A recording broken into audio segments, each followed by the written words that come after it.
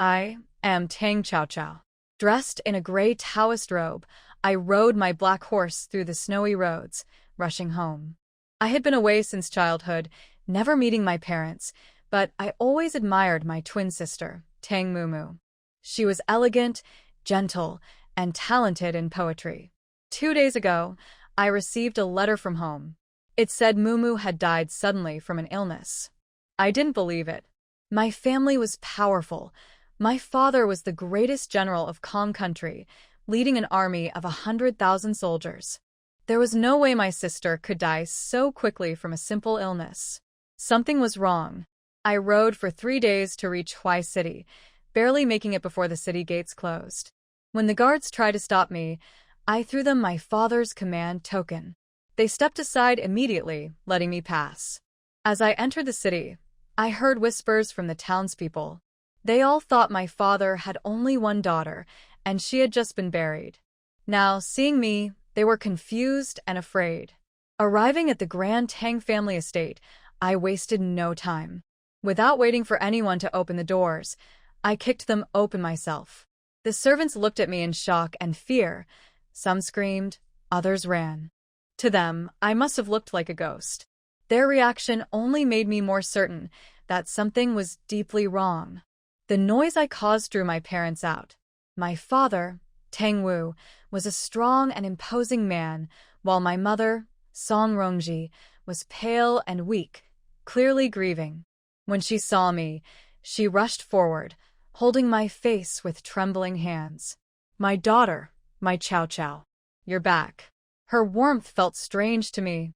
I had never been held like this before, but I didn't push her away. My father, though strict, was also relieved. But I didn't come home for a reunion. I came for answers. Looking straight at my father, I spoke firmly. "I want to open Mumu's coffin and examine her body." The room fell silent.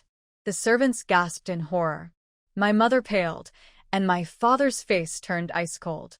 "You're being ridiculous," he shouted. But I would not back down. I had to find out the truth. My father, Tang Wu, is a great general. He has killed countless enemies and commands an army of 100,000. People fear him, even the officials in the court. But I don't. I looked straight at him and firmly said I wanted to open my sister's coffin. He was shocked. No one had ever defied him like this before. Not in the military, not at home.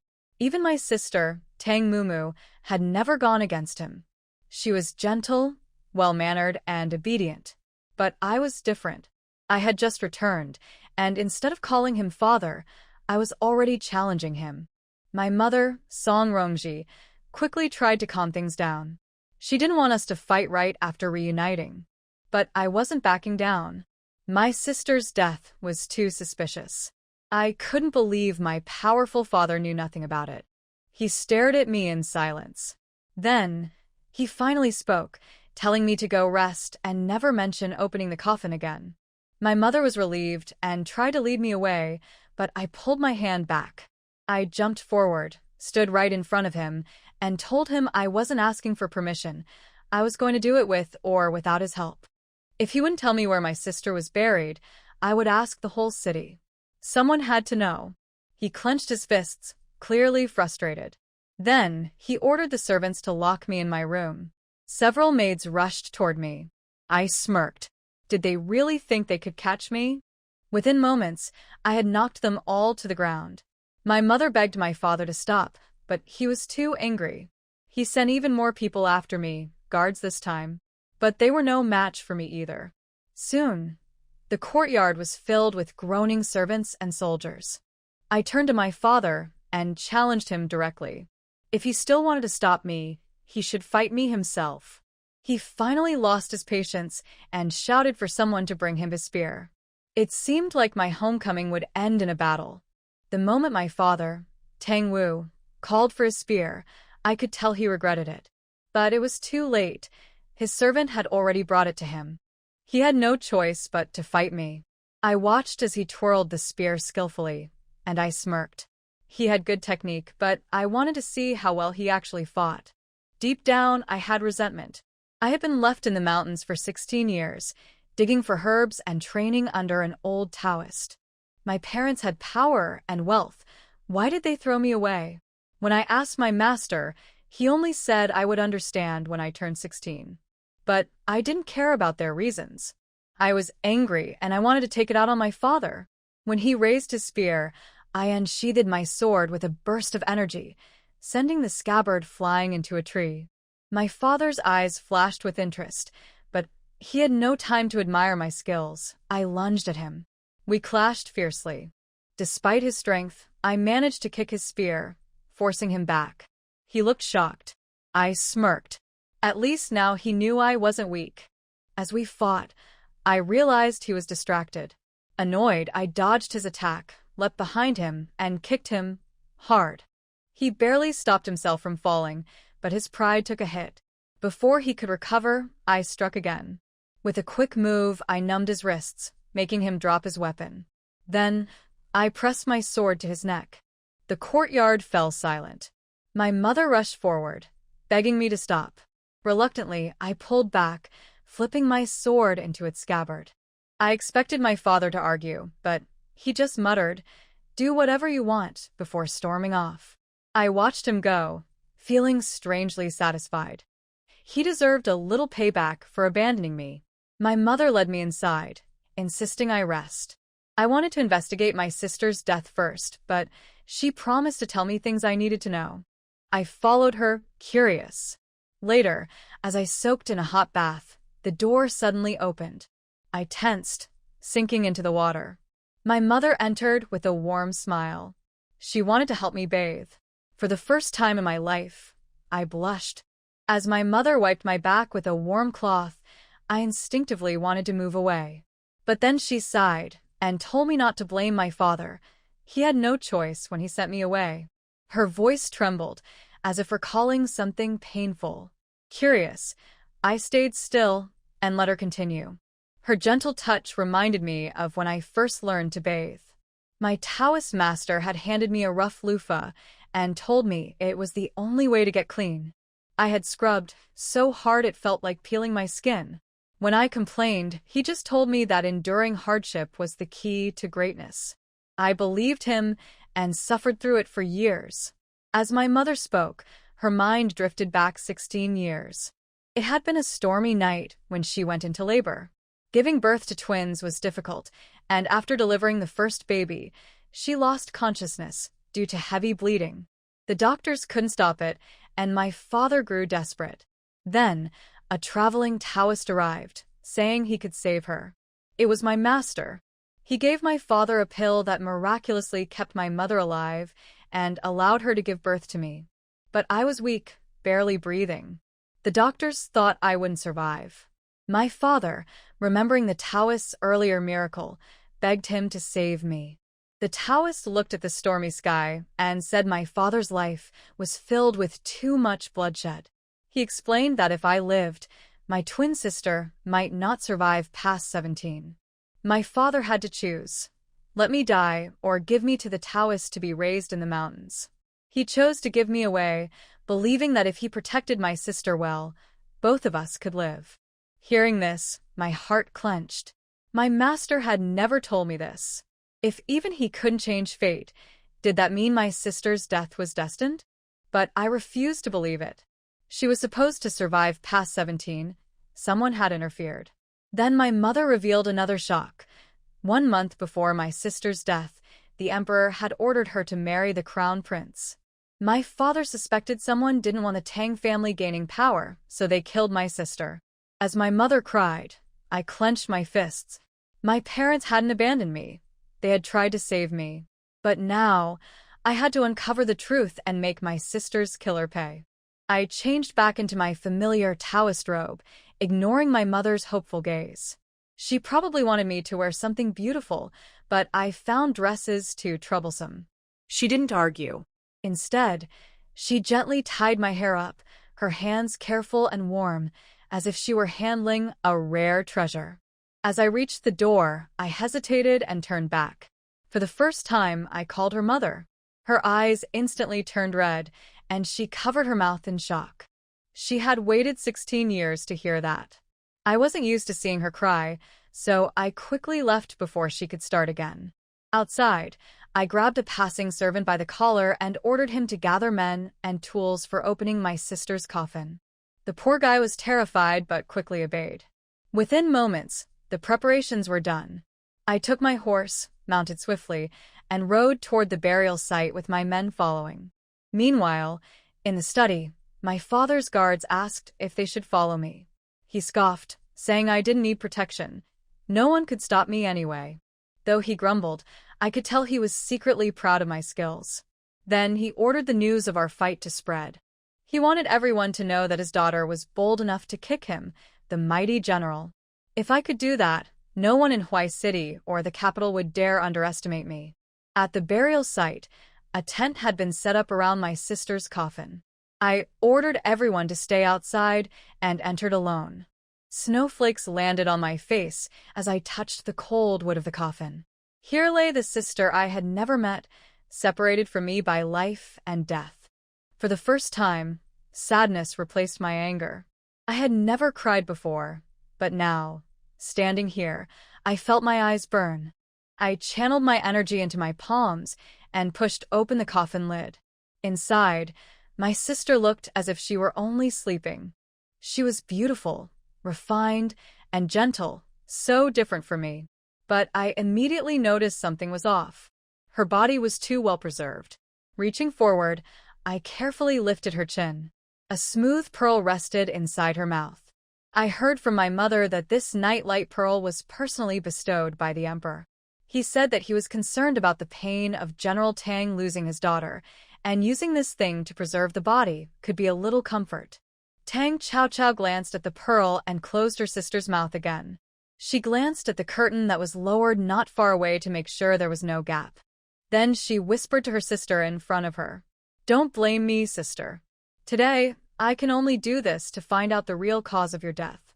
After saying that, Tang Chao directly helped Tang Mumu sit up. Then she quickly took off her clothes. After a while, Tang Chao found that there was no scar on Tang Mumu's body. She took out the silver needle and there was no sign of poisoning. Could it be that she really died of a serious disease? This is impossible. According to my mother, the reason why my father buried my sister so quickly was not only because he did it for the people in Beijing to see. In addition, he really couldn't see any other tricks from my sister. Then, thinking of the old Taoist's words, the death of his daughter was inevitable. Therefore, Tang Wu has been blaming himself. But Tang Chao felt that the biggest problem was that there was no problem. Her eyes immediately locked on the position of her sister's mouth. There is another way to find out the cause of death. That is, to dissect the body. But in this way, not only her parents could not accept it, but even she herself could not bear it. Tang Chao opened her sister's mouth again. Looking at the rare night-shining pearl, she took it out without hesitation. The night-shining pearl left the body. Tang Mumu's body immediately changed. In addition to the normal corpse spots, many red spots appeared on her body. Tang Chao's pupils shrank sharply. The anger in her heart could no longer be suppressed. What a vicious method. Reds are densely distributed in the human body's dead points. The old Taoist priest once said that there is a method in the palace to kill people without blood. That is to insert a silver needle as thin as an ox hair into the human body. That person will not only experience the pain of living a life worse than death. If it cannot be removed in time, the needle will seal the person's blood vessels. If this person dies, no one can find out the cause of death within 7 days. The key point is that the person who controls this needle can kill someone at any time. Tang Chao remembered that her mother said that there was nothing special about the day her sister died. But during that time, her sister always looked worried. When asked, she just shook her head and said nothing.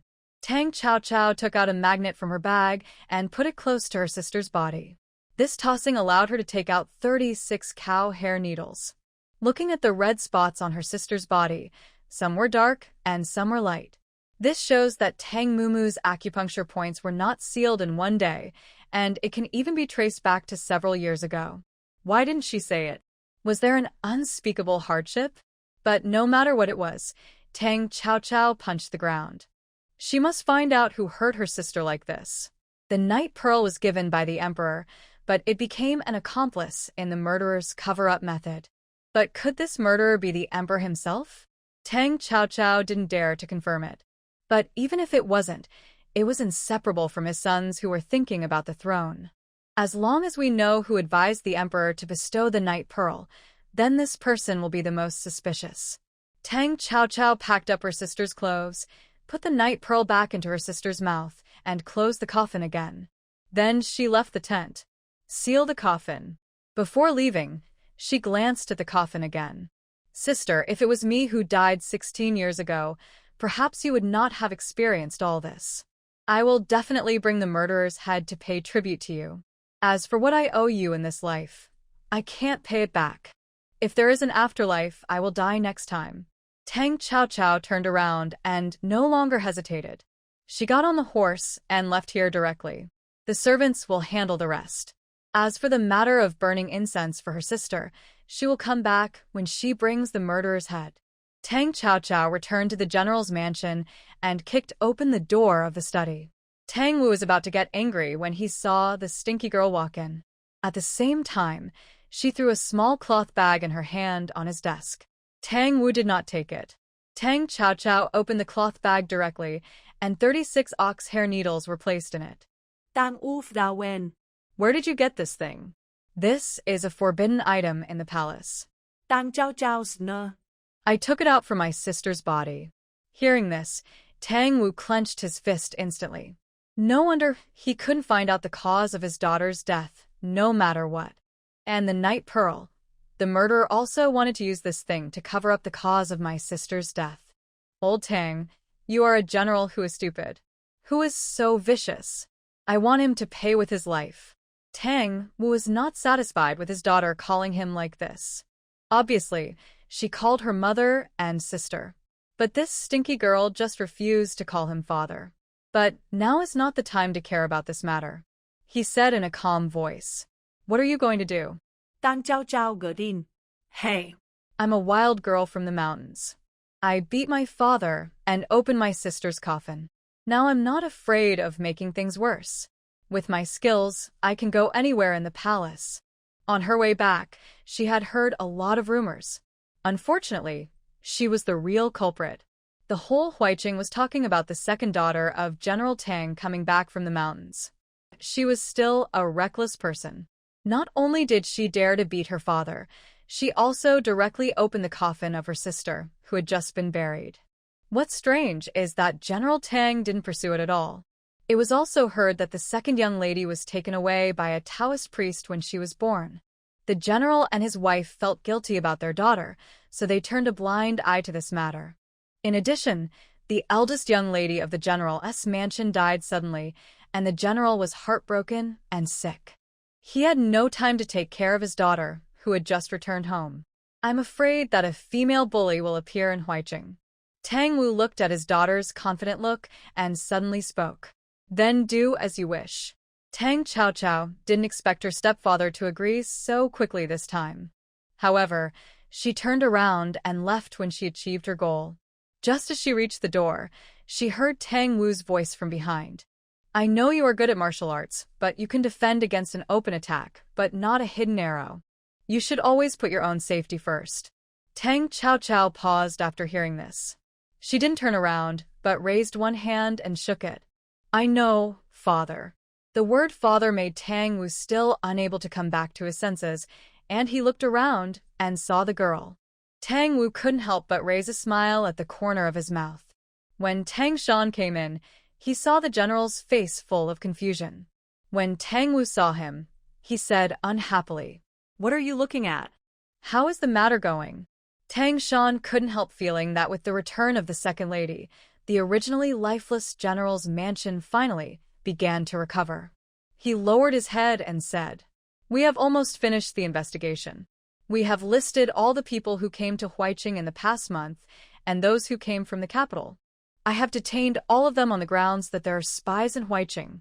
Tang Wu not dead. Give the list of people to the second lady. Tang Shan asked puzzledly. Won't the general interrogate them personally? Tang Wu shook his head. If he did it, he would be openly opposing that person. If his daughter, who didn't know etiquette, did it, that person would be helpless even if he knew. Tang Chaochao had just returned to the courtyard that Song Rongji had prepared for her. A maid passed on the message that the general's guards were looking for her. She raised her eyebrows and let the person in. Tang Shan saluted and handed a list of names to Tang Chaochao and explained the reason.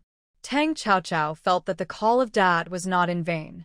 Looking at the list of people in his hand, it was not that her biological father had not checked. It's just that he couldn't check it openly. Tang Chaochao felt that even if she did nothing, her biological father would deal with these people. However, Tang Wu could only act secretly. As for her, she could turn to the open. Tang Chaochao glanced at the names of those people and said, "Do you know where they are now?" Tang Shan handed over another booklet. Tang Chaochao flipped through it. He remembered it in great detail. Not only did he have the other party's address, but also the personnel network, what they came here from the capital and so on. She put the booklet on the table, indicating that she knew. As for Tang Shan, he could leave. Tang Shan wanted to say that the general ordered him to assist the second lady at the right time. Tang Chaochao waved her hand to drive them away. "No need, hurry up. Is the old man stupid? He can't send his own personal guards to help her. Isn't this telling everyone that everything she did was approved by Tang Wu?" Tang Wu didn't know that his most capable subordinate sent to his daughter would be disliked. Later, he just smiled helplessly. The next day, under Song Rongji's repeated instructions, Tang Chaochao finally walked out of the general's mansion. The people of Huaiqing only knew that there was a second lady in the general's mansion, but no one had seen Tang Chaochao. As for Tang Mumu, she was a woman in the boudoir. Although she had talents, she rarely left the mansion. Every time she went out, she traveled by carriage, so not many people had seen her. Some were just the wives or ladies of other officials in Huaiqing. In addition, Tang Chaochao was dressed in a Taoist robe, and no one would associate her with the second lady of the general's mansion. Look from the perspective of others. This is just a little nun from a Taoist temple who came down the mountain to buy things. Although Tang Chaochao was dressed as a nun, her beautiful face could not hide her elegance. Therefore, she attracted many people's attention. Among them was Xu Jia, the son of Lord Xu Huairen, who was trapped in Huaiqing on official business. It was Xu Huairen who was sent by the emperor to deliver the Night Pearl, and he was accompanied by not only his son, but also his niece Xu Luoan. This Xu Huairen was also Tang Chaochao's first suspect. She originally planned to go directly to Xu Huairen today, but she didn't expect someone to block her way. Since Xu Jia came to Huaiqing, he was dissatisfied with everything. Compared with the prosperity of the capital, this border city is like a rural wilderness. But General Tang, who was stationed here, not only held great power, but also had an official rank of the first rank. How dare he, the son of the Minister of Rights, act rashly here? The other party claimed that there were spies mixed in Huaiqing. To ensure their safety, it is best not to leave Huaiqing before finding the thief. Xu Huairen has always been a person who cherishes his life. Although he was confused when he heard this, it was understandable that he would live here for a while for the sake of his life. It was just that Xu Jia felt that Huaiqing was too boring, and he could only wander around the streets every day doing nothing. When Tang Chaochao passed by him, Xu Jia's eyes suddenly lit up. He had seen Taoist nuns before, but he had never seen such a beautiful little Taoist nun. He turned around and chased her a few steps, blocking Tang Chaochao's way. The little Taoist nun is so beautiful, it's a pity to be a Taoist nun. Why don't you follow me, and I will guarantee you delicious food and spicy drinks in the future. Tang Chaochao raised her eyebrows slightly. Whose live treasure is this idiot? She ignored him and turned sideways to leave.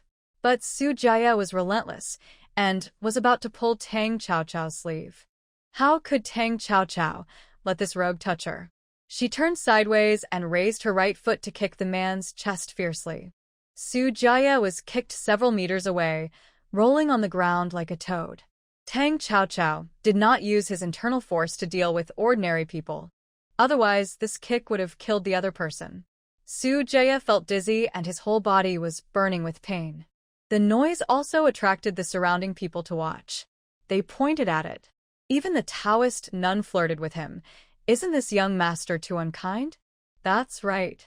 He deserves to be beaten.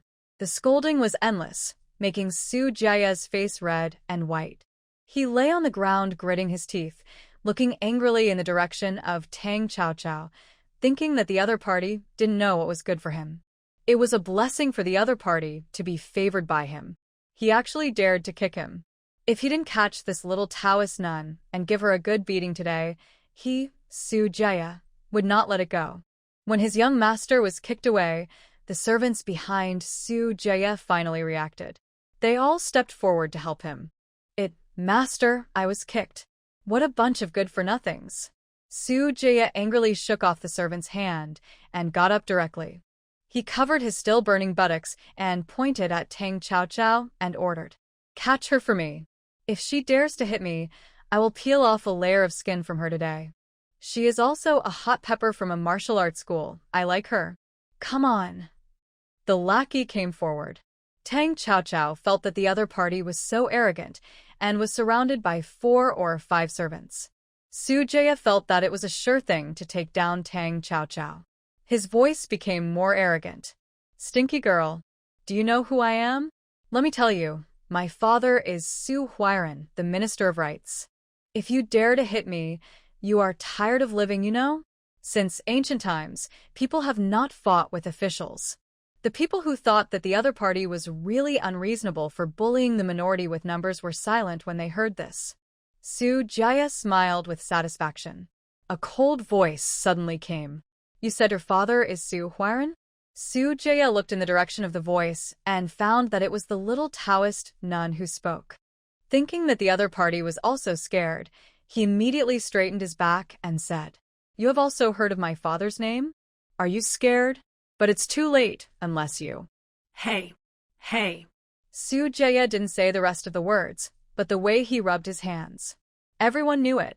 Tang Cao Su Den Li Ge Din. Hey, since you are Xu Huairen's son, I'm sorry. Xu Jie hadn't reacted to the meaning of Tang Cao's words. He heard several screams. He didn't see Tang Cao's movements at all. The slaves he brought were instantly torn into pieces like a rag and flew out, falling to the ground groaning in pain. When Tang Cao slowly walked towards him, the smile on her face made Xu Jie feel like he had seen a ghost. His calves couldn't help but start to tremble. This is not a martial artist, but a hero. But when he wanted to run, he found that the road behind him had been blocked by the people. Xu Jie turned around with a sad face and said, "Aunt, I know I was wrong. Can you let me go? My father is Xu Huairen. If you hit me, I will definitely suffer." Tang Cao raised his eyebrows and blew air into his mouth with his little fist. "In your words, it's too late. Still want to compete with me for the father? Remember that your father is Tang Wu." As Tang Cao spoke, fists like raindrops instantly fell all over Xu Jie's body. Screams were endless. The people were all disgusted. I don't know who shouted. Could this little Taoist nun be the second daughter of General Tang's family? In the whole Huaiqing, who else is called Tang Wu? Aunt. Choye. I was wrong. Don't slap my face. The people's discussions and Xu Jie's screams echoed in the noisy market for a long time. When Xu Huairen heard the news, he led his men to the street in a hurry. The people who were watching the excitement had already surrounded the whole street. He finally squeezed in and saw his son being stepped on by a little nun. Tang Cao found a bench from somewhere. She spat out melon seed shells from her mouth and ignored the pleading voices from her feet. Xu Jie, who was beaten into a pig's head, regretted it. He shouldn't have learned the behavior of those second-generation rich people in Beijing. Otherwise, he wouldn't have kicked the iron plate today. Xu Jie, who had never been so embarrassed since he was a child, wanted to bury his head in the ground. He secretly looked around and wanted to die. "I'm afraid that all the people in Huaiqing have gathered here today." He accidentally saw the fat and familiar figure in the crowd. Xu Jie couldn't control himself anymore. His eyes were red and he cried. Dad. Save me. Tang Chaochao spat out the melon seed shells in her mouth and her eyes lit up. The real owner is finally here. Xu Huairen finally managed to squeeze in when his men pushed the crowd aside. He felt distressed when he saw his son's miserable appearance. His expression became even more angry. Tang Chaochao raised his eyebrows and looked at the newcomer. It seemed that the food in the capital was good, and Xu Huairen was well-fed and plump. The pair of big double-lidded eyes were exactly the same as Xu Jia's. How dare you? Xu Huairen Scolet Angeli. Everyone was here, but this little nun dared to step on his son. She really didn't take him, the minister, seriously. But he didn't expect that as soon as his voice fell. The little nun opposite raised her foot and stepped heavily on his son's face again. Xu Jia groaned in pain. He murmured incoherently, "Master Chow, I was wrong. Don't step on my face." Tang Chaochao looked at him with disdain, and then looked at Xu Huairen. You are Xu Huairen? The one who sent the night pearl from Beijing? Xu Huairen didn't understand. He only heard the servant's urgent report. The young master was beaten by a little nun on the street. He didn't know Tang Chaochao's identity. Shameless and unruly people. Do you still have the law in your eyes? Do you know who you are beating? Come on. Take this thief down for me. Tang Chao Chao Suden Liga Din. You old man, you have such great official power. I don't understand the law, but you are the one who doesn't understand it. She took back her foot that was stepping on Xu Jia's face. Tang Chaochao stood up directly and landed in front of Xu Huairen with a leap. Xu Huairen was frightened by her sudden action and took 2 steps back. If there were no servants protecting him, he would have fallen to the ground. Such a loss of composure made Xu Huairen even more angry. He pointed at Tang Chaochao and shouted, "What do you want to do? I am an official appointed by the court. Do you want to die? Life?" Tang Chaochao raised his lips. So Lord Xu also knows that killing an official or his family is a serious crime. Xu Huairen was puzzled when he heard this. What do you mean by this? Tang Chaochao raised his little fist again and blew out air from his mouth. I will deal with you today on behalf of the court, the murderer who murdered the eldest daughter of General Tang. As soon as these words came out, the people around him took a breath of cold air. Xu Huairen didn't know who Tang Chaochao was. But those people who watched the whole show knew it. This little Taoist nun said that her father was Tang Wu. Then she must be the second daughter of the Tang family. The second daughter of Tang now said that her eldest sister was murdered. This amount of information is a bit too much. There have been rumors that there was something wrong with the death of Miss Tang. Could it be that Miss Tang really didn't die of illness? Xu Huairen just shouted. Nonsense. He felt countless fists hitting him. The servants around him stepped forward to stop him. But within a few hits, he was beaten and flew out with a scream. Xu Jia, who was covered in wounds, finally climbed up and sat up. He saw Tang Chaochao beating his father. He felt very complicated. This little nun was really fierce. She even dared to beat his father. But as a son, he still shouted, "Master Chow, show mercy. Although my father is fat, he is very weak and can't stand your beating." But what he got in return was a dagger in Tang Chaochao's eyes. Xu Jia shrank subconsciously, not daring to speak again, muttering in his heart, "Dad, hold on." Anyway, his father is still an official appointed by the court. Even if the little nun is the daughter of General Tang, it is impossible to really beat him to death in the street. The people's discussions never stopped. Someone muttered, "This second Miss Tang is really as fierce as the rumors say." Someone echoed, "That's right, beating an official from Beijing in the street. Today we are really open-minded." Some people were not convinced. That's what he deserved. Didn't you hear what the second lady said? This dog official Xu is the murderer of Miss Tang. Someone else shouted, "That's right, Miss Tang. Beat him to death. Revenge for Miss Tang. Revenge." It must be said that Tang Wu, who has been guarding this border town for many years, is extremely loved by the people here.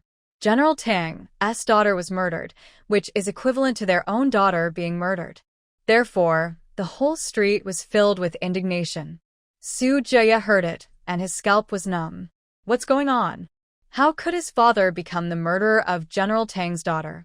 Looking at Tang Qiao, she was not affected by the atmosphere around her. The sound of her fists hitting the flesh made people feel very sour. And in the crowd, a young man dressed in black turned around and left here.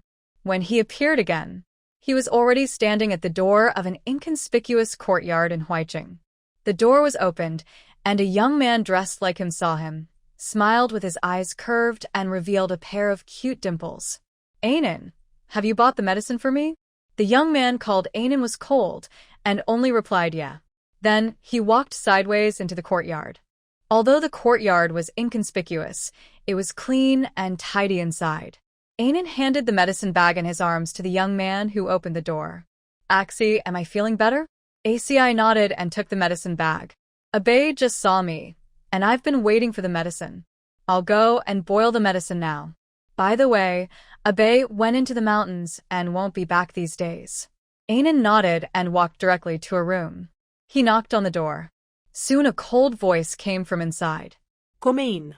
Anan pushed the door open and walked in, without looking directly at the man in the room. The man was sitting on a specially made wooden wheelchair, with a black cloak of excellent leather covering his knees. He looked at the red plum blossoms outside the window. The heavy snow had stopped. The plum blossoms were in full bloom at this moment. His long black hair swayed gently with the breeze. It was like a beautiful painting. His bony fingers tapped the windowsill lightly, making a thumping sound. Anan looked up and saw this scene, and said nervously, Master, your body is not suitable for such cold wind. The man's thin lips were pressed into a straight line, and his perfect jaw was slightly collapsed. The cold voice was helpless. What difference does it make to my broken body whether I the wind or not? Anan lowered his eyes and disagreed. Master, since the Phoenix doctor sent you a post and asked you to come to Huairen, he must have agreed to treat you. You can't give up at this time. The man suddenly turned his head and looked at Anan. Although his face was extremely pale, it was so beautiful that even women would be ashamed of it. Sword eyebrows and star eyes are not enough to describe it. This perfect face is enough to be called a banished immortal. His deep eyes were indifferent. Perhaps. Anan was also very puzzled. As early as a month ago, Divine Dr. Feng had sent a letter to their prince. The content of the letter was simple and clear, but it made the guards ecstatic. Prince Lin, if you want to recover, you can go to Huairen. The man sitting in the wooden wheelchair in the house was the Prince Lin of Konghua. He was also the youngest brother of the current Emperor Kongjian. But a month had passed, and Divine Dr. Feng had not yet shown up. Anan was worried that his master would think too much, so he changed the subject. Master, today I went to buy medicine, but I encountered an interesting thing. Prince Lin was not interested. He looked indifferent and turned his eyes to the cold plums outside the window. Anan saw this and hurriedly said, I saw General Tang's little daughter beating someone in the street. Prince Lin raised his eyebrows and suddenly spoke. Is it the second daughter of the Tang family who just came back from the mountain? Anan thought that his master was interested and said again, Master, do you know who she beat? Before Prince Lin could speak, a voice suddenly asked, Who did she beat? She walked in from outside, and he came close to Anan. His peach blossom eyes were full of curiosity. He was too curious about the second Miss Tang, who came down from the mountain. She kicked her own father and opened her own sister's coffin for autopsy. It must be said that she had never seen such a strange woman. Anan glanced at him before speaking. First she beat the son of Xu Huairen, the Minister of Rights, and now she is beating Xu Huairen himself on the street. She couldn't help but burst out with a swear word after hearing this. Oh my God, this lady is a ruthless character. No, such a good show. I want to see it with my own eyes. As soon as he finished speaking, he rushed out of the house. Anan wanted to say, Don't you have medicine boiled for me on the stove? But there was no sign of Ashi. Reason. The sudden question of Prince Lin made Anan give up the plan to chase Ashi back. Master, the second Miss Tang said that Xu Huairen was the murderer of Miss Tang. Hearing this, Prince Lin's lips, which were slightly pursed, suddenly hooked. The capital is going to be bustling. Anan didn't quite understand what his master meant, and when he saw that his master stopped talking, he retreated. ACI ran out, and he had to keep an eye on the medicine on the stove. ACI hurried to the street. Seeing the crowds of people, he couldn't help but exclaimed. One of them jumped onto the eaves and sat down in a place with the best view. Tang Chao Chao looked at the man who was beaten like a dead dog. He retracted his fist. Su Jia was right. His father was indeed weak, and she hadn't done anything to him yet. Xu Huairen began to roll his eyes. Su Jia carefully moved in front of his father and was relieved to find that he was still breathing. Tang Chao Chao looked around and said, "Which gentleman can borrow a bucket of water?" The people looked at each other. A brave young man shouted, "Second Miss Tang, I'll go to the shop and get you a bucket." Hearing this, Tang Chao Chao grinned at the young man. "Thank you." The young man was so excited that he rushed into the shop next door. He soon came out with a bucket of water. Tang Chao Chao took the bucket and smiled at the young man again. Then he turned and walked towards the father and son of the Su family. The young man was stunned by Tang Chao Chao's smile. Looking closely, he found that Miss Tang looked like a fairy. When Tang Chao Chao raised the wooden bucket, Su Jia wanted to say no. But seeing that the water was about to fall, he dodged in a panic. Xu Huairen was directly drenched. This is winter, and there were several heavy snowfalls in the past few days. Xu Huairen, who was dizzy from the beating, shuddered and woke up instantly. Facing Tang Chao Chao's playful smile, he felt even colder all over. At this moment, a delicate shout rang out. "You bold and unruly man! Do you know who my uncle is? Are you tired of living?" Tang Chao Chao's ears were calloused after hearing these words. When she pretended to pick her ears, a pink figure had already rushed to Xu Huairen. She took a pink fur coat from the maid and put it directly on Xu Huairen. Xu Huairen was shivering with cold at the moment, and he didn't care that the fur coat was a woman's clothing. Although it was a little small, it was better than nothing. Su Luowan worried about her uncle for a few words, and then looked up at Tang Chao Chao. She was a little bored at home, and heard that her uncle took people out. Out of curiosity, she asked the reason. When she heard that her cousin was beaten, her uncle took people to rescue him. After finding out the location, Su Luowan also brought her maid to join in the fun. You don't know until you come, you will be shocked. The street was full of people. She finally squeezed in and saw her uncle being poured with a bucket of cold water. How could Su Luowan bear it? She looked at Tang Chao Chao's face. Suddenly, her pupils shrank sharply. That Mumu. Isn't she dead? Tang Chao Chao caught the other party's horrified look. It seems that this woman has seen her sister. Su Luowan was wearing a pink jacket and had a pretty face. She could be considered a beauty. But after she saw Tang Chao Chao, her pretty face turned obviously pale. Tang Chao Chao saw it. Although she was not proficient in the Taoist magic of the old Taoist priest, she could still see clearly the simple expressions and subconscious body movements. There was something wrong with this woman. It seemed that the real culprit was found. Tang Chao Chao ignored Su Luowan, and her eyes fell on Xu Huairen's face. Master Su, have you planned how to pay for my sister's life? Xu Huairen was a little confused after being beaten before, and now he was awakened by a basin of cold water. He pointed at Tang Chao Chao angrily, with a trembling finger. You are a troublemaker. Stop talking nonsense. I will not let you off for what happened today. Tang Chao Chao rolled his eyes. You are a troublemaker? Doesn't Lord Su know who I am? Xu Huairen thought, no matter who you are, if you dare to hit him, be prepared to pay the price. Su Jia approached him and whispered, Dad, she is General Tang's second daughter, Miss Tang heir. She also said that you killed her sister, Miss Tangda. Tell me quickly, is this true?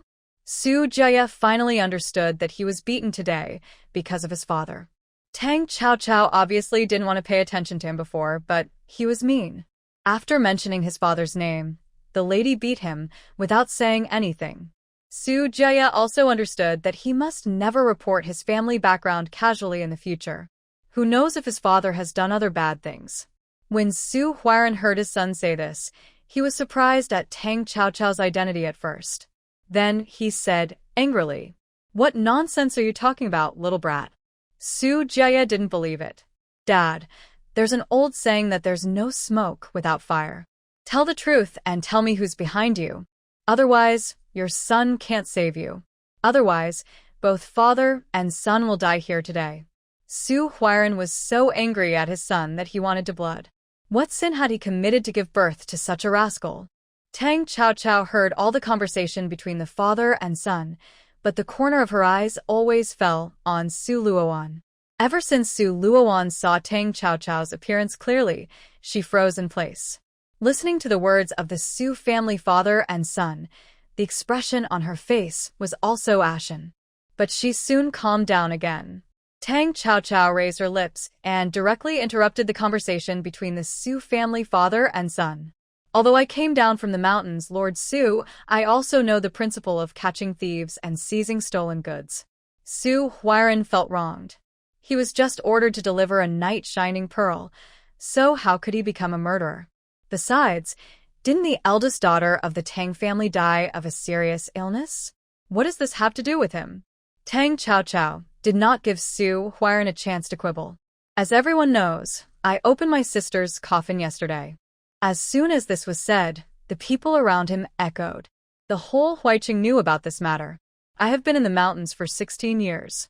I am not proficient in piano, chess, calligraphy, and painting, but I have learned a lot about identifying herbs and medicines. Now I can treat difficult and complicated diseases for people. I also heard that my sister died suddenly because of a serious illness. But in just a few days, what kind of serious illness can take a person's life? As a medical student, I am really curious. That's why I ignored my father's obstruction and opened the coffin directly." When the people heard this, they suddenly realized it. So that's the case, but what the second lady said is right. Even if it is a serious disease that is difficult to treat, it is impossible to take a person's life in just a few days. Poisoning is almost the same. So there must be something fishy about it. Tang Chaochao observed Su Luowan's expression calmly and continued. "Does Lord Su know what I found inside my sister's body?" Xu Huairen was also curious, but this matter had nothing to do with him. "What is it?" Tang Chaochao took out a cloth bag from his sleeve. "Lord Su, why don't you take a look yourself?" Xu Huairen was shivering from the cold. Xu Jia immediately picked up the cloth bag that Tang Chaochao had thrown over. He opened the cloth bag in front of everyone. Curious people looked out. But the things in the cloth bag were as thin as cow hair, and they couldn't see clearly at all because they were far away. The things were in Xu Jia's hands, so he could see them clearly. He had never seen such a tiny needle and asked curiously, "What is this?" Xu Huairen knew it. This was a forbidden item in the palace. How could it appear here? Tang Chaochao knew at a glance that Xu Huairen knew this thing. She looked at Su Luowan again, but the strange thing was, Su Luowan looked at the cow hair needle with a calm expression. Nothing unusual. Tang Chaochao remained calm. "Master Su must recognize this item." Xu Huairen was honest, and he nodded with a grim expression. "This is a forbidden item in the palace, Miss Tang. Even if this was taken out of Miss Tang's body, it doesn't mean that I am the murderer." What he said was not wrong. But Tang Chaochao's next words made Xu Huairen's heart go cold. "Master, do you know why my father didn't find out the cause of my sister's death? It's all thanks to the knight-shining pearl sent by you, which saved my sister's body and prevented others from seeing the trick." At this point, almost the whole thing was clear. The people around immediately shouted angrily. I said, "How could Miss Tang suddenly die suddenly? It turned out to be the hand of this dog official. Miss Tang, kill him and avenge Miss Tang." Xu Huairen listened to the indignation of the people around him. He was groaning in his heart. But he couldn't say it, he was just following orders. If you go to that person and ask him to take the blame when something goes wrong, isn't that asking for his life? But can he say these words? He can't. Even if that person meant it, he has to take the blame. Xu Huairen thought so, but Xu Jia, the young man, didn't think so. He argued. "Auntie, no, Chao Yi can't say that. My father is just following orders. How can this hat be directly put on my father's head? Tang Chao raised his eyebrows. Mr. Xu means that the one who wants to kill my sister is the one who ordered the night pearl to be sent? When Xu Jia heard this, he immediately knew that he had said the wrong thing. He opened his mouth to refute. Xu Huairen stopped him directly. Second Miss Tang, there must be something wrong with this matter, but I am definitely not the murderer of your sister. Please let me go back, Second Mississippi. I will definitely report it to His Majesty truthfully and investigate the matter thoroughly. Give justice to the general's mansion. Xu Huairen has been an official for decades, and of course he knows how much Emperor Kong Jian values Tang Wu. How could he send someone to kill his daughter? Besides, what's the point of killing Tang Wu's daughter? Tang gỡ tin. I also want to believe Lord Xu, and I can let Lord Xu leave Huiqing. But how do I know that Lord Xu doesn't want to escape for fear of crime?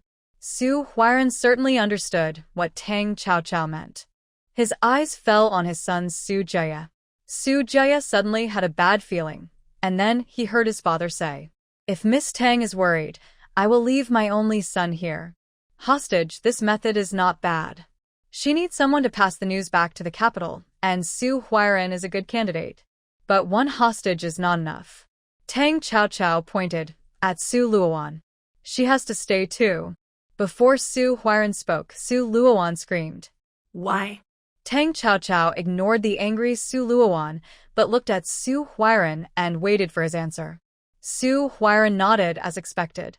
His niece's father was only a 6th-rank official in the capital, but if he died here, the entire Xu family would be ruined. What if a niece is left here? Even if she dies here, it is not as important to the Xu family as their huge family business. Their Xu family is not the Tang family. They only have 2 daughters, and now one of them is dead. Tang Chao in front of him wants the stars in the sky. He believes that Tang will also pick them for her. Tang Chao achieved her goal and raised her chin. In this case, Lord Xu, go back and take a hot bath and leave for Beijing as soon as possible. Xu Huairen stood up with the help of the servants and glanced at his son. You are really my father. Xu Jia held his mouth and wanted to cry, but had no tears. He was sold out by his father. As expected, everyone fled when disaster strikes. Xu Luowan wanted to go with them, but Tang Chao directly blocked her way. Xu Luowan immediately jumped up and said, "So what if you are the daughter of General Tang? Do you know that it is illegal to detain the daughter of an official appointed by the court?" Tang Chao looked at her sarcastically. "I don't know." Xu Luowan was furious. You. Tang Chao was too lazy to talk nonsense with her, raised her little fist, and was about to hit her in the face. But Xu Luowan screamed and fainted. The maid beside her immediately stepped forward to support her. Miss, are you okay? Tang Chao rolled her eyes. Is this what the women in Beijing are like? She turned her head to look at Xu Jia, who seemed to be abandoned. Are you still standing there waiting for someone to carry you? Xu Jia came back to his senses when he heard this. He walked behind Tang Chao tactfully. Tang Chao then grinned at the onlookers. I'm sorry to make you laugh, but thank you all for your concern for my sister. What is the truth? One day it will all come to light. The people spoke up when they heard this. Second Miss, you must avenge Miss Tang. General Tang is such a good man, he shouldn't die young. Second Miss, we support you.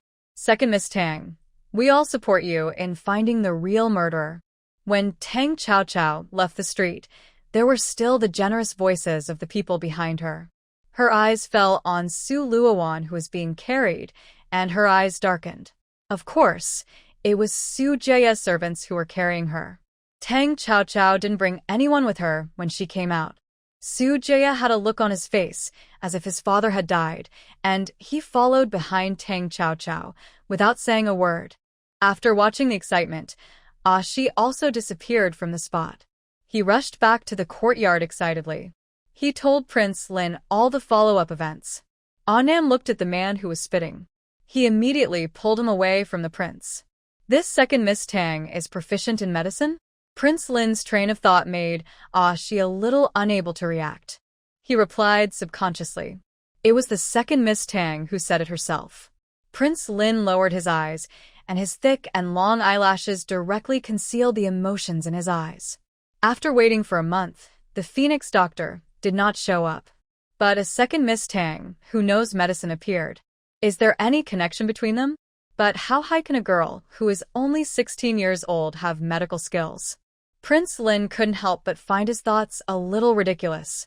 Tang Chaochao took Su Jia and Su Luowan directly back to the general's mansion, notified the servants to detain the two, and then went to the backyard.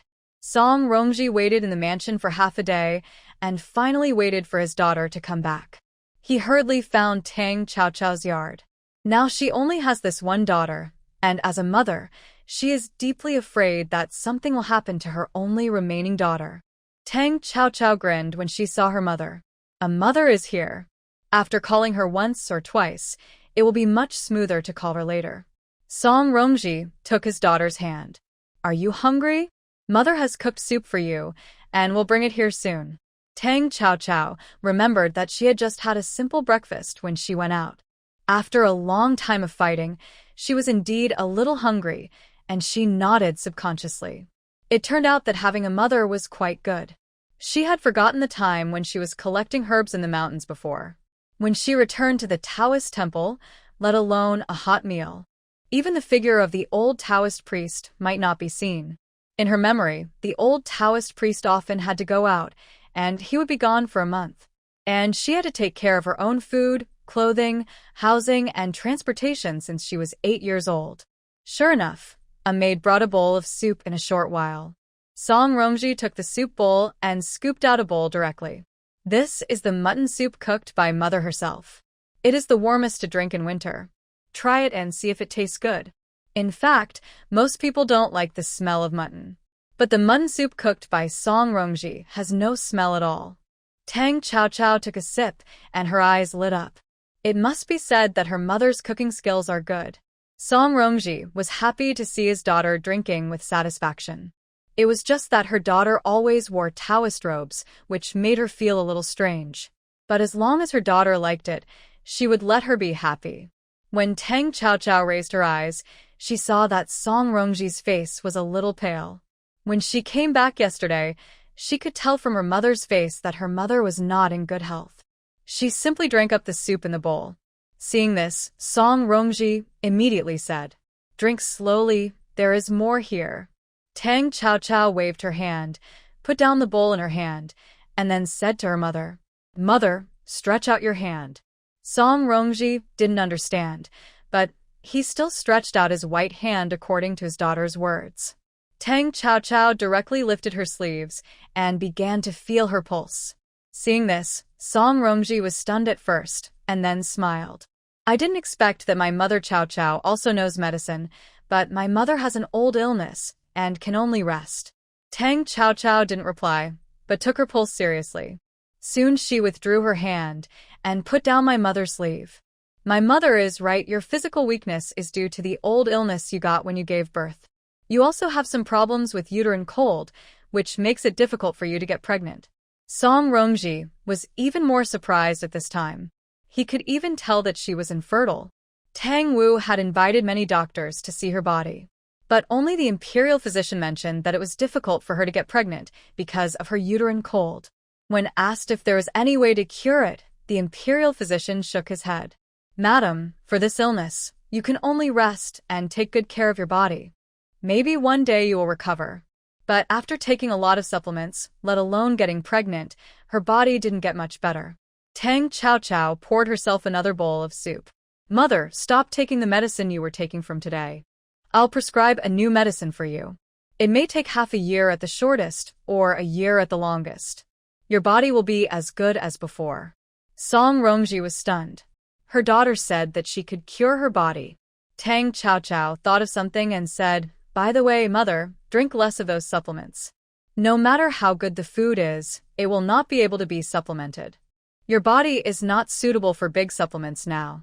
If you like, I will give you some medicinal recipes later." Seeing her daughter's casual words, Song Rongji subconsciously thought that her illness was just an ordinary one.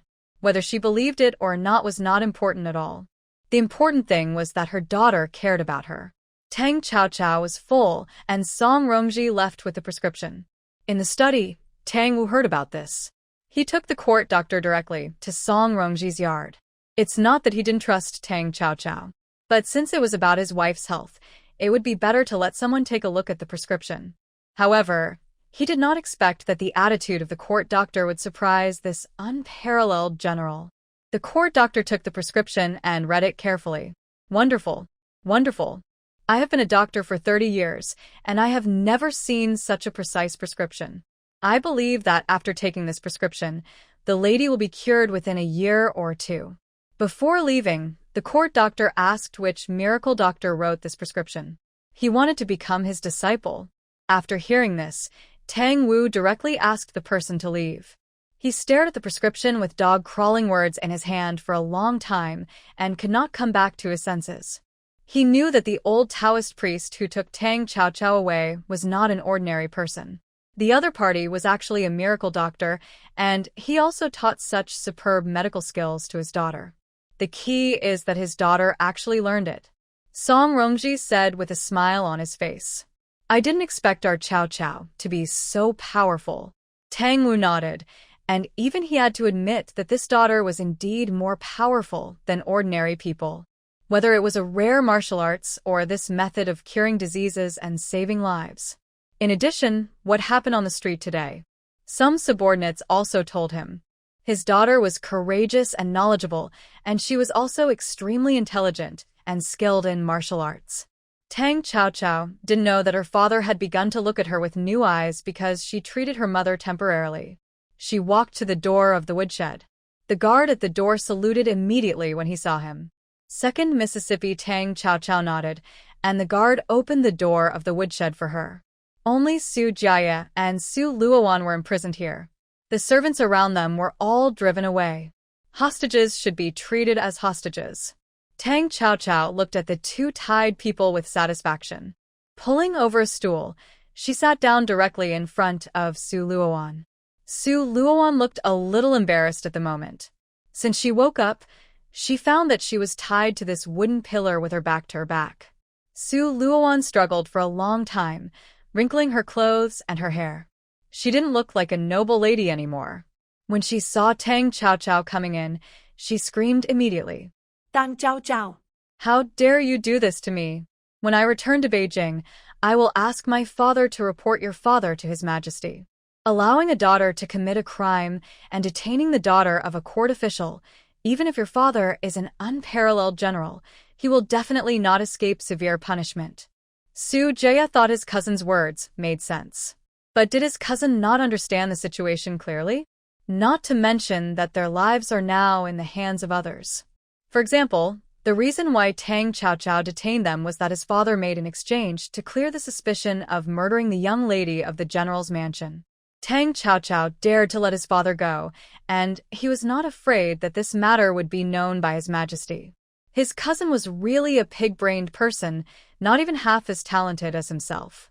Su Luowan's shouting and cursing soon stopped. She was frightened. Because Tang Chaochao said, Miss Su, right? You don't seem to have figured it out yet.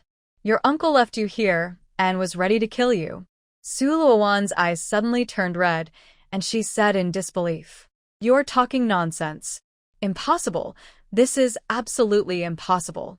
Tang Chaochao raised his eyebrows and looked at Su Jia on the side, sighing. What do you think, Mr. Su? Su Jia's whole body froze when he was looked at by Tang Chaochao. If his father was really the murderer who killed Miss Tang, then it would be understandable for Tang Chaochao to kill them. But is his father really the murderer? Su Jia's silence made Su Luowan panic. She screamed, Cousin, you are your uncle's only son. He certainly can't ignore you, right? Tang Chaochao diplit sarcastio. Maybe. Lord Su has only this one son. He should find a way to save him. But you. That's hard to say. Su Luowan was a little mentally collapsed. Because what Tang Chaochao said was right. Her father was Xu Huairen's younger brother, although he was a minor official in Beijing. But his father had many wives and concubines, not to mention his daughters. He had 4 sons. If she died here, even if his father was angry, he would not offend his uncle for this. The more she thought about Su Luowan, the more scared she became. Tang Chaochao saw the fear in the other's eyes. She spoke at the right time. Tell me everything you know, otherwise. A sword with a cold light pierced directly into the wooden pillar above Su Luowan's head.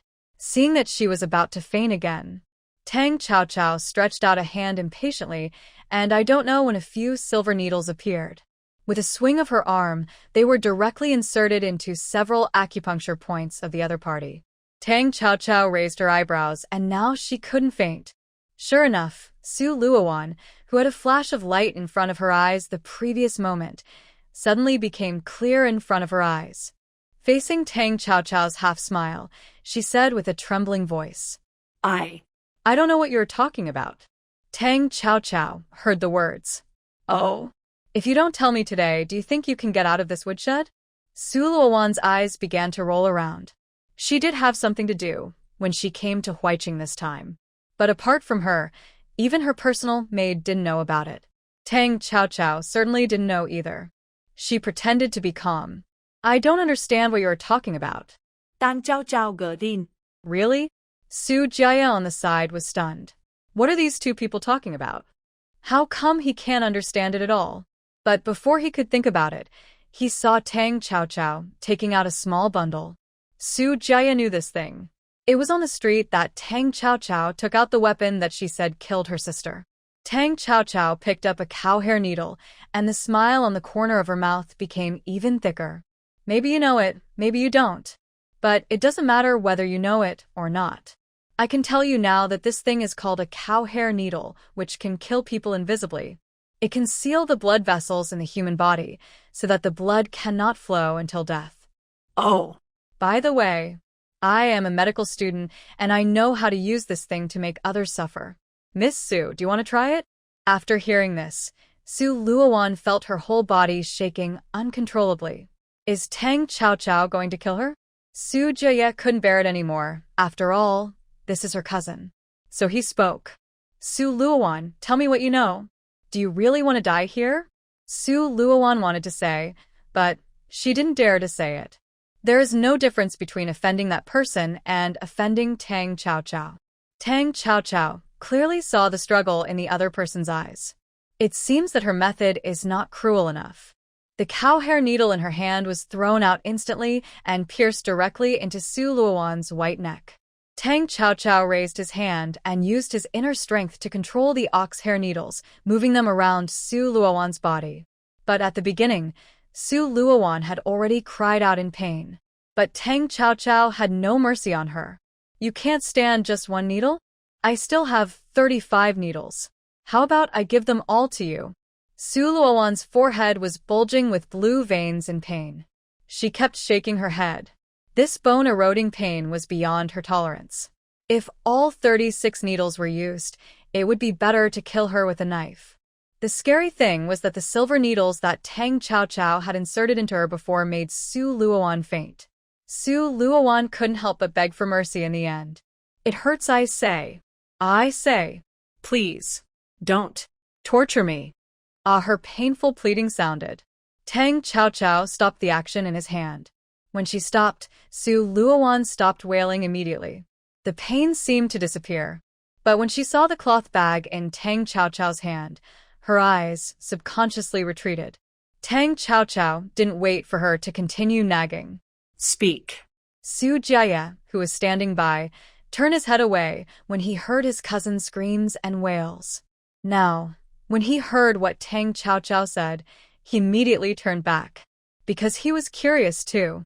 What on earth did his cousin do to make Tang Chaochao torture her so harshly? Su Luowan pursed her lips, as if she had made up her mind. I can tell you, but you must agree to one condition of mine first. Tang Chaochao raised her eyebrows. Is this woman stupid? At this time, she still dared to negotiate conditions with her. It seems that you are not in enough pain. Su Luowan heard her say this, and her body subconsciously pressed against the wooden pillar behind her. She gritted her teeth and said, if you don't agree to me and she finds out after returning to Beijing, I will not be able to survive.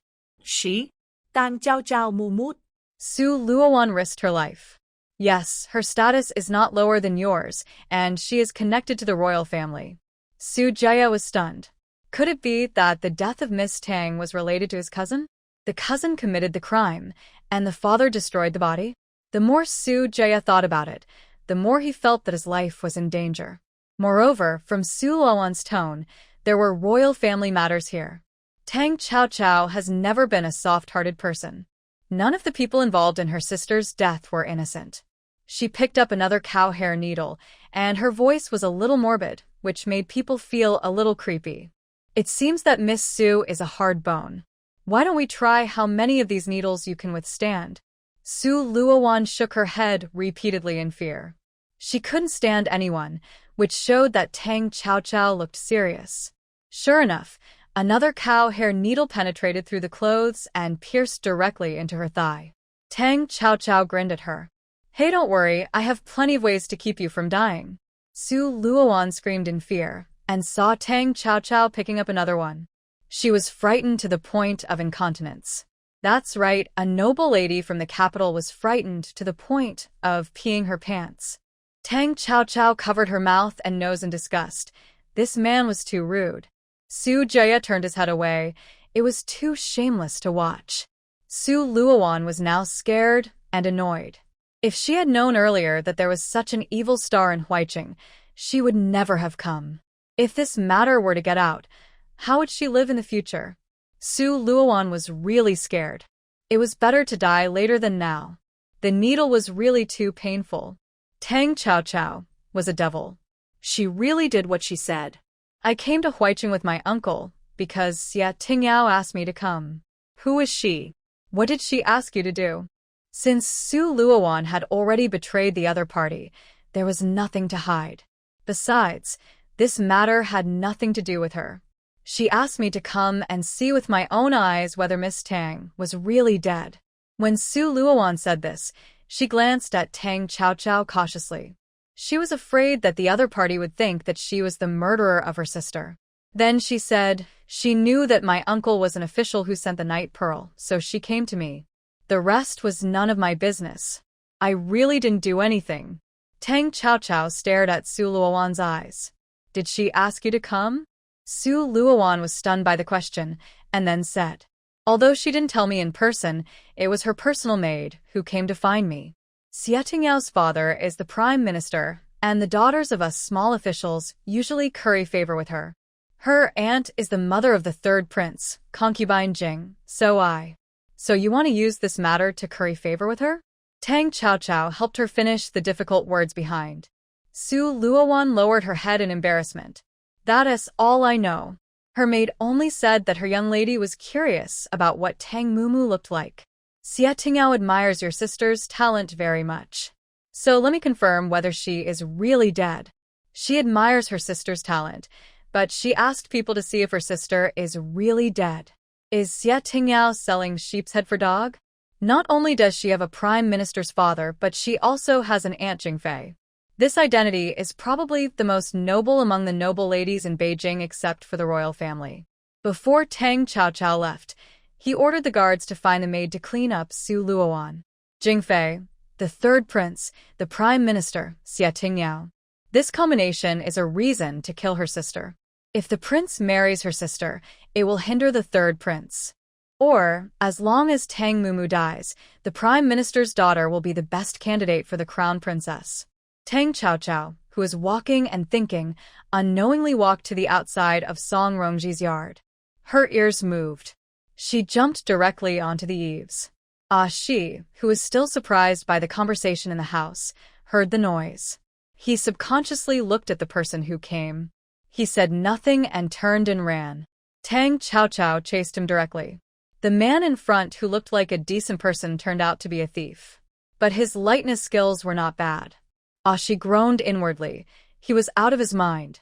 That's why he came to the general's mansion to watch the fun. After returning from the street, he reported everything to the prince. The prince looked uninterested. She felt too bored, so he thought of the cruel and ruthless Miss Tang. He wondered if he could see some new and interesting news and tell the prince later. But she had never been to the general's mansion and got lost as soon as he entered. He didn't know where Tang Chaochao's yard was, so he looked for it one by one. When he arrived at Song Rongji's yard, he happened to hear the lady talking to the maid beside her, sighing about how good her daughter's medical skills were, and even her 16-year-old illness could be cured. She immediately remembered the prince's question, that she knew medical skills. If Miss Tang was really as good as her mother said, then she could show it to the prince. So when Shi wanted to listen more, he was blocked by someone.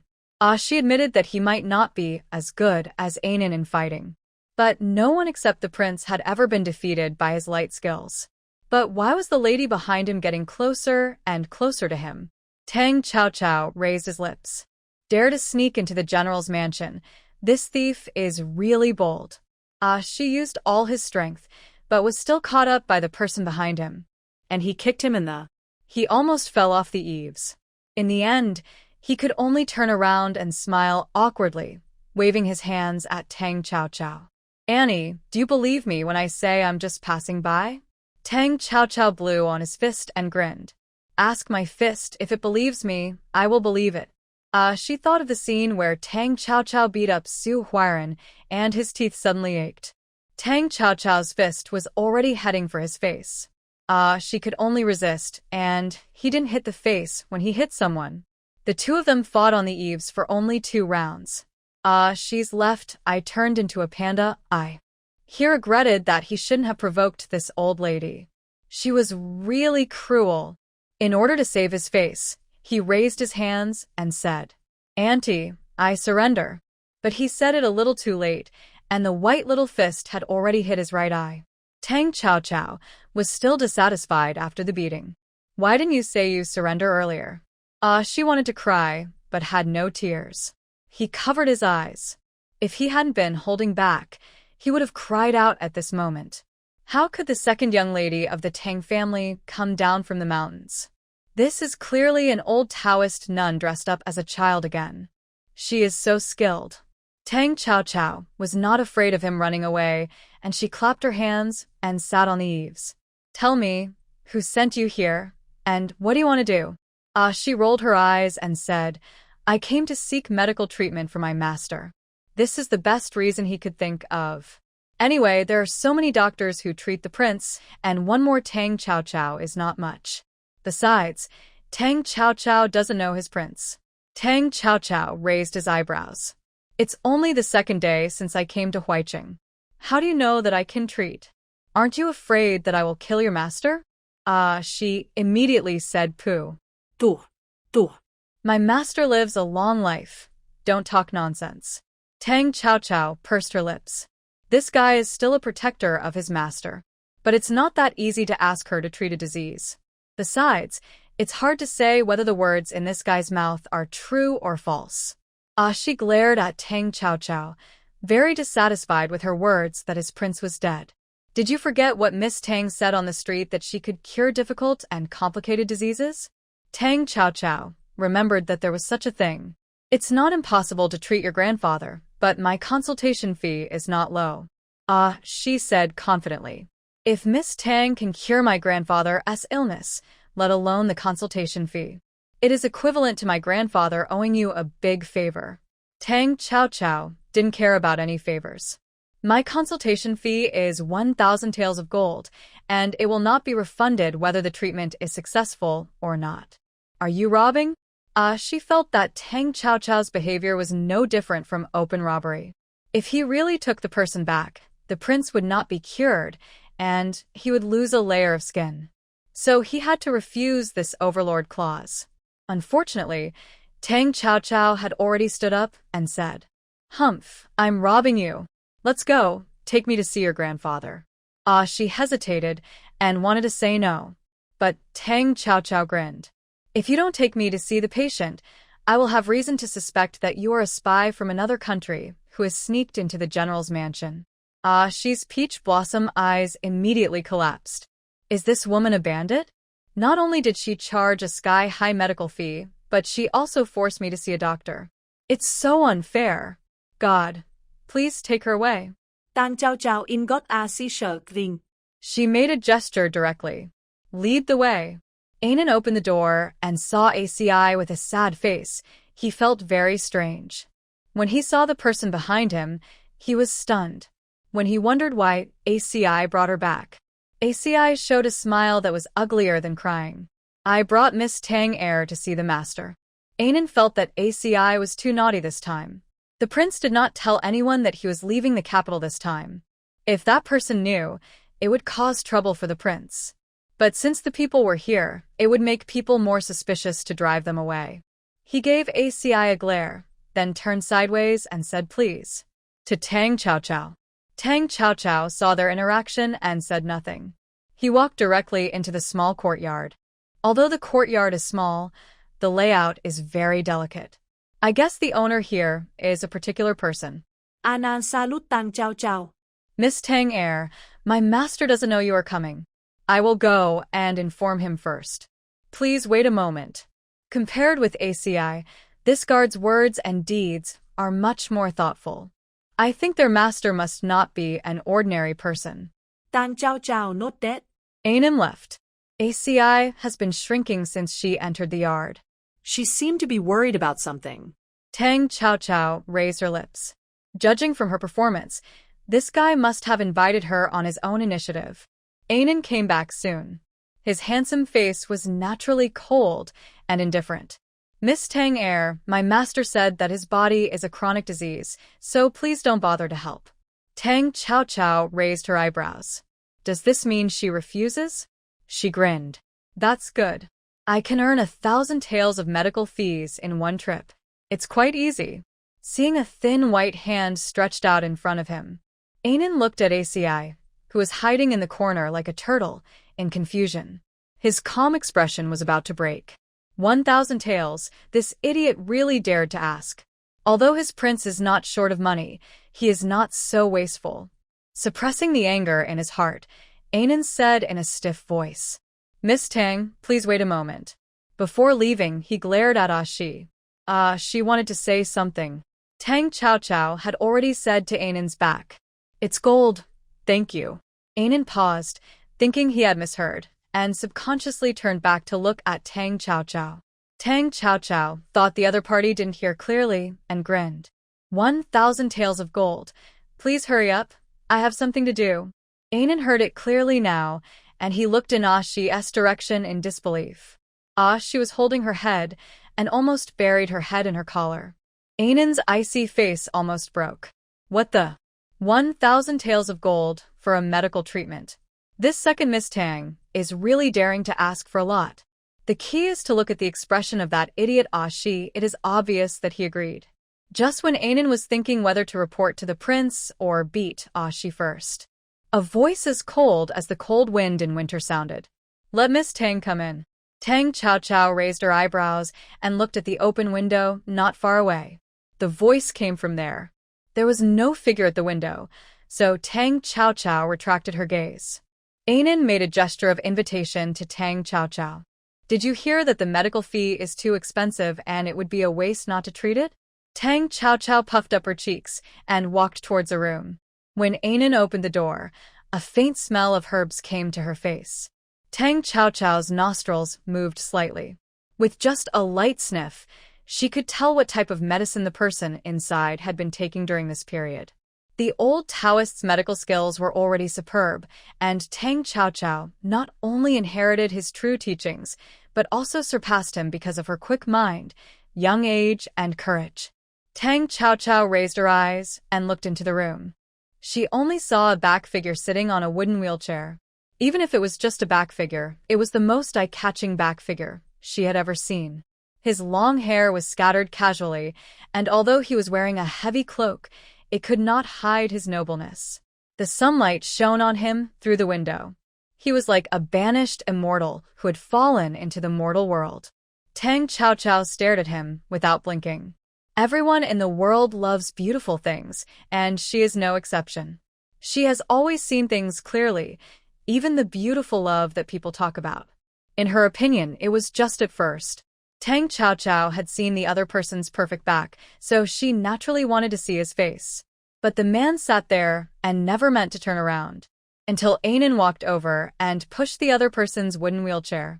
Tang Qiao suddenly realized that she had forgotten that this person was a disabled patient.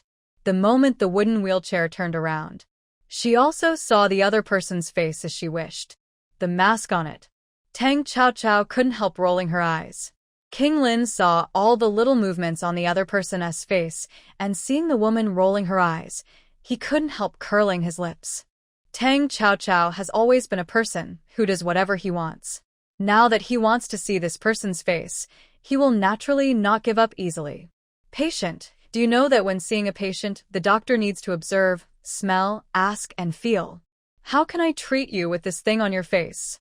The prince saw a sly look in the eyes of the girl dressed as a little nun.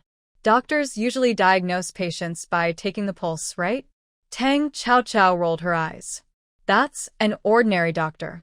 My diagnosis is different from others. I have to look at the face first. The more he was not allowed to see, the more Tang Qiao wanted to see. No one knew the expression under the prince's mask, and his voice could not hear any emotion. Then Miss Tang, please go back. Tang Qiao was ordered to leave directly, and her cheeks puffed up immediately. You can see it or not, but my consultation fee must not be less. The prince was silent for a while. Anan, collect the consultation fee for Miss Tang. Anan took the order and turned to go out. Tang Qiao raised his eyebrows slightly. This gold is really easy to earn, but it's a pity that I didn't see the face. When Anan came back, he held a thick banknote in his hand and handed it to Tang Qiao respectfully. Tang Qiao's eyes lit up immediately. She took the banknote and glanced at it casually. Seeing that the other party was so willing to pay, she kindly reminded him, "Your leg disability should be caused by poisoning. Now the poison has spread to your neck. If you don't detoxify in time, you won't live until this time next year." The moment the other party turned around, Tang Qiao saw that the blue veins on his slender neck tended to turn black. This was obviously a sign of deep poisoning. In addition, she smelled the herbal scent of detoxification soup before. She could be sure that this person was not sick, but poisoned. It was a chronic and vicious poison. But it was no longer her business. The other party would rather pay the money than let her see his face. Then there was nothing she could do. It was not until Tang Qiao walked out of the room that a voice sounded behind her. "Miss Tang, please stay." It was Anan who spoke. He was one of the prince's personal guards, and no one knew the prince's condition better than him. Tang Qiao's diagnosis was correct, exactly the same as what Abe said, and he could even accurately predict the prince's death date. This was something Abe couldn't do. Abe said privately that he could only delay the prince's poisoning. As for how long he could delay it, he didn't know. Tang Qiao turned to look at Anan. "Your master doesn't want to live anymore. Why are you in such a hurry?" The man in the wooden wheelchair exuded a dead aura. If he is not enthusiastic about seeing a doctor when he is sick, what else can he do but want to die? Although Anan didn't like what Tang Qiao said, he still bowed respectfully. "Please, Miss Tang, take a look at my master." The prince didn't want to be treated, but the years of taking medicine had already worn away his patience. They traveled all over the country and had seen so many disappointments that they no longer had any extravagant hopes. But from beginning to end, they still hoped that the prince would get better. Tang Qiao could tell the prince's physical condition just by looking at him. If it wasn't intentional, there might really be a glimmer of hope. Tang Qiao didn't look at Anan, but turned around with his arms folded across his chest and raised his eyebrows at the man in the wooden wheelchair. The meaning was very clear. If you want her to treat the disease, then take off the mask. King Lin thought this little nun was very interesting. She actually came up with this method to force him to take off the mask. But what's the harm in letting her see? The slender jade-like hands directly covered the mask. Tang Qiao was a little jealous. Looking at her own not-so-slender, chubby little hands, she wondered if God was too partial. The mask was slowly untied. The eyebrows and eyes were like a painting. Although it was a bit inappropriate to describe the man, she couldn't think of other words to describe it. The eyes were not big, but like stars. Because of the long-term torture of illness, it seemed to be covered with a layer of mist, making it difficult to see clearly, but wanting to go deeper into it. The thin lips were slightly pale with a hint of light purple. This should be due to poisoning. Tang Chao was a little dazed. The man's voice brought her back to reality. Second Miss Tang, you're drooling. Tang Chao subconsciously touched the corner of her mouth, but found nothing. She immediately knew that she was teased by the man in front of her. She was not angry, but grinned. Life is all about food and nature. You are so beautiful, I love to look at you. This was the first time that Prince Lin met such a straightforward woman, and she was a little Taoist nun. But he did not feel disgusted. Instead, he felt that this girl was straightforward, unlike the women in Beijing who were pretentious. Then what did Miss Tang see from my face? Tang Chao did not react for a moment and said bluntly, Pretty. Anan felt that this Miss Tang was really as fierce as the rumors said. How could a girl dare to say anything? But the strange thing was that he actually saw his prince smiling. The slightly raised corners of his lips. He must be dazzled. Tang Chao had reacted, but she did not feel embarrassed. Since the other party was so beautiful, she would give him a lesson. Anyway, the money had been received. Before Anan could react, Tang Chao had passed him, pulled over a stool, and sat down directly opposite the prince. He wanted to step forward to stop her, because strangers were never allowed to approach the prince. But he heard Tang Chao had already spoken. Stretch out your hand. The tone was not polite at all. His prince also cooperated, stretched out his hand directly, and rolled up his sleeves. The white and tender fingers touched his cold wrist. The warm touch made Prince Lin's heart feel like it was brushed by a breeze. It was hard to describe what it felt like. Look at the delicate little face in front of him again. Although she was not made up, she was pure and elegant. This girl said that he was good-looking, but she was also very beautiful. And her attitude when taking the pulse was no longer as casual as before. She was fully focused, her eyes were slightly closed, and her wing-like eyelashes left a layer of shadow under her eyes. Prince Lin had never looked at a woman so carefully. The distance between them was very close, and he could even see the fine hairs on each other's faces clearly. Anan felt that the atmosphere between the prince and Miss Tang was a little weird. But he couldn't tell what was weird. It was because the prince had never been so close to a woman, so he was not used to it. Although the prince was the younger brother of that woman, he was only 26 years old. Because of his illness, he had never married a princess. In the Lin Wang mansion, let alone maids, there were not many female mice. When Tang Chao opened her eyes, she met the man's deep eyes. She said subconsciously, "The toxins in your body are about to affect your eyes. Within 3 months, this layer of white frost in your eyes will directly cause you to go blind." Anan was shocked by her words. The white frost in the prince's eyes appeared not long ago. Abe had no clue after the examination. Fortunately, the prince said that he was not unwell. Now Miss Tang said that his prince was going blind. Lin Wang had the idea of giving it a try, but he didn't expect that Tang Chao's medical skills were so amazing. Could it be that the Phoenix doctor had not shown up for a long time just to lead him to find the woman in front of him? His eyesight has not been very good recently, but he did not want his subordinates to worry, so he concealed it. Since Abe could not find out the problem, he would only add trouble to them if he told them. Tang Chao stood up and walked to the desk not far away and sat down. She looked at Anan, who was standing there stupidly. "What are you standing there for? Come and grind the ink." Anan finally reacted and walked over quickly. Tang Chao picked up the brush that the prince usually used. He subconsciously looked at the prince, and seeing that the prince did not speak, Anan suppressed his move to stop the other party. "I have a problem. My patients, if they take the prescriptions I prescribe, cannot take the prescriptions prescribed by others at the same time. Otherwise, I will not be responsible if something goes wrong," Tang Chao said as he wrote on the rice paper. Anan said bluntly, "Miss Tang means that you can cure my illness?" Tang Chao rolled her eyes. "If you can't cure it, why am I writing a prescription here?" Anan was a little excited when he heard that someone could cure his prince's illness for the first time. "Don't worry, Miss Tang. As long as you can cure my master's illness, I will never let him drink other medicine." Tang Chao didn't say anything. It was okay to drink it. Anyway, it was their master who would be unlucky.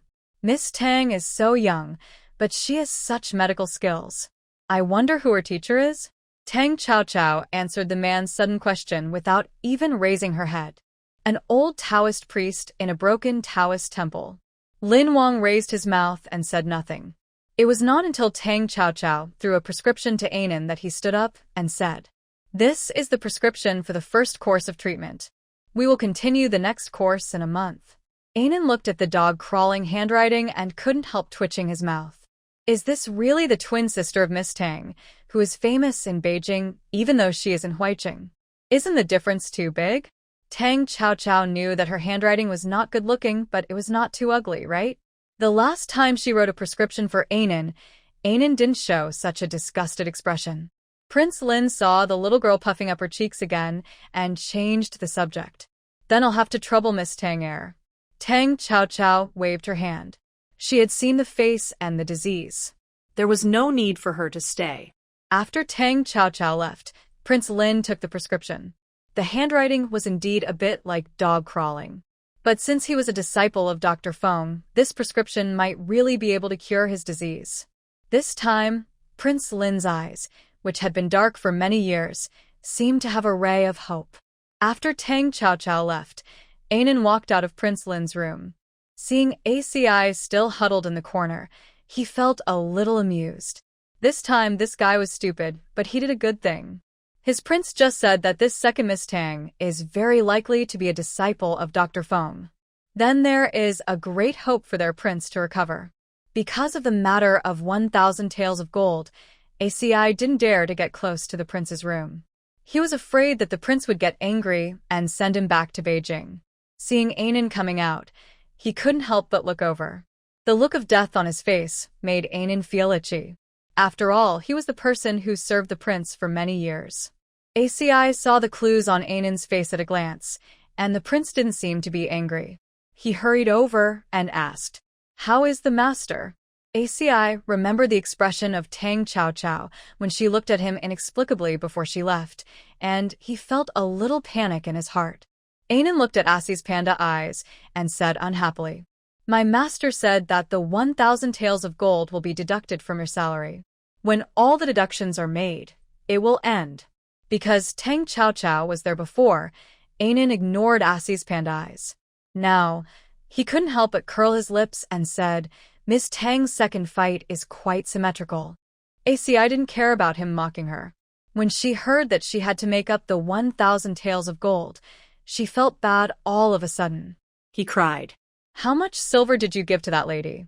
Anan said calmly, 9,000 taels. ACI wanted to die when he heard this number. But suddenly he was puzzled. Isn't the ratio of gold to silver 1 to 10? Shouldn't it be 10,000 taels? Anan rolled his eyes, raised his fist, and hit ACI on the head without saying anything. ACI cried out in pain. "Why did you hit me?" Anan gritted his teeth. "We only brought so many silver notes this time. If we give them all to Miss Tang, are you going to let the master starve?" She thought that the lady must be narrow-minded. If she knew that Anan gave less silver, she would definitely make things difficult for him in the future. But when he thought that his wife was gone, he didn't want to remind Anan. He should let this guy suffer at the hands of a lady. She ran away with tears in his eyes. What she didn't know was that the proportion of gold in Beijing could not be compared with that in the remote Huairen. The emperor lived in Beijing, and every inch of land there was worth gold. Huairen was a border area, and the prices were much lower. So Anan gave Tang Chao more silver notes. After Tang Chao returned to the general's mansion, she had a very peaceful period. If she wanted to investigate her sister's affairs further, she would have to see if Xu Huairen would work harder for his son. Speaking of Lord Xu Huairen, after leaving Huairen, he galloped all the way to Beijing. He was afraid that if he was slower, his only son would be killed. Tang Chao was so reckless that he even dared to beat him. In the imperial palace of Beijing, in the imperial study, Emperor Kong Jian sat in front of the imperial desk. As a middle-aged man, his body had become slightly fatter. However, as a high-ranking official for a long time, his innate majesty could not be ignored. He reviewed the memorials in his hand without even looking at the prince kneeling below. Prince Morongbo could no longer kneel, and he could not help but call out, "Father." Emperor Kong Jian paused slightly because of his voice. He was no longer in the mood to continue reviewing the memorials, so he simply put down the jade pen in his hand. He looked up at Prince Morongbo, and his cold eyes softened slightly when they fell on his son. "Get up and talk." Morongbo felt relieved when he heard this. "Thank you, father." Emperor Kong Jian watched him stand up. "Tell me, what are you doing here today?" Seeing his father asking, Morongbo's prepared words were useless. Seeing his most beloved son hesitant, Emperor Kong Jian sighed. The mother of Crown Prince Morongbo was the late queen, who was also the most beloved woman of Emperor Kong Jian. Therefore, he put a lot of thought into the son. No matter how outstanding his sons were, Emperor Kong Jian would not let them surpass this crown prince. Not long ago, in order to consolidate the foundation of the crown prince, he chose a good marriage. Unfortunately, alas, Emperor Kong Jian was extremely angry when he thought of the death of Tang Wu's daughter. But the thing had already happened, and all he could do was to comfort him. Morongbo saw that Emperor Kong Jian's face was not very good, and he was afraid that if he didn't say it now, he might not have the chance to say it today. He mustered up the courage to say, "Father, I heard that General Tang found his little daughter." Upon hearing this, Emperor Kong Jian knew what his son was thinking.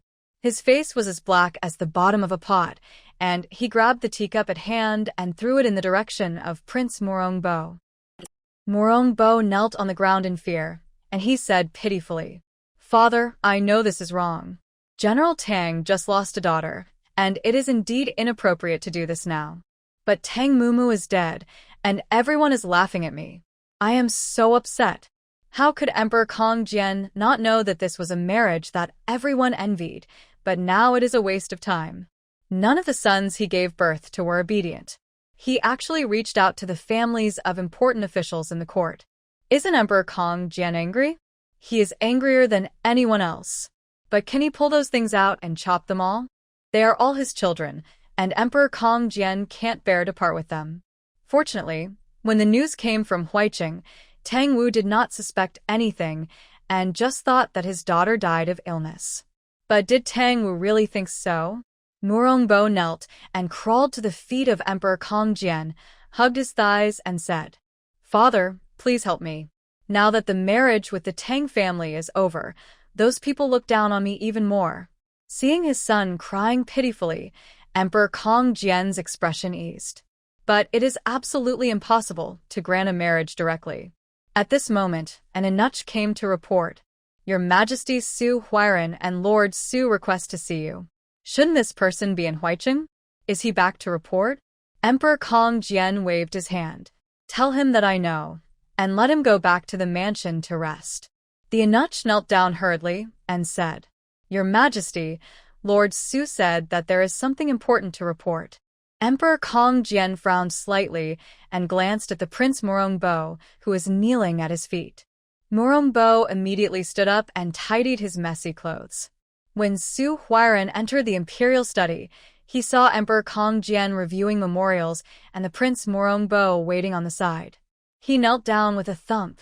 His voice was extremely hoarse because of the long journey. "Your Majesty, please save my son. I only have this one son. If he is gone, I will be childless. What's the point of me living?" The wounds on Xu Huairen's face from being beaten by Tang Chao are now only bruises. It's really embarrassing to match his crying. Upon hearing this, Emperor Kong Jian frowned even more tightly. "Tell me what happened slowly." Xu Huairen's face was filled with grief and indignation, and he told all that happened in Huairen. After he finished speaking, he pointed at his own face and said, "Your Majesty, look, this was caused by Miss Tang's second beating.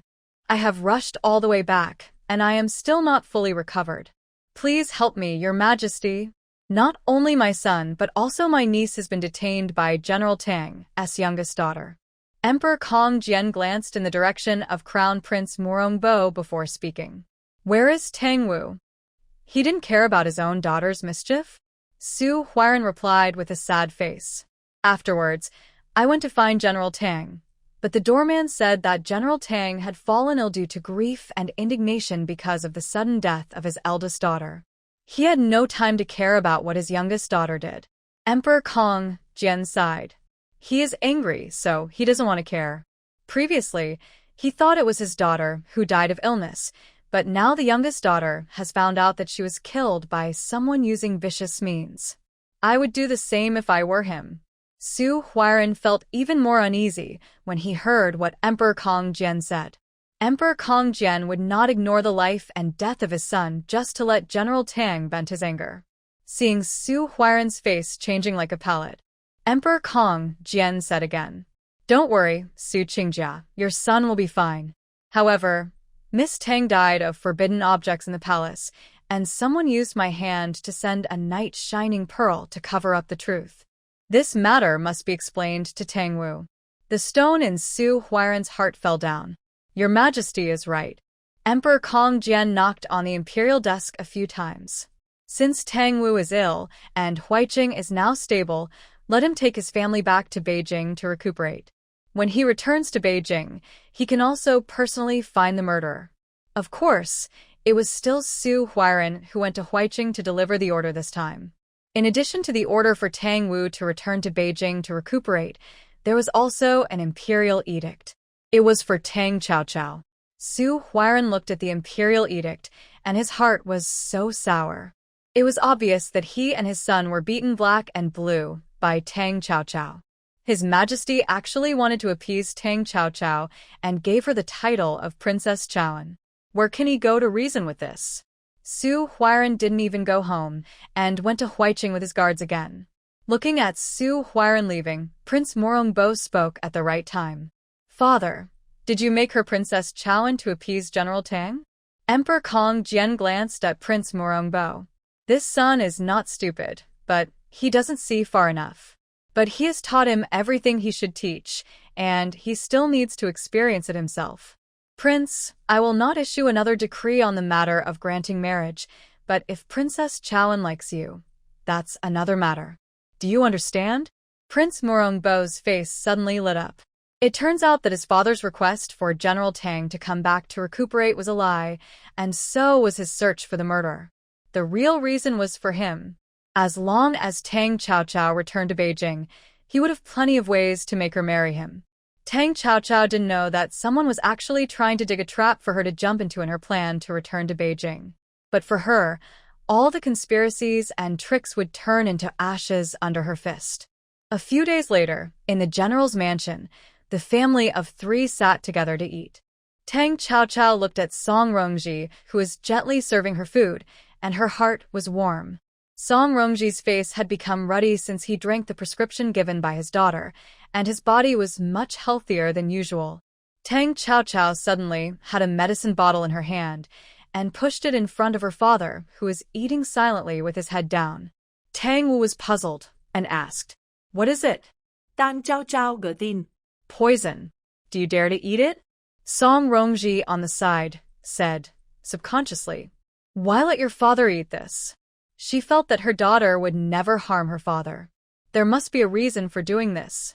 Tang Chaochao glanced at her father. Old man Tang knows it himself. Tang Wu's face darkened, and he said angrily, "You little girl has no manners. I'm your father, but you keep calling me Old Man Tang. I think you're itching for trouble." Tang Chao Chao phao thét. "You can't beat me. Who are you trying to scare?" Tang Wu felt hurt. Is this what a daughter should say? Song Rongji didn't know if the father and daughter were born to be incompatible and would fight as soon as they met. She took out an object from her arms and handed it to Tang Chaochao. "This is given to you by your father. Remember to wear it all the time after you return to Beijing." Tang Chaochao took it curiously and took a closer look. It was a jade plaque engraved with dragon patterns. "What is this? What's its use?" Tang Wu said unhappily. "It allows you to be arrogant in Beijing." Tang Chaochao immediately smiled like a flower. "Dad is so nice." Tang U Sở Not Côn Ly. "Now you know how to call me Daddy?" Tang Chaochao felt that her father was too arrogant, so she puffed her cheeks. Seeing her like this, Tang Wu felt much better instantly. Song Rongji took the jade token from Tang Chaochao's hand, carefully tied it around his daughter's waist, and explained. This is the jade token given to the Tang family by the late emperor. It can not only be used as a gold token of immunity from death, but also when you see the current emperor, as long as you have this jade token, you don't have to kneel to him if you don't want to. Tang Chaochao's eyes were filled with joy that she couldn't hide. So with this jade token, she can walk sideways in the capital. She opened the medicine bottle in front of Tang Wu in a flattering manner, pulled out the stopper on it, and said, "Dad, drink the medicine. I guarantee that you will be no different from being really sick. And it will definitely not harm your body." Xu Huairen will definitely go to the emperor to complain when he returns to Beijing. The emperor will definitely not interfere in Tang Mumu's affairs. It is even more impossible to hand it over to the prince. No matter who it is handed over to, the other party will use this matter to get rid of the thorn in his eyes. This is what the emperor doesn't want to see. As for the ministers, handing them over is no different from handing them over to the princes. Emperor Kongjian would just go with the flow and ask them to return to Beijing. Let Tang Wu investigate in person. It would be best if nothing is found, but if something is found, there will be a scapegoat. Tang Wu took the medicine handed over by his daughter and drank it down without hesitation. According to the date, Xu Huairen should be on his way back. Tang Chaochao nodded in agreement. Tang Wu thought of something and said, "How are his son and niece?" Tang Chaochao shook his head directly. "I don't know. Maybe they're still locked up in the woodshed." Anyway, Tang Chaochao has not been to the woodshed since he asked for useful information last time. The servants will not let them die in there. Tang Wu sighed. You still have to be more sensible when you do things after returning to Beijing, understand? Tang Chaochao nodded like a good baby, but her eyes fell on the jade pendant on her waist. There was a sly look in her eyes. That night, Tang Chaochao had just fallen asleep when there was a noise from the direction of the window. She didn't want to pay attention, and a figure pushed open the window and rushed in. Tang Chaochao sat up angrily and said, "Shi, if you dare to climb my window again, I guarantee that you'll be in a wheelchair like your master." During this period, Tang Chaochao had become familiar with Shi and the others because of Prince Lin's illness. She also knew most of the other party's identity, because Shi once slipped his tongue and called her prince in front of her. Tang Chaochao immediately realized the identity of this disabled man. In addition to Prince Lin, there are no other princes in Konghua. None of Emperor Kongjian's sons was crowned king. Shi's hurried voice rang in the dark room. "Aunt, my prince suddenly fell ill. Please go and see him." "What's wrong with the seizure in the middle of the night? Why did it happen at this time?" Tang Chaochao felt the cold wind blowing in from the window, and she subconsciously shrank her neck. She didn't want to go. It was too cold. She wanted to sleep. Seeing her like this, she was almost crying. Tang Chaochao pouted and said dissatisfiedly, "Why did you get sick when you were fine?" Forget it. If she didn't go, this guy would make some trouble. Then bring her parents over. She found that there was a stranger in her room in the middle of the night. Even if she explained it clearly, it would be very troublesome. In the small courtyard where Prince Lin lived, Anan looked anxiously at the door. Bei was still giving Prince Lin acupuncture to delay the poison in his body. The man on the bed was pale, and fine beads of sweat kept sliding down his forehead. His thin lips were tightly pursed, as if he was enduring some unbearable pain. The blue veins on his neck had bulged, and the black poison was slowly spreading on it. When Tang Chaochao walked in, she saw the scene. She pinched her brows. The poison that had stabilized showed a tendency to spread. She stepped forward and pulled Bei away. Bei's concentration was suddenly interrupted, and anger appeared on his face. Just as he was about to explode, he was stopped by Nan and Shi, who followed him in. When he turned his head again, he saw that the needles he had dropped on the prince were all pulled out by this woman who suddenly appeared. "What are you doing?" The question that came out of her mouth was met with a knife-like look from Tang Chaochao. Her voice was filled with the anger of being dragged out in the middle of the night. "If you still want your master to live, drag him out." Bei gritted his teeth and wanted to kill this ignorant Taoist nun. But he found that his arms were held up on the left and right, and then he was pulled out by his two companions in his unbelievable eyes. He roared in anger. "Are you too crazy?" She wanted to explain. But Tang Chao's impatient voice came from behind. "Seal his mouth." She didn't know how his hands could be faster than his brain. Because when he wanted to cover Bei's mouth, he found that his hands had already covered the other's mouth. Bei was so angry. But he couldn't resist. Annan knocked him unconscious with a knife. The door behind him was closed, and only the warm light from the window could be seen. Annan stood at the door and signaled she to send Bei back to the next room first. Today, Bei came back and said that he found 100-year-old ginseng in the mountains. They were very happy. They also cooked ginseng soup for the prince, but they didn't expect that the prince, who was originally in good health, would spit blood after drinking the soup. After a while, he fainted. In the past in Beijing, let alone 100-year-old ginseng, even a 500-year-old ginseng would be fine for the prince to eat. Now this situation made the three of them panic. Bei took the prince's pulse and examined his body, but he couldn't find any clues. Annan could only let she go to find Miss Tang. It was not until midnight that the door of the prince's room was pushed open, and Tang Chao walked out with a tired face. Annan asked nervously, "How is my prince?" Tang Chao looked at him unhappily. "If he takes more medicines other than the ones I give him, he will definitely die." She said when she first came that the prince was not allowed to take any medicine other than the ones on her prescription. Now it seems that the other party did not take her words to heart. Tang Chao was angry. Annan glanced into the room and found that the prince's face had eased, so she explained. "Miss Tang, did you misunderstand? Your subordinates have not given the prince any other medicine?" ACI came over, and he was also puzzled. "We only gave the prince ginseng soup today." Tang Chao rolled his eyes. "Pig brain, isn't ginseng a medicine?" ACI wanted to say that it was a tonic. Annan pulled him and bowed to Tang Chao to apologize. "It was the negligence of our subordinates." Tang Chao was too lazy to pay attention to them. She was going back to sleep. At this moment, the door of the next room was suddenly opened. A figure rushed out directly, and the other party attacked Tang Chao without saying a word. Tang Chao didn't even think about it and kicked directly. Annan and ACI stopped them at the same time. "Bei, stop. Bei, do ent." The two shouted and rushed over at the same time. Bei looked at the two brothers who rushed over, and he subconsciously retracted the movement of his hands. Tang Chao didn't retract his foot, but kicked ACI hard in the waist, who was blocking Bei. ACI screamed in pain.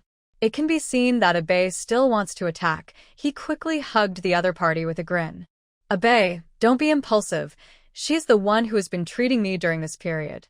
Bei was stunned when he heard the words, looked around Tang Chao, and said uncertainly, "How old is she?" "Were you fooled by this girl?" Annan explained. "Bei, the prince is fine now." Bei turned his head in disbelief and looked at the door behind him. "Let me go. I'll go see the prince." Upon hearing this, Axi loosened his hand slightly to prevent the other party from deceiving him. He still looked at Bei vigilantly. Bei was in no mood to pay attention to him. As soon as he was free, he ran straight into the room. Tang Chao turned to leave, and Annan hurriedly bowed and apologized. "Second Miss Tang, Bei just came back today. Please forgive him for not recognizing you."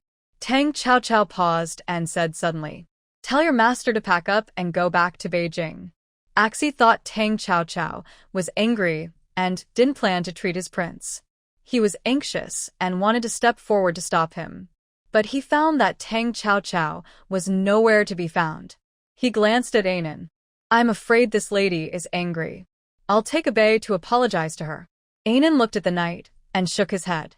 "Wait until the prince wakes up and ask the prince first." He always felt that Miss Tang's words did not mean that she didn't want to treat the prince. The next morning, Prince Lin opened his eyes slightly and saw Bei kneeling beside the bed. His cold voice was hoarse. "What happened?" Bei immediately leaned down when he saw the prince wake up. "It's all my fault. I misunderstood Miss Tang last night and made her angry. I'll kneel at the door of the general's mansion. I will definitely ask Miss Tang's forgiveness and ask her to come back to treat the prince. Last night, he took the prince's pulse again and found that the prince's toxins were indeed suppressed again. And the toxins in the body were also diluted a lot. While Abe was shocked, he also knew that he had misunderstood the little nun. When he wanted to apologize to her, he found that she had left. Axie explained to him all night. Abe regretted it. So he knelt here, wanting to apologize to the prince, and then ask for Tang Chao's forgiveness. Prince Lin was helped to sit up by Anan and asked the reason. Anan briefly told him what happened after he fainted last night. He also told him what Tang Chao said before she left. Prince Lin pondered for a while. The image of the girl with a puffy face flashed through his mind, and he couldn't help but raise his lips. This scene made the 3 personal guards present look confused. Prince Lin's face quickly returned to normal. Then listen to her. Pack up, and let's go back to Beijing. Abe was anxious. But your illness, your prince. Before he finished speaking, he heard Prince Lin say, "You must be punished for doing something wrong. After returning to Beijing, you will go to her side as a secret guard." ACI said in surprise. "Your Highness means that the girl is also going back to Beijing?" Prince Lin did not answer, but shifted his gaze elsewhere. 3 days later, Xu Huairen finally brought the imperial edict back to Huaiqing. He went directly to the general's mansion because he was worried about his son. When he saw Tang Wu, who looked pale, being helped out, he was stunned. It turned out that this person was really sick. Tang Chao came with Song Rongji. Xu Huairen was very worried when he saw this little ancestor. His hand holding the imperial edict was a little unsteady, because it was an order, and Tang Wu was really sick. So, he did not ask them to kneel to receive it. Sure enough, it was almost as they expected. Emperor Kong Jian wanted them to return to Beijing. Just when the family of 3 thought there was nothing else to do, Xu Huairen raised the imperial edict in his hand and said, "Miss Tang, please accept the edict." Tang Chao stood there, not knowing what was going on. Xu Huairen repeated it again when she didn't kneel. Tang Chao said unhappily, "Read it if there is an edict." Xu Huairen did not dare to offend this master, for fear of being beaten again. He kindly reminded, "Second Miss Tang, you must kneel to listen to the imperial edict." Tang Chao pointed to the jade token on her waist. "With this, I don't have to kneel, right?" Xu Huairen's eyes fell on the jade token, and his eyelids twitched. Good man, General Tang was worried that this girl would also be killed. He gave her all the jade tokens bestowed by the previous emperor. Tang Chao stood and listened to the imperial edict that conferred her the title of Princess Chaoan. This emperor was very shrewd. He didn't appease her biological father, but gave her an unnecessary title of princess in order to appease the fact that the Tang family had lost their eldest daughter. After reading the imperial edict, Xu Huairen couldn't wait to say, "Princess Chaoan, my son." He wanted to say whether his son could be returned to him. He really had an unexpected disaster in this matter. Tang Chao thought about it. "Your Excellency can take my son away now, but there is one thing I still want to remind Your Excellency Xu." Xu Huairen said puzzledly, "Princess, please speak." Tang Chao gờ tin. "Your Excellency may be innocent in this matter, but your niece is not very smart. It's okay for her to be vain, but if she is used as a gun by others without knowing it, you may not even know how you died, Master Xu." After Tang Chao said this, she helped Song Rongji leave without looking back. Xu Huairen, who was standing there in a daze, looked bewildered. He couldn't help but look at General Tang Wu, who looked pale and obviously very ill. Tang Wu coughed twice. "Master Xu, my daughter is right. You care about your son. You should also take care of other relatives." Tang Wu was supported by Tang Shan and was about to leave. "By the way, let someone take Master Xu to pick up his son." The servant took the order. Xu Huairen was led directly to the firewood room of the general's mansion. When Xu Luowan saw her uncle, she burst into tears of grievance. But since she was locked up in this woodshed, She has never washed since she was taken out by the maid to wash after being scared to. Now her hair is disheveled and covers her head. Her originally pretty face is dirty. Now she is crying, and she is no longer as weak and pitiful as usual. She is no different from a beggar. Xu Huairen didn't even look at her, but was looking for Xu Jia. Xu Jia was not much better than Xu Luowan. Xu Jia was almost depressed by being locked up. The moment he saw his biological father, his eyes suddenly turned red. It turned out that his father still remembered him. Xu Jia came to question Tang Cao last time. He finally understood why his cousin, who looked so weak, had to follow him to Huaiqing. She was actually involved in the death of the eldest lady of the Tang family. This is going to kill their Xu family. So Xu Huairen just went to untie his son with a distressed look. He heard his son complaining. He told her all about how Xu Luowan insisted on coming to Huaiqing and how she listened to Xie Tingyao's instigation. Xu Huairen didn't understand what Tang Cao meant before. Now that he heard what his son said, he understood everything. He took 2 steps at a time and walked towards Xu Luowan. Bah! A loud slap sounded. Xu Luowan's face swelled up instantly. She still hasn't reacted yet. She obviously didn't do anything. Then she heard Xu Huairen's angry shout. Idiot! Xu Luowan felt so wronged that her tears fell down. She just came to see if Tang Mumu was really dead. She really didn't do anything else. Why did she act like she had violated the law of heaven? Seeing her like this, Xu Huairen was so angry that he wanted to blood. After returning to Beijing, you will reflect on your mistakes behind closed doors and are not allowed to leave the house. Otherwise, you will go to the mountains to become a nun. Xu Luowan bit her lip and wanted to refute, but she didn't dare.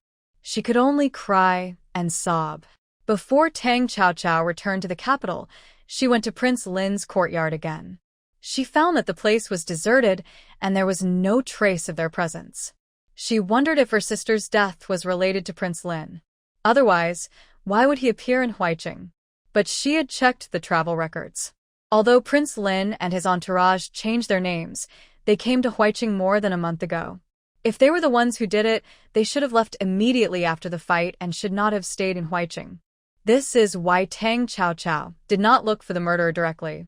By the time she got back, the murderer had already run away. Half a month later, the carriage slowly drove to the gate of the capital. Tang Cao lifted the curtains and looked around. Song Rongji's instructions were still in her ears. Your father has a younger brother named Tang Wen. When you meet him, you should call him second uncle. Your second uncle has a son and a daughter. His son is 1 year older than you, and his name is Tang Yaozu. His daughter is 1 year younger than you, and her name is Tang Yuntao. There are also your second aunt and your grandmother. Your second aunt is a bit snobbish. You will know it after meeting her.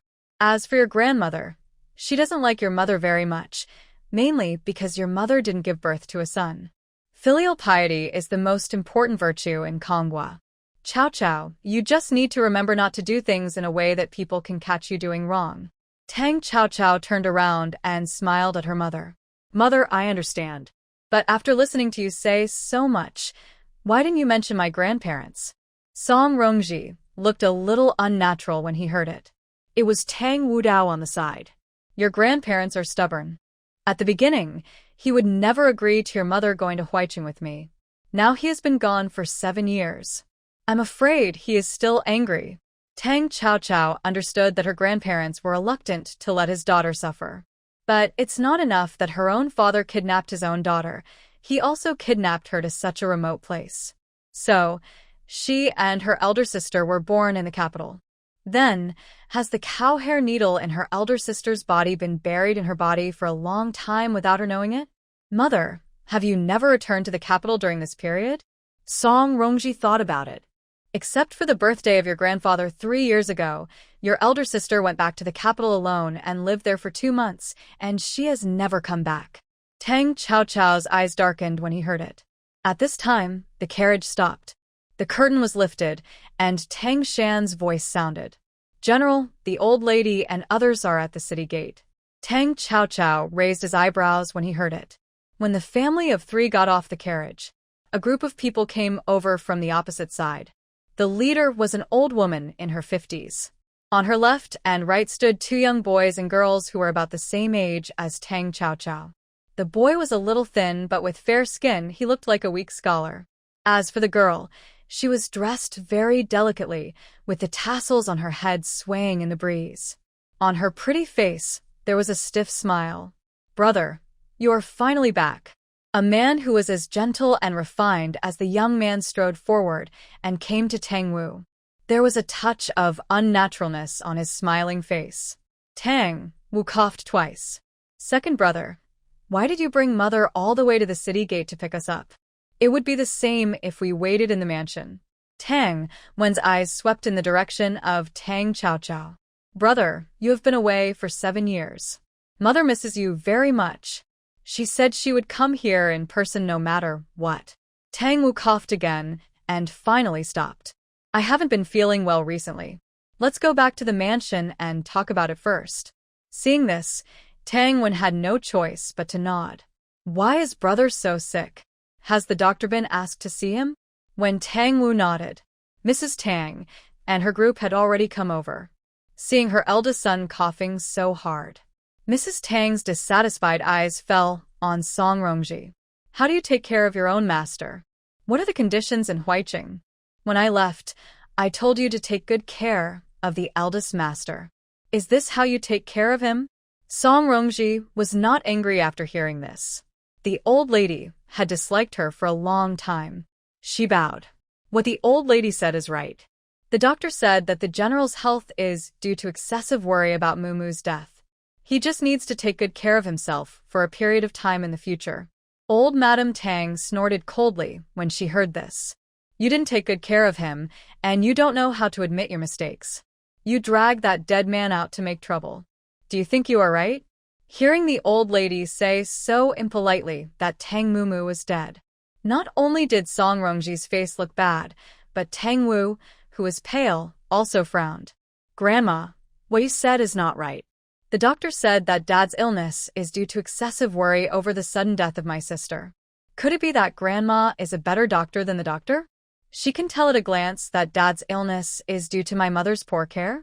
Tang Qiaoqiao's sudden interruption made everyone's attention shift to her. Seeing her dressed as a Taoist nun, she had a face similar to Tang Mumu. Everyone was silent. Tang Yuntao stepped forward and wanted to hold Tang Qiaoqiao's hand intimately. But Tang Qiaoqiao avoided it directly. This move made the smile on Tang Yuntao's face freeze. She said a little embarrassed, "This must be Sister Qiaoqiao. I know that Sister Mumu is gone, and my uncle's family must be very sad. But we, as the younger generation, should not interrupt in front of our elders. This is too uncultured." Tang Qiaoqiao raised her lips. "It seems that the second uncle's family and this old lady Tang are not good people. The old ones are against her mother, and the young ones are making things difficult for her. It's okay." Old Madame Tang looked at Tang Qiaoqiao with some disdain. "Is this the wild girl who came down from the mountain? Yuntao is right. She is uneducated. And what is she wearing? Don't think that just because His Majesty gave you the title of princess, you are so disrespectful. Now that you are back in Beijing, you must learn the rules well, so as not to lose our Tang family." Tang Qiaoqiao smiled when she heard it. She grabbed Tang Yuntao's arm. Before Tang Yuntao could react, she staggered. Then a loud slap sounded in the air. Tang Yuntao covered her face in disbelief and collapsed on the ground.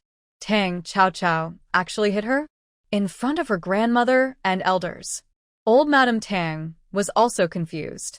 After she reacted, she stretched out a finger and pointed at Tang Qiaoqiao angrily. "You are rebellious. If I don't teach you a lesson today, you will probably make trouble in the future?" Tang Qiaoqiao asked puzzledly. "What are you talking about, Grandma? I came down from the mountains, so it's understandable that I don't know etiquette. But this little sister, she knows that the younger generation should not interrupt when the elders are talking. She still jumped out to accuse me of being uneducated. I am teaching her a lesson on your behalf. Why is Grandma angry?" Old Madame Tang was so angry that she fell backwards. The maids and servants behind her hurriedly reached out to hold her back, but they broke free. The old lady looked at Song Rongji and said angrily, "Daughter-in-law, this is how you teach your daughter.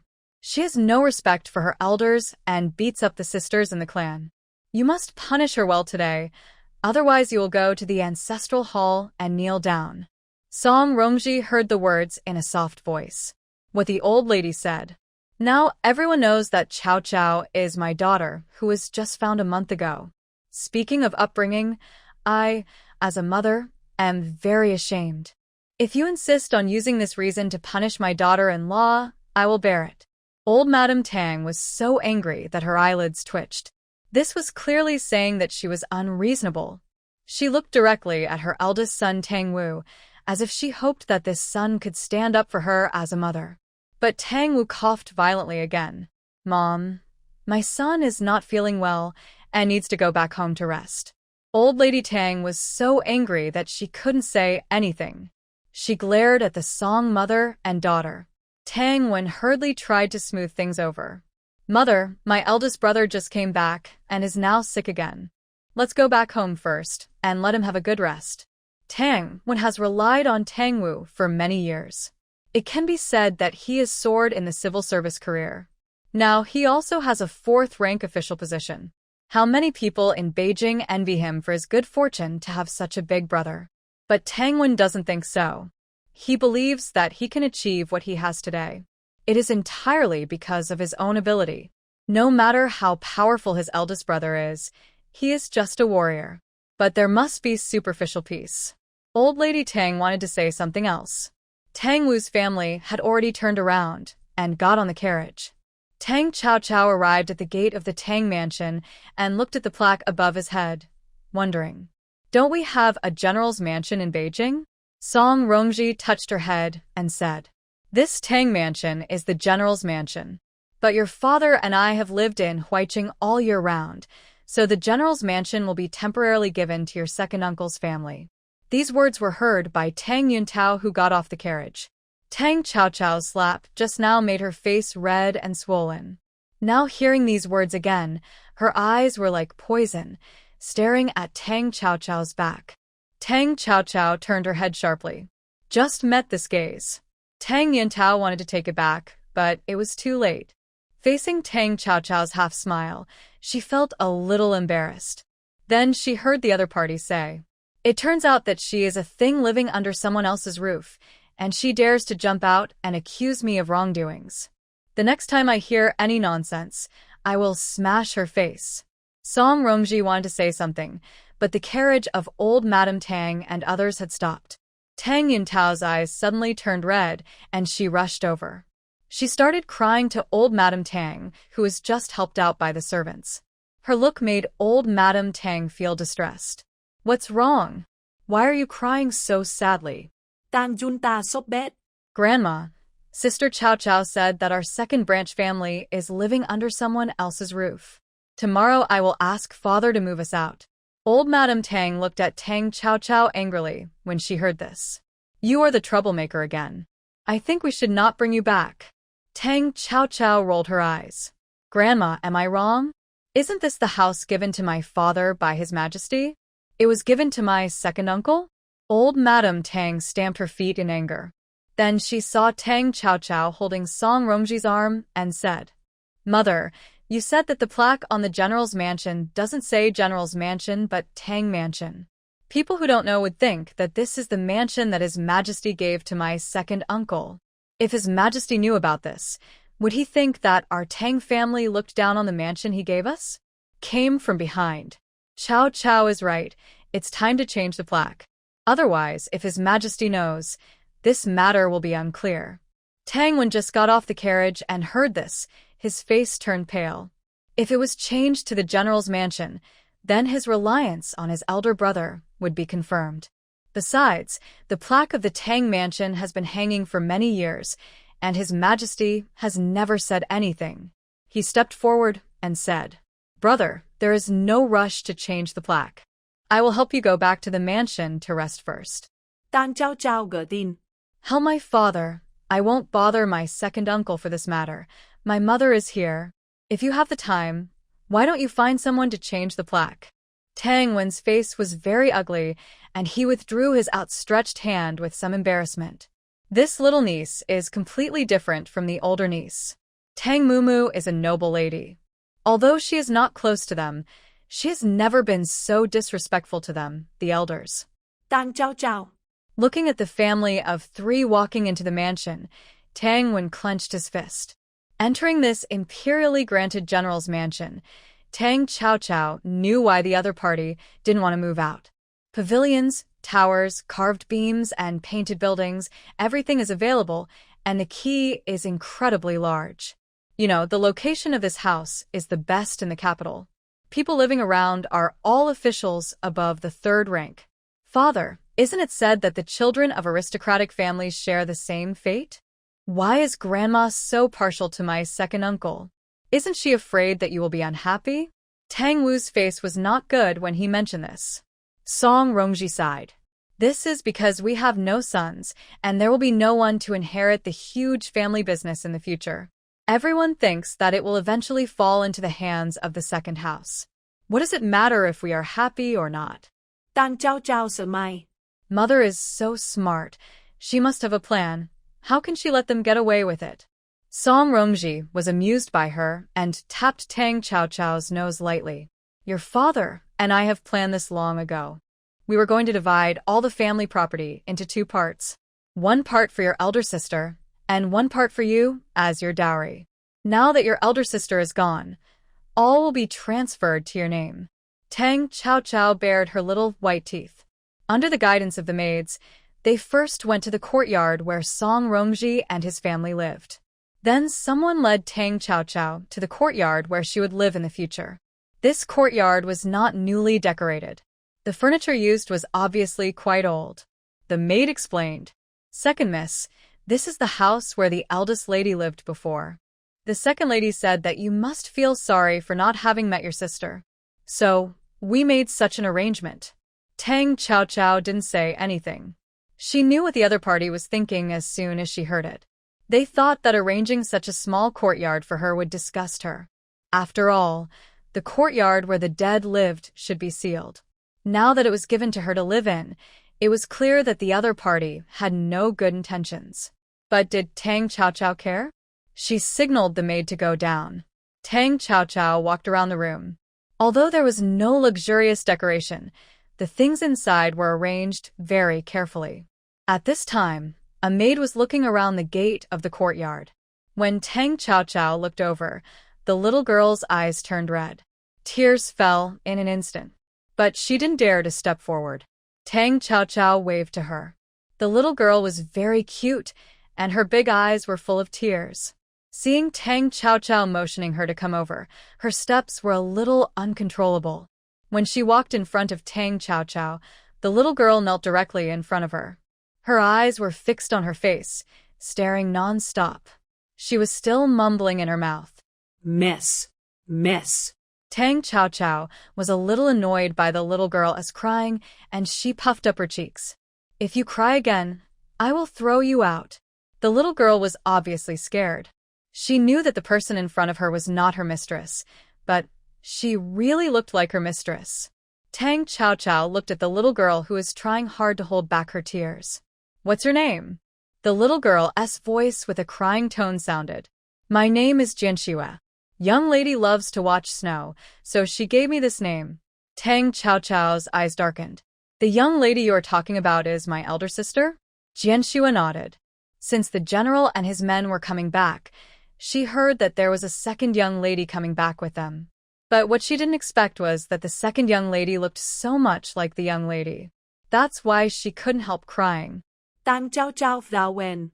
Since you are my elder sister's personal maid, why aren't you in Huairen?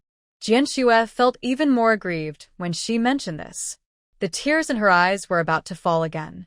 I was originally in Huairen, but 3 years ago, young lady returned to Beijing to celebrate her grandfather's birthday. She left me here before she left. Why did my elder sister leave her personal maid alone and go back to Huairen? But what did you do wrong? That's why my elder sister didn't take you away? Jianxue shook her head. No, I don't know why. Tang Chao Chao sighed and asked again. Then do you know who my elder sister has met in Beijing? Or what special things have happened? Jianxue thought for a while after hearing this. The people the young lady has met are all noble ladies and young men in Beijing. There is nothing wrong with that. Why does the second young lady ask this?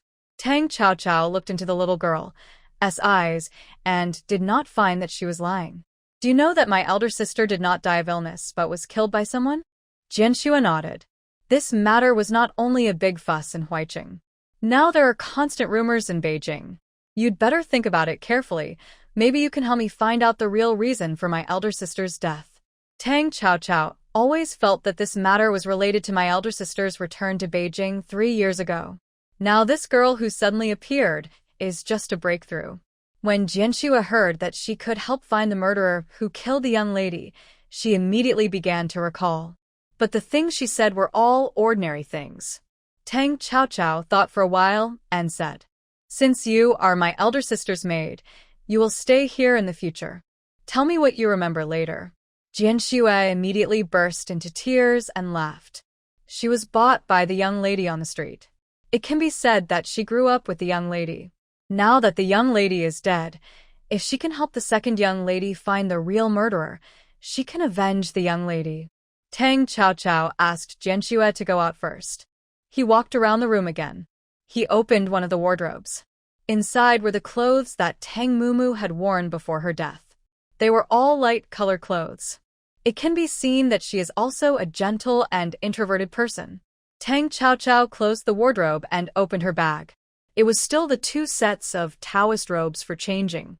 Song Rongji made a lot of clothes for her, but Tang Chaochao didn't like them, so she didn't want them. She thought about it and called Jianxue in again. She handed a set of Taoist robes to her and said, "Go outside and make a few more according to this style." Jianxue looked at the Taoist robe in her hand and then looked at the Taoist robe on Tang Chaochao. She went out without saying much. This time, she went to Song Rongji's yard. The young lady only had that one bag and it cost money to make clothes. It can be seen that Xue didn't think Tang Chaochao had money on him. So she came to find Song Rongji. When Song Rongji heard that his daughter wanted to make clothes, his face lit up. But when Jianxue took out the Taoist robe and said that the young lady wanted to make it like this, the smile on Song Rongji's face disappeared immediately. But soon she asked, "Did Chaochao say that the fabric should be the same?" Jianxue thought for a while and shook her head. The young lady didn't say. The smile on Song Rongji's face rose again. Since the style cannot be changed, she will work the fabric. Today is the day when Tang Chaochao and her family return. A family dinner was prepared in the Tang mansion. When Tang Chaochao arrived, she saw that besides Tang Yuntao, there were 3 young girls at the table. Tang Yuntao stood up reluctantly under the winking of her mother Zhou.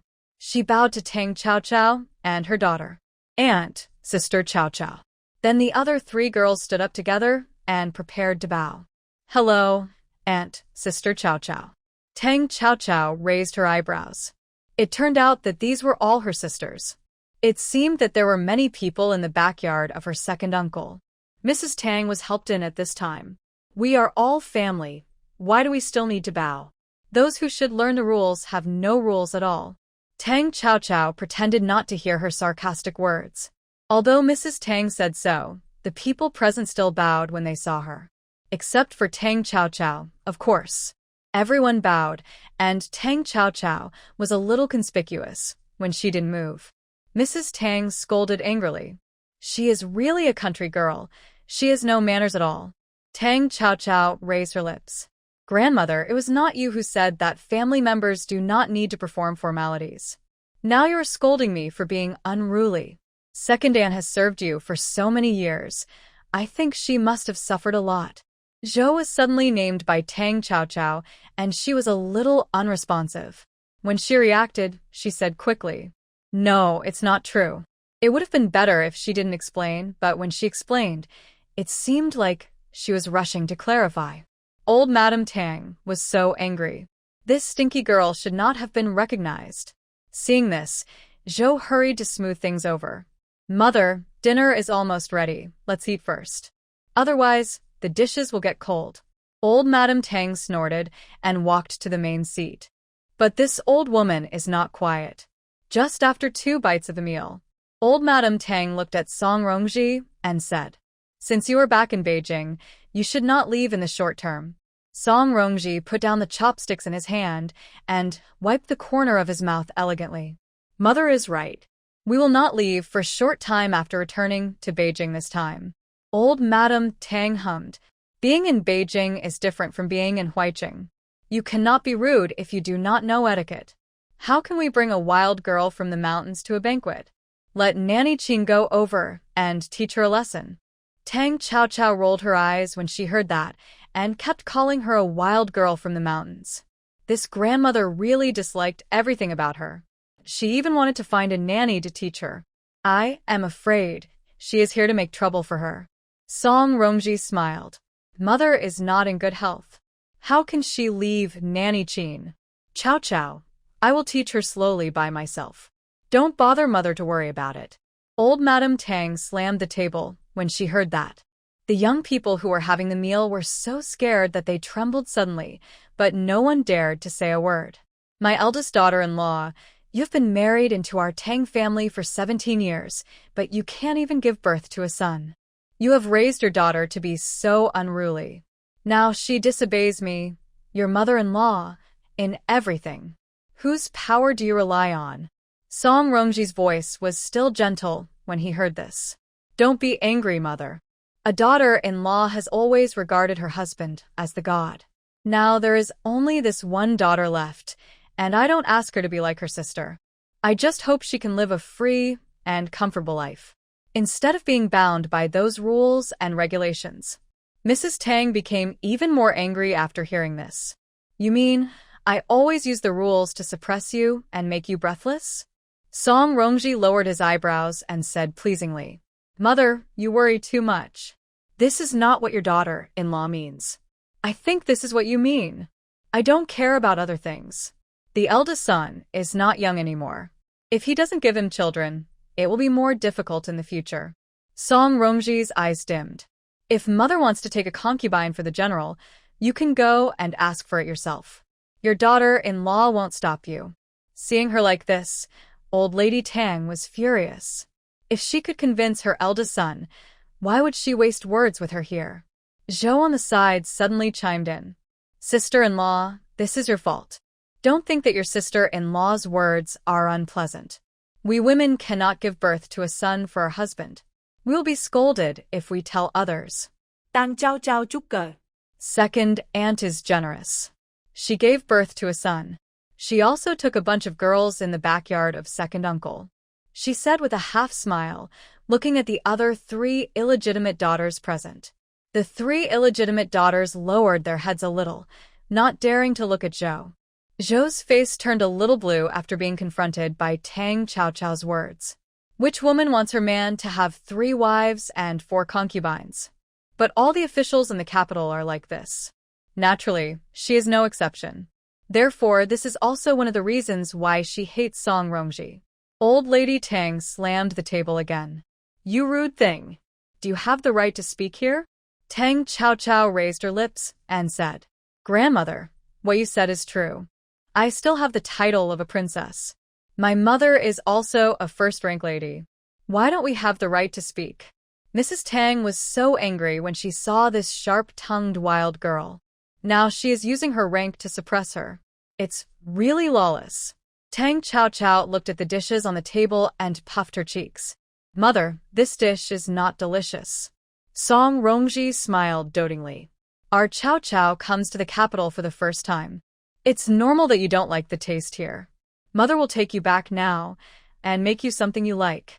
Tang Chao grinned and helped Song Rongji stand up. Song Rongji bowed to Mrs. Tang. "Mother, Chao can't get used to these dishes for a while, so your daughter-in-law will take her back first." Mrs. Tang slapped her chest in anger. Rebellion! Rebellion! That night, after Tang Chao had dinner at Song Rongji's place, a maid came to call Tang Wu and Song Rongji away. The maid's words implied that just now at the dinner table, the mother and daughter had made the old lady very angry. Now, the court doctor has gone. The general is asked to take the lady to see a doctor immediately. Song Rongji smiled when he heard it. Cao Cao, you go back to the courtyard first. Tang Cao Cao also wanted to go and see a doctor, but she was stopped by Tang Wu. Although the old lady was wrong, if she was really off to death by his daughter, it would be a loss. Tang Cao Cao was driven back to the courtyard. As soon as she entered the courtyard, she realized something was wrong. In addition to Jian Xue and a few maids who were cleaning the yard, there was also a person with martial arts skills. She pretended not to notice anything and went straight into the house. As soon as the door was closed, a figure knelt in front of her. Meet the second Miss Tang. Isn't this the guard beside Prince Lin who shouted at her last time? Is this his prince's illness recurring? Abe looked at Tang Cao Cao, who was sitting lazily on the stool. I misunderstood you last time, and I am here this time to make up for my blind behavior at that time. From now on, Miss can order me to do anything. Tang Cao Cao raised her eyebrows when she heard this. Did your master ask you to come? Abai nodded. Yes. Tang Cao Cao asked again. What's your name? Abai replied. Miss, please call me Abe from now on. If you want to give me a new name, you can. Tang Cao Cao was speechless. Is there another person named Ah Dong around your master? Abai asked in surprise. How would Miss know? Ah Dong did not accompany the prince to Huaiqing this time. How did Miss Tang know? Tang Cao Cao pouted. East, south, west, north, and south. Aren't you three just missing a dong? Go back. I don't need you here. Tang Cao Cao didn't look at Abe again. She poured herself a glass of water. Abe didn't get up, let alone leave. Second miss, please keep me. I'll be useful to you. Tang Cao Cao raised her eyebrows. You know medicine, but not as well as me. You know martial arts, but not as well as me. Give me a reason to keep you. Abe was hurt because Tang Cao Cao was telling the truth. Second miss is indeed powerful, but there are limits to what a person can do. I can be your third hand, and you can leave anything that is inconvenient to do to me. Tang Cao Cao's fair hands slowly stroked the porcelain cup in her hand. You rewrite. If you really want to stay, I'll give you a chance. Go and Taixia Tingyao out of the Prime Minister's mansion. Abe took the order without hesitation and disappeared into the room. Tang Cao Cao stared at the door in a daze. Did Prince Lin give Abe to her just to apologize?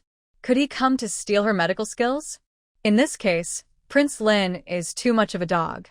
Apologizing openly but stealing skills secretly? After Abe left, he went straight back to Prince Lin's mansion. He reported to the prince all the things that Miss Tang had assigned to him. Prince Lin looked up at him. His voice was light and without any emotion. Since you have been given to her, you don't need to report to me what she wants you to do. Abe was still a little dazed when he walked out of the study. He saw Anan coming towards him. Did the prince really send me out? Anan said calmly. Abe wanted to say something to refute. Then he heard Anan say, Abe, the prince always keeps his word. Since you have been given to Miss Tang, you should do things for her well. Maybe one day you will have a chance to come back. Abe was silent. In the study, Prince Lin looked at the flickering candlelight in a trance. Kidnapping the daughter of the Prime Minister's mansion. Is the little nun ready to stir up a hornet's nest as soon as she arrived in the capital? Tang Cao Cao had a good sleep. Just about to get up. Then she found a person kneeling behind the screen in front of the bed. She spoke lazily. Is it done? Abe replied. Yes, the person has been detained in a secluded place. Not bad efficiency. Let's keep him for now. As for that person, lock him up first. Yes. Tang Cao Cao casually put on her coat and sat up. I can't keep men in my room. Do you know what to do? Abe replied after hearing that. Miss, don't worry. I will hide in the dark on weekdays. If you have any instructions, just call me directly. This is convenient. Tang Cao Cao nodded to indicate to Abe that he could leave first. Before Abe left, Jian Xue came in with toiletries. Seeing Tang Cao Cao sitting barefoot on the edge of the bed, she immediately put down the things in her hands and walked over quickly. While putting shoes on Tang Cao Cao, she said, Second miss, it's winter now, you will easily catch a cold like this. Tang Cao Cao was actually not used to being served by others. Faced with the little girl's concern, she did not stop it. How can you be so delicate? After washing up, Tang Chao prepared to have breakfast in Song Rongji's yard. Jian Xue said hurriedly, "Second miss, the eldest lady is meeting guests in the front hall. Breakfast has been prepared for you in the small kitchen." Meeting guests early in the morning, Tang Chao was a little curious. "Do you know who it is?" Jian Xue only heard the servants mention it and didn't know who it was. "I don't know, but I heard from the servants that it was a nobleman." "Nobleman?" Tang Chao didn't say anything else, but asked Jian Xue to deliver breakfast. Front hall. Song Rongji looked at the handsome man in front of him. She said calmly, "The general is seriously ill, and I am worried that he'll be sick to you, so it is inconvenient to meet. Please forgive me, Your Highness." Prince Murongbo had a gentle smile on his face, and his words and deeds were quite decent. There was no trace of the day when he hugged Emperor Kong Jian's thigh in the imperial study. "Madam General, you are too kind. I should have come yesterday, but I changed the visit to today, considering that General Tang was ill and tired from the journey." As he spoke, he glanced at the servants he brought with him. Then someone brought a lot of gift boxes. Crown Prince Murongbo said in a gentle voice, "Father has always been thinking about General Tang, but now that he is ill, it is not convenient for him to come to visit in person. So he asked me to bring some medicinal supplements." Song Rongji quickly stood up and bowed. "Your Highness, you are too kind. I would like to thank Your Majesty on behalf of the general for his kindness. When the general feels better, he will come to the palace to thank you in person." Crown Prince Murongbo waved his hand. "Madam General, there is no need to be so polite. If it weren't for the misfortune of your daughter, you would be my mother-in-law now. It's a pity that I don't have this blessing."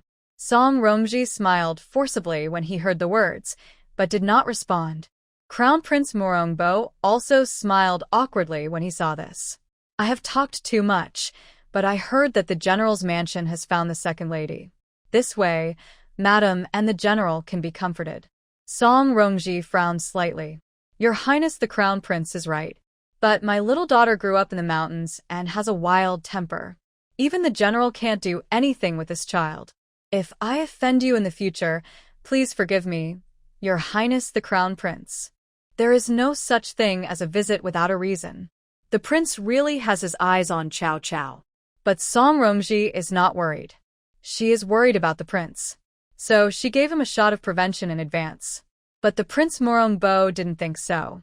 "Madam General, don't worry. I will only take good care of the second Lady Tang in the future and won't bother with her." Song Rongji couldn't talk anymore. "In that case, thank you, Your Highness the Crown Prince. Today's hospitality." But she hasn't finished her words. The Crown Prince Murong interrupted her.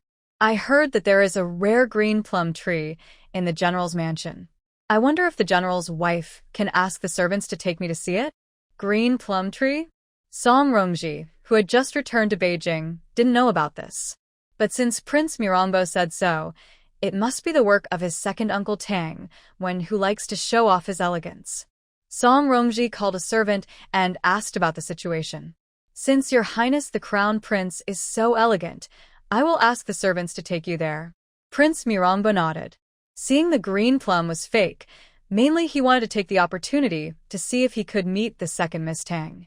Tang Chao didn't know that Prince Murongbo couldn't wait to see her. Tang Yuntao from the second room was surprised and happy to learn that the prince was coming to her yard to appreciate the green plums. She immediately asked the maids to change her beautiful dresses. The whole yard was busy. Tang Yuntao was glad that her father transplanted the green plum tree. She thought it was beautiful and acted like a spoiled child for a long time. Only then did Tang agree to plant the tree in his yard. Tang Chao left the house after breakfast. She calculated the day and had to go to give Prince Lin a second course of treatment. When Song Rongji came back and learned that his daughter had left the house, he didn't say anything. Crown Prince Murongbo was led by someone to walk in the backyard of the general's mansion. He looked around in many places, but didn't find the person he was looking for. After a while, he was led to the destination. Looking at the gate of the small courtyard, there was a pretty woman kneeling at the head. He subconsciously thought that this was Tang Chao. He was delighted and stepped forward and said gently, Is this the second lady of the general's mansion? After Tang Wu's family returned to Beijing, Tang Wen's family was originally the second branch.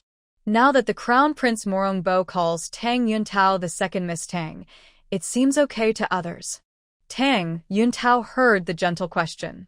She raised her head shyly. Her cheeks were already lightly powdered.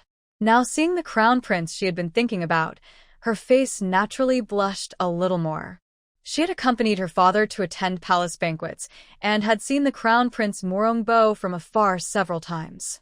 Not only was she outstanding in appearance, but she was also deeply loved by the current emperor, and her status was even more noble as the Crown Prince.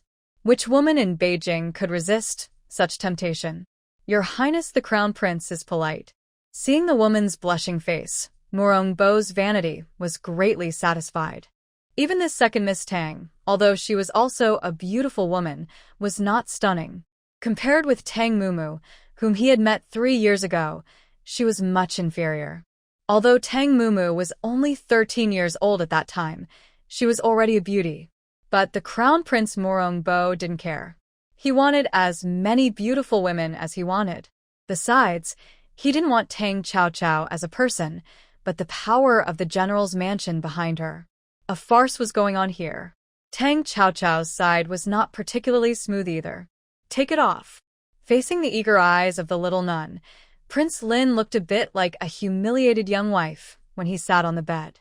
He almost doubted whether this girl was a girl. She actually asked him to take off his underwear. Anan stood aside. He wanted to discuss with Miss Tang whether they could treat the prince in a different way. But Tang Cao's attitude made him swallow what he wanted to say. He looked at his own prince, who pursed his lips and said nothing with some sympathy. Prince Lin finally said, "Do you have to take it off?" Tang Cao rolled her eyes. "If you are not afraid that I will pierce the wrong needle, or if you don't want to stand up, I don't care." She put away her needle bag directly. As he suddenly exclaimed, "Annie, are you saying that the prince can still stand up?" Tang Cao looked at the 3 fiery eyes that suddenly shot over. He tilted his head in a strange way.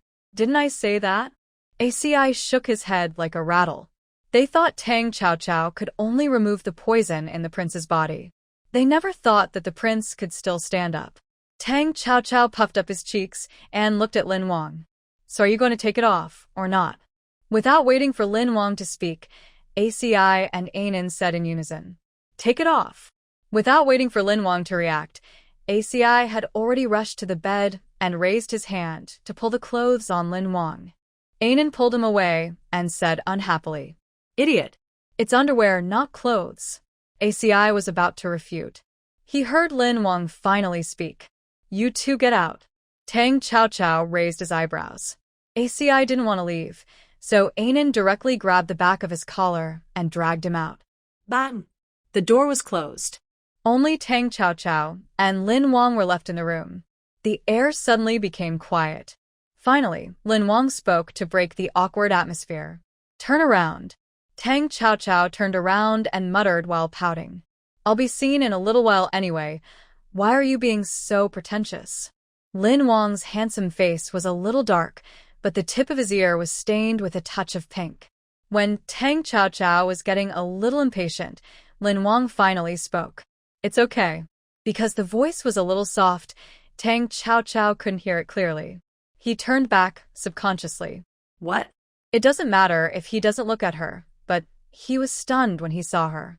It is said that beauty is a disaster. The girl in front of him had loose clothes, slender, white and strong legs, half covered and half exposed to the air. With that beautiful face, Tang Cao said, "Let alone women. I'm afraid that if a man saw this scene, it would be difficult to control himself, right?" Lin Wang didn't look at the expression on Tang Cao's face. He felt a warm little hand caressing his legs. His legs were sensitive, and because of the poisoning, they were more sensitive than ordinary people. This also caused his legs to hurt the most every time the poison attacked him. There was no sound of talking, only a dense tingling sensation in his legs. Prince Lin then turned his head to look over. He found that the little girl was carefully inserting the needle. It seemed that she had sensed something. Tang Cao suddenly turned her head and looked at him. It may be a little painful, just bear with it.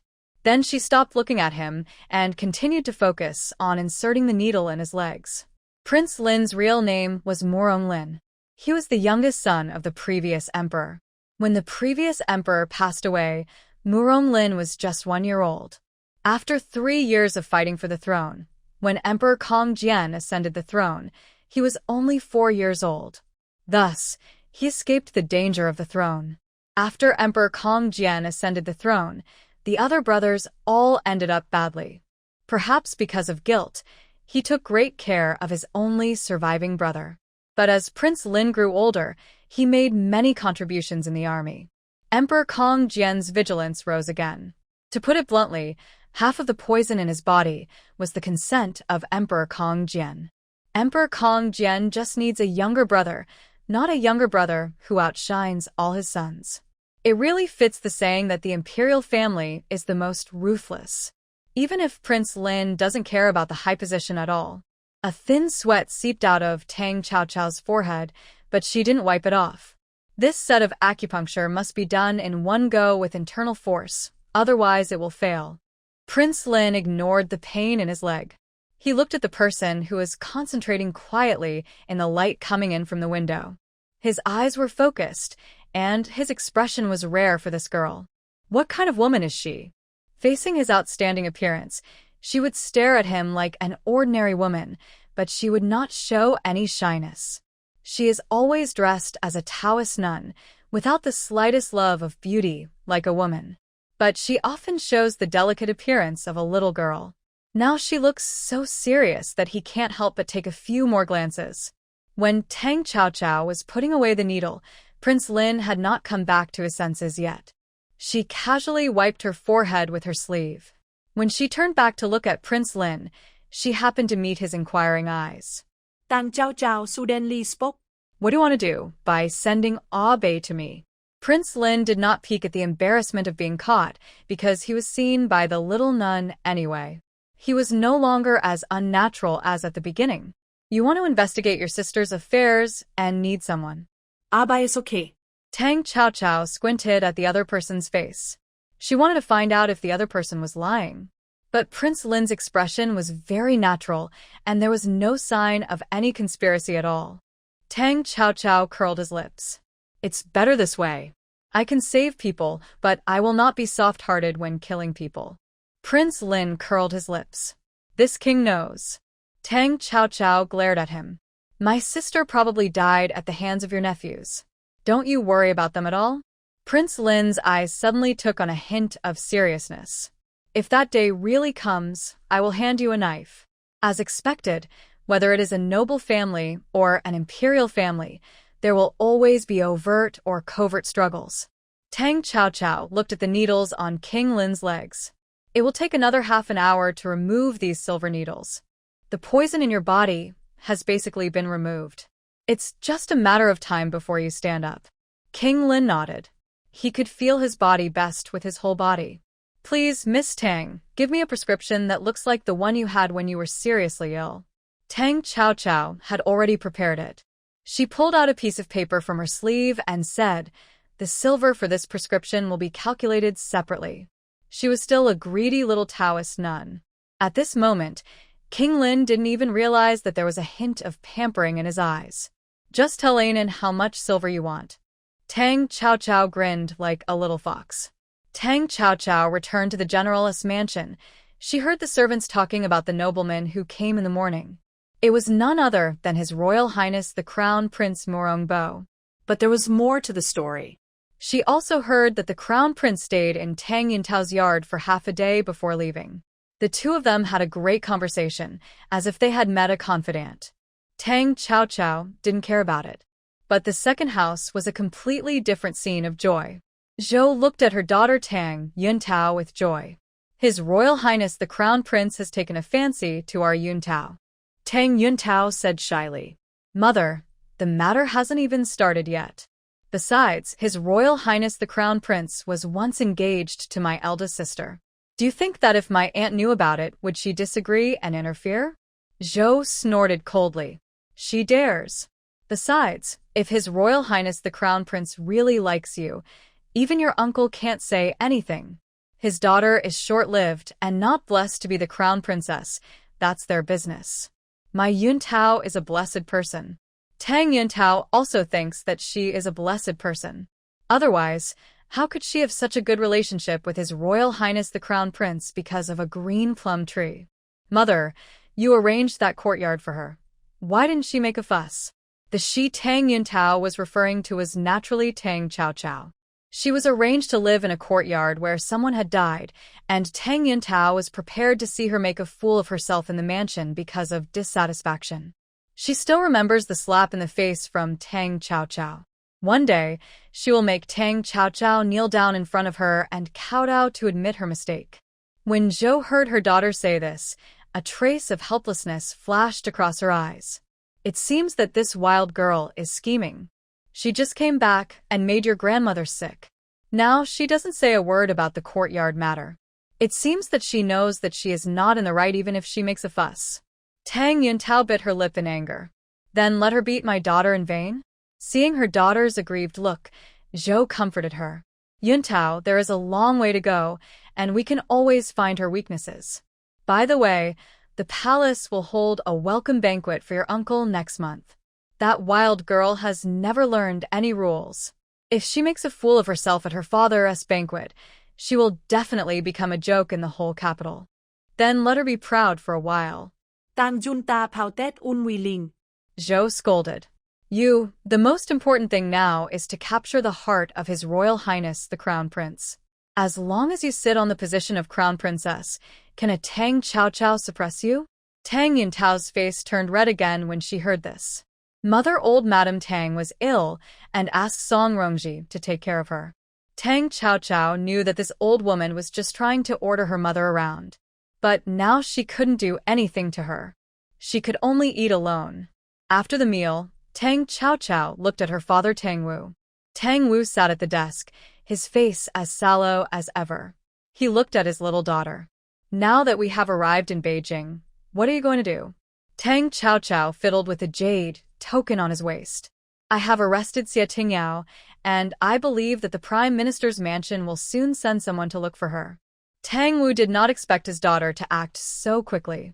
They had just returned to Beijing, and they had already arrested the first suspect. You want to interrogate her? Tang Chaochao not dead. Of course I have to interrogate her, but there is no rush. The Prime Minister's mansion lost a legitimate daughter, so they dare not publicize it. They will only send people to look for her secretly. After all, if this matter gets out, I am afraid that no one will dare to marry the Prime Minister's daughter in the future. Tang Wu pondered for a while and said, It's better to let them worry for a few days. Tang Chaochao gỡ tin. If it is really them who did it, then I will hang Xie Tingyao's head at the door of the Prime Minister's mansion. For the first time, Tang Wu discovered that his daughter had such a strong murderous aura. But if it were him, he might do the same. Go ahead and do it. I'm not afraid of a big fuss. Tang Chaochao stood up and walked to Tang Wu, patting her father's shoulder unceremoniously. Don't worry, old man Tang. I'll do what you can't do. You have your difficulties, but I don't have any difficulties. Tang Wu glared at her unhappily. Stinky girl, your life is just as important as avenging your sister. Tang Chaochao raised her lips. Got it. After she said this, she left the study. Tang U sai. He wanted to risk it all and avenge his daughter. But there were too many people and things involved. It was exactly what Tang Chaochao expected. The Prime Minister's mansion lost a legitimate daughter, but they didn't dare to make it public, but sent a large number of people to look for her. After searching for 3 days in a row, they couldn't find Xie Tingyao's whereabouts. Just when they were about to hide it, Tang Chaochao heard from Bei. The Prime Minister's mansion claimed that Xie Tingyao was sick and was sent to the farm to recuperate. Tang Chaochao curved his lips. Let's go, take me to meet this Miss Xie. Bei took the order and took Tang Chaochao to a farm in the suburbs. This is the prince's property, and no one dares to come here to search. The prince said that no matter what the lady wants to do, the property under his name can make way for the lady. Tang Chaochao not dead. Prince Lin seemed to be a good partner. At least in Beijing, with him, He could save a lot of trouble. Tang Xiaoqiao walked into a dim room. A blindfolded woman was tied to a wooden chair there. Xia Tingyao had fallen asleep, and she woke up subconsciously when she heard the footsteps. She had been locked up here for several days in a row. Except for eating, drinking water, and going to the toilet, almost no one paid attention to her. She was now a frightened bird. Xia Tingyao shook her body in panic. She opened her mouth to make a sound, but something was stuffed in her mouth, so she could only make a whimpering sound. Tang Xiaoqiao glanced at Abe. Abe went straight forward and tore the thing out of the other's mouth. Xia Tingyao screamed immediately. "Help! Who are you? Do you know who I am? Do you want to die?" Tang Xiaoqiao asked 3 questions at once, which made her lips curled in a playful way. Xia Tingyao is the eldest daughter of the Prime Minister's mansion. Her cousin is the current 3rd prince, and her aunt is the current concubine Jing. Am I wrong? Xia Tingyao was stunned, and she said in a trembling voice, "How dare you? Dare to kidnap you?" Tang Xiaoqiao helped her finish the rest of the words, and then said, "Miss Xia may not know that I dare not only to arrest you, but also to kill you." He also tore off the black cloth on the other's eyes. Xia Tingyao squinted her eyes instinctively, and she took a long time to see the person in front of her clearly. The woman dressed as a Taoist nun had a face very similar to that woman. "That Mumu," the words blurted out, heard by Tang Xiaoqiao, made her lips curled. "It seems that Miss Xia knows my elder sister, so things are simple." Xia Tingyao didn't understand what Tang Xiaoqiao was saying. She had only seen Tang Mumu a few times, and 3 years had passed. She was able to recognize her at a glance because she was amazed by Tang Mumu at a banquet 3 years ago. "What do you want to do?" Looking at Tang Xiaoqiao's half-smiled face, Xia Tingyao was inexplicably scared. Tang Xiaoqiao got straight to the point. "Miss Xia sent people to Huairen to confirm my sister's life and death, and now she's asking me what I want to do?" Xia Tingyao was confused. When had she ever sent people to Huairen? And what did Tang Mumu's life and death have to do with her? Tang Xiaoqiao didn't look at the confusion in her eyes. There is a kind of people in this world who are very good at acting, especially those women who grew up in the backyard in Beijing. Tang Xiaoqiao took out the cloth bag containing the ox hair needles again. She slowly opened it, revealing 36 tiny ox hair needles inside. "This is the thing that killed my elder sister, so Miss Xia should also have a taste of it." Xia Tingyao's aunt is the concubine Jing in the Deep Palace, so she naturally knows this thing. Having said that, Xia Tingyao is more beautiful than Su Luoan. Her eyebrows and eyes are delicate, and even if she is covered with dust, it is not difficult to see that she is a noble lady who has been raised in pampering. Now her face is pale, and she looks a bit pitiful. "You can't do this. I am the daughter of the Prime Minister. You are abusing private punishment by doing this." "Tang Zhao Zhao Ge Din." "Miss Xia, don't worry. The biggest advantage of this little thing is that it can make people suffer from excruciating pain without showing any scars.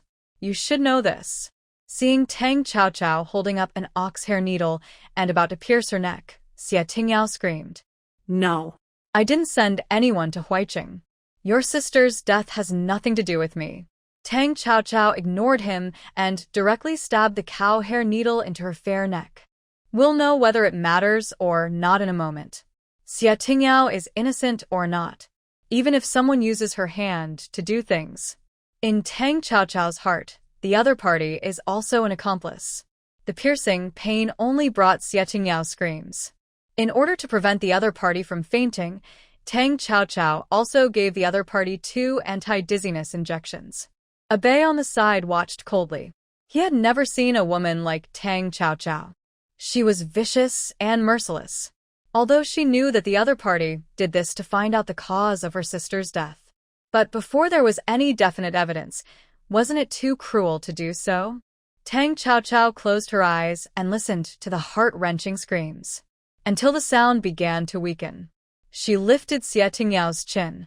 "Miss Xia, if you don't want to continue, you'd better tell the truth." Xia Tingyao's face was twisted with pain, but she was still conscious. What disappointed Tang Xiaoqiao was that even so, the other party still bit her to death and said that she knew nothing. Tang Chao loosened the hand that was pinching Xie Tingyao's chin. He said to Abe, "Get a maid named Shihong next to Miss Xie." Abe took the order and left. Tang Chao sat in the dim room, looking at the weak Xie Tingyao. "Miss Xie, don't worry. Wait for your maid to come. I will know the truth of your words as soon as I ask." Xie Tingyao cursed in her heart. "If you want to confront, you should have confronted earlier. I said I wanted to confront after the piercing, which is obviously torturing people. It is much easier to catch a maid than Xie Tingyao." It took more than an hour for Bei to tie the person back. He threw the person directly in front of Tang Chao. Tang Chao looked at the unconscious maid and raised his hand to give her 2 needles. The maid woke up slowly. She was still at a loss. She found her missing young lady tied to a wooden chair. When she turned around, she met a pair of beautiful yet captivating eyes. Tang Chao looked at the panicked Shihong coldly. A cold sword was directly placed on the other's neck. Shihong was trembling with fear. At the same time, she murmured, "What do you want to do?" Tang Chao pressed the sword in his hand on Shihong's shoulder again. "Who asked you to order Su Luoan to go to Huaiqing and confirm the life and death of the eldest lady of the Tang family?" Shihong heard this and subconsciously dodged a little. Tang Chao hooked his lips. "It doesn't matter if you don't say it. I will hang your head directly at the door of the Prime Minister's mansion. Give your master a warning." Xie Tingyao also spoke at this time. "Shihong, did you really do it? Who asked you to do it? Tell me quickly." Shihong bit her lip and did not say that it was her young lady who instructed her. But she did not give out other people. Tang Chao has always been impatient. She raised her sword and slashed it. She cut off a piece of flesh from Shihong's arm. Because it was winter, the cotton material on her arm fell to the ground with the piece of flesh. Ah! Shihong's scream exploded in the dim room. Xie Tingyao was stunned as she looked at the scene of blood flowing non-stop. Tang Chao raised the sword again. "If you don't tell me, I will cut off your flesh piece by piece first." Shihong was scared. She wanted to cover the bleeding wound, but it hurt so much that she shivered. "Miss, save me." It was ridiculous that the other party was pinning their hopes on Xie Tingyao, who was also in danger. Xie Tingyao had already suffered once because of the maid. How could she still plead for her? "Shihong, tell me what you know." Xie Tingyao actually wanted to say, "Dog, tell me what you know. I don't want to be implicated by you again." Shihong's face was full of tears, and she didn't know whether it was because of pain or fear. She looked at the sword raised by Tang Chao. Finally, she said, "It was the eunuch next to the third prince who asked me to do this." Tang Chao curled his lips. "What's the name of the eunuch?" Shihong replied tremblingly. "It's Xiao Liuzi." She got the answer she wanted. Tang Chao didn't hesitate anymore and chopped off Shihong's head with a knife. Xie Tingyao screamed in return. Shihong's eyes widened with an unbelievable look. "Hang her head at the door of the third prince's mansion." Bei thought that Tang Chao was too arrogant to do this. He wanted to persuade him, but Tang Chao didn't give him a chance. "Miss Xie, although you don't know, you are derelict in your duty for not managing your maid. Let's take today's incident as a lesson." Xie Tingyao bit her lip and said nothing. Although she hated Tang Chao for what he did to her, she still needed to return to the Prime Minister's mansion safely. Tang Chao saw the hatred in her eyes. But she didn't care. She is not the elder sister who can be manipulated by them. The next day, a big event happened in the capital. A bloody head was hung at the gate of the third prince's mansion. At the same time, the Prime Minister entered the palace and directly reported General Tang Wu, who had just returned to the capital. He said that he allowed his daughter to commit crimes and kidnapped his eldest daughter, Xie Tingyao. He also tortured his daughter. Such disregard for the law must not be tolerated. Therefore, Tang Wu and Tang Chao, who looked pale, were summoned to the palace. The father and daughter left. Mrs. Tang, who got the news right after, was furious. She called Song Rongji and scolded him. "She is really a shabby thing. She is going to kill our Tang family. If His Majesty doesn't blame her, you should send her back to Huaiqing as soon as possible." "No, send her back to the mountains." Our Tang family can't tolerate such lawless and unfilial descendants like her. Mrs. Tang didn't like Tang Chao. Now that she has caught the handle, she will naturally get rid of it once and for all. Zhou on the side also added fuel to the fire. Sister-in-law, you can't protect Chao this time. She has committed such a heinous crime. If His Majesty blames her, how do you want us in the Tang family to deal with it? Song Rongji sneered. This matter has not been decided yet. Besides, Chao must have a reason for doing this. Aren't mother-in-law and sister-in-law too anxious? Seeing her like this, Mrs. Tang was so angry that she grabbed the teacup beside her and smashed it directly into Song Rongji's face. Tang Chao followed her father into the palace and entered the imperial study. As soon as she entered, she saw a middle-aged man in official uniform kneeling there. Seeing Tang Wu coming in, the other party glared at Tang Wu fiercely. Tang Wu looked sick and was about to kneel down. Emperor Kong Jian, who was at the top, said hurriedly, "My dear, you are still sick, so don't bow. Come. Take a seat." Tang Wu hurriedly bowed his hands to express his gratitude. As for Tang Chao, she didn't bow either. She just stood behind her father. Such a disrespectful act. It seemed that Prime Minister Xia Zhua had caught a handle. You arrogant child, you don't even kneel when you see the current emperor? General Tang really gave birth to a good daughter. Tang Wu didn't say anything, he coughed twice. Tang Zhao ge din. Father, who is this man? He must hold a high position, right? My daughter didn't kneel, and your majesty hasn't said anything yet. But he started to lecture my daughter first. If you don't know, you would think he is the emperor? Xia Zhua got anxious when he heard this. But he didn't have to explain anything. Tang Wu scolded him. Don't talk nonsense. How can you say such things? After pretending to lecture his daughter, Tang Wu bowed to Emperor Kong Jian and said, Your Majesty, please forgive me. My daughter grew up in the mountains and doesn't know any rules. When I recover from my illness, I will teach her well. Emperor Kong Jian laughed. My dear minister, you are too kind. You are not in good health, and I shouldn't have called you here. But something big happened in Prime Minister Xia's family, and it happened to be related to your daughter. So I had to let you go to the palace. Tang Chao mentioned himself during the audience, and immediately stepped forward and said, Your Majesty, I pay my respects to you. Please forgive me. Just now, this gentleman accused me of not kneeling. It was really unfair to me. Emperor Kong Jian smiled when he heard this, as if he was interested. Then tell me, why don't you kneel? Tang Chao pulled off the jade pendant from her waist and said, Your Majesty, this is the jade pendant of the late emperor that my father gave to me because he thought I had not been around since I was a child. I heard that those who have this jade pendant do not need to kneel when they meet anyone. I don't know whether it is true or not, so I tried it. Emperor Kong Jian saw the jade pendant, looked at Empress Wu meaningfully, and then disappeared quickly. You are right. With this jade pendant, you really don't need to salute me. Tang Chao's eyes lit up when he heard this. It really works. The coquettishness of a little girl was brought out to the fullest by her. Xia Zhua, who was kneeling alone, was so angry that his teeth were almost broken. Your Majesty, please help me. General Tang relied on his military achievements and disregarded the law.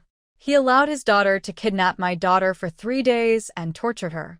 He didn't take my position as Prime Minister seriously.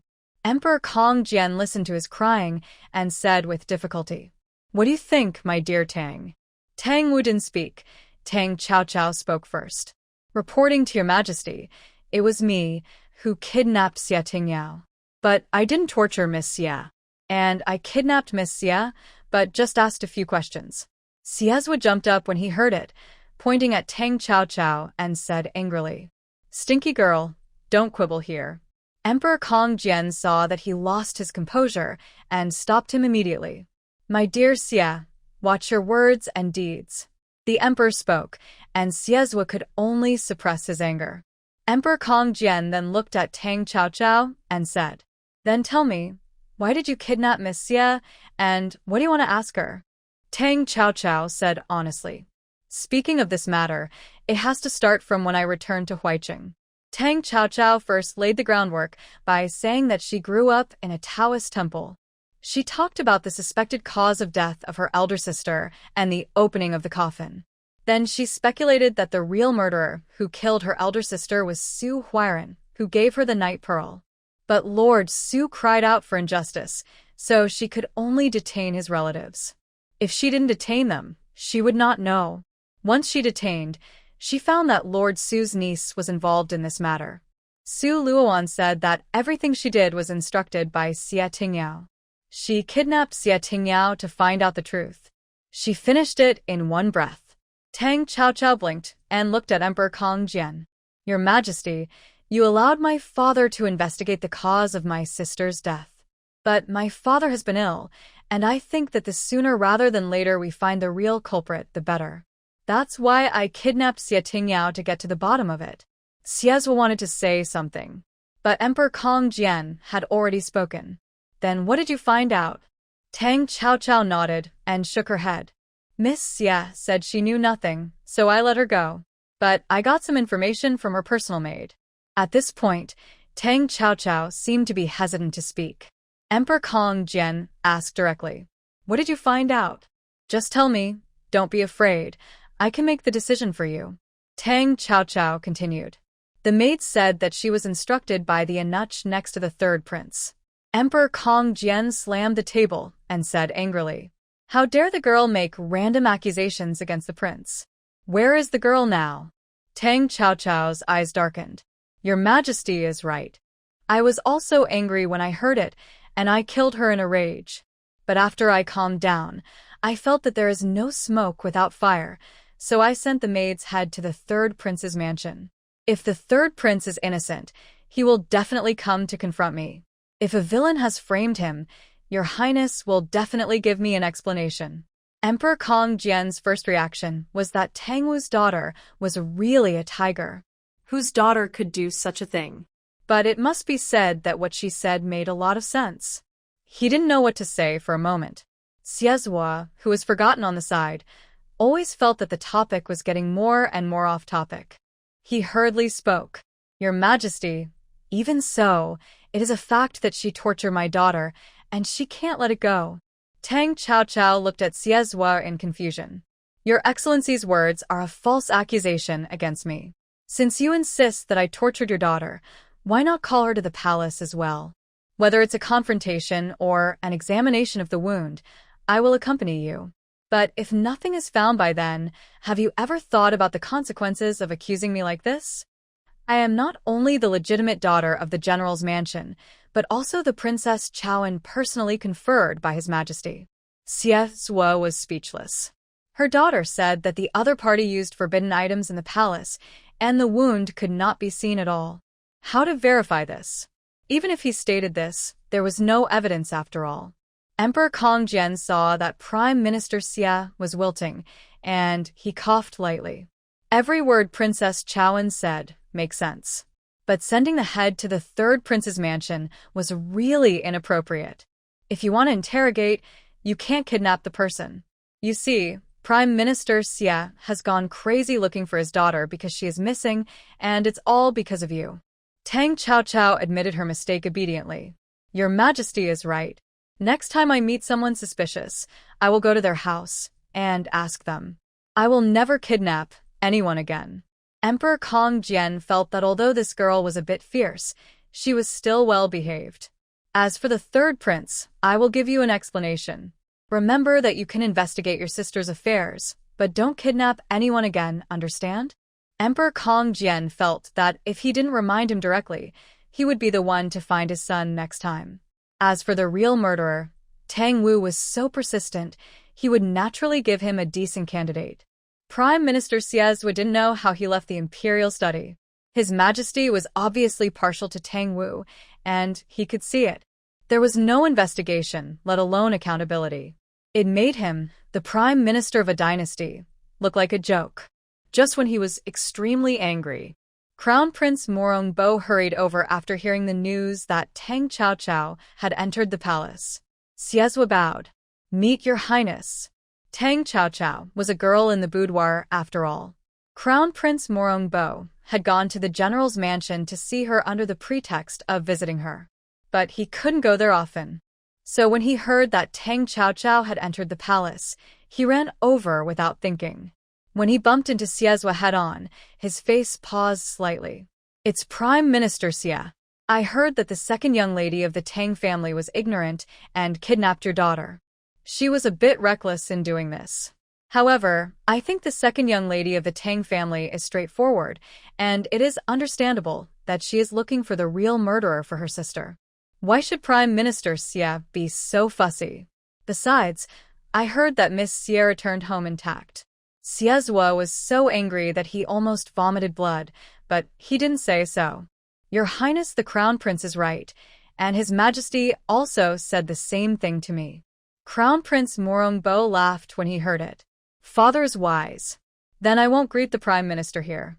Looking at the Crown Prince who turned and left, Xie clenched his fists. Just wait and see. Crown Prince Morongbo was still late. When he arrived at the imperial study, Tang Qiaoqiao and Tang Wu had already left.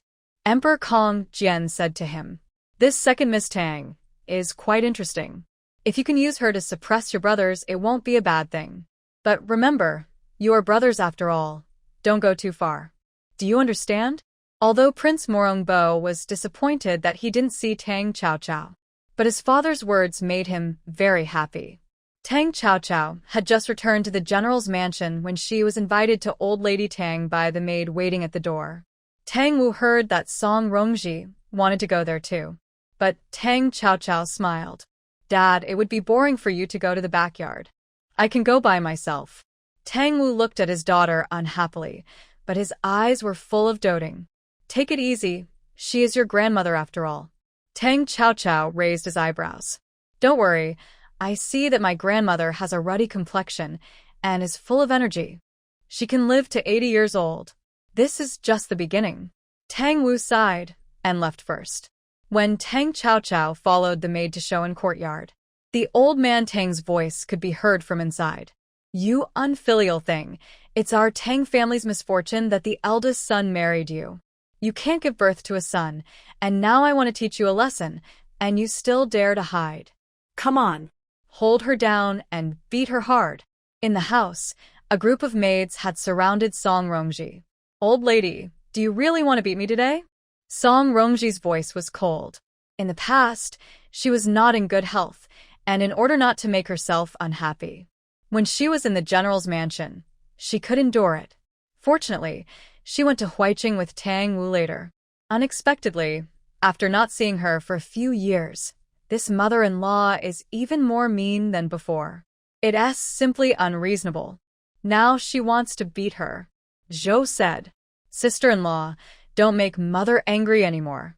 Mother is also for the good of our Tang family. Your daughter is simply too unreasonable. It's better to send her away as soon as possible." Song Rongji's knife-like eyes have fallen on Zhou's face. "As long as I am here, no one can send Qiaoqiao away. If the old lady insists on this, my daughter-in-law will take Qiaoqiao back to her grandparents' home. After all, my father still has the title of Duke. With him around, he will definitely protect my daughter." Old Madame Tang's eyes widened with anger. "Are you using your mother's family to pressure me?" Song. "Tang Wu is still my son, and I must make him divorce you. Do you think he won't do it?" Song Rongji raised his chin slightly. "Old Madam, you can try." Old Madame Tang was so angry at her appearance that she slammed the table. "Why don't you hold down this disobedient and unfilial thing?" The maids received the order and rushed forward in an instant. At this moment, a figure suddenly appeared. Tang Zhao Zhao Sao Det. "I see who dares to touch my mother." All the maids subconsciously stopped. Facing Tang Qiaoqiao's cold eyes, they all took a few steps back. Old Madame Tang said angrily, "Little beast, do you have the right to speak here? Take her down and beat her up." Faced with the ferocious Tang Qiaoqiao, the maids finally chose to listen to the old lady's words. Tang Zhao Zhao's ne. She kicked the leading maid hard in the heart. The maid was Nanny Qin, who was beside the old lady. She covered her heart and screamed on the ground. Then the other maids were kicked out by Tang Qiaoqiao. Old Lady Tang was so angry that her hand pointing at Tang Chaochao began to tremble. You! Rebellious! Rebellious! Tang Chaochao grinned at the old lady. Grandma, I don't know what my mother did wrong that you even used private punishment, Zhou said while calming down Old Lady Tang. Chaochao, don't talk nonsense. Your grandmother is using family rules, not private punishment. Tang Chaochao said. Oh? When she heard it, whether it is family law or private punishment, there must be a reason. I can go to the government to sue you for your behavior. According to the laws of manhwa, anyone above the third rank who made a mistake cannot be punished without evidence, including family law. In the absence of an imperial edict, everything needs to be handled by the Dali Temple. So today, if Madame Tang really beat Song Rongji and couldn't explain why, Tang Chaochao could indeed sue her. Zhou is also from a famous family, so she naturally knows the law. However, all officials have family laws. If they beat someone, they beat him, and no one will tell anyone. They will not go to the government office to make trouble. There is a saying that family disgrace should not be made public. The most feared thing for an official family is rumors that are unfavorable to their family. Tang Yuntao, who was watching the show on the side, saw her mother being humiliated. She immediately jumped out and said, Grandmother is teaching your aunt a lesson because you don't know etiquette. Not only have you offended the Prime Minister's mansion, but you have also brought shame to our Tang family. Tang Chaochao's half-smiley eyes fell on the chattering Tang Yuntao. Tang Yuntao took a step back for no reason. She was a little flustered and grabbed Zhou's sleeve nearby.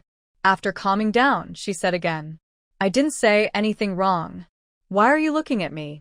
Tang Chaochao pinched her wrist. It seems that I didn't hit you lightly that day. Otherwise, how dare you jump around in front of me? When Tang Yuntao heard this, she immediately hid behind Zhou and stuck her head out. She was still unconvinced. Tang Chaochao, if you dare to hit me again, I will never let you go. Tang Chaochao ne? I want to see. Why don't you let me go? Zhou looked at Tang Chaochao, walking towards them step by step. She cast a look for help to Mrs. Tang. Mother, please take care of her. She dared to attack Yun Tao in front of you. Yun Tao is the one that caught the prince's eye. What if she gets hurt? Old Madame Tang heard this. Her expression darkened. She pointed at the people lying on the ground. Why don't you get up and hold this little beast? The maids on the ground lowered their heads and said nothing. Could they stop the second young lady with a skill? Tang Chaochao ignored old Madame Tang and approached Tang Yuntao step by step. Tang Yuntao, who was hiding behind Zhou, had begun to tremble. Old Madame Tang cursed. You little beast, you dare to do it in front of me. Tang Chaochao suddenly stopped and turned to look at old Madame Tang. Grandma, don't forget that I have the title of a princess after all. No one will say anything to me if I teach my cousin, who talks too much. Even if they do, I'm not afraid. After all, it's nothing compared to me daring to kidnap the daughter of the Prime Minister's mansion. But if you abuse private punishment and want to beat my mother, the news will get out. What will people outside say? What will my maternal grandparents think? After hearing this, Mrs. Tang's face changed drastically. She was so angry today that she wanted to beat Song Rongji. It's too late to regret now. What made her even more angry was that Tang Chaochao didn't take her grandmother, seriously at all. Tang Chaochao ignored the black and white look on Mr. Tang's face. Zhou protected her daughter behind her and scolded Tang Chaochao. If you dare to touch my Yuntao, the prince will not let you go. Prince? Tang Chaochao said playfully. Today I must see what the prince can do to me after I beat Tang Yuntao. Second aunt, I advise you to get out of the way. Otherwise, I will accidentally beat the wrong person, and you will accuse me of beating an elder, but I will not admit it. Zhou didn't believe that Tang Chaochao really dared to beat her, so she protected Tang Yuntao behind her. Tang Chaochao raised her lips. The silver needle in her sleeve flew out directly. Zhou felt her body soften, and she fell to the ground. Tang Yuntao hugged Zhou and said in panic, Mother, are you okay? But a shadow fell, making her look up involuntarily. It happened to meet Tang Chaochao's beautiful and clean face. Your mother will be fine, but you will be in trouble. Tang Yuntao used both hands and retreated repeatedly. Tang Qiaoqiao, you can't hit me. If you really hit me, you will definitely regret it. The prince will not let you go. Tang Zhao Zhao lauget sagastio. The prince came to the general's mansion once in total. The mother and daughter insisted that the prince had taken a fancy to Tang Yuntao. I don't know where their confidence came from. Besides, what about the prince? Ah. Along with Tang Yuntao's scream, a footprint appeared on her face instantly. That's right, it was Tang Qiaoqiao who stepped on it. When the mother and daughter walked out of Shoan courtyard, Tang Yuntao's crying was still behind them. Song Rongji said, with some worry, Qiaoqiao, if you do this, you will have a bad reputation in the capital in the future. Tang Qiaoqiao spread her hands indifferently. It doesn't matter, I don't care anyway. The two old people can't fight, so beating the younger one can also help mother vent her anger. Song Rongji didn't understand why his daughter did this.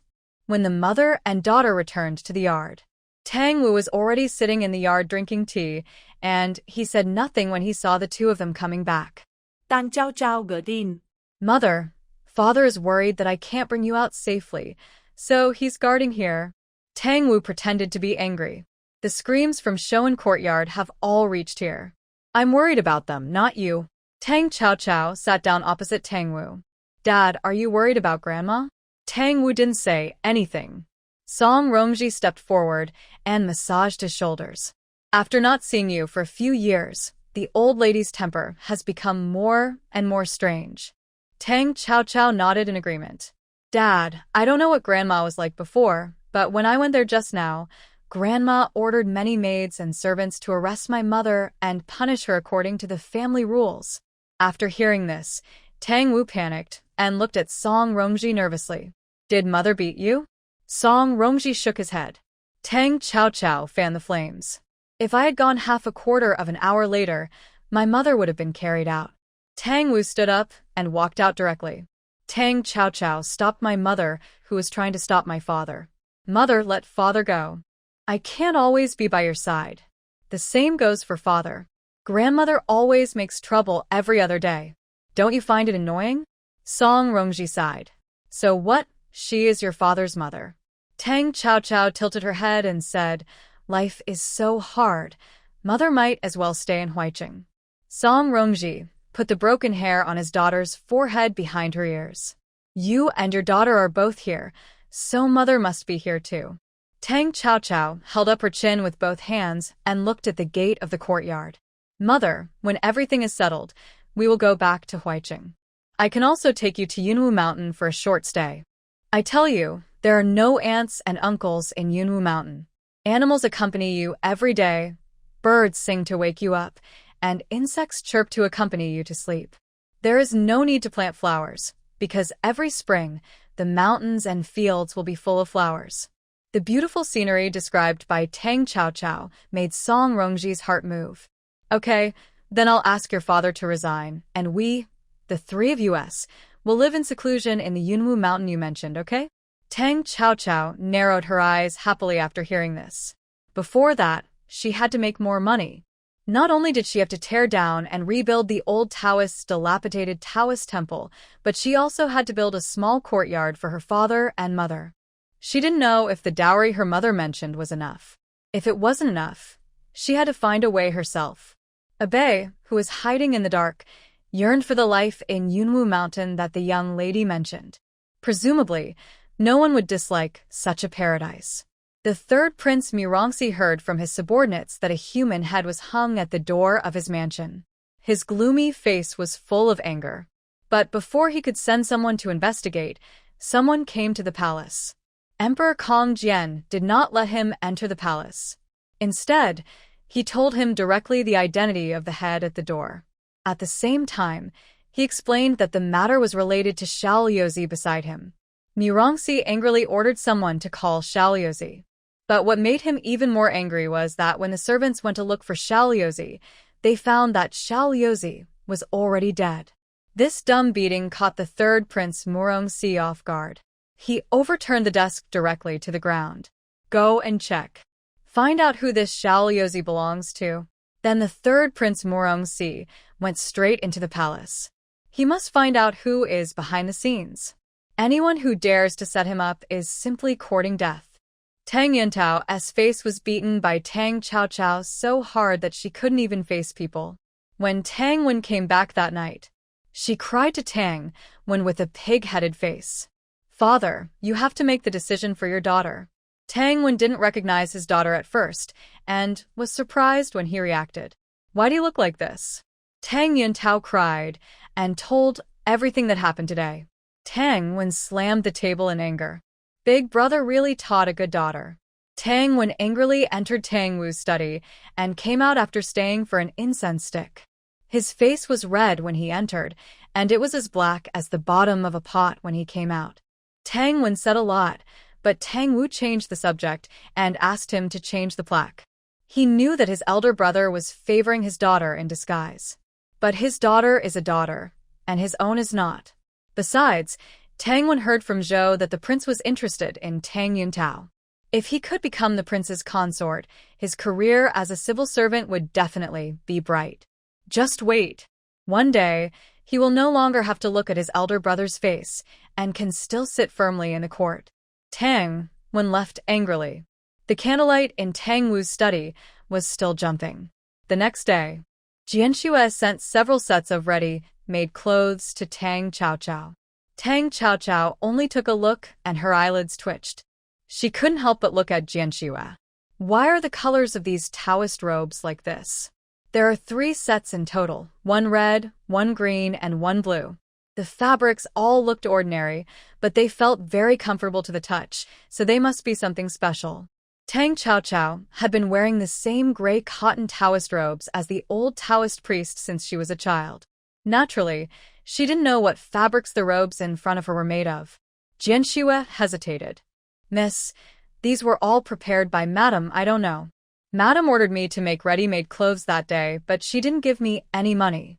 I thought Madam had just come back and didn't have any money with her, so I went to find Madam." When Madam heard that Madam wanted to make ready-made clothes, Tang Chaochao waved her hand. Forget it, forget it. She couldn't always refuse the Taoist robes that her mother had spent so much effort to make. But it did feel much more comfortable than the ones she was wearing. Tang Chaochao hadn't worn any other colored clothes yet, so she picked up the fiery red Taoist robe and walked directly behind the screen. Jianxue didn't go to help, because Madam didn't like others to help her dress. She put away the other 2 sets of clothes. When she looked back, Tang Chaochao had already walked out in a fiery red Taoist robe. Jianxue was stunned. In the past, the young lady always wore a gray Taoist robe, but since she was pretty, she was not ugly. Now that the color had changed, Tang Chaochao's red lips and white teeth were set off even more beautifully. Her slender waist and slender white neck were all set off by the red Taoist robe. Compared with the previous young ladies, she seemed even more bright and beautiful. Because when Tang Mumu was alive, she had never worn such a flashy color. Jianxue thought that if the young lady wore red, she would also be very beautiful. Tang Chaochao patted her sleeves. The style and other things were indeed no different from what she wore before. She grinned, and she felt relieved. At least it would not affect her fighting. When she walked out of the yard, a bay on the tree was also amazed by this scene. He couldn't help but wonder if the prince would be amazed if he saw Miss Tang air like this. He shook his head violently. He cursed inwardly. What are you thinking about? For a man as graceful as the prince, if he wants to see a beauty, he can just look in the bronze mirror. Seeing that Tang Chaochao had already walked out of the courtyard, Abe hurriedly followed. Abe didn't know where Tang Chaochao was going, so he followed her out of the mansion and saw her get on the carriage again. Until the door of a mansion, the carriage finally stopped. Tang Chaochao lifted the curtain and jumped off the carriage. After looking up and confirming that the plaque said the 3rd prince's mansion, she waved to the coachman who sent her. The coachman then drove the carriage away. Tang Chaochao walked towards the gate of the 3rd prince's mansion. As soon as she arrived at the door, she was stopped by 2 guards. Bold and unruly people. Dare to trespass into the 3rd prince's mansion. Don't you want to die? Although the Taoist nun in front of her was quite beautiful. But no matter how beautiful a girl is, what does she have to do with them as servants? Tang Qiaoqiao raised her eyebrows. Get out of the way. The two guards had never seen such an arrogant woman. Even the noble ladies in the capital were polite to them when they visited the third prince's mansion. One of them said kindly, Little Taoist nun, this is not a place for you to mess around. Hurry back to the Taoist temple. Tang Qiaoqiao ignored her and rushed in. In an instant, 2 long spears were placed in front of her. Tang Qiaoqiao only took a look at the two of them, and the 2 guards fell to the ground with their bodies weak. They were still shouting, Assassin! Tang Qiaoqiao curled her lips, gave one of them a kick in the heart, and then walked into the third prince's mansion. Murongxi was sleeping soundly in the concubine's room. There were scattered clothes on the floor, and the bed was even more messy. It can be imagined that the battle here last night was quite fierce. I don't know when they rested. When Murongxi was woken up, there were obvious dark circles under his eyes. Not only was he scolded by Emperor Kongjian when he entered the palace yesterday, but his good brother, the prince, was also fanning the flames. He was so angry that he had nowhere to vent, so he stayed up all night to put out the fire. The third Prince Murongxi pushed the half-woman away. He said impatiently, What's the matter? The servant's voice soon came from outside. Reporting to His Highness, a very good fighting Taoist nun came outside. She broke into the mansion without knowing right or wrong. Now the guards in the mansion have been fighting with her. I guess they can't hold on any longer. The third Prince Murongxi cursed. A bunch of trash. He was about to get up. But Tang Qiaoqiao came faster than the servant thought. The third Prince Murongxi only heard a scream from outside the door. The door was kicked open. Then a red figure appeared in front of him. Tang Qiaoqiao only took a look and cursed inwardly. Bad luck. He turned around and went out again. The third Prince Murongxi was still very angry. But he saw the other person's face clearly at a glance. A face very similar to Tang Mumu. 3 years ago, although the woman was still young, she was already very beautiful. He liked her at first sight, but his father actually gave her to the crown Prince Murongbo. Murongxi was angry at his father's partiality, but he could do nothing about it. Until recently, when he heard that Tang Mumu had died, he still felt a little sorry, but more of a gloat. The prince wanted to win over the Tang family. Unfortunately, no matter how good the road his father paved for him, he would be in vain if he didn't have the chance to enjoy it. So the woman just now should be Tang Mumu's twin sister, Tang Qiaoqiao. She has the same face as her sister and is really stunning. This time, he must make this woman his third prince's consort before the prince makes a move. Tang Qiaoqiao was getting a little impatient waiting outside. She should have just wrapped the man up with a quilt and then brought him out for questioning. Isn't it too late to go in now? She noticed someone behind her. She turned around subconsciously. Murongxi had casually put on his coat and appeared behind her. Juanxiu had a gloomy face and was staring at her with interest. Tang Qiaoqiao's eyes darkened. She raised her hand and hit him in the eyes. Ah. Murongxi didn't expect this result at all. His eyes were burning with pain, and he couldn't cover them with his hands, nor could he not cover them. Tang Qiaoqiao sợ not kun ly. If you stare at me with your lustful eyes again, I will poke it blind. Murongxi jumped up and down, not knowing whether he was angry or in pain. This woman is crazy. She poked his eyes right away. Front hall. Murongxi had swollen eyes, and he hissed for a long time. Tang Qiaoqiao pouted in disgust. Even if you are the second daughter of General Tang, you can't hurt my prince like this. The personal servant who helped the third prince apply medicine angrily scolded Tang Qiaoqiao's actions. Tang Qiaoqiao didn't bother to pay attention to the servant who was gossiping. I came here today to take Xiao Liuzi away. It was because your majesty didn't let me kidnap people that I came to ask for him. But the guards in your mansion not only blocked me, but also used weapons against me. Third prince, hand the person over to me, and I will leave immediately. The third Prince Murongxi pressed the servant's hand and looked at Tang Qiaoqiao with his red and swollen eyes. He said unhappily, You hurt my prince like this. And you still want to ask my prince for someone? Tang Qiaoqiao rolled his eyes. If the third prince didn't look at me with that perverted look, you wouldn't be injured now. Hearing Tang Chao's irresponsible words, the servant scolded angrily again. How dare you? Tang Chao had been annoyed by this nagging servant for a long time. She raised her hand, and a silver needle flew out. The servant rolled his eyes and fainted.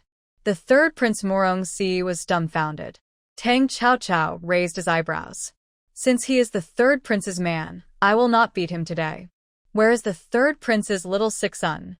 The third Prince Morongxi finally understood why his father mentioned Tang Chao's hesitant look when he entered the palace.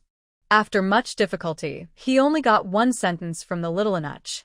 Princess Chao's personality is a bit casual and a bit fierce. If the third prince sees her, it is better to stay away from Miss Tang Er. The little Anuch was specially responsible for serving tea to Emperor Kong Jian. So when Prime Minister Xie complained, he was there. Naturally, he saw the whole process.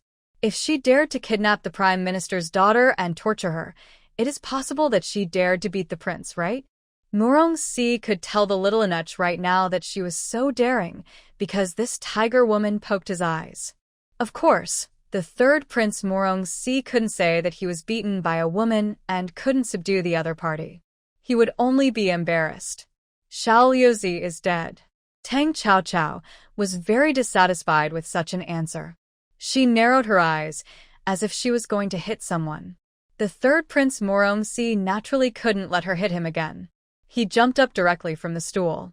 Yesterday, when I received the news from the palace, I immediately looked for Xiao Liuzi. He was already dead in his room at that time. I am not that stupid. Silencing him at this time will only prove that I am guilty. Faced with his series of explanations, Tang Chao raised his lips and snorted coldly. How do I know that it's not the third prince who is crying thief? As a prince, not only was he beaten by a woman, but he also made such provocative remarks. Morongxi's anger also rose. You are just a general's daughter. How dare you force me like this? Do you really think I am easy to bully? Tang Chao said indifferently. The thorough investigation of my elder sister's affairs was ordered by His Majesty himself. Since the third prince is so uncooperative, I can only think that you are guilty. The third Prince Morongxi was so angry that he vomited blood. Compared with her sister, this Tang Chao is simply a reckless person. My Highness is telling the truth. Do you want to torture me? Tang Chao curled her lips. Not impossible. I will do so when necessary. Morongxi felt that he had met a stubborn person. Could this woman really dare to torture him? How about this? My Highness will help you investigate. My Highness was framed and wants justice. Why don't you and I cooperate? Besides, there are some places that Miss Tang Er is not convenient to investigate, but my Highness can. Tang Chao did not speak. Morongxi said again. I know that Miss Tang died of a cow hair needle, and such a thing can only be made by the skilled craftsmen in the palace. In the palace, Miss Second is afraid that there is no way to go in and investigate, right? Tang Chao looked at him coldly. You'd better be innocent, otherwise your head will be your end that day. Tang Chao said this with murderous intent. It made the third Prince Morongxi subconsciously take a step back. After Tang Chao left, Morongxi curled his lips. I hope that when the murderer is found, Miss Second Tang can still have the courage she has today. Tang Chao, who left the third prince's mansion, grinned. The goal was achieved. She turned around and walked towards the general's mansion. The driver was driven away before, and Tang Chao can only walk back now. Walking on the streets of the capital, the hawkers' cries were everywhere. Tang Chao's eyes swept over and stopped in front of a stall. It was the most common hibiscus pastry. In the past, the old Taoist priest would bring her something when he came back from going out. Suddenly I missed that old man. Tang Chao walked over unconsciously. Boss, how much is the lotus cake? The boss was an old lady in her 50s. She said cheerfully. Girl, 5 cents apiece, do you want some? Tang Chao not dead.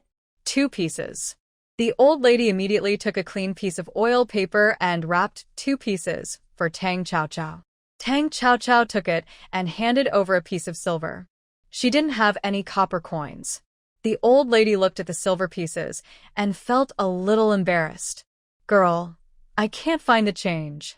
Tang Chao Chao gờ tin. No need to find the change. She put down the silver pieces and turned around and left. The old lady wanted to say something, but she couldn't see the girl anymore. A bite of the sweet lotus cake went into her mouth, and it was still the familiar taste. Tang Chao Chao narrowed her eyes in satisfaction. But she didn't expect that a carriage stopped in front of her. 3 women got off from it. Tang Chao Chao knew 2 of them. One was Xia Tingyao, and the other one was timid, and who else could it be but Su Luowan? Su Luowan was the first to see Tang Chao Chao. She subconsciously opened her mouth and cried ah. Xia Tingyao, who was standing by, immediately looked at her with a dissatisfied expression. Su Luowan pointed at Tang Chao Chao and said in horror, "It's her." Xia Tingyao turned her head and saw Tang Chao Chao, and anger immediately burst out of her eyes. Her close friend Li Shuiying beside her was puzzled. Who is Yao Yao? Do you know her? Xia Tingyao gritted her teeth and said, I know her. How could I not know her? She is General Tang's youngest daughter, Tang Chao Chao. Li Shuiying immediately covered her mouth and said in astonishment, Could it be that she is the second Miss Tang who kidnapped you and tortured you? Tang Chao Chao pouted and walked away from them. But Li Shuiying stepped forward and blocked her way. Sister, you misunderstood Tingyao before. Now that you see her, shouldn't you apologize? Tang Chao Chao was blocked by her and stuffed the lotus cake in her hand into her mouth in 2 or 3 bites. Li Shuiying frowned when she saw her being so. Tang Chao Chao swallowed her mouth with great difficulty before speaking. What did you say? Li Shuiying mutarat. You are really a wild girl from the mountains, and your behavior is so. I want to tell you that you misunderstood Tingyao last time and kidnapped her for 3 days. Shouldn't you say sorry? Tang Chao Chao scratched her ears and looked at Xia Tingyao and said loudly, Xia Tingyao, is this your new maid? If you have something to say, come and tell me in person. You sent a maid to pass on the message. Do you have a mouth disease? What nonsense are you talking about? Li Shuiying's face flushed red in anger. Her father was the Minister of Works, a second-rank official, so how could he become Xia Tingyao's maid? Besides, how could she look like a maid who is not presentable? Xia Tingyao's face darkened even more when she heard the word maid. Tang Chao Chao, what is wrong with what Shuiying said? You were wrong in kidnapping me that day, and you should apologize to me. Tang Chao Chao raised his eyebrows at her. Is that so? But your father has gone to His Majesty. His Majesty has never blamed me. Could it be that Miss Xia is older than the current emperor? Xia Tingyao said angrily. You. Li Shuiying had returned to Xia Tingyao at this time. Seeing that Xia Tingyao was angry, she hurriedly said, Tingyao, don't bother with a country girl. She will get her comeuppance one day for her misbehavior. Besides, what kind of people are we? It's beneath our status to talk to such a person who is not presentable. Xia Tingyao heard this and tried to smile. Shuiying is right. Aren't we here to choose materials today? We're already at the door. Let's go in and take a look. Xia Tingyao took Li Shuiying's hand and prepared to go to the cloth shop nearby. Su Luowan followed them like a quail. At this moment, a stone suddenly hit Li Shuiying's leg. Ah! With a scream, Li Shuiying fell directly to the ground. She hugged her calf and kept shouting in pain. Tang Chao Chao subconsciously looked in another direction. The stone just now was shot from the carriage not far away. Seeing Anan outside the carriage, Tang Chao Chao certainly knew who was inside.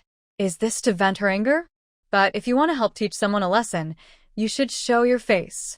Otherwise, wouldn't it be me who would be blamed? As expected, Xia Tingyao looked at Tang Chao Chao angrily. Tang Chao Chao, don't think that just because your father is General Tang, you can be so lawless. Are you really not afraid that everyone will impeach your father together? See how arrogant you can be then. Tang Chao Chao took a deep breath. They were the ones who ridiculed her first. Now they want to put the blame on her. If she doesn't make it, she will be too sorry for herself. Facing Tang Chao Chao's sudden approach, Xia Tingyao stepped back subconsciously.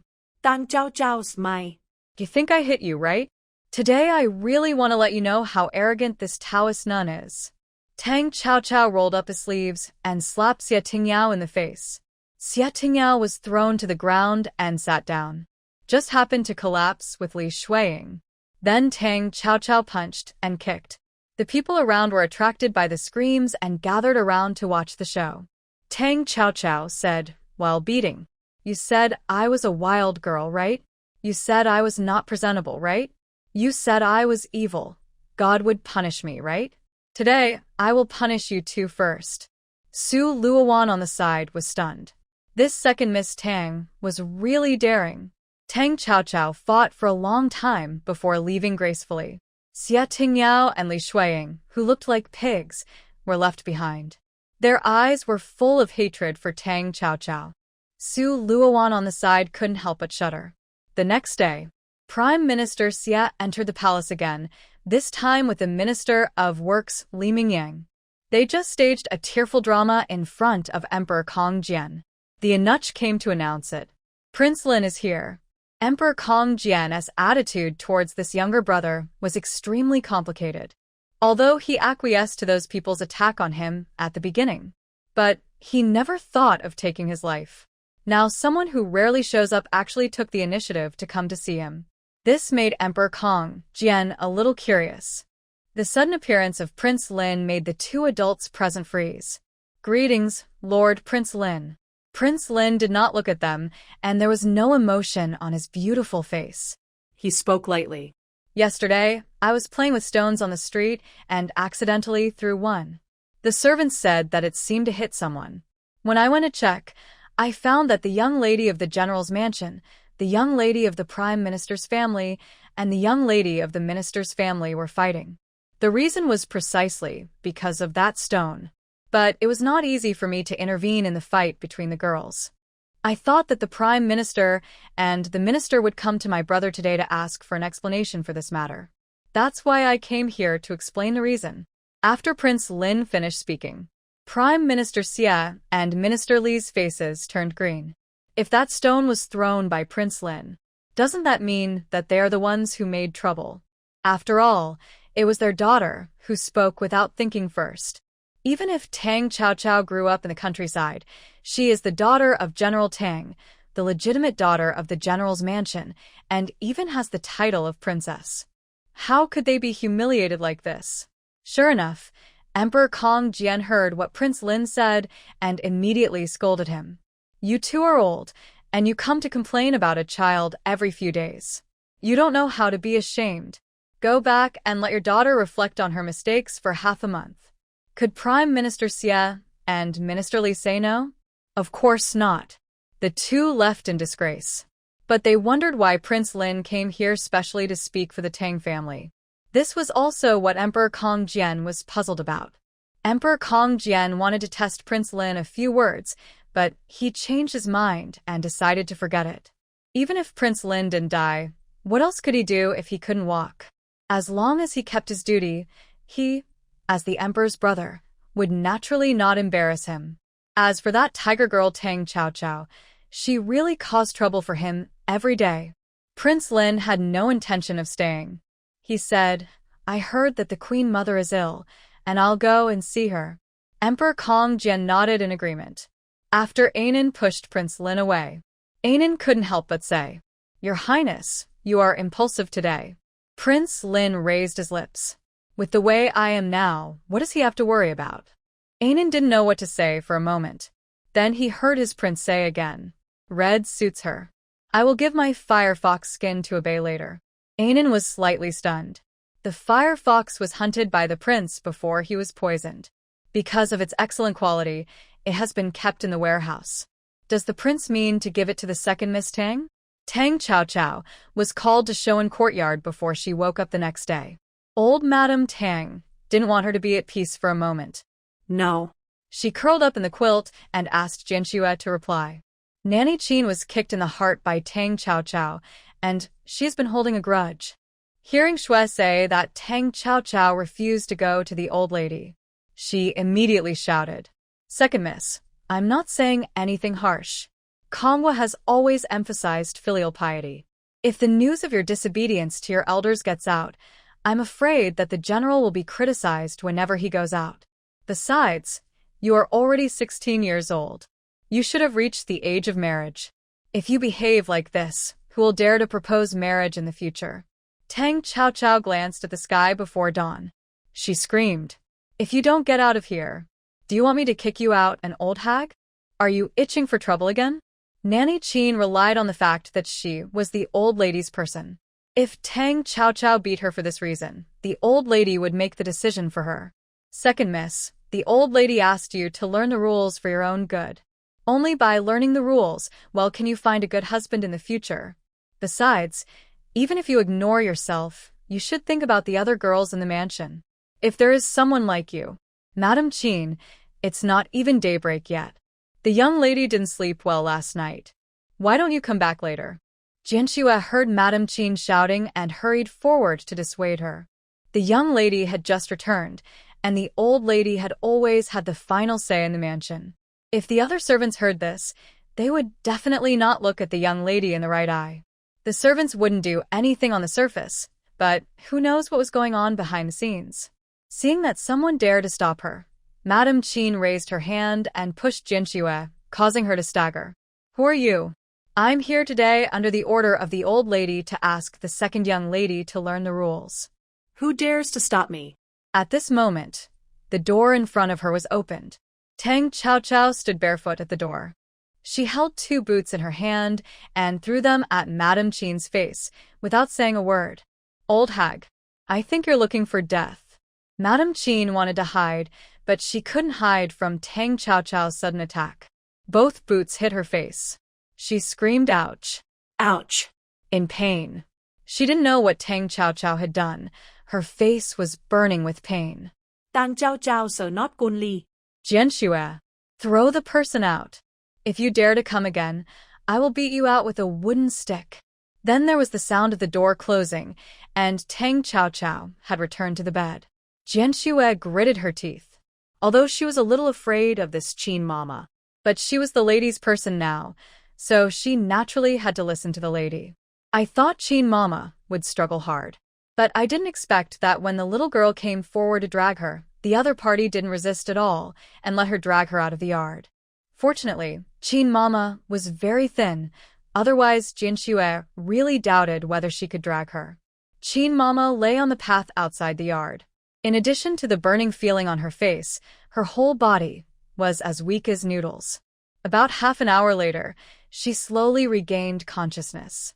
At this moment, her body was frozen. She wanted to reason with Tang Qiao, but the burning feeling on her face was still there. So she could only cover her face and return to Shoan Courtyard. Nanny Qin went to see old Madame Tang as soon as possible. At this time, old Madame Tang had just been helped by the maid to get up and wash. When she saw her come back and just turned her head to take a look, her brows furrowed fiercely. At the same time, a maid pointed at Nanny Qin's face and exclaimed, "Nanny Qin, what's wrong with your face?" Nanny Qin was puzzled. She just felt pain in her face. Old Madame Tang ordered someone to hand Nanny Qin a bronze mirror and said unhappily, "I asked you to call that little evil creature.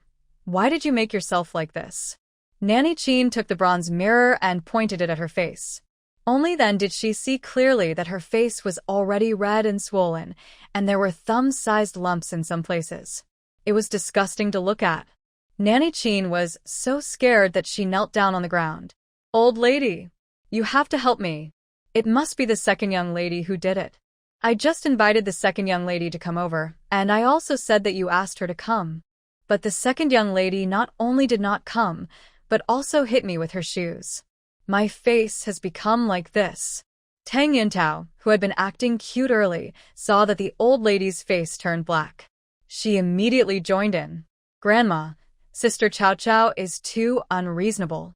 She did this just because she didn't take you seriously." Tang Yintao's face is still swollen, so she didn't even dare to leave the general's mansion. Today, His Royal Highness the Crown Prince sent an invitation to invite her to the temple fair, but Tang Yintao refused. After all, with this face, how could she dare to see the Crown Prince? Old Lady Tang slammed the table fiercely. It's really outrageous. Since she won't come, I, an old woman, will go in person. I want to see if she dares to hit me, her grandmother. Tang Yuntao's eyes were filled with joy. No matter how arrogant Tang Xiaoqiao was, she could do nothing. The word filial piety could crush her. But this time she learned her lesson, and she would not say a word when she went there. To avoid being beaten by that scoundrel again. Tang Xiaoqiao did not sleep well when she went back to sleep. Her good mood for the day was ruined because her sweet dream was disturbed. Let that dead girl get out. She is still sleeping at noon. Which noble lady is as lazy as her? The voice of Mrs. Tang came from outside the room. Tang Xiaoqiao just frowned, and Jianxue hurriedly opened the door and came in. She said nervously, "Miss, the old lady is here." Tang Xiaoqiao puffed up her cheeks. Why would this old woman feel uncomfortable if she didn't toss and turn for a day? But before she could think more, Mrs. Tang and her group entered the house in a mighty manner. Tang Xiaoqiao swept her eyes over the group of people in front of her. Mrs. Tang also brought a tiger-headed cane made of golden Nanmu wood today. She knocked the cane heavily on the ground. Look at what you look like. Is it unfair for you to go and pay respects? You are so vicious at such a young age. I asked Nanny Chin to call you. You actually made her face look like a ghost. Do you really think that I can't do anything to you just because you know some kung fu? Nanny Chin just came to ask her to learn the rules, but now the old lady changed her words and said to pay respects. Tang Xiaoqiao sat up lazily, and Jianxue hurriedly stepped forward to put on her shoes. But old Madame Tang directly ordered someone to hold Jianxue down. Take down this. A maid dared to touch the people around me, drag her out, and break her hands. Jianxue was shocked when she heard it, but someone had already stepped forward to hold her down. Just when she thought that a disaster was about to happen today. Tang Xiaoqiao spoke. Grandmother, she is my maid. You did this without asking my opinion. Isn't it inappropriate? Old Madame Tang snorted coldly. It's not your turn to make decisions in this mansion. Why don't you drag her out? Upon hearing this, Tang Xiaoqiao stood up barefoot. I want to see who dares to touch the people in my room. At this moment, she inexplicably carried a murderous aura. The maids who were dragging Jianxue shuddered involuntarily. The aura of the second young lady was too terrifying. Compared with the majesty of the old lady, she was even more frightening. Upon seeing this, the old lady Tang raised her crutches in anger. You little beast, you don't even take my words seriously, right? Today I will personally teach you a lesson for this disobedient son. She raised the crutches high, and it was about to hit Tang Xiaoqiao's head heavily. Jianxue screamed upon seeing this. Miss! And Tang Yuntao, who was following old Madame Tang, had a look of satisfaction in her eyes. Beat this witch to death. Beat her to death. Tang Xiaoqiao curled her lips in disdain. They still want to beat her? Are they stupid? Tang Xiaoqiao slightly turned sideways, and the crutch missed.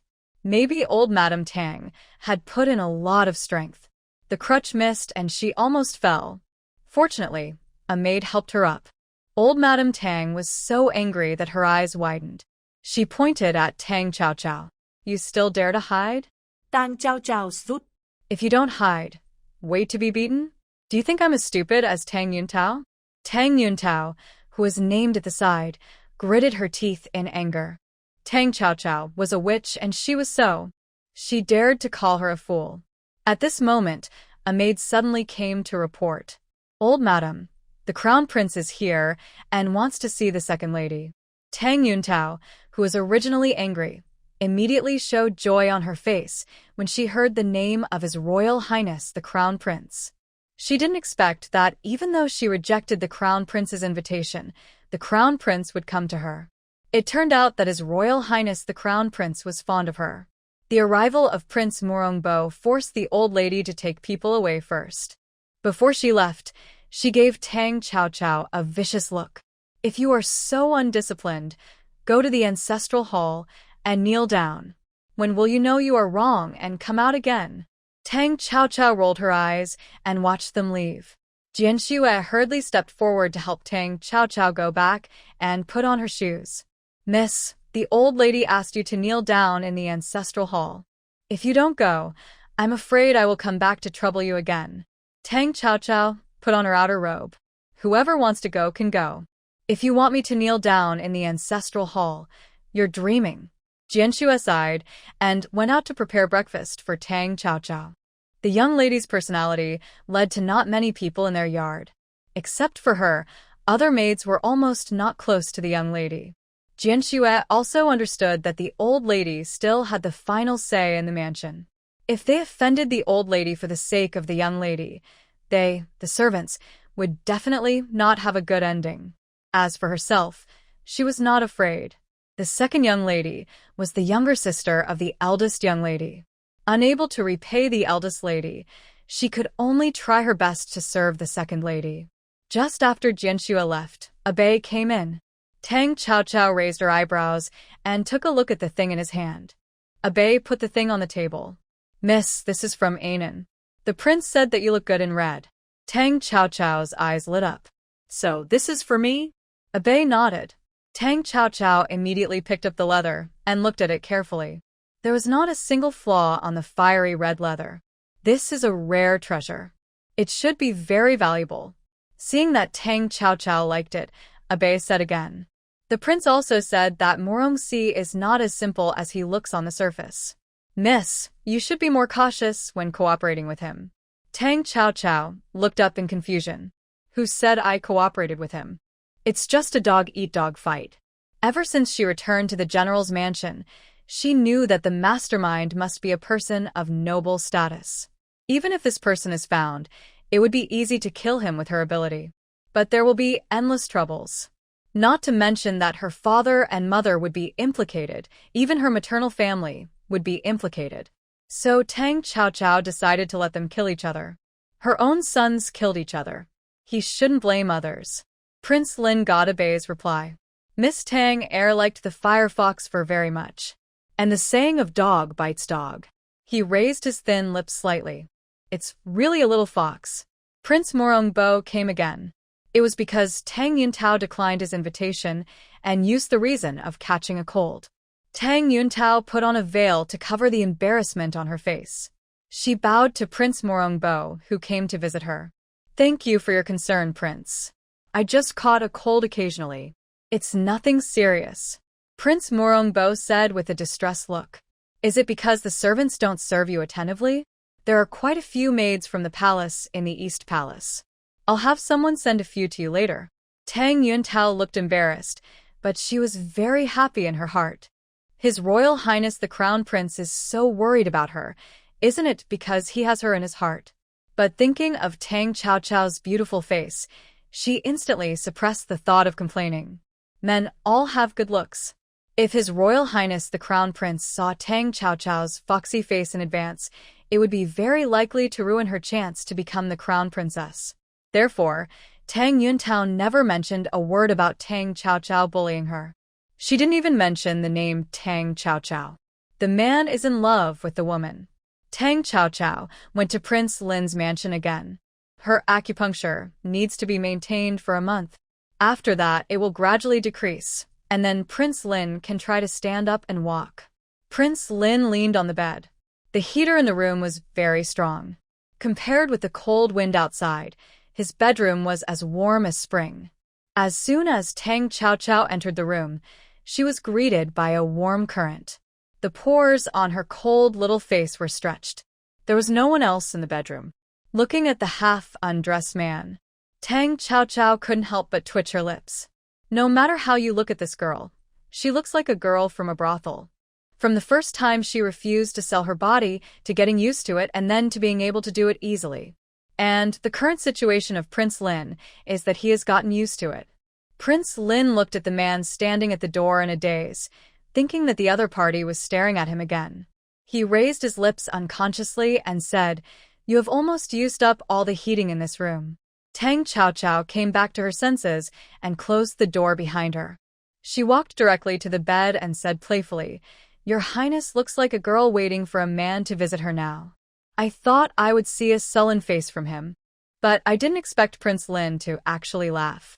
This smile was really like the warm sunshine in spring, making people feel comfortable and unwilling to move away.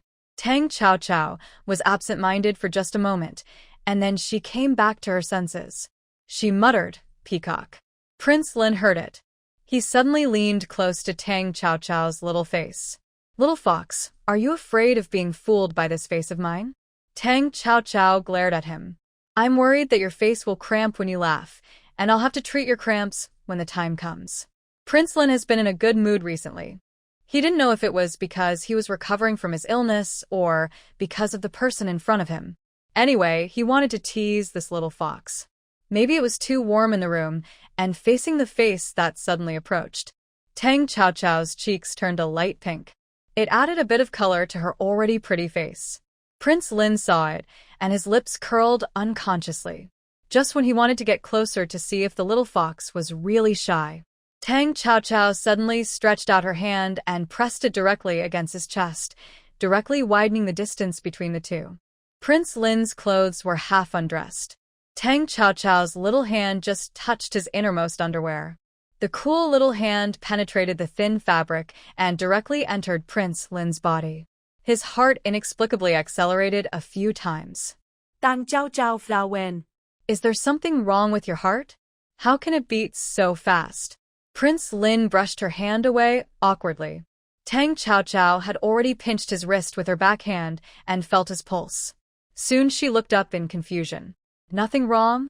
Prince Lin failed to tease the little fox, but felt like he was being teased instead. Seeing him pursed his lips and said nothing, Tang Qiao curled the corners of her mouth. "Dare to tease me? I'll make you suffer later." Sure enough, Tang Qiao always keeps his word. In the past, Prince Lin would never make a sound when he was pricked with needles, but today he had groaned several times in a row.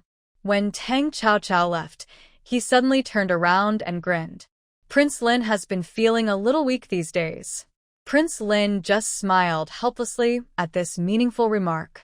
He knew that the little girl was deliberately taking revenge on him. Second Miss Tang's hand skills are really amazing. I really can't stand it. I hope you'll show mercy next time. Anan at the door was stunned. What amazing hand skills. Did he mean the acupuncture used by Miss Tang? What did the prince mean by can't bear it? How could the prince not bear it?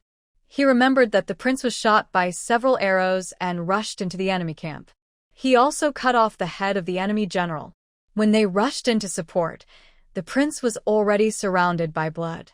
But the prince never cried out in pain from beginning to end and led them to fight.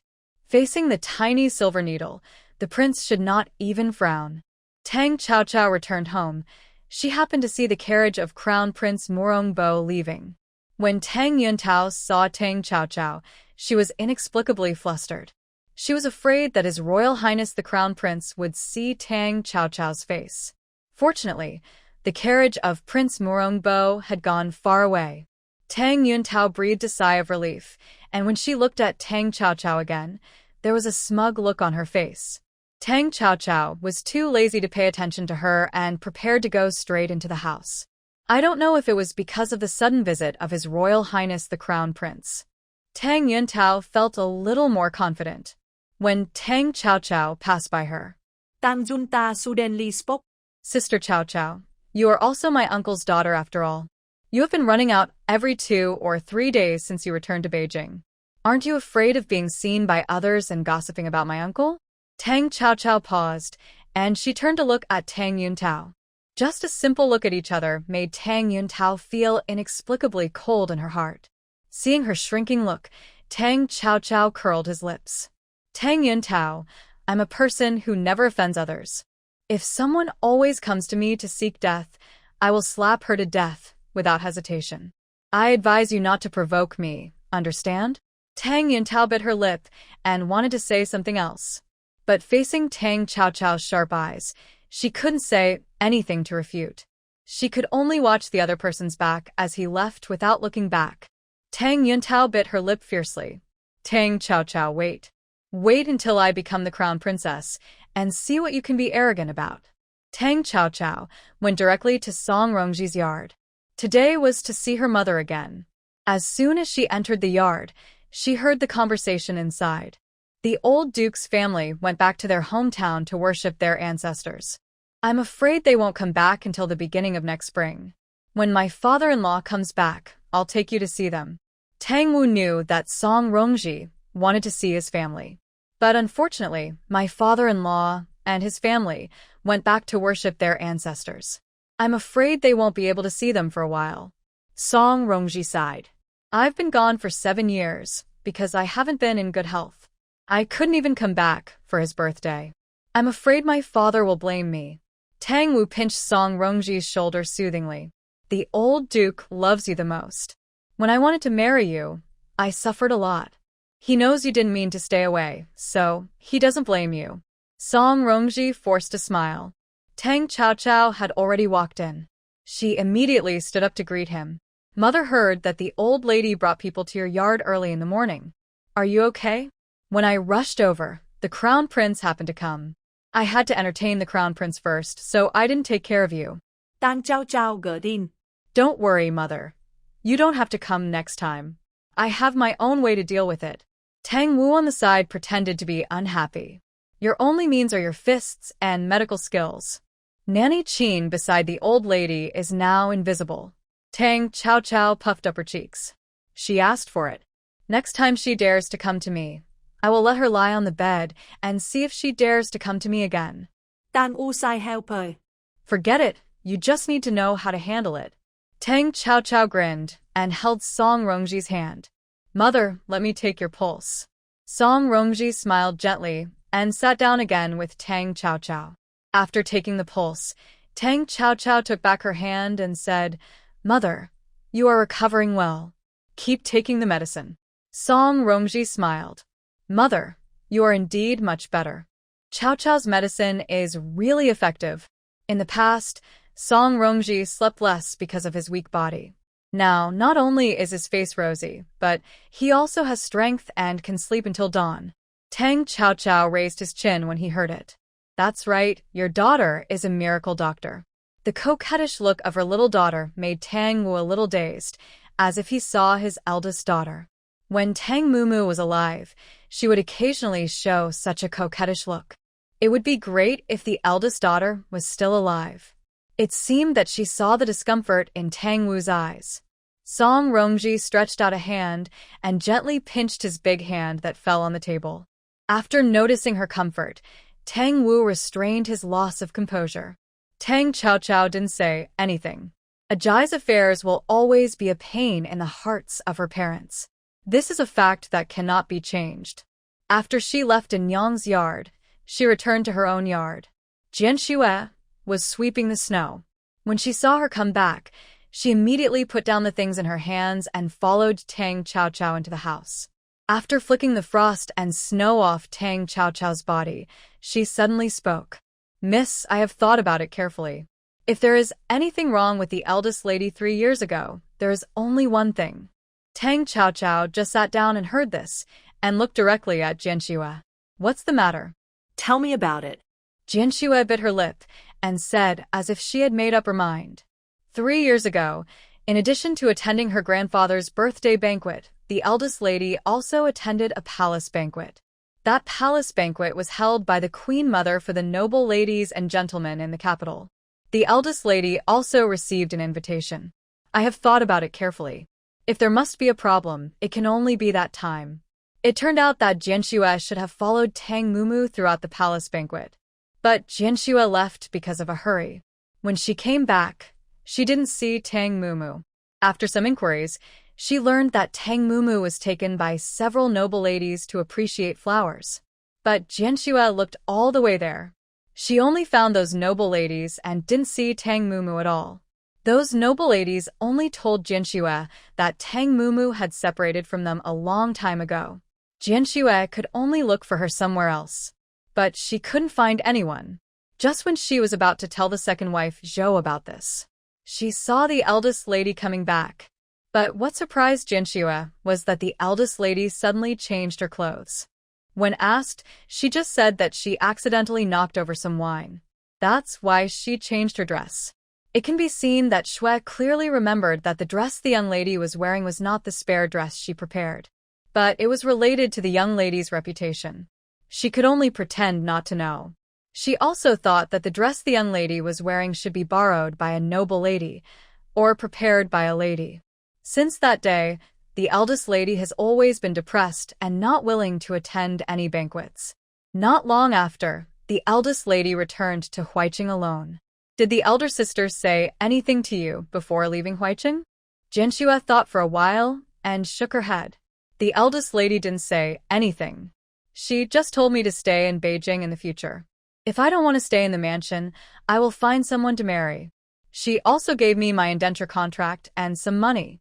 The eldest lady wants me to live a good life. At this point, Jianshue's eyes were red. She was bought by the eldest lady when she was young, and lived and ate together. The eldest lady was very good to her. But how could such a good eldest lady leave like that? Tang Zhao pondered. You mean that at the palace banquet, a noble lady took my sister away? Do you know the names of those people? Jianxue nodded. It was Miss Xie Tingyao from the Prime Minister's mansion, and Miss Li Shuiying from the Shangshu family. Tang Chaochao narrowed her eyes and pursed her lips. It's them again. There are not so many coincidences in the world. I know, since my sister has given you the indenture contract. I will not take it back. If you want to leave, just leave. Staying here is not a good thing for you. Jianxue shook her head hurriedly. Miss, I would have left a long time ago if I wanted to leave. I want to stay in the mansion with my thoughts and live one day at a time. But now I know that the death of the eldest lady was man-made. Jianxue will never leave until she sees the real murderer arrested. She took out a contract from her arms. Miss, if you don't believe me, this is my indenture contract. Tang Chaochao had a little affection for this loyal girl. In this world, not to mention the master and servant, there will be calculations even between relatives. Forget it, keep the indenture contract yourself. I want to die alone, and there is no need to hold a useless piece of waste paper. Jianxue burst into laughter. She had to stay, not only to see how the young lady would avenge the eldest lady. Also, in this huge mansion, there are not many servants who truly serve the young lady. If she leaves like this, the young lady will have to go to the mistress's yard for meals every day. After Tang Chaochao asked Jianxue to go down first, she sat by the window in a daze. The snowflakes were not big, swaying in the air. Sister, what happened to you in that palace banquet? And what roles did Xie Tingyao and Li Shuiying play? In the Prime Minister's mansion, Xie Tingyao sat in front of the bronze mirror, looking at her pig-headed face that had not yet completely subsided, and angrily smashed the bronze mirror directly to the ground. Tang Zhao. You are fine. Very fine. She, the daughter of the Prime Minister's mansion, was the object of envy wherever she went in the past. But because of a wild girl who didn't know where she came from, she was embarrassed again and again. Thinking of the street, she was surrounded by people with such a face. Xie Tingyao wanted to grind Tang Chaochao to ashes. She glanced coldly at the maid beside her. Did the letter I asked you to pass to your aunt arrive? The maid knelt on the ground and replied hurriedly. Empress Jing has agreed to hold a snow-viewing banquet in the near future. At that time, all the noble ladies and gentlemen in the capital will be invited. Miss, you should heal the wound on your face first. Empress Jing has asked His Majesty to lift your house arrest. Xie Tingyao was so angry that she wanted to kill someone when her face was mentioned. What are you afraid of? Didn't the doctor say that my face will recover in 3 days at most? Tang Chaochao, just wait. On the day of the snow-viewing banquet, I will make you the laughingstock of the whole capital. Tang Chaochao didn't know that she hadn't found Xie Tingyao yet. Xie Tingyao couldn't wait to make a move on her. The next day, she received a post. It was sent by Empress Jing, inviting the noble ladies and gentlemen in the capital to come to the palace to enjoy the snow together. Tang Chaochao was not interested at first, but who said that this banquet was held by Empress Jing. Concubine Jing is Xie Tingyao's aunt, so Xie Tingyao will definitely go. Thinking of this, Tang Chaochao agreed to the snow-viewing banquet 5 days later. And when she heard that Tang Chaochao would also go to the snow-viewing banquet, Tang Yintao's face fell immediately. She didn't know whether the prince would go at that time. What should she do if she saw Tang Chaochao's face? What Tang Yuntao didn't think about was that there were many noble ladies in the capital who were more beautiful than her. And the prince liked her because of other reasons. Tang Yuntao didn't want Tang Chaochao to attend the snow viewing banquet. But she couldn't think of a good way to stop him. So she suffered for 5 days in a row. Because the ladies of each mansion were not invited to accompany the banquet. When Tang Yuntao and Tang Chaochao sat in the same carriage, she felt bad. But her mother said that if a girl from the same family didn't sit in the same carriage, people would only gossip. Looking at Tang Chaochao, even if she was wearing a green Taoist robe and her face was not painted with any makeup, she was still so beautiful that people couldn't take their eyes away. The handkerchief in Tang Yuntao's hand was almost broken into pieces. However, she was powerless and could only let the carriage slowly go towards the direction of the palace. Tang Chaochao leaned back in the carriage with her eyes slightly closed. Her butterfly wing-like eyelashes, like 2 small brushes, cast a layer of shadow under her eyes. She had a small heater in her hand, and her white fingers were not slender, but they were plump. People couldn't help but want to pinch them, or even bite them. Tang Yuntao regretted that she dressed too grandly today. Because compared to Tang Chaochao like this, she was like a peacock with its tail spread out. The carriage soon arrived at the gate of the palace. When Tang Chaochao jumped off the carriage, she happened to meet Su Luowan, who also got off the carriage. When Su Luowan saw Tang Chaochao, she was also slightly stunned. At this time, Tang Yuntao also got off the carriage. She walked past Tang Chaochao without saying anything and directly pulled Tang Yaozu, who had also received an invitation, to the gate of the palace. Tang Chaochao didn't have much contact with Tang Yaozu, but he inherited his father Tang Wen's superior look. He looked at people with a nose that turned up high and looked at them with disdain. Tang Chaochao felt that he didn't look at her well, but at least he didn't come to trouble her, which made her very relieved. And Tang Yuntao forgot her grandmother's instructions. After all, Tang Chaochao represented the Tang family by attending the banquet. If she made a fool of herself, it would only be the Tang family that would be embarrassed. Even if Mrs. Tang didn't like Tang Chaochao, she wouldn't make things difficult for her on this matter. So she specifically told Tang Yuntao to keep an eye on Tang Chaochao and not let her do anything reckless. Tang Chaochao grinned at Su Luowan. But Su Luowan turned around and ran away as if she had seen a ghost. But she didn't expect that as soon as she turned around, she ran into Su Jia. Su Jia was very displeased with this cousin because of the Huairen incident. Seeing her so impatient, he subconsciously spoke. "You are so reckless. You might as well go back as soon as possible. It's better than offending the nobles after entering the palace." Su Luowan wanted to argue a little. Su Jia looked up and met Tang Chaochao's eyes that seemed to be smiling but not smiling. He almost screamed out of fright. He cursed in his heart. It was not a good day to go out today. How could I meet this master? Tang Chaochao's fist attack had left a shadow in Su Jia's heart. Now that he saw her again, he wanted to jump back into the carriage. Tang Chaochao raised her lips. Looking at Su Jia, she ran towards the palace gate, without looking back. As for Su Luowan, she also wanted to run with her skirt lifted. But she didn't do it after all, because there were many noble ladies and gentlemen at the palace gate at this time. If she really did this, who knows what ugly rumors would spread tomorrow. In addition, because of the Huairen incident, her uncle had already informed her father of the matter. Not only was she scolded, but she was also punished to kneel in the ancestral hall for several days. At this moment, a green figure suddenly appeared in front of her. Su Luowan looked up and met Tang Chaochao's eyes. She subconsciously wanted to avoid him, but she heard Tang Chaochao say, "Miss Su, are you afraid of me?" Su Luowan cried out in her heart. How could she not be afraid?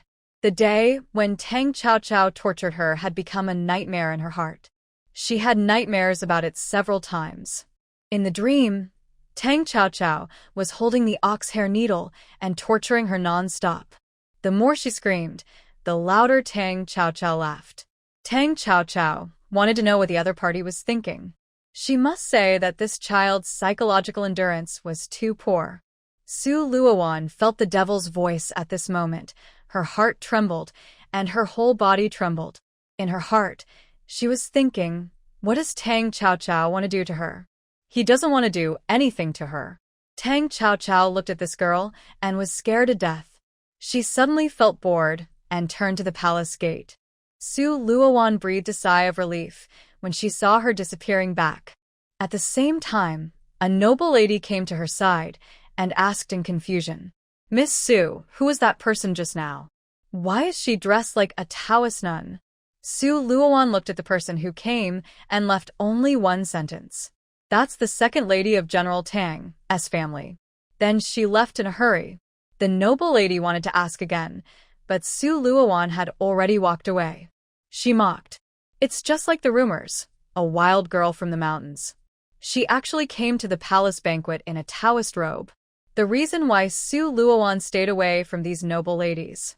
She had lived in Beijing since she was a child, and of course she knew that these noble ladies usually liked to flatter the powerful and trample on the weak. It is no longer a secret that Tang Chao has kidnapped Xie Tingyao from the Prime Minister's mansion. Today's palace banquet was hosted by Xie Tingyao's aunt, concubine Jing. These noble ladies will definitely take the opportunity to embarrass Tang Chao in order to win the favor of Xie Tingyao or even concubine Jing. But Su Luowan didn't want to get involved. She always felt that Tang Chao was not so easy to deal with, and it was still unknown who would be unlucky in the end. So Su Luowan decided to be a quail. Neither side was someone she could offend. Tang Chao walked alone in the palace road, with towering red walls on both sides. This was not her first time to enter the palace, but she didn't have time to take a good look last time.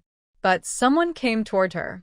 When the people around saw the person coming, they bowed and saluted. Meet His Royal Highness, the third prince. The only one who didn't salute was Tang Chao. The third prince Murongxi was not angry when he saw this. He walked to Tang Chao and walked side by side with her. Miss Tang is so courageous that she dared to come to the snow viewing banquet held by my mother? Tang Chao didn't look at him, but continued to walk forward. Because of Xie Tingyao? The third prince Murongxi smiled and didn't answer. Tang Chao was not polite. I beat your highness, but concubine Jing didn't get angry. But she specially held a banquet to target me for a niece. It's very strange. A cold light flashed in Murongxi's eyes. Miss Tang is joking, but my highness is not a person who likes to complain. Tang Chao paused and suddenly grinned at Murongxi. So, next time I beat your highness won't complain? Murongxi was stunned when he heard the words, and the corners of his mouth curved up. Of course. The appearance of the two of them talking happily fell into the eyes of the noble ladies and gentlemen next to them, attracting a round of whispers. Who is this nun? Why is she chatting so happily with the third prince? Who knows? A nun dares to be so flattering. The world is really going downhill. As soon as this voice came out, Murongxi suddenly turned around and looked at the young man who was talking. What are you talking about? This is the second lady of General Tang's family. How can you let you slander her like this?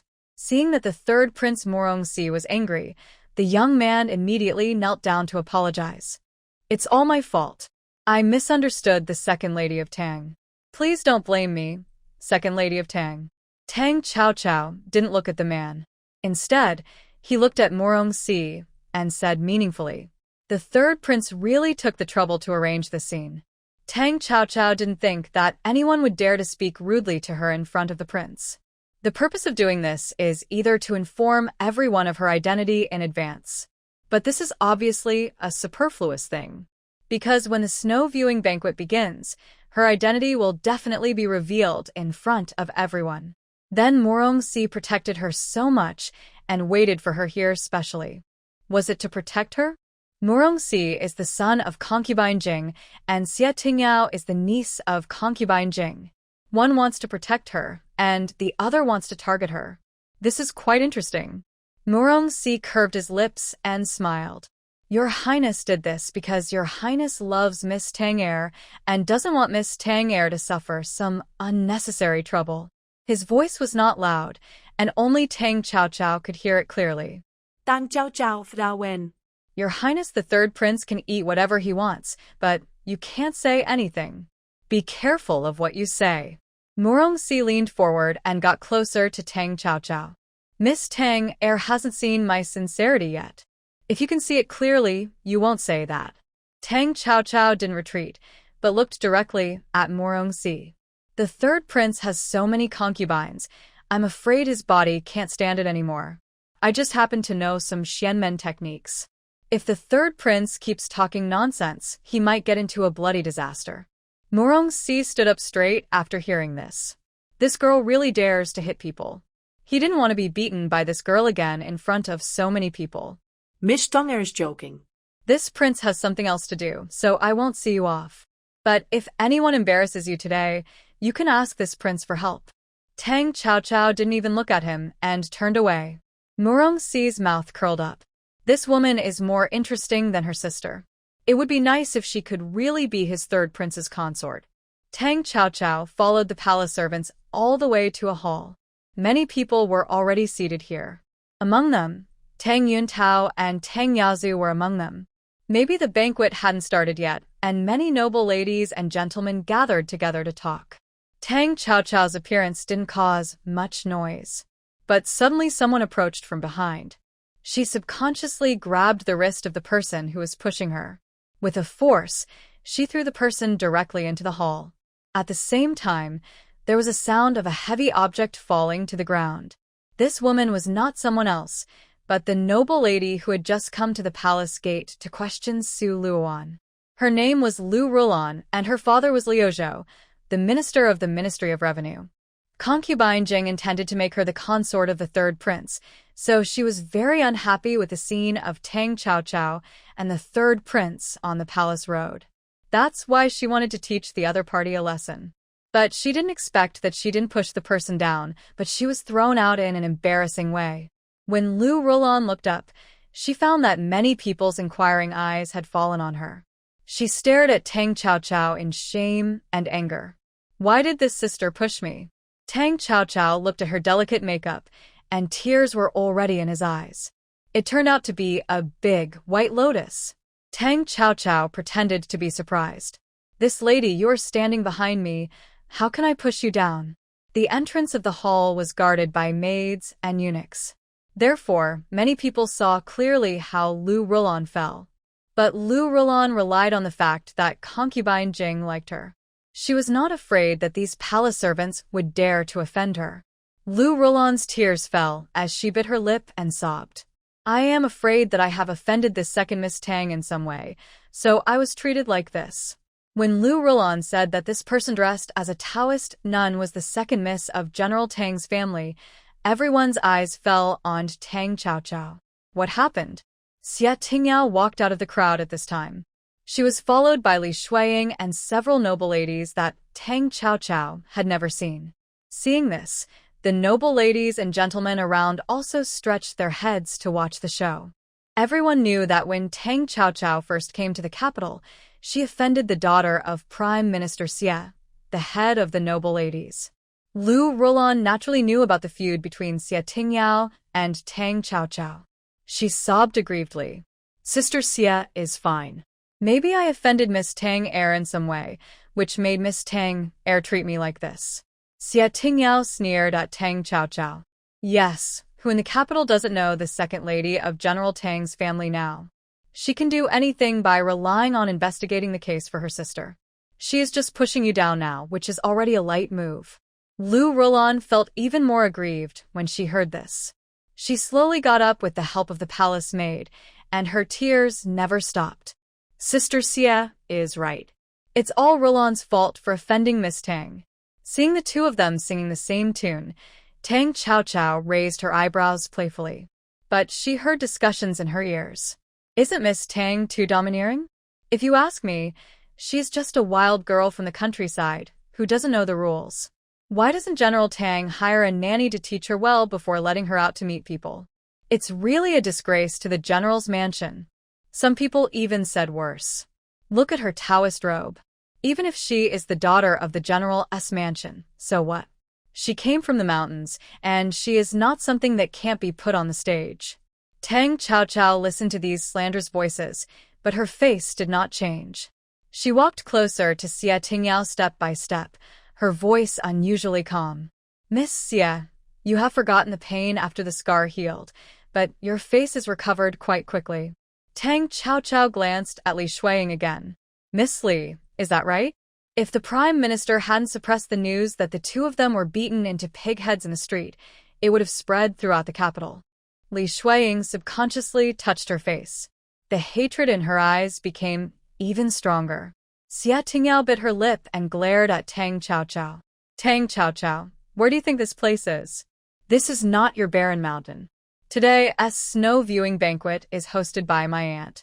I advise you not to be too arrogant. Tang Chao raised her eyebrows and looked at Lu Rulan. Why? Do you think you can do anything to me by gathering a bunch of? Lu Rulan immediately began to wipe her tears again. Second Miss Tang, how can you talk like that? All the elders present are officials in the court. Aren't you going too far? Tang Chao did not miss the calculation in her eyes. She raised her leg and kicked Lu Rulan in the crook of her leg before anyone could react. Lu Rulan screamed. Ah! The whole person knelt directly in front of Tang Chao. Xia Tingyao was about to scold him when she saw this. But Tang Chao looked around and said, After all, I still have the title of a princess. It would be fine if you didn't show respect to me. But you're slandering me together here. She looked at Lu Rulan again. And you dare to frame this princess. Are you dissatisfied with the princess that His Majesty has conferred on me? Everyone remembered then. Yes, Tang Chao is the Princess Chaoan conferred by His Majesty himself. Although it is just a title, but her status is indeed higher than everyone present. In these official families, status and position are taken very seriously. But they actually slandered a princess here. Even if it goes to His Majesty, they are not in the right. After figuring out this problem, the discussion stopped instantly. Everyone looked at each other. No one dared to speak easily anymore. Xia Tingyao was so angry that her eyes were spitting fire. Even if you are a princess, you can't bully an official's daughter like this.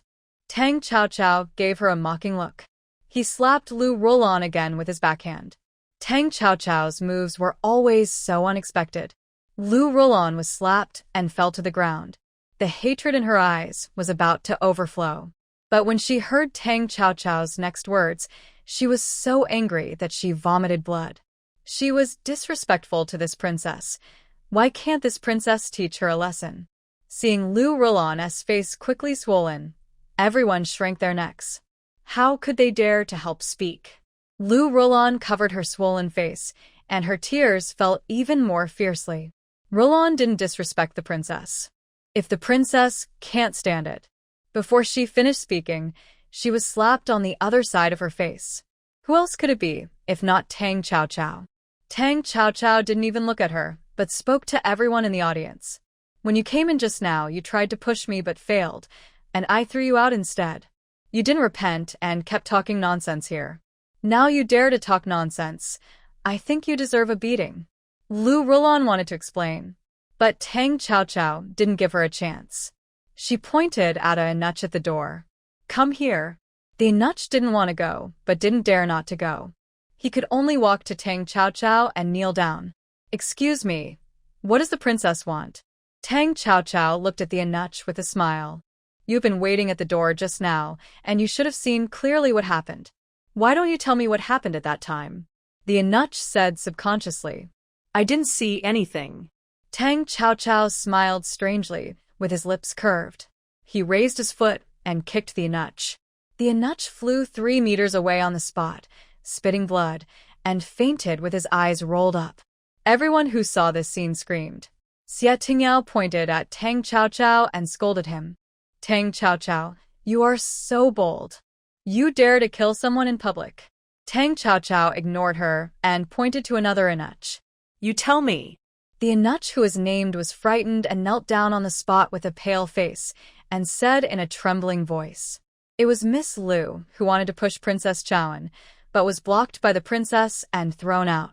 As soon as the eunuch said this, Lu Rulan felt bad. Tang Chao raised his eyebrows and pointed to the other eunuchs and maids guarding the door. What about you? In an instant, they knelt at the door. They talked about what happened just now. They were afraid that if they said one word late, they would die. Tang Chao was satisfied and looked at Xie Tingyao. Miss Xie, do you have anything to say now?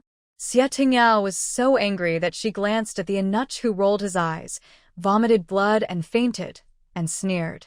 Tang Chao, you dare to kill people in public, I will definitely report this to my aunt.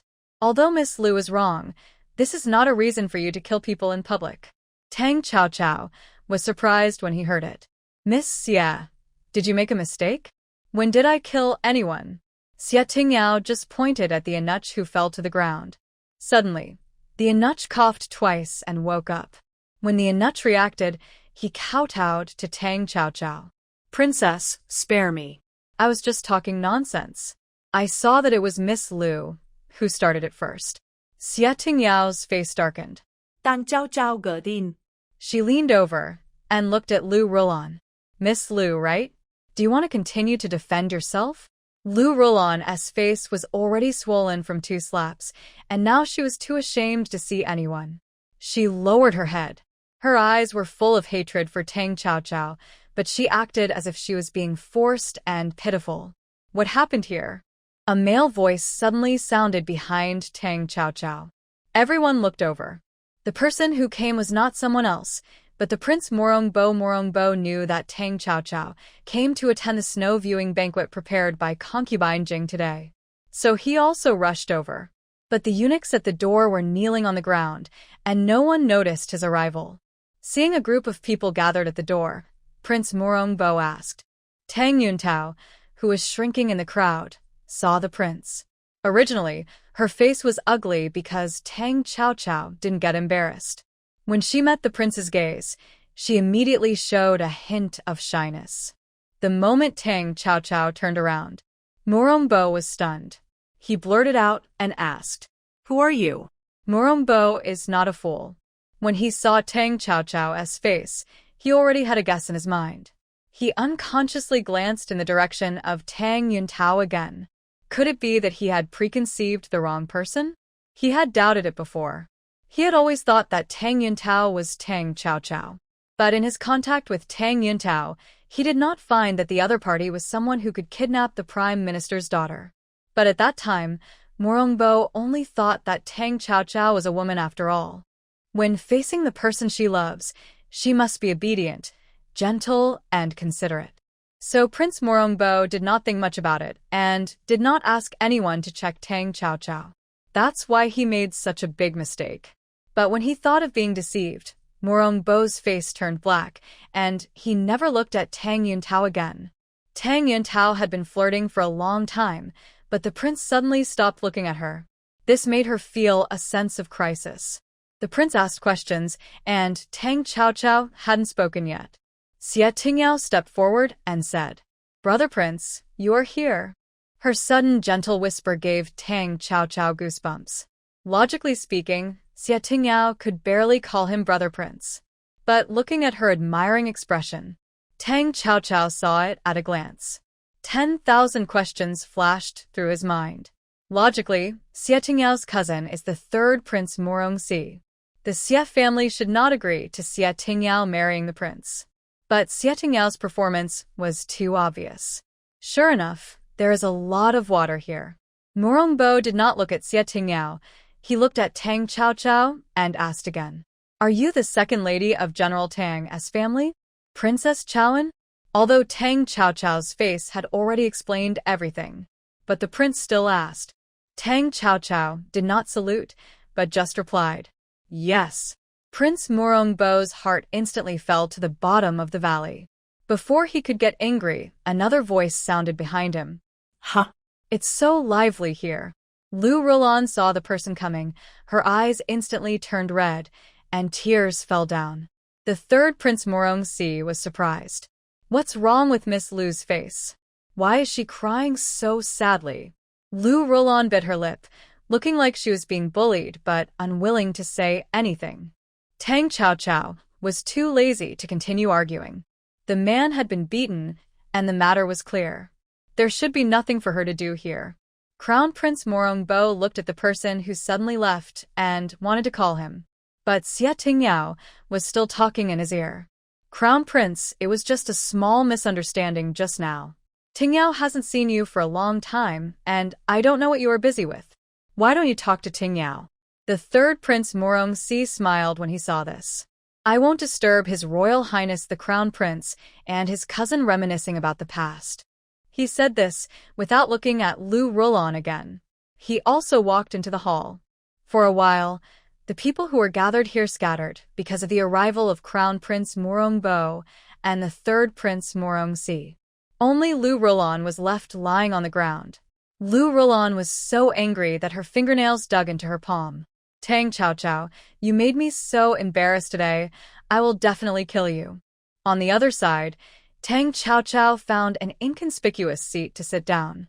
But as soon as she sat down, someone sat next to her. The third Prince Morongsi poured himself a glass of wine with interest. Miss Tang is still as bold as ever. Tang Chao moved her body and distanced the two of them. It seems that the third prince is deliberately causing trouble for me. As soon as Morongsi sat next to her, many eyes in the hall immediately fell on them.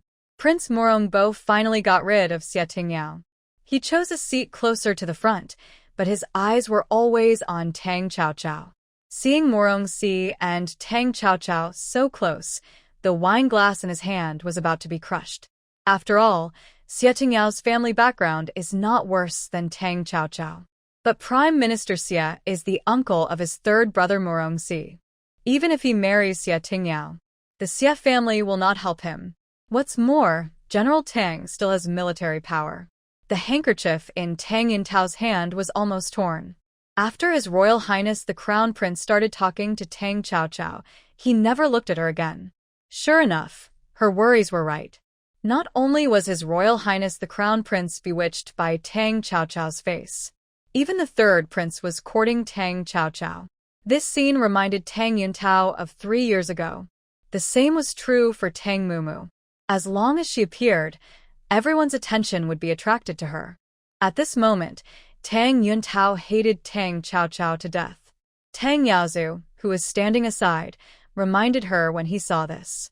Little sister, pay attention to your manners. Tang Yuntao bit her lip. Brother, you saw it too. His Royal Highness the Crown Prince was indeed bewitched by that which Tang Chao. Tang Yaozu glanced at the Crown Prince, and then at Tang Chao. This is the first time the prince has seen Tang Chao, and she looks exactly like Tang Mumu. Your Highness and Tang Mumu were once engaged, so it is understandable that he looked at her a few more times. Women should be gentle and respectful. When your Highness finds out how rude Tang Chao is, he will remember your kindness. Tang Yuntao seemed to be comforted. She felt that her brother was right. Tang Chao's arrogant look would never catch the prince's eye. How about Chao being my third prince's consort? Morongsi's sudden words made Tang Chao turn to look at him. Your Highness must have drunk too much. Morongsi spread his hands, with a ruffian look on his handsome face. It's okay, if Chao doesn't believe me. We have a long way to go. His sudden address to me made Tang Chao feel too close. Don't call me that, or the bloody disaster I said will come true. Morongsi pretended to be pitiful when he heard it. Miss Tang is really unkind. At the same time, a trace of pity flashed across his eyes. Tang Chao looked up at the sky outside the gate. Your Highness, it's time to go. The banquet will begin soon. Morongsi said indifferently. It doesn't matter where you sit? Tang Chao looked at him with some disdain. Morongsi felt sad and stood up. Miss Tang is the first girl who disdains me so much. Tang Chao ignored him. Morongsi was not angry either. He curled his lips and walked away. Empress Jing is here. The 6th prince is here. The 4th princess is here. Accompanied by the Nucha's hoarse voice, a graceful and elegant woman appeared at the door of the hall. She was dressed in a purple-red dress, and the hairpins on her temples were shining. She swayed gently as she walked gracefully. She was holding a lovely child by her side, who was the youngest son of concubine Jing, the sixth Prince Mu Irong. There was also a woman in her 20s, wearing a goose-yellow dress, who also looked dignified and elegant. This is the fourth Princess Murong Lian. Because her biological mother died early, she has been raised by concubine Jing. Murong Lian had been married once, but unfortunately the fourth prince consort couldn't stand the fourth princess's savagery. He had to divorce her. Unfortunately, the divorce failed, and she suffered a disaster. She was killed by a villain on the way back to the mansion again. From then on, the fourth princess remained a widow. Concubine Jing couldn't bear it, so she called her back to the palace and continued to accompany her. Tang Chao looked at the fourth princess, who had some similar eyebrows and eyes to concubine Jing. She couldn't help but glance in the direction of Murong Si. The old Taoist priest once told her that only relatives would look alike. There is also intergenerational inheritance. Murong Si is said to be like concubine Jing, but he is more like Emperor Kong Jian, who had met in the Tang dynasty. So there must be some unknown secrets. Concubine Jing had just taken the first seat. Everyone stood up and saluted. Concubine Jing was well-maintained and looked no more than 30 years old. She had a beautiful face and a dignified temperament. She raised her hand to signal everyone not to be polite. Ladies and gentlemen, please sit down. Today is a family dinner. There is no need to be too restrained. Everyone bowed and thanked Concubine Jing, and then sat down again. Concubine Jing smiled kindly. Her eyes fell on Xia Tingyao, who was sitting below her, and paused. Tingyao girl, why are you sitting so far away? Come and sit next to your aunt. Xia Tingyao heard the words and smiled brightly on her little face, and was about to stand up. Her eyes inadvertently fell on the prince opposite. Aunt, it's quite nice for my niece to sit here. Upon hearing this, Concubine Jing's eyes also fell on the prince, and the smile on her face faded a little. How come, your highness, the prince has time to come here today? Seer, that child, was only willing to come after I had persuaded him a lot. Concubine Jing glanced at Murong Si, who was not far away. Murong Si smiled upon hearing this. Mother, you are joking. I just think there is nothing beautiful about this snow. It's better for me to stay in the mansion and accompany my concubines to listen to music and watch plays. Upon hearing this, Concubine Jing's face suddenly froze. She pretended to scold. You are also a prince. Can't you learn from the prince and share the worries of your father? Mother is right. Murong Si said so, but from his expression, it can be seen that the other party was just perfunctory. Concubine Jing glanced at him unhappily and stopped looking at him. At this time, the fourth princess Murong Lian said on the side, Mother, there are so many young ladies and gentlemen here today. Why not let them help to liven up the snow viewing banquet? Concubine Jing nodded with a smile. Okay. Banquets in the palace have always been a good opportunity for noble ladies and gentlemen to show their talents. The noble ladies hope to find their ideal husbands through this. The gentlemen, of course, are similar. When they heard about the performances, everyone began to prepare with all their energy. Tang Chao looked at these peacocks that were like competing for beauty. She couldn't help but think of the beautiful face of Prince Lin. If that guy was here, he would be the most beautiful peacock just by standing here. There is no need to show any talent at all. The talents of the noble ladies are nothing more than playing the piano and dancing, or at least reciting poems and painting. Tang Chao was bored, but she was thinking about how to find an opportunity to leave Xia Tingyao alone. She had promised the emperor not to kidnap anyone again. If she did this again, it would be a slap in the emperor's face. Tang Chao naturally knew what to do and what not to do. That's why she came to participate in this snow viewing banquet. The first performer was Xia Tingyao. Xia Tingyao has changed into a water-sleeved dress.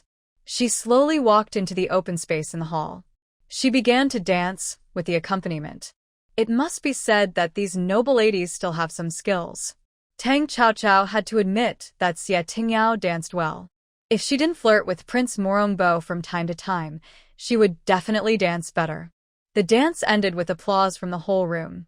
Xia Tingyao had a proud look on her face. Then other noble ladies came on stage, and during this period, several young masters also came forward to write a few words or improvise paintings, etc. But none of them were too outstanding. Lu Rulan, who was sitting in an inconspicuous place, tightly grasped the handkerchief in her hand. If Tang Chaochao hadn't slapped her in the face, she could have come forward to perform and win the favor of the third prince. Her eyes fell viciously in the direction of Tang Chaochao, and a vicious plan suddenly came into her mind. Tang Chaochao, if you don't let me have an easy life, then you can't have an easy life either. Tang Chaochao was already very perceptive. Feeling the malicious gaze, she looked over subconsciously. It happened that Lu Rulan's gaze did not retract in time. Although Lu Rulan was embarrassed and annoyed by being caught, she was more certain of what she wanted to do. Tang Chaochao grinned at Lu Rulan and shifted her gaze. The performance was almost coming to an end. At this moment, a voice suddenly rang out. This princess heard that General Tang's family found a second young lady. I wonder if she can come today? The fourth princess, Murong Lian, looked around the hall. Seeing that everyone was looking in the direction of Tang Chaochao, Tang Chaochao raised her eyebrows and stood up. Fourth princess, I am your servant. The fourth princess, Murong Lian's eyes fell on Tang Chaochao's plain but clean and beautiful face, and she suddenly felt a little unhappy. She always hated women who looked too outstanding, because her husband had to divorce her because of a very beautiful, foxy woman. Naturally, she didn't want to, and even tortured the woman to death in front of her husband. But she didn't expect that her husband would commit suicide. If this matter is exposed, how can she, the princess, save face? The fourth princess, Murong Lian, was even more unhappy when she saw Tang Chaochao didn't salute her. She looked at Xie Tingyao and smiled. It is said that the eldest daughter of General Tang's family is very talented. I think the second daughter of Tang is naturally not inferior to others. This is the rhythm of making her look bad. Tang Chaochao didn't give them a chance. The fourth princess is joking. I grew up in the mountains since I was a child. I don't know anything about piano, chess, calligraphy, painting, or reciting poems and painting. So if the princess wants to watch a performance, she should find someone else. I have never seen a noble lady dare to say so carelessly that she knows nothing. But Tang Chaochao was so frank that the fourth princess, Murong Lian, couldn't continue the conversation. Seeing this, Xie Tingyao immediately joined in. Tang Chaochao, the princess asked you to perform. Why are you making excuses? Don't think that you can be so arrogant just because you are a princess. Tang Chaochao laughed. This was meant to embarrass her. Although what Miss Xie said is unreasonable, I am not good at singing and dancing, but I do know some fancy moves. I just don't know if Miss Xie can be my opponent. I promise I will be gentle. Xie Tingyao was so angry. You? Who wants to fight with you? She is a noble lady. How could she have learned something as crude as martial arts? Tang Chaochao tilted her head and curled her lips. It seems that Miss Xie doesn't dare. Xie Tingyao naturally didn't dare to do that. Tang Chaochao chopped off her maid's head in front of her, and she still remembered it vividly. She also saw him kick the nutch away today. Tang Chaochao, you know I don't know martial arts, so you just want to make things difficult for me, don't you? Tang Chaochao 什么? So Miss Xie knows what it means to make things difficult for me? Everyone here knows that I grew up in the mountains.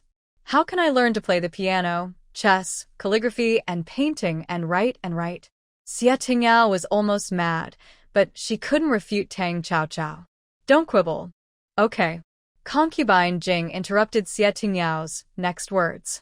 Concubine Jing looked at Tang Chaochao with a calm expression and a gentle voice. Miss Tang is right, Tingyao, you are being aggressive. Xie Tingyao was taught a lesson by her aunt, and her eyes turned red in an instant. Seeing her like this, Concubine Jing didn't say anything, and her eyes fell on Tang Chaochao again. Since Miss Tang knows martial arts, why not compete with the young masters present? After all, there is really no one among the noble ladies present who knows martial arts. This can be considered as Miss Tang's talent, okay? Tang Chaochao curled her lips. It was fake to let her compete with men, but the real intention was to make her look bad. Women definitely don't have the advantage over men when learning martial arts, but Tang Xiaoqiao is an exception. Of course, the young ladies are delicate and precious, and I was just joking just now. If they really hurt each other, I'm afraid that my father will be summoned to the palace by His Majesty tomorrow. Xia Tingyao bit her silver teeth to pieces. Tang Xiaoqiao was mocking his father, who went to the emperor to complain every few days. Concubine Jing didn't change her expression. That's great. But I have to say in advance, if any of the young masters are willing to go on stage, please don't hurt Miss Tang. Otherwise, I will not forgive him. Everyone present understood this kind of sarcasm. Tang Xiaoqiao said indifferently, Your Highness, it's better for Concubine Jing to let them go all out. I don't want to win unfairly. Concubine Jing said, with a look of embarrassment. Since Miss Tang is so confident, then you can do whatever you want. She was originally worried that someone would not understand what she meant, but she didn't expect Tang Xiaoqiao to take the initiative to set a trap for her. Tang Xiaoqiao slowly walked into the hall, waiting for the first person to go on stage. Su Jie, who had been huddled in the corner watching the show, noticed that his friend was ready to make a move. He quickly pressed the other's arm and whispered, Zisong, don't go. Lin Zisong heard the words and said in confusion, Why? Su Jie glanced at Tang Xiaoqiao and said, I can't explain it to you clearly for the time being. You will know when the sucker goes up first. Su Jie muttered in his heart, how could he make his ugly deeds known to everyone? Anyway, whoever goes up will definitely be in big trouble. Concubine Jing looked at the silent crowd. No one is willing to compete with Miss Tang? Of course, there are some young men present who are willing to do so. If they help Concubine Jing teach Tang Xiaoqiao a lesson, they will definitely be favored by Concubine Jing. You know, Concubine Jing has 2 princes. Even His Majesty's only daughter was raised by her. You can imagine how much His Majesty loves her. So when Concubine Jing said this, someone stood up and bowed. I'm willing to give it a try. If I hurt Princess Chaoan, please don't blame me. As soon as he finished speaking, he flipped over and stood opposite Tang Xiaoqiao. Tang Xiaoqiao looked at this man and found him plain-looking, and even his movements just now were not very smooth. When Concubine Jing saw someone coming out, she said, In that case, let's start. The man bowed to Tang Xiaoqiao. My princess is sorry. Tang Xiaoqiao looked at the other party and made a starting gesture, then clenched his fist and attacked him. He was full of momentum, but unfortunately his martial arts were not very good. She did not move at all, and waited until the man was almost in front of her. She raised her foot and retracted it at a speed that others could not see clearly. Those who did not see clearly only had time to see Tang Xiaoqiao's skirt swing, while she was still standing there. The man had already screamed and fell to the ground like a dead dog.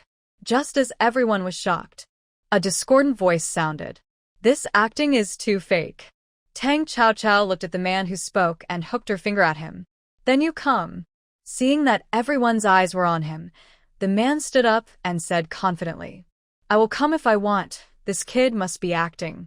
The man leaped after he finished speaking, and his hands became eagle claws and pinched Tang Xiaoqiao's neck mercilessly. But before the man came to her, he was kicked away. Screams followed. Jing Fei's face had turned black. Trash. He couldn't even beat a little girl. Seeing Jing Fei's bad face, another person jumped out in an instant.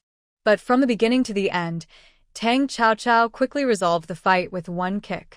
This made the young masters present embarrassed. Lin Zisong looked at his good friend Su Jie with gratitude. Jie, this Princess Chaoan's kung fu is so amazing. It's a good thing you stopped me. Otherwise, this person would be embarrassed. Su Jie rolled his eyes and said, Even if you don't go, we young masters will not lose face now. Su Jie was right, because Tang Xiaoqiao had kicked nearly half of the noble young masters. If this matter gets out, how can they still have the face to live? The third Prince Murongxi smiled. Now it's good. He is not the only one who got beaten. If everyone talks about it in the future, it won't be too embarrassing for him. Seeing that no one dared to step forward, Concubine Jing forced a smile on her face and said, as expected of the daughter of a military general, Miss Tang's skills are really amazing." Tang Qiao said modestly when he heard the words. "Your Majesty, you are too kind." The fight was over. Xie Tingyao saw that she could not deal with Tang Qiao. She was unwilling, but she could not think of a better way. At this time, the palace maids brought fruit wine. Concubine Jing suppressed her displeasure and smiled. "This is the fruit wine I brewed myself. I bring it out today for you to taste." Upon hearing this, everyone immediately put aside the unpleasantness that had just happened and complimented Concubine Jing again. Tang Qiao looked at the wine pot that the maid brought to her and had no intention of drinking it. Lu Rolan came slowly. She held a glass of wine in her hand. Her cheeks were still red and swollen, but with a hint of apology. "Roland was wrong just now. Please don't blame Miss Tang Air." "Roland toasts Miss Tang Air. Can you forgive me?" As she said, Lu Roland stepped forward and picked up the wine pot beside Tang Qiao and poured her a glass. Tang Qiao looked at the wine glass handed to her, and the corners of her mouth rose. "Since Miss Lu wants to apologize, why don't you drink both glasses, and I will forgive you?" Lu Roland paused slightly for the wine glass she was holding. The smile she forced on her face almost broke. Tang Qiao looked at her and asked in confusion. "Miss Lu, it's just 2 glasses of wine. Are you saying this apology out of thin air?" Lu Roland never thought that Tang Qiao would say that. The glass of wine she handed to Tang Qiao was drugged. How could she drink it? Just when she was in a dilemma, Concubine Jing at the top suddenly spoke up. "It seems that there are some small misunderstandings between Miss Lu and Miss Tang Air. But they're just harmless quarrels. Miss Tang Air, why don't you drink this glass of wine and make peace with Miss Lu?" Tang Qiao grinned when she heard that. "Okay, I'll listen to Concubine Jing." Seeing Tang Qiao take the wine and drink it down, Lu Roland was delighted and drank the wine in her hand. But she didn't notice the playful look in Tang Qiao's eyes. Concubine Jing has been in the Deep Palace for many years. How could she not know the little tricks of these noble ladies? Someone took the initiative to help, so she naturally had to add fuel to the fire. "Now that we have danced and drunk wine, let's go out to enjoy the snow together. This is the theme of today's snow viewing banquet. Young ladies and gentlemen from all families go," Concubine Jing said. Everyone naturally agreed. Looking at the people slowly coming out, Tang Qiao also stood up and walked out. As for Xie Tingyao, she was left behind by Concubine Jing. "Tingyao, how many times have I told you that the prince is not your good man?" Facing Concubine Jing's rebuke, Xie Tingyao lowered her head and said nothing. But she is like the prince since she was a child. When Xie Tingyao entered the palace as a child, she got lost because of playing. It was the Prince Morongbo who picked her up. At that time, they were not very old, and it was snowing heavily outside like today. Xie Tingyao was frozen, and the Prince Morongbo not only ordered people to change her wet clothes, but also prepared delicious snacks for her. From then on, she remembered Morongbo in her heart. Jing Fei was angry when she saw her like this. Her brother Xiezhuo once said that it would be good if Tingyao could catch the prince's eye. It was as if he wanted to put more eggs in several baskets. But Jing Fei didn't like Prime Minister Xie to do things this way. In order to let Prime Minister Xie, her brother, help her with all his strength, she must not let Tingyao marry the prince. Tang Qiao was obviously isolated. Wherever she went, both the noble ladies and the noblemen scattered. The noble ladies were worried about offending Jing Fei. The noblemen were afraid of being beaten. Tang Qiao didn't care. She didn't leave the hall too far because Xie Tingyao hadn't come out yet. But at this moment, a palace maid walked up to her and bowed. "I greet Princess Chaoan." Tang Qiao looked up at her. "What's the matter?" The maid said. "Miss Lu asked me to invite the princess over. She said that she didn't apologize to the princess properly just now, and she wanted to apologize to you again in person." Tang Qiao didn't miss the evasiveness in the maid's eyes. She turned her head to look in the direction of the palace door, and then replied, "Let's go." The maid immediately bowed and led the way. After many twists and turns, they finally stopped at the door of a side hall. The maid turned around and said, Princess, Miss Lu just wet her clothes and is changing inside. You can go in directly. Tang Qiao curled her lips. Okay. The maid bowed again. Then I will take my leave first. Tang Qiao quietly sprinkled some powder on the maid when she turned around. The maid didn't notice it. She walked very fast, even a little flustered. Tang Qiao swept his eyes across the rockery not far away, turned around, pushed open the door of the bedroom and walked in. At the same time, a person walked out from behind the rockery. It was Lu Rolan. At this time, the maid also appeared beside her. Lu Rolan looked at her and said, "Well done. Don't show up here again today." The maid nodded quickly, turned around and disappeared. But as soon as the maid walked away, Lu Rolan felt a pain in the back of her neck, and her eyes suddenly went dark. Prince Morongbo, who had come all the way, happened to see the door of the side hall closed. Tang Qiao remembered the glass of wine that Lu Rolan had given her just now. He took out a small medicine bag from his body. This thing was taken from the maid just now. After opening it, he opened the incense burner in this side hall. After fiddling with it for a while, Tang Qiao showed a playful smile on his face. Ordinary Huan powder, plus the aphrodisiac in the incense burner, and then she mixed it like this. Lu Rolan was afraid that she would have to toss until dawn. Even if the other party drugged her, where should she find the man? Just as Tang Qiao was thinking, she suddenly heard a movement at the door. She jumped out of the window directly. When Crown Prince Morongbo heard from the eunuch that Tang Qiao asked him to meet here, he followed without thinking. As soon as the aphrodisiac incense in the hall entered his mouth and nose, Morongbo began to feel hot all over. Seeing a looming figure lying on the bed behind the screen, he walked in uncontrollably. The aphrodisiac incense in the hall is specially prepared for men, and the cup of wine mixed with Huan powder that Tang Qiao drank is for women. In this way, it is difficult not to have trouble. Tang Qiao took out a small porcelain bottle from his body, and soon a small insect crawled out of it. Following the small insect, Tang Qiao found the residence of the palace, made just now. He put the remaining Huan powder back without anyone noticing. Then he clapped his hands and left. At the same time, Xia Tingyao had come out of the hall. At this moment, she was sitting alone in the corridor in a daze. Concubine Jing's admonition made her not interested in watching the snow. Tang Qiao's sudden appearance made Xia Tingyao stunned. Facing Tang Qiao alone, Xia Tingyao was afraid. She looked around, but didn't see a palace servant. At this moment, she regretted a little and drove away all the servants around her. Tang Qiao's playful expression made Xia Tingyao stand up directly. "What do you want to do by appearing here?" Tang Qiao sat down on the corridor opposite her. "Don't be afraid, Miss Xia. I came here today to ask a few questions. If you cooperate well, I will naturally not do anything to you. But if you don't cooperate, you know what I will do. There is no one around now, right?" Xia Tingyao said subconsciously. "Tang Qiao, I tell you, this is the imperial palace. Don't do anything stupid." Tang Qiao didn't know when the cloth bag with cow hair needles appeared in his hand again. Xia Tingyao's pupils shrank. She knew how painful it would be to enter the body with this thing. The key is that it will not leave any marks on the body. "What do you want to ask?" Tang Qiao was satisfied with the other party's tact. "Who asked you to go with my elder sister to appreciate flowers at the palace banquet 3 years ago?" Xia Tingyao didn't react for a moment. Tang Qiao reminded her.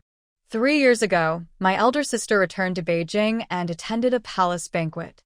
During this period, you went with her to appreciate flowers." Xia Tingyao thought for a long time before she remembered that there was such a thing. It was not an important matter. At that time, it was Shuiying who said that Miss Tang had no friends in Beijing and looked very pitiful. That's why she invited Tang Mumu to appreciate flowers together. The reason why Xia Tingyao could remember it was mainly because Tang Mumu suddenly disappeared halfway through the walk. She felt that the other party left without saying a word. Isn't this too disrespectful to her? Because of this incident, she didn't like Tang Mumu. After listening to the reason, Tang Qiao turned around and left without saying anything. Whether what Xia Tingyao said was true or not, she would know after she asked Li Shuiying. As for Xia Tingyao, she was frightened by Tang Chaochao and followed back to the crowded place. The third prince Murongxi saw Tang Chaochao and Xia Tingyao coming back one after another and looked over curiously. After Xia Tingyao walked away, he walked to Tang Chaochao and said, "The live show prepared by the second Miss Tang will definitely be a big show later." Tang Chaochao didn't feel guilty about being caught doing something bad. She asked back, "Is the third prince going to report me?" The third prince Murongxi smiled. "How could it be? Is this what Chao Chao thinks of me?" Tang Chaochao looked at the person who suddenly approached, and a silver needle appeared in her hand. She raised her lips and said, "The fourth princess and concubine Jing have such similar eyebrows and eyes. Why do you think this is, third prince? Obviously, the two have no blood relationship, so why do they look alike? Is this a coincidence?" Murongxi's eyes froze for a moment when he heard the words, but he quickly reacted and returned to his previous ruffian attitude. "What do you think, Chao Chao?" Tang Chaochao raised his eyebrows. "Why do I think it's unimportant? I'm not curious about other people's privacy. Your Highness should know that what I want to do is just to find the real murderer who killed my sister. What does other things have to do with me?" Murongxi looked at Tang Chaochao, and his eyes changed from cynical to meaningful. Tang Chaochao said again, "If your Highness is not the murderer, how about helping me find out who is the murderer? In exchange, I can help your Highness take out the poisonous insect in his body." At this moment, Murongxi could no longer maintain his superficial calm. His narrow eyes narrowed slightly. "How do you know that I have that thing in my body?" If Tang Chaochao had not just returned to Beijing, Murongxi would have really thought that she was sent by concubine Jing to test him. But this is completely impossible. Not to mention that Tang Chaochao has never been to Beijing, and she is the second lady of General Tang's family. Concubine Jing can't reach into the Tang family. Tang Chaochao did not answer Murongxi, but raised her little face to look into the other's eyes, waiting for the other party to respond. Murongxi's expression struggled for a long time, and finally said in a calm voice without a trace of his usual unnatural voice, "How do I know that what Miss Tang said is true? His meaning is very clear. He doesn't really believe that Tang Chaochao can take out the poisonous insect in his body. After all, ordinary doctors can't even tell by taking the pulse, let alone cure it." Murongxi had secretly seen countless famous doctors, but all of them came back empty-handed. Tang Chaochao's words shocked him, but he doubted that she could help him take it out.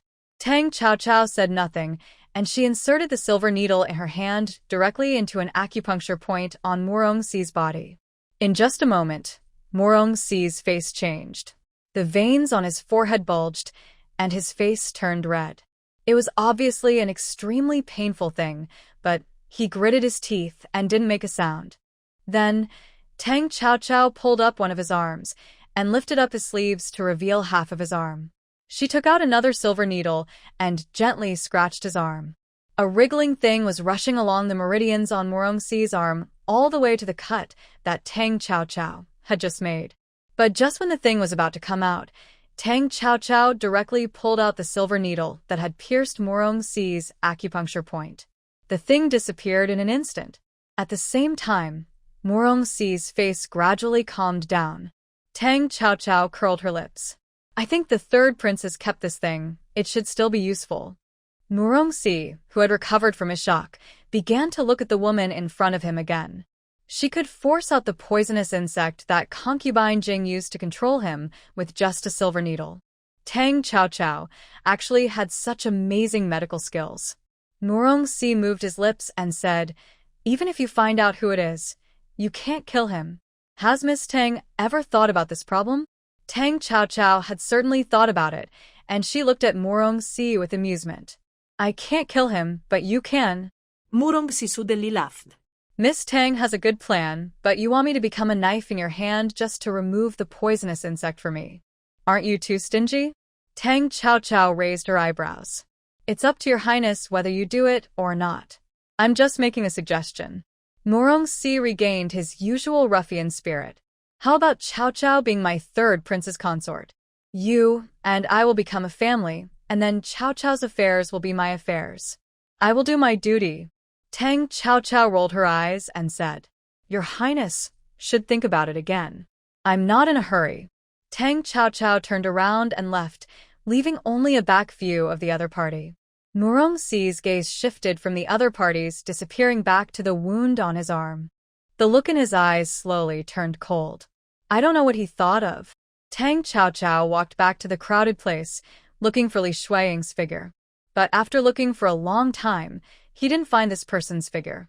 When he saw the other party again, Li Shuiying hurried back with the same palace maid. They looked anxious and didn't notice Tang Chao standing in the corner at all. Tang Chao watched them walk into the banquet hall just now. After a while, concubine Jing came out with a group of people. Although she looked angry, the teasing in her eyes could not escape Tang Chao's eyes. Tang Chao hid in the crowd and went with them to another destination. But in a moment, almost everyone seemed to know something. When they were whispering to each other, they didn't notice Tang Chao following behind. Xia Tingyao was also wondering. Tang Chao was talking to her just now. How come in the blink of an eye, Li Shuiying said that she was doing something shameful with someone in the side hall. But she was 100% happy to see Tang Chao make a fool of herself. So she ignored other things. When a group of people rushed to the door of the side hall, the obscene sounds coming from the side hall made the noble ladies present blush. The young men stretched their necks, as if they wanted to feast their eyes. Tang Chao followed at the end, and she looked at him coldly. There were footsteps behind her. It was Murongxi, who walked to Tang Chao. If my cousin knew that the person inside was the prince, I'm afraid she would tear Miss Lu to pieces. Tang Chao curved her lips. One is your cousin, and the other is your admirer. The third prince is like an outsider. Concubine Jing looked very angry. Who is the rascal inside, who actually did such a shameless thing in the palace? I will never let her off easily.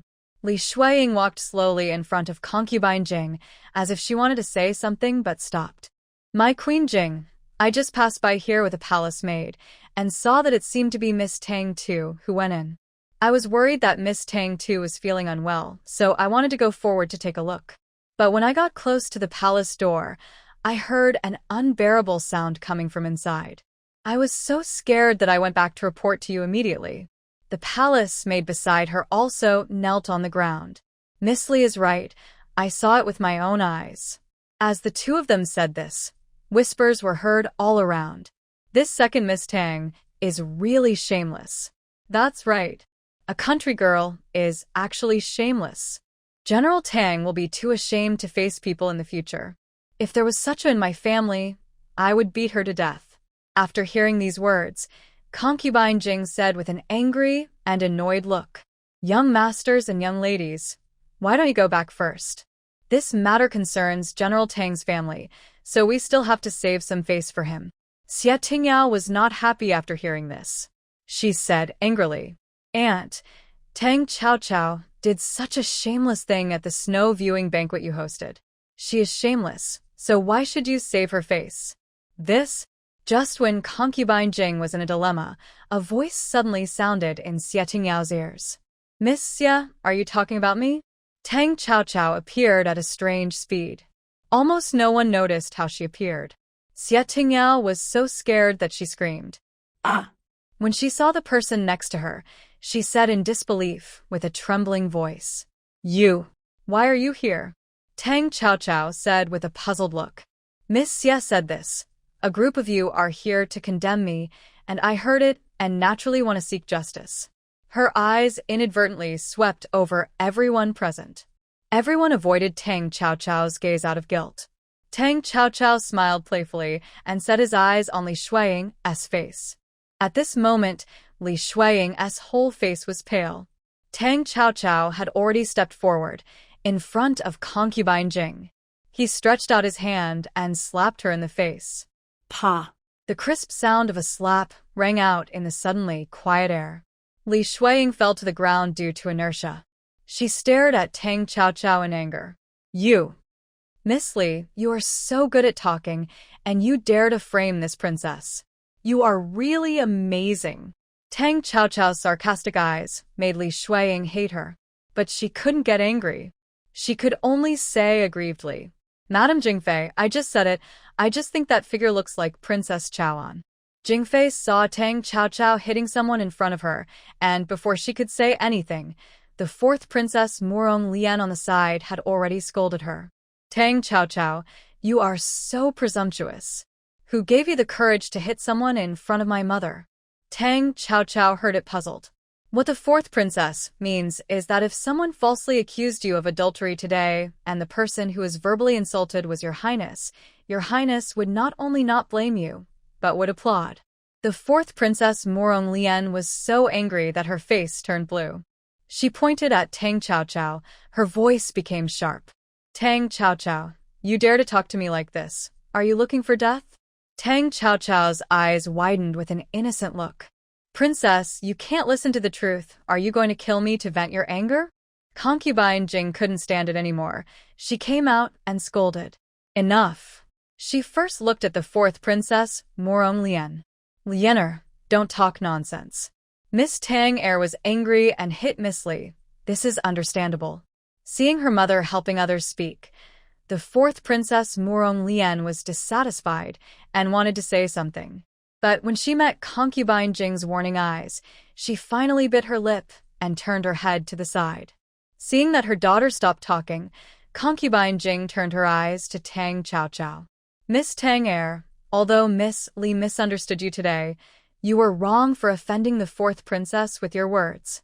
Tang Chaochao didn't say anything. She wanted to see how Concubine Jing wanted to deal with her. If the princess doesn't punish you for your offensive words and everyone else follows suit, how will the royal family maintain their dignity? Miss Tang, do you think what I said is wrong? Tang Chaochao said respectfully. Your Majesty's words are of course correct. But how should your Majesty deal with Miss Li, who framed me? And this group of noble ladies and gentlemen who insulted me? If someone else is like them in the future, indiscriminately accusing, slandering, and humiliating others at the palace banquet, what dignity will your Majesty still have? Concubine Jing's eyes turned cold, and her face turned black instantly when she heard the words. What a sharp tongue. If she must punish Tang Chaochao today, then she must treat everyone equally. It was a good snow viewing banquet, and she hosted it. If she really punished everyone present, the matter would surely be heard by His Majesty. This is nothing, but how will the families of these noble ladies and gentlemen think of her, Concubine Jing? She wanted to pave the way for her son, and she must not offend a large group of ministers for such a small thing before she even started. Concubine Jing looked at Tang Chaochao meaningfully, and finally her expression eased a little. Miss Tang, you're joking. I just said it casually. Liena has been spoiled by me, so I can't punish you for such a small matter. When everyone heard Concubine Jing say this, their hearts were instantly relieved. If they were punished at the palace banquet, they would definitely be taught a lesson when they returned. Tang Chaochao smiled, with her lips curved. Thank you, Concubine Jing, for your magnanimity. After such a toss, they almost forgot the main purpose of coming here. Since it's not Miss Tang, who could it be? Someone couldn't help asking. If one person spoke, there would naturally be another person. Someone else said indignantly, we must drag the people inside out and punish them properly. If it weren't for the people inside, how could they have believed the slander and almost been punished collectively? Concubine Jing was so indignant that she really hesitated whether to open the door. But Tang Chaochao spoke at the right time. Miss Xie just said that the people inside dared to do such a shameless thing at the palace banquet hosted by Concubine Jing. It is not necessary to save face for them.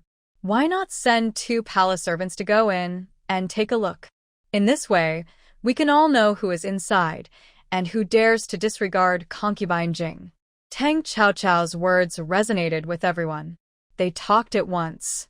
They demanded that the identity of the people inside must be clarified.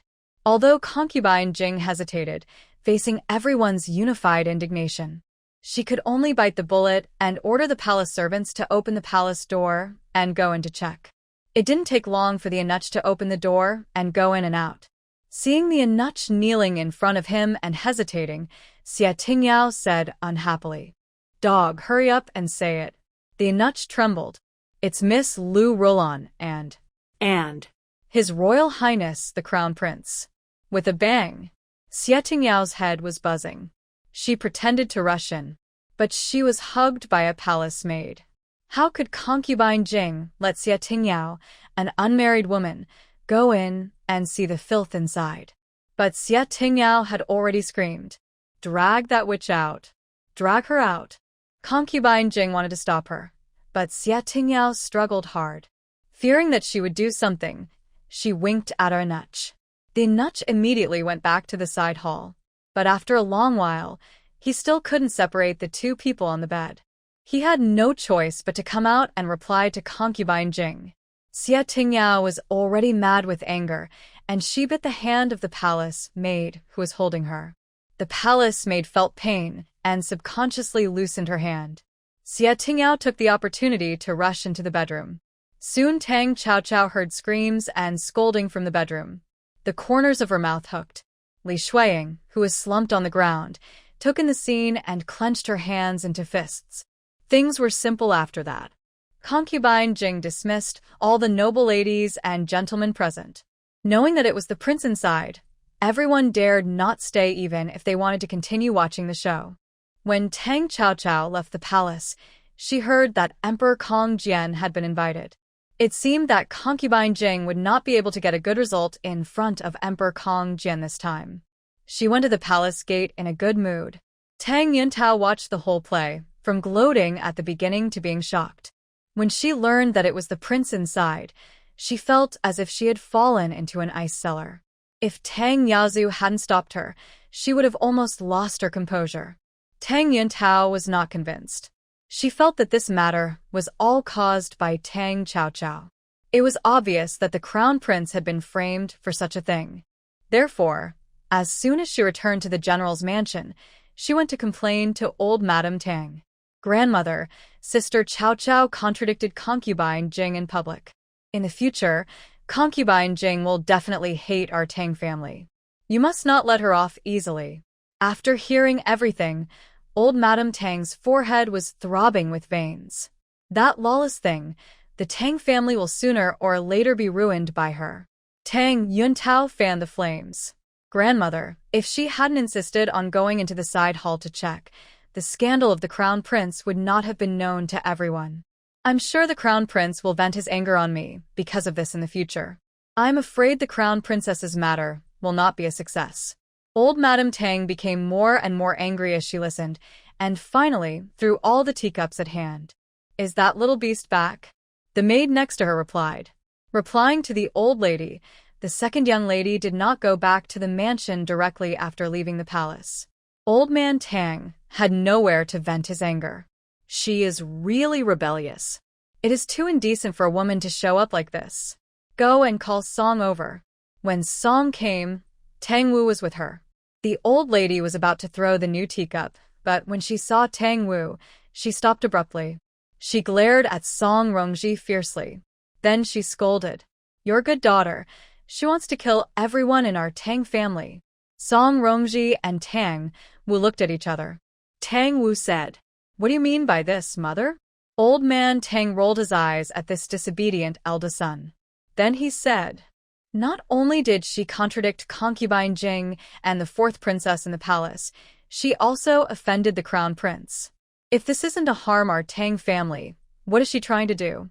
After the palace banquet, a woman didn't go home the first time. What did she want to do? Now the matter between Yun Tao and the crown prince is also because of your good daughter. Boss, tell me yourself, what should we do? Tang Wu naturally heard that the old lady was talking incoherently. Mother, why don't you explain the cause of the matter clearly, and I will make the decision. Upon hearing this, the old lady Tang threw the new teacup heavily to the ground. What do you mean? Do you think I deliberately framed that little evildoer? Not only did she contradict the fourth princess, concubine Jing wanted to punish her, but she still dared to contradict concubine Jing. She also made the crown prince's scandal known to everyone. What else is there to defend? Song Rongji said upon hearing this. Madam, why don't you explain it clearly? Why did Chao contradict the fourth princess? Why did she contradict concubine Jing? And what scandal did the crown prince have? Why did Cao Cao make this matter known to everyone? The couple, who didn't know the whole story, naturally wouldn't listen to Madame Tang's one-sided statement. Seeing Song Rongji's confrontational attitude, Madame Tang was furious. But she couldn't get angry because Tang Wu was there. So she looked at Tang Yuntao reluctantly. Yuntao, you say? Tang Yuntao was actually a little afraid of this uncle. The murderous aura on Tang Wu was too much for her, a little girl. Even his father Tang Wen didn't dare to be too rash when he saw his brother.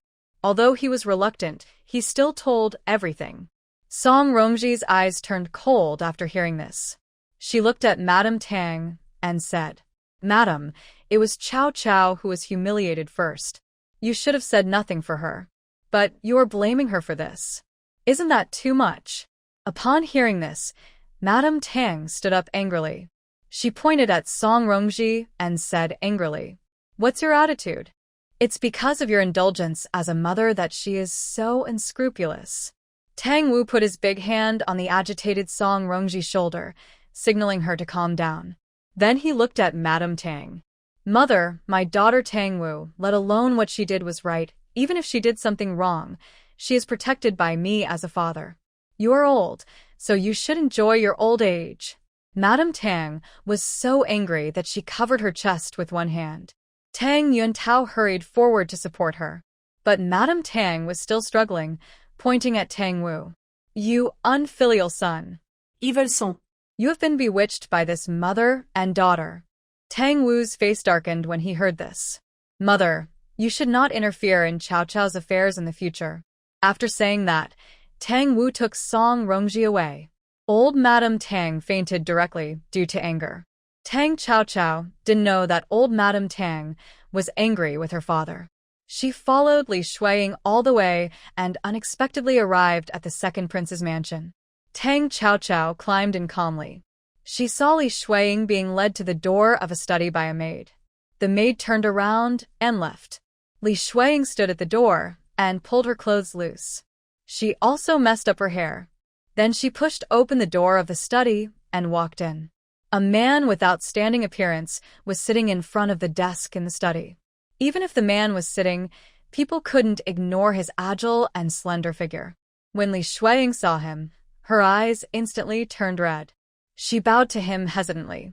Shuiying greets the second prince. Yes, this person is the second Prince Mirongshan.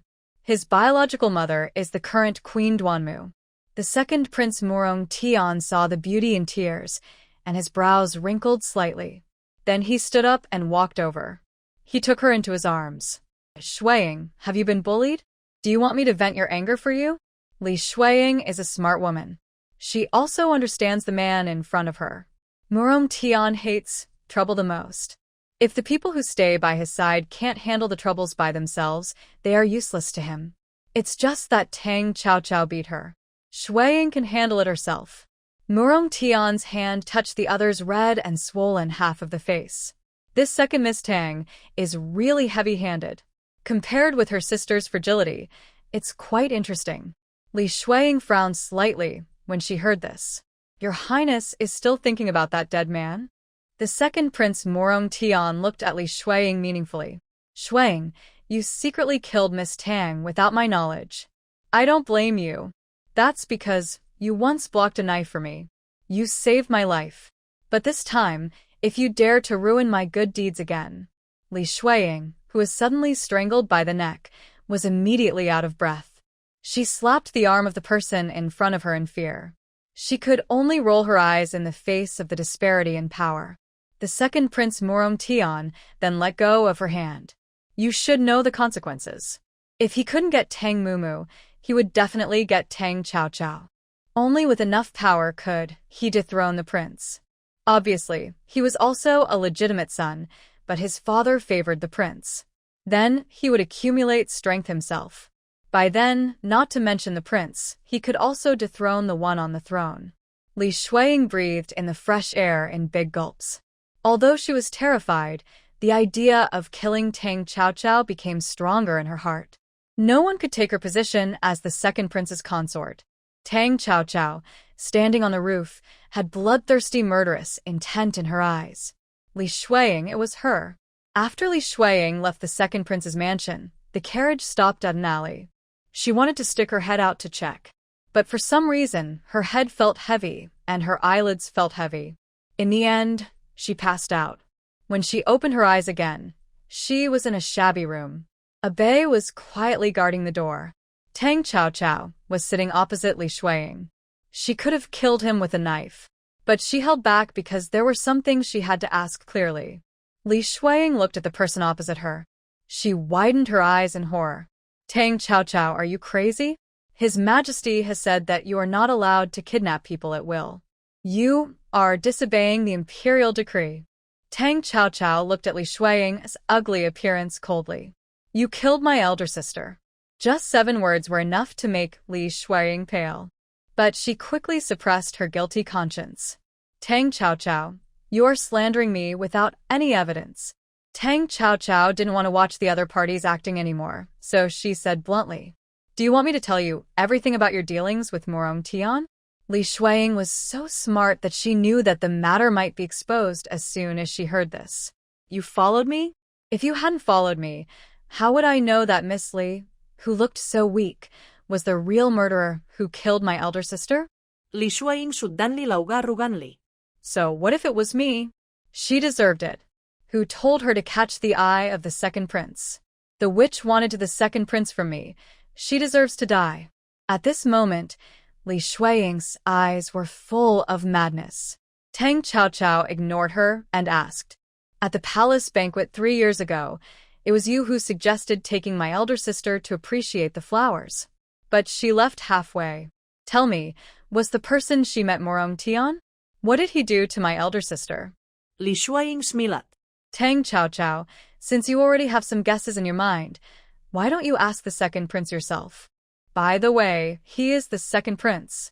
Even if he did something to your sister, what can you do? Do you dare to kill him? Tang Chao narrowed her eyes and clenched her hands into fists. Li Shuiying smiled even more happily when she saw her like this. Tang Chao, haven't you been very arrogant since you came to Beijing? What? So, you are afraid sometimes? That's right, if you kill a prince, not to mention that your Tang family can't be saved. Even your maternal grandfather's family will probably not be able to escape the wrath of the current emperor. Tang Chao grabbed Li Shuiying, esa neck. But I can kill you.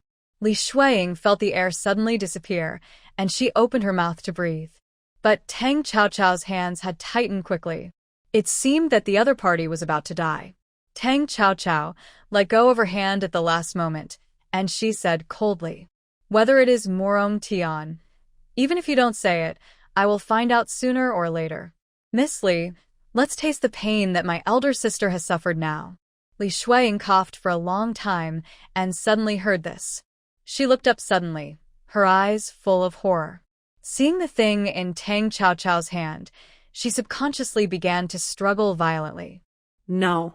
Tang Chao, you can kill me or cut me up as you like. Take that thing away from me. Tang Chao held the ox hair needle in her hand and curved her lips. Don't worry, when you die, I will hang your head at the door of your beloved second prince's mansion. I won't let you die without being able to find him.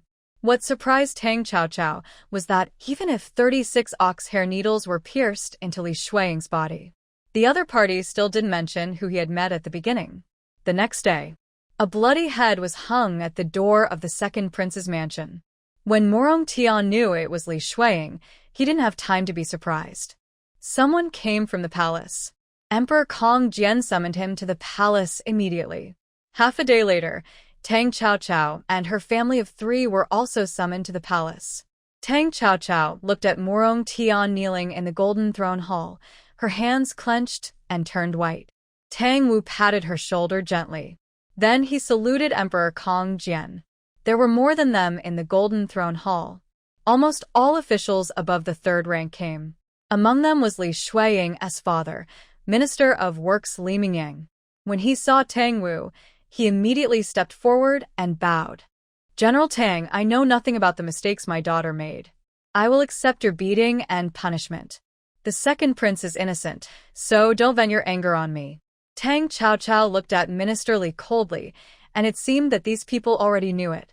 When Emperor Kong Jian heard this, his face was full of anger. He drew the imperial sword beside him and walked down from the dragon throne directly. "It's all because of you, the rebellious son. I will kill you today." With his furious voice, all the officials present knelt down immediately. "Your Majesty, please calm down." Minister Li has stepped forward to help Morong Tian block the sword. "Your Majesty, this is all my daughter's fault. The second prince is innocent." Emperor Kong Jian was so angry that he pointed his sword at Morong Tian. If he hadn't been indecisive, he would have provoked Miss Li while thinking about Miss Tang. How could such a thing happen? Minister Li knelt down upon hearing this. "Your Majesty, it's all because of my poor teaching of my daughter. I am willing to resign and return home with my family to appease General Tang's grief over the loss of his daughter." What a big show. Tan Cao Cao wanted to laugh, but her dissatisfaction had reached the extreme. Although the murderer had been killed by her, there were still many things that were not clear. Who did her elder sister meet in the palace 3 years ago? This was the biggest doubt in her heart. The most likely person was the second prince Morong Tian, but why did Li Shuaying refuse to tell anyone even if she died? Because there was one thing she had never told anyone.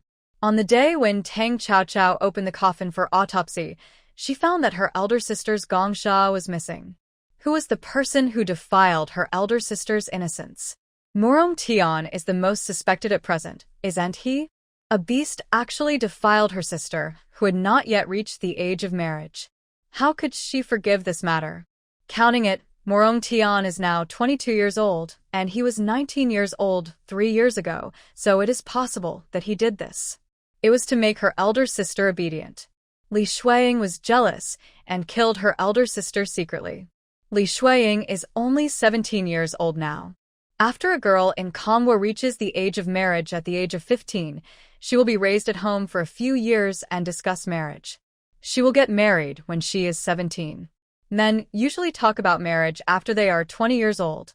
Li Shuaying was so vicious at the age of 14. Where did she find help? But Tang Cao Cao tried every means, but she couldn't pry the other party's mouth open. Queen Duanmu hurried over and saw the emperor being pointed at by Emperor Kong Jian with a sword. She rushed over directly. She said while crying, "Your Majesty, how can you blame Tian'er for this? It's just a matter of jealousy between women. Besides, didn't Miss Tang have killed the murderer? Isn't that enough?" Tang Cao Cao didn't intend to hide the fact that she was the one who did it when she hung the head. But Empress Duanmu's words made Song Rongji very dissatisfied. "Empress, it is only natural that a person should be punished for his life. Cao Cao killed the murderer, and the murderer deserved it. How can you say it's enough?" Empress Duanmu had never been contradicted like this before. She was about to rebuke. Emperor Kong Jian had already spoken. "Madam Tang is right. What do you think we should do about the matter of Tang Qing's family?" Tang Wu looked around at everyone present, knowing that today was just a play played by Emperor Kong Jian for him. But what can he do? Just when he was about to let go. Although Morong Tian was not the murderer, he was the fuse. Not punishing him would be a loss of royal dignity. A cold male voice suddenly sounded at the door of the hall. Everyone looked over. Ainen pushed the wooden wheelchair in slowly. The wooden wheels made a rolling sound, which startled everyone present. Why did this master come here? "Greetings, Lord Lin." Emperor Kong Jian frowned slightly. "You are right, my brother. How do you think the punishment should be?" Lord Lin's eyes were cold and without any warmth. Such a scandal happened in the royal family, and it must be severely punished. Otherwise, it will be a joke once it spreads out. In my opinion, Minister Li has no way of disciplining his children, so he should be allowed to resign and return home. As for Morong Tian, let him be locked up in the prince's mansion to reflect on his mistakes. Morong Tian looked at his little uncle in disbelief. Isn't this equivalent to banishing him to the cold palace? Emperor Kong Jian was actually not happy about the sudden arrival of Prince Lin. However, the punishment he mentioned was still within his acceptable range. It was good that the second son was imprisoned, so that the crown prince could be relieved. Empress Duanmu was dissatisfied, But now she had to hold down Morong Tian's hand that wanted to break free. She leaned over and whispered in Morong Tian's ear. "Hold on, there is a long way to go." Second Prince Morong Tian suppressed his dissatisfaction. Emperor Kong Jian had already looked at Tang Wudao. "General Tang, what do you think of what Prince Lin said?" Tang Wu knew that if he didn't bow his head at this moment, he would put himself, the Tang family, and the Duke's mansion on the edge of a knife. "It's up to your majesty to decide." Tang Chaochao looked at Prince Lin and knew that at this point, this was the biggest concession made by Emperor Kong Jian. A useless person, she had plenty of opportunities to deal with him. When everyone left, only Emperor Kong Jian and Second Prince Morong Tian were left in the entire hall. Morong Tian's eyes were red. "Father, this matter has nothing to do with me. You can't abandon me." Emperor Kong Jian looked at him coldly. "Saving you is my greatest mercy. Remember, what I give you is yours. If I don't give it to you, you can't even think about it." Morong Tian finally understood at this moment. His father was taking the opportunity to suppress him. He was afraid that he would compete with the prince. His father's partiality has reached the sky. Yesterday, the prince was hanging out with someone in the palace and was caught red-handed. Not only did his father not blame him, he also blamed it on concubine Jing. And he was really innocent. He just wanted to use Tang Mumu to gain the military power of the Tang family. But before he could do anything, Tang Mumu died. Now he has to be imprisoned for this. Morong Tian was sent back to the mansion and watched the door of the mansion being locked by the palace servants. He was like a madman, smashing everything he saw. Witch. "Li Shuiying, you witch, you have hurt me so badly." "Witch, Tang Mumu is also a witch. I didn't kill her. Why should I be punished?" "Tang Chaochao is also a witch. You can seek revenge on the Li family. They're all of them." The next morning, after Shangshu Li handed in his resignation documents, he took his family out of the capital. Li Mingyang lifted the curtain of the carriage and glanced at the city gate that was getting farther and farther away, with an unclear look in his eyes. When he lowered the curtain of the carriage, the figure of a young man on a white horse suddenly appeared on the official road. The boy was only 18 or 19 years old. He had distinct features and wore an excellent silk robe, which made him look handsome. There was a wine pot on the jade belt around his waist. He untied the wine pot, raised his head and took a sip, and looked at the Li family's convoy in the distance. "Your Highness, please slow down." Another young man riding a black horse in the back tightened the reins and came to the side of the young man on the white horse, seeing that he was in a trance. He also looked at the convoy in the distance. "Your Highness, aren't you going hunting today? What's so good about this Li family convoy?" No, it's an old friend's farewell, but we can only say goodbye like this because of our shallow fate." After saying that, the young man on the white horse poured the remaining wine in the wine pot on the ground. When the wine pot was empty, he threw it away.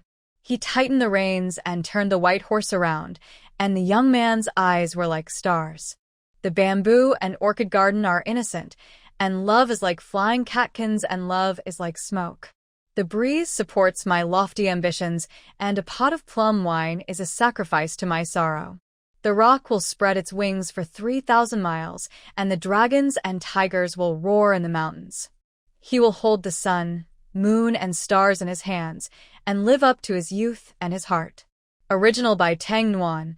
Looking back again, the young man on the white horse had already ridden away. Tang Chaochao returned home with his parents. The three of them sat quietly in the room, but no one spoke. In the end, it was Tang Wu who broke the silence. "Let's leave it at that." Song Rongji's eyes were red. She knew Tang Wu's worries. Tang Chaochao suddenly spoke. "This matter is not over yet." Song Rongji looked at his daughter in surprise. "Chaochao, even if the mastermind is the second prince, His Majesty will not agree to us killing his son." Tang Chaochao narrowed her eyes. "The whole thing went too smoothly, so smoothly that I always feel something is wrong." Tang Wu looked at his daughter. "What's strange?" Tang Chaochao did not answer. She stood up and said, "When I find out, I will tell my father and mother." After she finished speaking, she turned and left. Tang Qiao just walked out. The tears that Song Rongji had been holding back fell like beads from a broken string. Her Mumu was only 16 years old, but she suffered a disaster because of the jealousy of others. Tang Wu looked at his daughter, who was walking away with concern, and then comforted Song Rongji. Tang Qiao went directly to the second prince's mansion, but was stopped by Anan as soon as she arrived nearby. "Second Miss Tang, the prince invites you." Tang Qiao replied directly. "It won't be too late to go after I finish asking questions." Anan said. "The prince said that the second lady will not find the answers she wants here." Tang Qiao narrowed her eyes slightly. She turned and went to Prince Lin's mansion. At this moment, Prince Lin was sitting in the yard drinking tea. The heavy snow had stopped, although the air was still damp and cold. But Prince Lin seemed not to notice. Seeing Tang Qiao coming in, Murong Tian didn't go to the palace banquet 3 years ago. Tang Qiao heard the words. If he didn't go, he would have more time to commit the crime. Tang Qiao didn't think that she could hide the matter of the palace banquet 3 years ago from Prince Lin. After all, Abe has been by her side. And the sudden appearance of Prince Lin in the palace must have been reported by Abe. Prince Lin shook his head. 3 years ago, it was exactly when I was poisoned. And the palace banquet was held on the day when I was poisoned. And it happened that Murong Tian was in my house that day, and he saw me being poisoned with his own eyes. Tang Qiao raised his eyebrows. Then Murong Tian is the one who poisoned the prince? Prince Lin smiled faintly. Maybe. Tang Qiao sat down opposite Prince Lin. So, he has no time to see my sister? Prince Lin looked into Tang Qiao's eyes with a serious expression. Absolutely impossible. Since the prince knows that he is innocent, why does he still imprison him? Prince Lin knew that Tang Qiao had asked this question, and his deep eyes became even deeper and unfathomable. I said, whoever you want to kill, the king is willing to hand over the knife for you. It has nothing to do with whether the other party is innocent. Tang Qiao's heart trembled slightly at this sudden remark. The prince did this just because I saved your life? Prince Lin nodded and shook his head, but stopped talking. Tang Qiao was confused by this man. Since Murong Tian had no chance, who was Li Shuang going to protect? There were only a few sons of Emperor Kong Jian. It was not the crown prince Murong Bo, nor the second son Murong Tian. Could it be the third prince? But how could he, a puppet controlled by a poisonous insect, free his hands to do these things? The sixth son was too young, even more impossible. The fifth son Murong Qing was said to be only 19 years old and was only 16 years old 3 years ago. Could he really do something worse than an animal? Maybe he was going in the wrong direction from the beginning. The one who did it might not be the prince, but the concubines in the palace. It is not impossible to pave the way for her son to do such a thing. But who would be the one to destroy her sister's innocence? Prince Lin looked at the little girl with a frown on her face. He couldn't help but want to reach out and smooth out the sorrow between her brows. But he didn't know about this matter, so he could only investigate it slowly or wait for the enemy to show his hand. 3 years later, the person involved would rather die than tell the truth, which is enough to show how cunning the other party is. Floating in the air, the prince married Lu Rulan as his concubine. Not only was there no wedding banquet, but they only sent a wedding sedan to take her to the East Palace and ended the matter hastily. Prince Murong Bo did not want to marry her, but he could not refute the imperial edict of Emperor Kong Jian. Lưu Rulan hết Tang Qiao. It was obviously she who should suffer this humiliation. But why did it become her? Lu Rulan racked her brains and only got one result. Tang Qiao must have discovered something in advance. But it was too late. Tang Qiao came out of the Linwang mansion and declined the carriage. She stepped on the thick snow, not knowing what she was thinking. A child ran past her and was tripped by something. The child fell to the ground and burst into tears. At the corner of this sparsely populated street, the cry was unusually loud. Tang Qiao looked up. A young man in blue suddenly appeared, holding a candy man in his hand. With a curved mouth, he squatted in front of the child. "Don't cry, this is for you." The child sobbed when he saw the sugar man hand it over. Really? The boy smiled like spring breeze, and he nodded gently. Really? The child took the sugar man and laughed. At this time, a woman hurried over and helped the child up. The child held the sugar man in his hand to the woman. The woman hurriedly thanked the boy again and again. Then she took the child away. The boy got up when he saw them walking away. When he turned around, he saw Tang Qiaoqiao standing opposite and watching the scene. Although the boy did not have the beauty of the Lin Wang, he was also very graceful. His face was clean and his eyes were clear. When he saw Tang Qiaoqiao's face, he was dazed for a moment. Then he nodded gently to Tang Qiaoqiao. At this time, another boy hurried over. "Your Highness, why are you running around again?" The boy was used to the complaining voice, and he smiled gently. Exiled, let's go." Oh. The young man in black saw that his master had turned around and hurried to follow. "Your Highness?" Tang Jiao Jiao Frauen. Could it be the fifth Prince Murongqing? They are really the same. Murongqing stood in a place where Tang Qiaoqiao could not see him. His eyes were always on the woman in Taoist robes. Exiled puffed his face. "Your Highness, are you talking about the Taoist nun just now?" Murongqing did not answer. He looked at Tang Qiaoqiao's figure going away. Another face that was similar but more childish appeared in his mind. Tang Qiaoqiao had just returned to the general's mansion when she was invited by old Madame Tang. She didn't want to go at first, but she heard that a Nyang was there too. She walked towards Shoan Courtyard. As soon as she entered the yard, she heard the laughter of old Madame Tang coming from inside. This was something that had never happened since Tang Qiaoqiao returned to Beijing. When she stepped into the yard, the first thing she saw was a Nyang sitting aside with a cold face. Then, it was old Lady Tang who sat at the head of the table. Next to her stood a strange girl of 15 or 16 years old. The girl had a pretty face and a bright smile on her face. When she saw Tang Qiaoqiao coming in, the smile on her face only paused slightly. Tang Qiaoqiao felt the gloating eyes from Tang Yuntao beside her. She ignored it and sat down directly next to a Nyang. Seeing her being so unreasonable, old Lady Tang's smiling face turned black. The scolding followed. "Things that don't know the rules." Tang Qiaoqiao pretended not to hear it. She took a Nyang's hand and asked with her eyes what was going on. Song Rongji shook his head at her. Old Lady Tang was about to get angry when she was ignored. The girl next to her spoke up. "Grandma, this is your cousin's little daughter Qiaoqiao." Old Lady Tang nodded unhappily.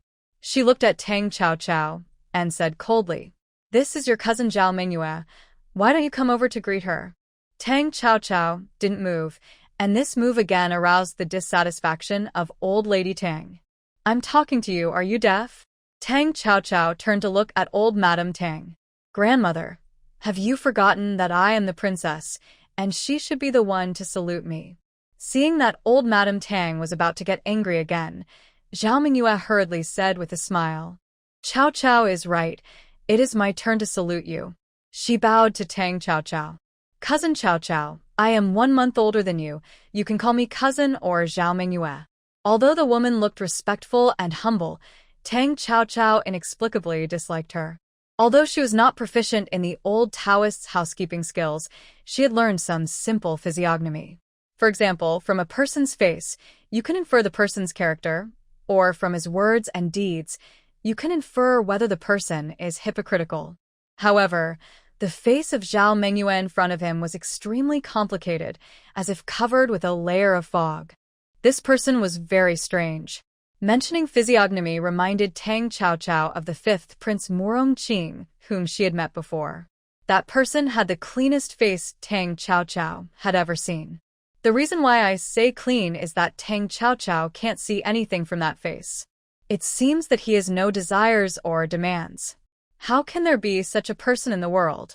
Even the face of Prince Lin is full of anger. Seeing two such strange faces in one day made Tang Qiaoqiao feel not very good. If the old Taoist priest was here, it would be great. The old man would definitely be able to see it. Song Rongji noticed that something was wrong with his daughter. She gently squeezed Tang Qiaoqiao's hand. "Are you feeling unwell?" Tang Chao came back to her senses and shook her head. At this time, the old lady spoke. Manhwa will live in the mansion in the future and stay with me, an old woman, for a while. I called you here today just to inform you. After coming out of the old lady, Tang Chao turned around and looked at the courtyard door behind him. Zhao Mingyue, who was standing next to the old lady, had a deeper smile in her eyes after Tang Chao left. The news that there was a cousin in the mansion spread quickly. The servants all act according to the face. They knew that the old lady particularly liked this cousin, so they took care of her in every possible way in terms of food, clothing, and daily expenses. Zhao Mingyue, who returned to her room alone, stood in front of the window and looked at the falling snow outside, with a look of satisfaction in her eyes. The next day, Tang Chao received a post. The person who posted it was actually Xia Tingyao. This surprised Tang Chao very much. Driven by curiosity, Tang Chao agreed. After the old lady learned that she was going to meet the daughter of the Prime Minister's mansion, she asked her to bring Zhao Mingyue with her. She said that Zhao Mingyue had just come to Beijing, and she also wanted her to get to know more of the noble ladies in Beijing. Tang Chao looked at Zhao Mingyue, who was smiling happily, and she curled her lips. Since Grandma said so, I agree. Old Madame Tang thought it would take some time to talk, but she didn't expect Tang Chao to agree so readily this time. The words of teaching that were about to be blurted out were taken back. But she still gave instructions. Mingyue has never been to the capital before, and she doesn't know the temperament of the noble ladies in the capital. You must remember to take good care of her at all times. Tang Yuntao actually wanted to go, but the old lady didn't ask her to go with her. She was a little unhappy. Since Zhao Mingyue came, her grandmother didn't seem to love her as much as before. She even put all her attention on Zhao Mingyue. Laughter could be heard from Shoan Courtyard every day. It must be said that Zhao Mingyue was very good at pleasing the old lady. Inside the carriage, Zhao Mingyue looked at Tang Chao from time to time. She thought that her appearance was outstanding now, but Tang Chao was more delicate than her. She didn't even put on any makeup. Tang Chao noticed that she looked at her from time to time, but she didn't pay much attention. Xia Tingyao asked her to go ice skating today. Tang Chao didn't think that with her current relationship with Xia Tingyao, the other party would be so interested in inviting her out to play. When the carriage stopped at the destination, Tang Chao lifted the curtain and saw a lake not far away. At this time, thick ice had formed, and servants were standing on it to check something. On the other side of the viewing pavilion, there were several men and women in gorgeous clothes. Among them were not only Xia Tingyao, but also Prince Morongbo and even Lu Rulan, together with some not very familiar noble ladies and gentlemen. They were talking about something, and laughter came from time to time. Who are those people? Zhao Mingyue got off the carriage, walked behind Tang Chao, and asked. Before Tang Chao spoke, the people in the pavilion had already noticed the two of them. They all stood up, led by the Crown Prince Morongbo, and walked towards them. Tang Chao whispered. That's the Crown Prince. When Zhao Mingyue heard it was the Crown Prince, she was stunned for a moment. She had never thought that she would meet His Royal Highness the Crown Prince when she first came to see the world. Looking at the handsome man coming towards her, wearing a Rui Yunxiang brocade robe, his demeanor was even more extraordinary. I didn't expect the Crown Prince to be so handsome. Tang Chao glanced at Zhao Mingyue calmly after hearing this. What is the adjective handsome? Zhao Mingyue noticed Tang Chao's gaze and quickly spoke. I wanted to say that His Royal Highness the Crown Prince is handsome and unrestrained. Really? Tang Chao turned his gaze to the group of people coming over again. Let's go. Tang Chao looked at the people who had already come over and walked over. Zhao Mingyue tidied her clothes and then hurriedly followed. Xia Tingyao's face was not good to begin with, and it became even worse when she saw Tang Chao. Although she invited the person, it was not her intention. At the snow viewing banquet, Lu Rulan and the Crown Prince had such a shameful thing, and she was so angry that she wanted to kill that witch. But Lu Rulan explained to her for a long time, saying that it was all Tang Chao's fault. Otherwise, how could she have such a thing with the Crown Prince? And the person Lu Rulan has always admired is the third Prince Morongxi. Xie Tingyao knew this. Xie Tingyao wanted to find out, so she had today's ice skating. But she didn't expect that the Crown Prince would also come. In order not to leave a bad impression in front of the Crown Prince, Xie Tingyao could only suppress the action of questioning Tang Chaochao immediately. Tang Chaochao looked at the people in front of him with a smile. Lu Rulan's eyes were about to overflow with the desire to eat her. Then Xie Tingyao's face was like a color palette. "My daughter greets His Royal Highness the Crown Prince." The sudden interruption broke the atmosphere among the people. Xie Tingyao glared at the person who suddenly spoke. Zhao Mingyue bowed her head and didn't notice that her actions had caused someone's displeasure. Lu Rulan took the opportunity to ridicule. "Whose daughter is this? She is more tactful than some people who don't know the rules." Although Zhao Mingyue heard the hidden meaning in the words, she still took the opportunity to step down. "My daughter is Zhao Mingyue, the cousin of Princess Zhaoan." Xie Tingyao glanced at Zhao Mingyue, her eyes full of displeasure. What kind of poor family dared to flatter in front of her brother, the Crown Prince? "Tang Chaochao, I only invited you today, but didn't invite anyone else to come." Xie Tingyao was the head of the noble ladies and was always arrogant. The words she said were of course impolite. Tang Chaochao glanced at Zhao Mingyue, who was a little embarrassed and annoyed by this. "Miss Xie, my cousin has just arrived in Beijing. My grandmother is worried that she might accidentally offend some noble lady or young man in the future, so she asked me to bring her here to introduce herself. If Miss Xie doesn't like it, I will take her away now." How could Xie Tingyao let Tang Chaochao leave so easily? Just as she was about to speak to stop her, Crown Prince Morongbo spoke first. "Miss Tang Heir, Miss Xie didn't mean that. In my opinion, since she is Miss Tang Heir's cousin, she is not an outsider. Just stay and play together."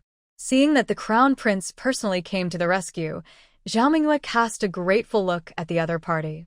But Crown Prince Morongbo didn't even look at her, and Zhao Mingyue was a little embarrassed. Xie Tingyao, who took everything in, sneered. She whispered, "Foxish woman. Lu Rulan came here today to confront Tang Chaochao. His Royal Highness the Crown Prince was also there, so he could make the decision for her. Tang Chaochao, although you are a princess, why don't you bow to His Royal Highness the Crown Prince and this concubine? Isn't it too presumptuous?" When the Crown Prince Morongbo heard this, he immediately cast a dissatisfied look at Lu Rulan. But Lu Rulan wanted to use her current status to teach Tang Chaochao a lesson. She didn't notice the warning look of the Crown Prince at all. Tang Chaochao turned her eyes to Lu Rulan and raised her eyebrows and smiled sarcastically. "Concubine Lu is here too. I thought that after doing that kind of thing in the palace banquet, Concubine Lu should be too ashamed to come out and see people again. You should thank the Emperor for not pursuing the matter, and His Royal Highness the Crown Prince has taken you into the East Palace." Tang Chaochao used the word accept instead of marry. It really made Lu Rulan so angry that she wanted to tear her mouth. "Tang Chaochao, you are so bold. How dare you humiliate this concubine like this? You are despising the royal family." Tang Chaochao was surprised and puzzled. "What does concubine Lu mean? When did I humiliate you?" Lu Rulan's voice became a little sharp. "When you saw His Royal Highness the Crown Prince and me, you not only didn't greet me, but also spoke to me in an offensive way. Do you think that I, a concubine, can't teach you a lesson? Or has your Tang family never taken the Crown Prince seriously?" Enough. Lu Rulan was startled by the sudden rebuke from the Crown Prince Morongbo. Just now, she was overwhelmed by the anger of Tang Chaochao and didn't pay any attention to the Crown Prince's expression. Now, the Crown Prince Morongbo's face was as black as the bottom of a pot. He raised his hand and slapped Lu Rulan. This move shocked everyone present, including Zhao Mingyue. From the Crown Prince's actions, this concubine Lu didn't seem to be favored. In addition, there was obviously something she didn't know in the conversation between these people. It seems that she should find out more about it after she returns. Lu Rulan covered half of her face, unable to believe that the Crown Prince would hit her in front of so many people. She bit her lip and said aggrievedly, "Prince, it was Tang Chaochao who caused me to suffer at the snow viewing banquet. Now you don't need to help me. So forget it. Why are you helping her to humiliate me like this? Prince Morongbo regretted the beating immediately, but when he thought of Lu Roland's rude words just now, he immediately became angry. Can you arrange General Tang as you please? If you don't want to stay here today, go back to the East Palace as soon as possible. Xie Tingyao was the one who enjoyed the beating the Lu Roland was the most. But the prince's obvious attitude towards the Tang family made her unhappy. Tang Chaochao didn't buy Morongbo's kindness at all. She pulled off the jade card from her waist. Minister Lu really gave birth to a good daughter. Concubine Lu has put such a big blame on the general's mansion. I must have a good talk with His Majesty. As for the matter of saluting, I also did the same in front of His Majesty, and His Majesty never blamed me. The concubine really has great imperial power. After being reminded by the prince, Lu Roland knew that she had said the wrong thing. She was a little panicked when she heard Tang Chaochao say that. But when she heard Tang Chaochao dare to speak wildly and not salute in front of His Majesty, she seemed to have the confidence again. Tang Chaochao, I think you are the arrogant one. You said that you don't need to salute in front of His Majesty. Who do you think you are? In fact, it's no wonder that she thought so. In this world, the only one who doesn't need to salute the emperor is the Empress Dowager, who is now old and doesn't care about anything. Who is Tang Chaochao? Tang Chaochao played with the jade card in his hand and sighed. Really? Does the concubine recognize the jade token in my hand? When she said this, everyone's eyes fell on the jade token in Tang Chaochao's hand. Lu Roland had never seen this jade token before, and she just thought that Tang Chaochao was bluffing. It's just a broken token. What's there to see? Tang Chaochao curled her lips. After becoming a concubine, Miss Lu not only has a big airs, but also a big tone. The thing bestowed by the late emperor has become a broken token in the mouth of the concubine. I wonder if your father, Minister Lu, can keep his official hat if he knows about it? Lu Roland would never believe Tang Chaochao's words, even if it was a gift from the late emperor. How could General Tang give such an important thing to Tang Chaochao? And she saw Tang Chaochao always hanging this jade token around her waist. If it was really the thing of the late emperor, wouldn't she be afraid of losing it or breaking it? Tang Chaochao, do you think that if you say that, everyone will believe your nonsense? You actually dare to say something reckless and want to remove my father's official position. Aren't you afraid that His Majesty will find out and punish you for contempt of the court? Tang Chaochao looked at Lu Roland with a smile. Sure enough, the other party was so angry that she couldn't even judge by common sense. If her jade token was fake, would she take it out in front of so many people? Sure enough, there were still people who recognized this jade token. This person was the Crown Prince Morongbo. As the first grandson of the previous emperor, the Crown Prince Morongbo was also very much loved by the emperor. That's why the current His Majesty loves the Crown Prince Morongbo even more. The Crown Prince Morongbo angrily scolded Lu Roland. Shut up. Lu Roland was so angry. Although she didn't love the Crown Prince, she was his woman now. But the other party made her lose face for an outsider. She bit her lower lip fiercely. Your Highness is so protective of Tang Chaochao. Could it be that he has taken a fancy to her? It would have been better if she hadn't said this, but once she said it, it was like lighting a powder keg. The first person to speak was Xie Tingyao. Don't talk nonsense. Seeing her like this, Lu Roland suddenly curled her lips and smiled. Everyone knows that the prince had an engagement with Tang Chaochao's sister. Although Tang Mumu is dead now. But Tang Chaochao has a face that is almost exactly the same as Tang Mumu. And the prince was very concerned about this marriage. Without a sister, it's not a bad idea to marry a younger sister. Such a simple truth. Lu Roland could think of it. How could Xie Tingyao not think of it? She has always thought that it was good for Tang Mumu to die, so that the prince brother would not marry someone else. But she didn't expect that Tang Chaochao would appear again.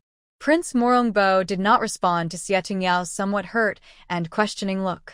He scolded Lu Roland. The thing in the hands of Miss Tang heir was indeed given to the Tang family by the emperor. Concubine Lu was rude, apologized to Miss Tang heir. Lu Rulan didn't expect that the jade token in Tang Chaochao's hand was real. She was so angry when the prince asked her to apologize. No matter what, she is now the prince's concubine. How could she apologize to a minister's daughter? The prince is determined to protect Tang Chaochao. Zhao Mingyue, who was watching the show on the side, stared at the jade token in Tang Chaochao's hand with bright eyes. It would be great if she also had such a life-saving talisman in her hand. Thinking of this, she wanted her mother to marry into the general's mansion even more. Old Madame Tang has always wanted to take a concubine for Tang Wu. That's why she sent a letter back to her mother's house to see if there is a good candidate. Zhao Mingyue's father had passed away a long time ago. Upon hearing this news, she looked at her mother Feng Yunyukin and proposed.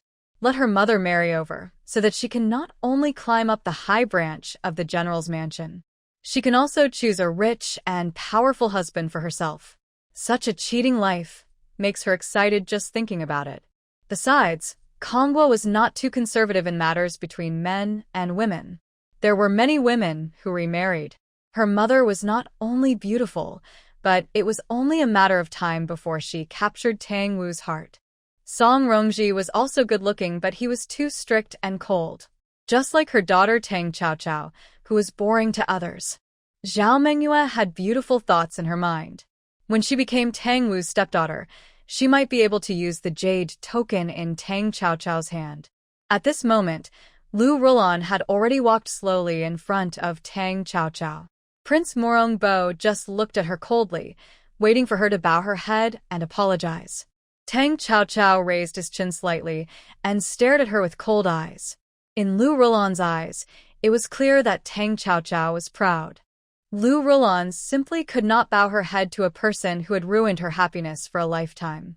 She turned around abruptly and knelt directly in front of Prince Morongbo. Your Highness, it's Tang Chaochao who caused the trouble between us. You must take charge of the matter today. Tang Chaochao couldn't help raising his eyebrows at the sudden reversal. Lu Rulan must have wanted to eat him alive, so how could she apologize? At this moment, the sound of horse hooves came from not far away. 2 horses galloped over. The young man in the lead was Morongqing, whom Tang Chaochao had met once. The young man's elegant appearance made all the noble ladies present blush. Even Zhao Mingyue, who was standing next to him, was stunned.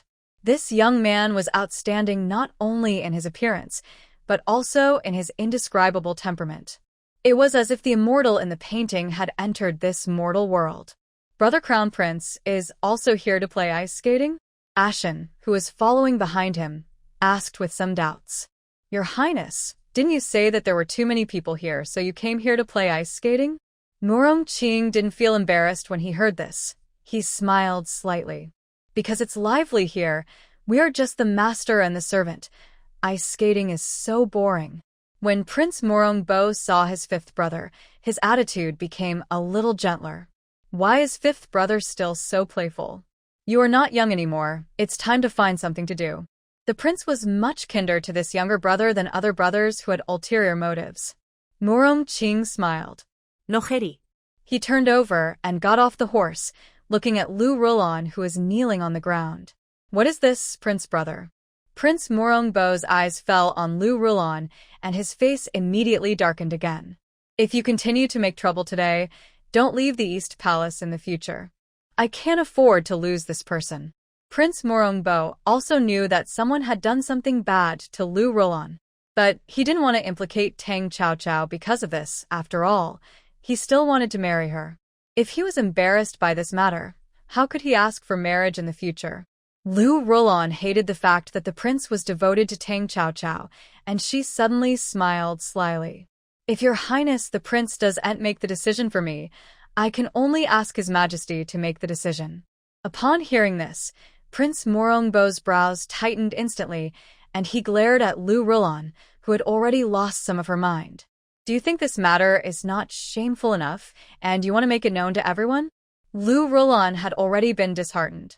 She had a lover, but she married the prince because of Tang Chaochao. This was simply worse than death for her. Facing the prince's anger, she still stiffened her neck. She looked like she was asking for justice. Xia Tingyao came here for this matter, so it was naturally impossible for her to easily expose the matter. She looked at Prince Morongbo and said, "Brother Prince, concubine Lu is so confident. There must be something hidden in it?" Xia Tingyao said, and turned to look at Tang Chaochao, hesitating to continue. Perhaps it was really done by Miss Tang Air. As long as the prince can see the double-faced face of Tang Chaochao, Xia Tingyao believes that the prince will definitely not want to marry this woman again. Tang Chaochao saw that they were singing the same tune, which was quite exciting. "Concubine Lu, you said that you were framed, and you kept saying that the person was me. Then I would like to ask, where is the evidence?" Lu Rulon knew that Tang Chaochao would say so. Her voice was a little proud. "Tang Chaochao, do you think I don't have it? Someone come. Bring up the maid Xiazhu." Soon, a servant appeared in front of everyone with a woman dressed as a maid. Tang Chaochao knew the maid. It was the maid who took her to the side hall at the snow viewing banquet. The maid accidentally met Tang Chaochao's gaze, and her eyes were dodging for a moment. When she knelt down, she lowered her head and dared not look at Tang Chaochao again. The face of the Prince Morongbo at this moment was already very ugly. This woman Lu Rulon was determined to ruin his good deeds. If he had known she would do this, he should not have followed. But there were too few opportunities to get close to Tang Chaochao. Therefore, when Prince Morongbo heard that Xia Tingyao had invited Tang Chaochao, he followed without a second thought. What the prince didn't know was that Lu Rulon had said it on purpose for him to hear. After all, it was not difficult for her to guess the prince's thoughts. Lu Rulon sneered. "Xiazhu, what did you say happened on the day of the snow viewing banquet?" Xiazhu lowered her head and trembled slightly. Then she stammered. "That day, the young ladies and gentlemen from various families came out of the main hall to enjoy the snow, and I was going to go into the main hall to clean up. I didn't expect to meet Princess Chaoan halfway. The princess said she was a little drunk and asked me to find her a place to rest. I took the princess to that side hall. The side hall she was talking about was the side hall where the prince and Lu Rulon were caught having an affair. The palace maid's testimony made everyone present look at Tang Chaochao. Lu Rulon pointed at Tang Chaochao with a look of complete evil plot. It must be Tang Chaochao who entered the side hall first and put the medicine in it. Then he knocked me out and threw me into the side hall. Then he sent someone to trick the prince into coming. Tang Chaochao, you are so vicious. At the end, it was as if she saw it with her own eyes. Things had come to this point, and it was impossible for Prince Morongbo to shirk responsibility. He looked at Xiazhu and said sternly, "Witch, do you know what it is to frame the princess? If even one of the words you said today is false, I will kill you directly." Xiazhu was frightened by the prince's voice. She prostrated herself on the ground and cried, "Your Highness, please be wise. Every word I said is true. I have never lied.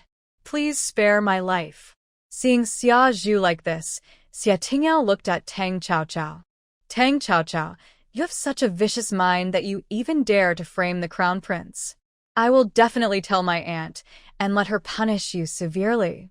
The noble ladies and gentlemen on the side also began to whisper. Some even showed disdainful eyes to Tang Chaochao. This kind of thing of hearing rumors and believing them is not the first time that Tang Chaochao has seen it. She slowly stepped forward and stopped in front of Xiazhu. She looked at the person kneeling on the ground with an ambiguous look. "Concubine Lu, you want to convict me based on one-sided words. Isn't it a bit too frivolous?" Lu Rulon thought Tang Chaochao was guilty, although Xiazhu's words were all said by her. But she can be sure that this is definitely done by Tang Chaochao. "Tang Chaochao, you still want to quibble after all?" Tang Chaochao raised the corner of his lips. "Why is concubine Lu so excited? You said I drugged you and tricked the prince into coming. Then may I ask how I brought that kind of filthy thing into the palace? Where did I knock you out? And who did I order to trick His Royal Highness the Crown Prince into coming? This kind of thing cannot withstand scrutiny." On the day of the Snow Appreciation Banquet, it was Tang Chaochao's second time to enter the palace. When entering the palace, you have to be searched to prevent someone from bringing something bad and hurting the nobles in the palace. Lu Rulon argued. You are Princess Chowan, and it's not easy for you to spend some money, right? Tang Chao suddenly chuckled when she heard it. It seems that concubine, Lu knows a lot about the palace. But I have been in Beijing for a short time, and the Snow Appreciation Banquet is only my second time in the palace. Then may I ask who should I bribe to bring that kind of thing into the palace? Lu Rolan had never thought about this. Indeed, Tang Chao had only been in Beijing for a short time, and she probably didn't even know how many gates there were in the palace. Then how could she bribe the person who checked?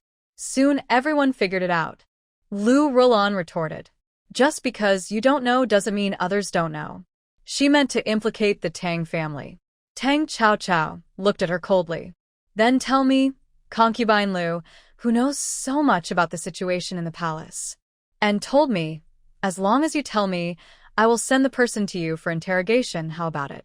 As everyone knows, General Tang and his wife have been in Huairen all year round. Tang Chao came back from the mountain not long ago. The Tang family has no women as concubines in the palace, so naturally it is impossible for them to know the palace so clearly. As for the second branch of the Tang family, it is even more impossible. Compared with General Tang Wutong, His Majesty is not familiar with this Tang Wen. He has never met him alone. For such a mediocre person who relies on his elder brother to get promoted, everyone may have a good relationship with him. But they will never flatter this person. As for Tang Wen's two children, they have no chance to enter the palace except for the palace banquet. So, it is even more impossible for them. Then there is Tang Chao's maternal grandfather's house, the Duke's mansion. But everyone knows that before the news of Tang Mumu's death was reported back to Beijing, the Duke's family had returned to their hometown to worship their ancestors. It was impossible for Tang Chao to bribe all the palace maids and nannies present during the inspection. Lu Rolan was still holding on to something that everyone could understand. After saying so much, no one can prove your innocence. But I have witnesses. Unless you can prove that you have never been to that side hall. Tang Chao's eyes suddenly fell on Xia Tingyao. Xia Tingyao suddenly remembered that she had met Tang Chao before the incident. At that time, she was still wondering why someone she had just met was hanging out with others. But at that time, she was so focused on making fun of Tang Chao that she ignored this issue.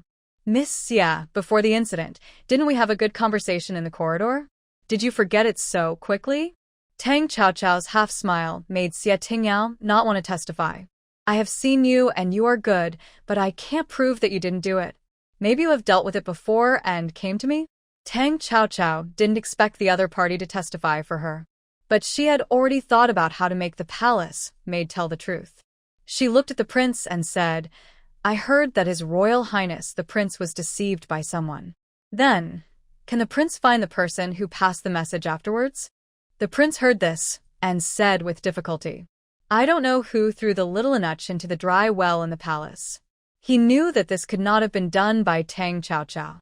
If it was true, then Tang Chao was too terrible. After returning to Beijing for such a short time, he could reach into the palace to decide the life and death of others. Tang Chao suddenly grinned after knowing the result. Since there is only one witness left, then this is the only way. Under the puzzled eyes of everyone, Tang Chao suddenly stretched out a hand and grabbed Xia Zhu's neck. He lifted her up abruptly. Lu Rolan screamed when she saw this. Tang Chao, do you want to kill someone to silence him? Xia Zhu was already out of breath. Tang Chao was not much taller than her, and he lifted her up with one hand, leaving her feet hanging in the air. She struggled desperately to catch her breath. But Tang Chao showed a bloodthirsty smile at this moment. Everyone present was frightened and took a half-step back, including the Crown Prince Morongbo. As for Morongqing, who had been watching the show, he did not move a step. Tang Chao is not her. One is so smart that the world is jealous. The other is so cruel that people dare not approach. They are obviously sisters, but they are so different. Zhao Mingyue was dumbfounded. Is her cousin so cruel? Isn't it said that noble ladies are all well-educated and gentle representatives? Everyone else is quite normal, but Tang Chao is completely beyond Zhao Mingyue's expectations. The palace maid was about to die. Lu Rulan's joy at this moment was greater than the life of a palace maid. As long as Tang Chaochao killed the other party, Tang Chaochao would be convicted of murder. Suddenly, Tang Chaochao seemed to remember something. She quickly loosened her hand that was pinching Xia Zhu's neck and said apologetically, "Sorry, I shouldn't have pinched you."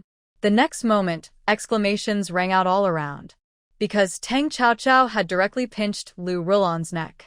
He also lifted her up with her feet hanging in the air. Xia Zhu finally recovered and saw such a horrifying scene. She was lucky that concubine Lu said that Tang Chaochao didn't dare to kill her.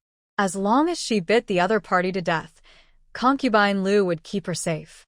Afterwards, she would give her a large sum of money and let her leave the palace early to go home.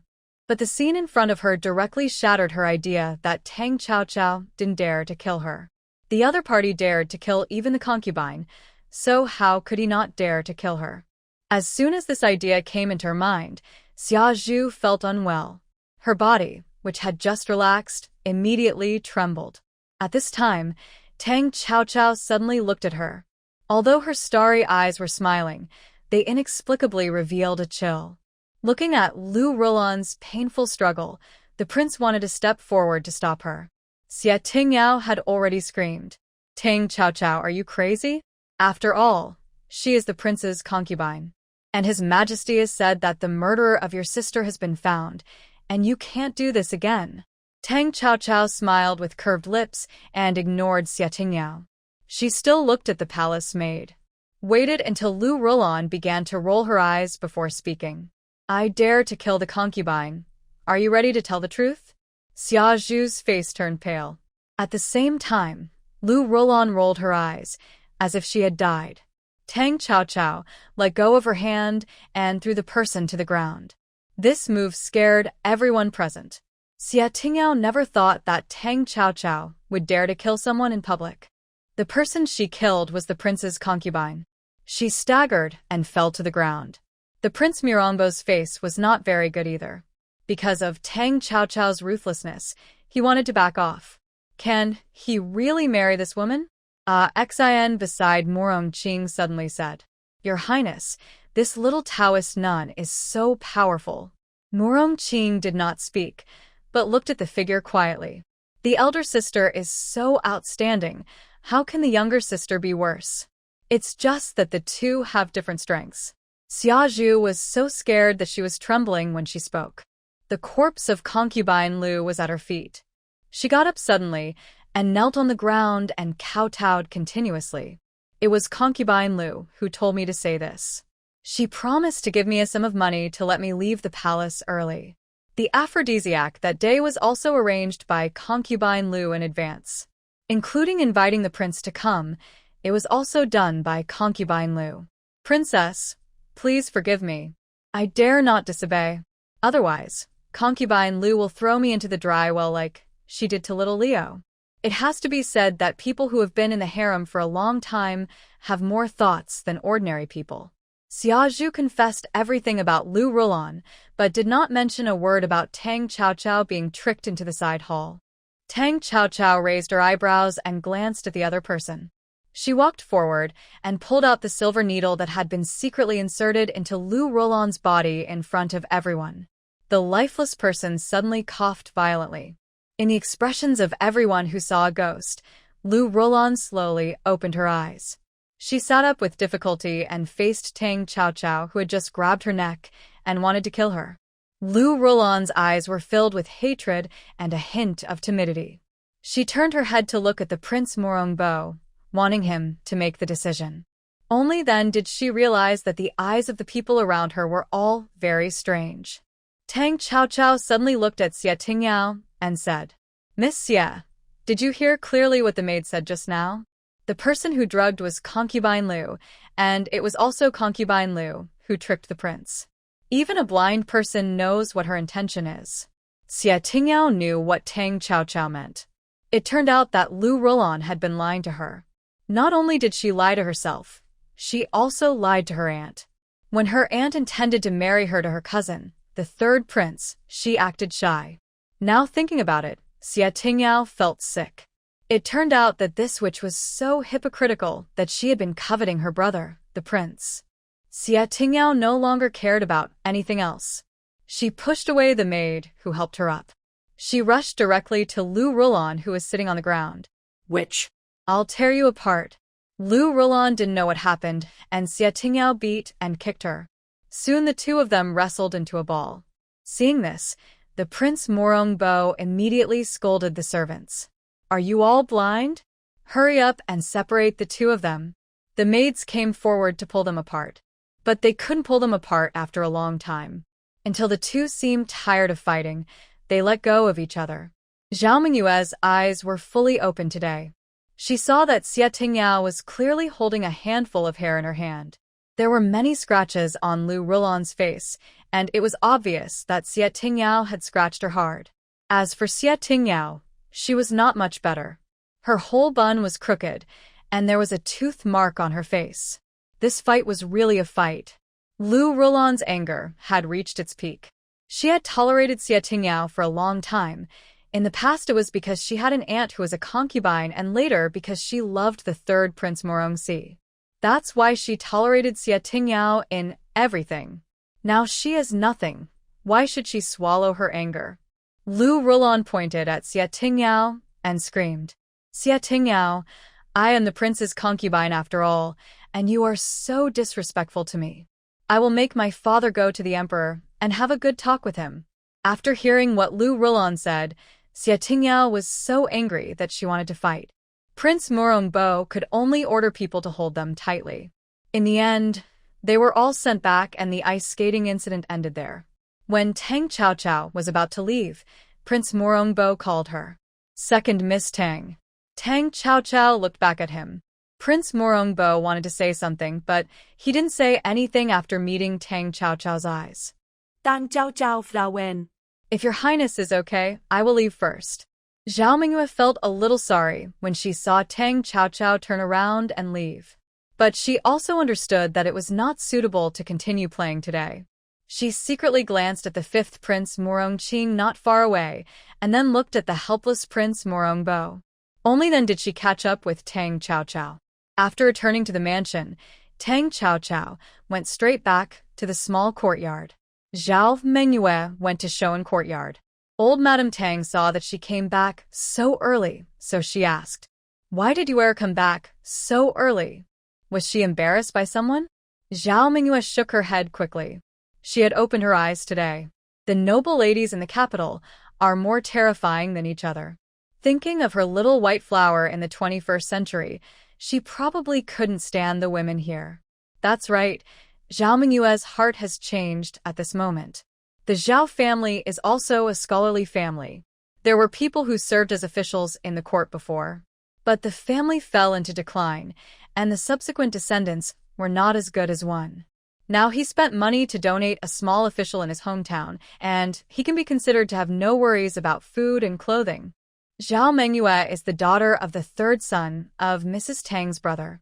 Unfortunately, Zhao Mingyue's father suddenly fell seriously ill and died when she was 6 years old. From then on, he left an orphan and a widow. The family's family business was not much, and Zhao Mingyue's father had 3 brothers.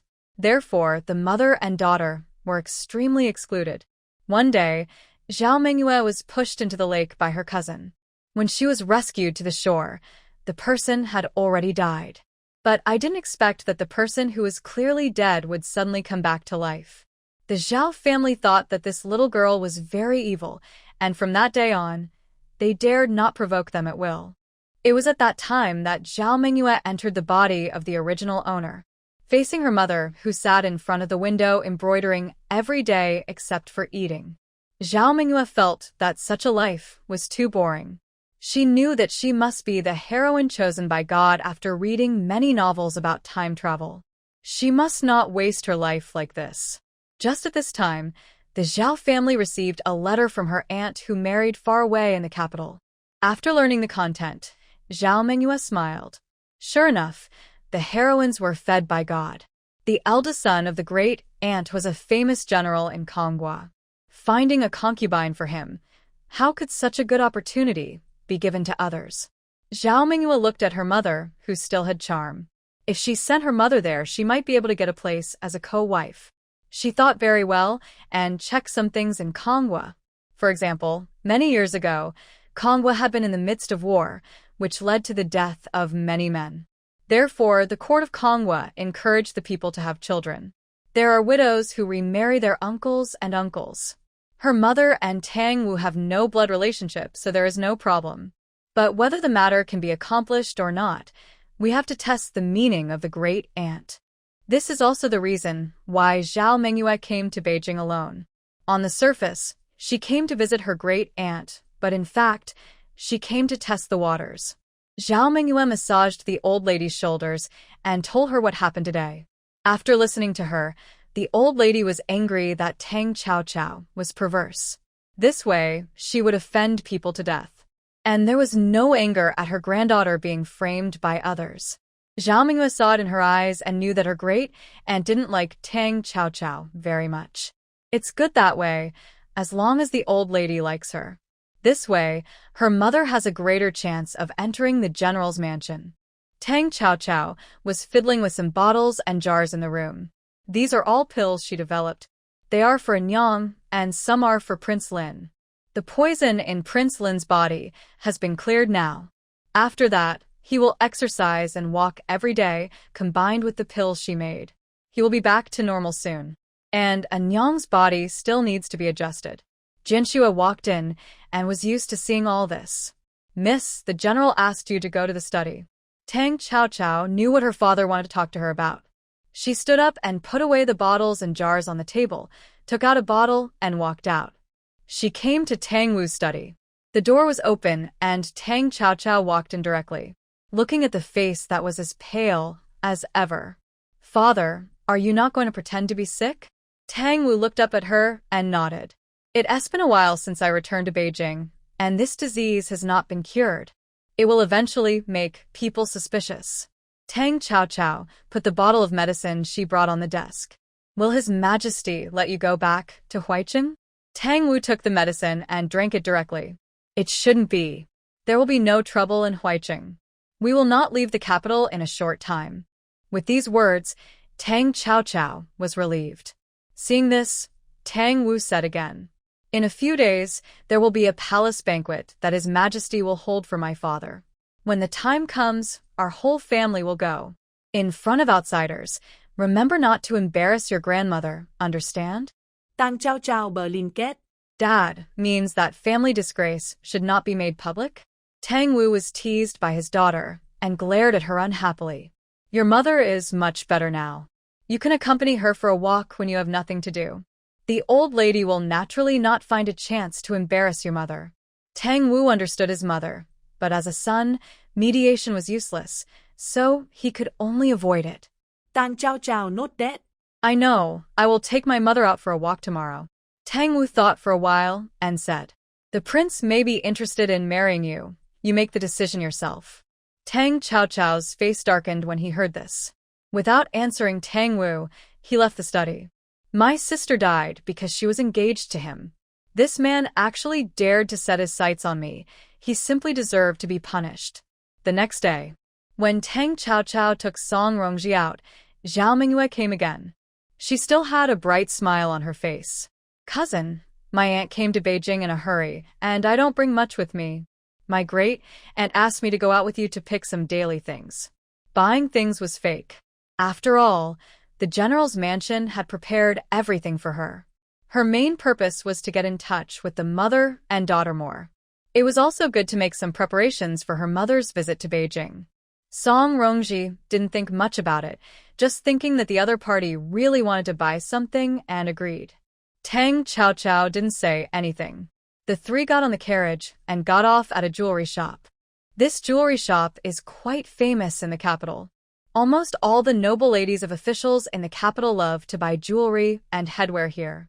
When Tang Chao and his party entered, the shopkeeper came out to greet them. The shopkeeper was a shrewd man, although the people in front of him looked unfamiliar. Among them was a girl dressed as a Taoist nun. But the clerk had told him that the carriage they were riding had the logo of the general's mansion. He welcomed the three people in with a smile on his face. and they brought the best tea and exquisite pastries. Zhao Mingyue couldn't help but nod her head when she saw it. It turns out that the ancients were also so discerning when doing business. She swept her eyes across the neatly arranged jewelry on the counter. She felt that the styles were too monotonous. If she were to draw the styles, she would definitely make a lot of money. Thinking of this, Zhao Mingyue set her eyes on Song Rongji's bun. She found that the hairpins and rings worn by Song Rongji were of good quality, but the styles were also monotonous. I think this should be a way to make money. When she looked at Tang Chaochao's bun, she immediately retracted it. Zhao Mingyue then remembered that since she met Tang Chaochao, she had never seen her wear jewelry, let alone beautiful dresses. She always wore a Taoist robe. The shopkeeper ordered the waiter to bring several exquisite brocade boxes and open them in front of Song Rongji. 3 sets of head ornaments with quite exquisite styles suddenly appeared in front of him. Zhao Mingyue was stunned when she saw them. It turned out that she was wrong. The craftsmanship of the ancients was also so exquisite. But the good things are reserved for people of status. She stared at a set of head ornaments with white jade inlaid with red coral and cloud-like hair and flower-like face. If she could wear this set of head ornaments, she would be radiant at the palace banquet in the next few days. Zhao Mingyue was about to speak, but she saw Tang Chaochao had already taken the brocade box and handed it to Song Rongji. Mother, this red is festive, and the palace banquet was specially held by His Majesty for Dad. When the time comes, when you wear this set of head ornaments, you will definitely be the most beautiful among all the ladies. Hearing this, Song Rongji looked at his daughter lovingly. Nonsense, how old is my mother? If my daughter Chao Chao is willing to dress up, she will look good. Tang Chaochao knew that Song Rongji usually dressed plainly. However, she had fought with the noble ladies in Beijing several times during this period. She found that they were all a group of flatterers. My mother has always been gentle, and if she dresses simply at the palace banquet, she will naturally be looked down upon. If she suffers any grievances because of this, it will not be worth it. The mother and daughter were talking about jewelry. Zhao Mingyue interrupted.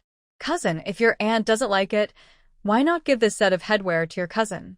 It's not that she is to grab this set.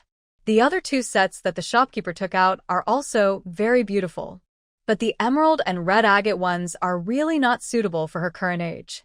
Tang Chaochao turned her head and looked over. Zhao Mingyue still had a faint smile on her face. This was the first time her daughter helped her choose a headwear, so there was no reason for Song Rongji to give it up. She said bluntly, "Take a look at the others. I want this one." Song Rongji said, and then he looked at the shopkeeper and nodded. The shopkeeper immediately understood and asked the clerk to pack the things. The smile on Zhao Mingyue's face disappeared instantly, and she said quickly, "The emerald set of your cousin's aunt is more suitable for you. How about giving this red coral set to your niece?" When she said this, not only did Song Rongji frown, even Tang Chaochao, who was standing next to him, had a playful smile on her face. Zhao Mingyue was a little embarrassed, but she did think that at Song Rongji's age, it would be better for him to dress more solemnly. "Cousin, niece thinks that since it is a palace banquet hosted by His Majesty, you should dress more solemnly." When these words came out, Song Rongji frowned even deeper. The shopkeeper said hurriedly when he saw this, "Young lady, you are joking. This set of white jade and red coral head ornaments will only make you look younger at your age, and it will definitely not be inappropriate. Most of the customers of this jewelry store are well-known ladies and wives in Beijing. The jewelry that the shopkeeper takes out is naturally suitable for these ladies and ladies." In the eyes of the shopkeeper, Zhao Mingyue's words were doubts about his years of experience and vision. The shopkeeper's words were like a slap in Zhao Mingyue's face. She just wanted the head ornaments, and Song Rongji was already this old. Why should she compete with a little girl like her? Zhao Mingyue bit her lip and thought in her heart when she returned to the general's mansion. Let her great-aunt ask for this set of jewelry for her, and Song Rongji will surely have nothing to say. Maybe she can also save the money given to her by her great-aunt. Her thoughts became smoother, and there was a hint of joy in her eyes. Tang Chaochao saw the scene and suddenly said to Song Rongji, Mother, since cousin likes it, then give this set of headwear to cousin. Song Rongji was stunned when he heard it, and looked at Tang Chao in confusion. But he saw his daughter winking at her. Although he didn't know what his daughter was thinking, Song Rongji cooperated. Since Chao said so, this set of jewelry will be given to you. Zhao Mingyue was a little stunned when Tang Chao said to give it to her. Thinking that she could let her grandmother beg for things for her for free, she naturally didn't want to spend this money. But then she thought about it and realized that she came out with them, so she didn't need to pay for it herself. Zhao Mingyue immediately put on a smile on her face and nodded to the shopkeeper. Tang Chao curled her lips and looked at the shopkeeper. Are there any other better styles? The shopkeeper smiled. There is another set, but the price is a little. Take it out and let my mother see it. The shopkeeper said okay, and turned around and left. When he came back, he was holding an exquisite wooden box in his hand. When the wooden box was opened, a set of jade headpieces with extremely elegant workmanship appeared. Song Rongji's eyes lit up when he saw it. The shopkeeper introduced it immediately. Madam, look, the jade used in this set of headpieces is made of jade, with extremely good water head. The craftsman must be extremely careful to carve it so beautifully.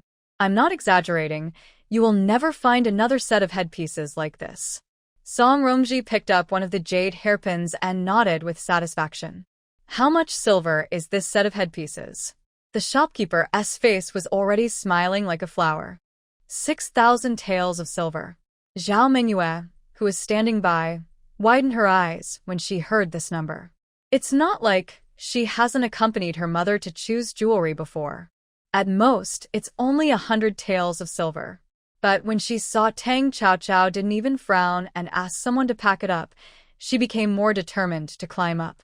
Whether it's the 21st century or ancient times, money and power are equally important. What's more, this is ancient times, where power is equal to money. Song Rongji wanted to pick some jewelry for his daughter, but Tang Chao still shook his head and refused. Wearing so many things on her head was a torture for her. Seeing that she was really not interested, Song Rongji had to compromise.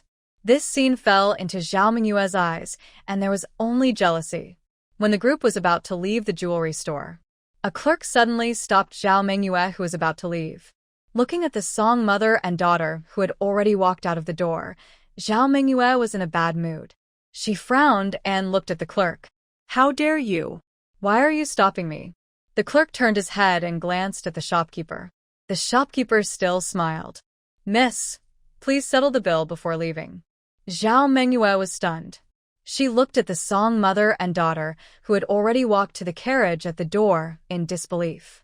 Song Rongji had been helped by Tang Chao to get on the carriage. At this time, he turned his head to look at himself. Tang Chao said in confusion, Cousin, did you forget? Hurry up and pay the silver. We still have to go to the cloth shop. Zhao Mingyue never thought that she would go out with Song and pay the silver herself. In a situation where she couldn't back down, she could only ask the shopkeeper. How much silver? The shopkeeper still had that smile on his face. Sincerely, 3,500 taels of silver. Zhao Mingyue shouted subconsciously. What did you say? The shopkeeper's smile froze for a moment, but he still said in a good temper. 3,500 taels of silver. Zhao Mingyue felt sick when she thought of the 500 taels of silver note her great-aunt gave her. Including her own pocket money, it was only 1,000 taels. But this set of headwear actually cost 3,500 taels. Zhao Mingyue wanted to die at this moment, but she also resented Tang Chao. If she hadn't suddenly wanted to give this set of headwear to her, how could she end up in such an embarrassing situation now? Miss, The clerk's urging made Zhao Mingyue even more embarrassed. Tang Chao curled her lips. It seems that my cousin wants to look at other jewelry. Then my mother and I will go to the cloth shop in front. If my cousin has chosen something, please come and find us. Zhao Mingyue wanted to stop him, but Tang Chao had already entered the carriage without hesitation. She was ashamed and angry. Song Rongji looked at his daughter, who was sitting steadily, and smiled helplessly. Ghost girl, although the Zhao family is a small official in Lucheng, it is not rich. It is true that your grandmother loves Zhao Mengyue, but it is impossible for her to take out 1,000 taels of silver for her to spend at once. What's more, this money has to be taken out of her private treasury. Tang Chao Chao gờ tin. Small punishment, big warning. He robbed her mother of something and said it so confidently. Not staying to laugh at Zhao Mengyue was already a great kindness of Tang Chao Chao. He accompanied her mother to choose a few sets of fabrics and visited a few shops. The mother and daughter returned to the mansion contentedly. As soon as the carriage arrived at the gate of the general's mansion, Tang Chao Chao saw Nanny Qin guarding the gate. Song Rongji's good mood disappeared instantly. Tang Chao Chao patted Anyang's hand in a soothing manner and got off the carriage first. When Nanny Qin saw them, she immediately came over. "Madam, second miss, the old lady invites you to go over." Tang Chao Chao naturally knew the reason. She supported Song Rongji and followed Nanny Qin directly to Shouan Courtyard. As soon as they stepped through the courtyard gate and entered the room, they heard faint sobbing coming from inside. The old lady at the top didn't even look at them. Song Rongji still bowed politely. "Mother." But after waiting for a long time, the old lady didn't mean to let her get up. She just comforted Zhao Mengyue, whose eyes were swollen like a rabbit. Seeing this, Tang Chao Chao directly straightened Song Rongji's body. "Since Grandma is fine, I will go back with Anyang first." When the old lady heard this, she immediately slapped the table. "You rascal! How dare you, a junior, be so presumptuous when the elders haven't spoken yet?" Tang Chao Chao saw the smug look in Zhao Mengyue's eyes. She curved her lips and said, "Grandma, if you call us mother and daughter to be punished, there must be a reason. I wonder how my mother and I have displeased Grandma?" The old lady said angrily, "You still have the nerve to ask? I asked you to take Mengyue out today. Why did you leave her alone in the shop to be humiliated?" Tang Chao Chao was puzzled. "What does Grandma mean?" "My mother and I called my cousin before we left, but my cousin was reluctant to leave. We thought she had something to buy. That's why we left first, and she said hello before leaving." Zhao Mengyue knew that Tang Chao Chao was confusing her. Tears began to well up in her grieved eyes again, and at the same time she reached out and grabbed one of the old lady's arms. "Grandma, it's all Mengyue's fault. My cousin definitely didn't mean to embarrass me." The old lady didn't like Tang Chao Chao's arrogant and domineering temperament. She scolded. "Your cousin just came to Beijing, and it's reasonable that she doesn't have so much money on her for the first time. As a younger sister, you actually left her alone in someone else's shop to embarrass her. What's your intention?" Tang Chao Chao Edgar Lim. She looked at Zhao Mengyue in disbelief. "Cousin, don't you have any money? Since you don't have any money, why are you so confident to the headwear I picked for my mother?" Zhao Mengyue's face flushed instantly after hearing this. How could she know that the headwear was so expensive? Besides, it's not that she doesn't have money, she just doesn't have that much. When the old lady heard this, she felt that Tang Chao Chao was deliberately embarrassing Zhao Mengyue. In fact, it was true. "You unruly thing. The face of the Tang family will be ruined in your hands one day." Facing the old lady's reckless words, Tang Chao Chao had long been accustomed to it. But the other party was her elder, and she certainly couldn't hit him. It's okay to teach him a lesson. The old lady had a gloomy face. "The headdress has been delivered to the mansion now, and the money will be paid by the eldest wife." Zhao Mengyue hesitated in the jewelry shop for a long time, and finally she bit the bullet and asked the shopkeeper to deliver the things to the general's mansion. In fact, she really needed a decent headdress to attend the palace banquet. Tang Chao Chao immediately said, "Then please, old lady, give the headdress to my mother, and the money will not be less."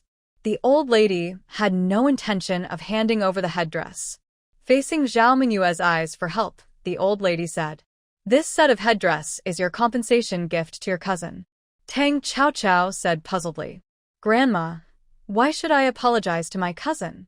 Seeing that she was so stubborn, the old lady got angry again. "You left your cousin there alone, and you still say you did nothing wrong? Grandmother, I just explained that I didn't know that my cousin didn't have any money." And she took a fancy to the jewelry I picked for my mother, and I gave it to her directly. Now I have to pay for her. Impossible. Not to mention silver. Not a single copper coin. Tang Chaochao's stern refusal made the old lady feel very ashamed. She pointed at Song Rongji and scolded. Song. This is the good daughter you taught. Song Rongji said softly after hearing this. Mother, Cao Cao is right. Our eldest house will not pay for the money. If you insist on buying this set of jewelry for your cousin, then pay from the account of the mansion. The old lady began to tremble with anger. Zhao Mingyue never thought that the mother and daughter of the Song family would not give the old lady any face. Isn't it said that the big and powerful families pay the most attention to filial piety? Not to mention the official's mansion. But Tang Chaochao and Song Rongji actually rejected the old lady so decisively. The old lady was so angry that she couldn't speak for a while. Seeing this, Song Rongji bowed directly. Since mother is fine, your wife will take Cao Cao back first. Without waiting for the old lady to speak, Song Rongji pulled Tang Chaochao out of Shoan courtyard. The sound of a teacup falling to the ground came from behind. It seems that the old lady was very angry. Not long after Tang Chaochao and her daughter left, Nanny Qin went to call Zhou. Zhou left Shoan courtyard with a dark face. Tang Chaochao couldn't help but raise her eyebrows when she heard the news that Jian Xue had inquired about. Although their family is the owner of the general's mansion, but they're not in the capital all year round, and all the big and small affairs of the mansion are managed by Tang Wen's wife Zhou. It's a pity that Zhou is happy to take 3,500 taels of silver from her for nothing. Tang Yuntao heard that her grandmother used the money in the mansion to buy a set of 3,500 taels of headgear for Zhao Mingyue. She was jealous and almost crazy. Thinking of the palace banquet in a few days, Tang Yuntao also made a fuss. She had to buy a decent headdress. The old lady refused directly after knowing this. Tang Yuntao cried and made a scene. Zhou thought that a foreigner could use such good things. Why couldn't her daughter? So she didn't inform the old lady in advance and used the remaining 4,000 taels of silver without authorization to spend it all. She changed her daughter Tang Yuntao into an extremely luxurious outfit. Tang Yuntao was naturally very happy. But when the old lady heard about this, she exploded instantly. When Mrs. Tang heard about Zhou's behavior, she was so angry that she fell ill. As for whether it was a real illness or a fake one, no one knew. After Tang Wen came back, he went to see the old lady. The old lady thought about what Zhou had done and wanted to scold her. But when she thought about the cause, she wanted to buy a headdress for Zhao Mingyue. She couldn't say it. After all, Zhao Mingyue was an outsider, and she knew that it was inappropriate to do so. But how could the things that had been sent to the general's mansion be returned? The old lady really couldn't afford to lose this person. In her heart, all this was to blame for Song. If she was willing to pay this money, there would be no money left in the account of the mansion. But in front of her youngest son, she didn't say the words to scold Zhou. After Tang Wen left, he went directly back to Zhou's yard to eat. But what surprised Tang Wen was that today's meal was all vegetarian. When asked about Zhou, Zhou only said that she had been getting angry recently, so she asked the kitchen to cook something lighter. Tang Yuntao, who was eating silently with her head down, thought about the good things Zhou had bought for her and chewed the leaves in her mouth and found them particularly delicious. What no one expected was that the owner of the jewelry store came in person that night. He also brought a more exquisite wooden box. Just looking at the workmanship of the wooden box, it was not an ordinary item. One can imagine how priceless the things inside were. The shopkeeper smiled kindly. When he saw Tang Chaochao coming out, he immediately put down the teacup in his hand and stood up to say, "Meet Princess Chaoan." Tang Chaochao didn't know the other party's intention, but he still asked to see her. She motioned for the shopkeeper to sit down. The shopkeeper smiled and turned around to take the wooden box from the clerk's hand and placed it on the table next to Tang Chaochao, with great care. "Princess Chaoan, are you satisfied with this set of headgear?" Tang Chaochao looked up at the opened wooden box. Inside was a set of extremely luxurious, even extravagant headgear. There was a huge South China pearl inlaid on that hairpin. One can imagine the value of this set of headwear. But one should not accept gifts without merit. Tang Qiaoqiao raised his eyebrows and said, "Shopkeeper, I don't remember buying such a set of headwear." The shopkeeper explained hurriedly, "This is a gift from my master to Princess Chaoan." Your master? Seeing Tang Qiaoqiao asked. The shopkeeper smiled. "Princess Chaoan, my master's leg has been well, and he has been wondering how to thank you. I heard that you came to the shop today. He asked me to return this set of headwear and these banknotes." Tang Qiaoqiao saw the stack of 6,000 taels of banknotes handed over by the shopkeeper and took it directly. "I'll take the banknotes and take the things back. When has he seen me wearing this thing? And the South China pearls on this thing are so dazzling, there is no need to worry about thieves." The shopkeeper was a smart man. He saw that Tang Qiaoqiao only took the banknotes and didn't even look at the headwear for a second time. He said quickly, "Princess Chaoan, this set of headgear is the last work of Mr. Yunnan before his death. It is worth a fortune. Are you sure you don't want it? 10,000 gold. Still hard to find?" A white and tender little hand instantly pressed the wooden box. Tang Qiaoqiao ge din. Yes. The shopkeeper also laughed happily. The prince said that as long as Princess Chaoan accepts the things, it will be fine. But the shopkeeper was a little worried. Looking at Tang Qiaoqiao's eyes that were shining, this set of headgear might be sold by this lady, right? This is a unique piece, and it is a peerless work. After sending the shopkeeper away, Tang Qiaoqiao's eyes fell on the wooden box. It is worth a fortune. Doesn't that mean he has made a fortune? Murong Lin is a sensible person. Happiness only lasts for 3 seconds. I heard that Tang Qiaoqiao got a set of Mr. Yunnan's unique pieces. Even Mrs. Tang wanted to take a look. But she is an elder after all, and she can't save her face. So she asked Zhao Mingyue to come and take a look.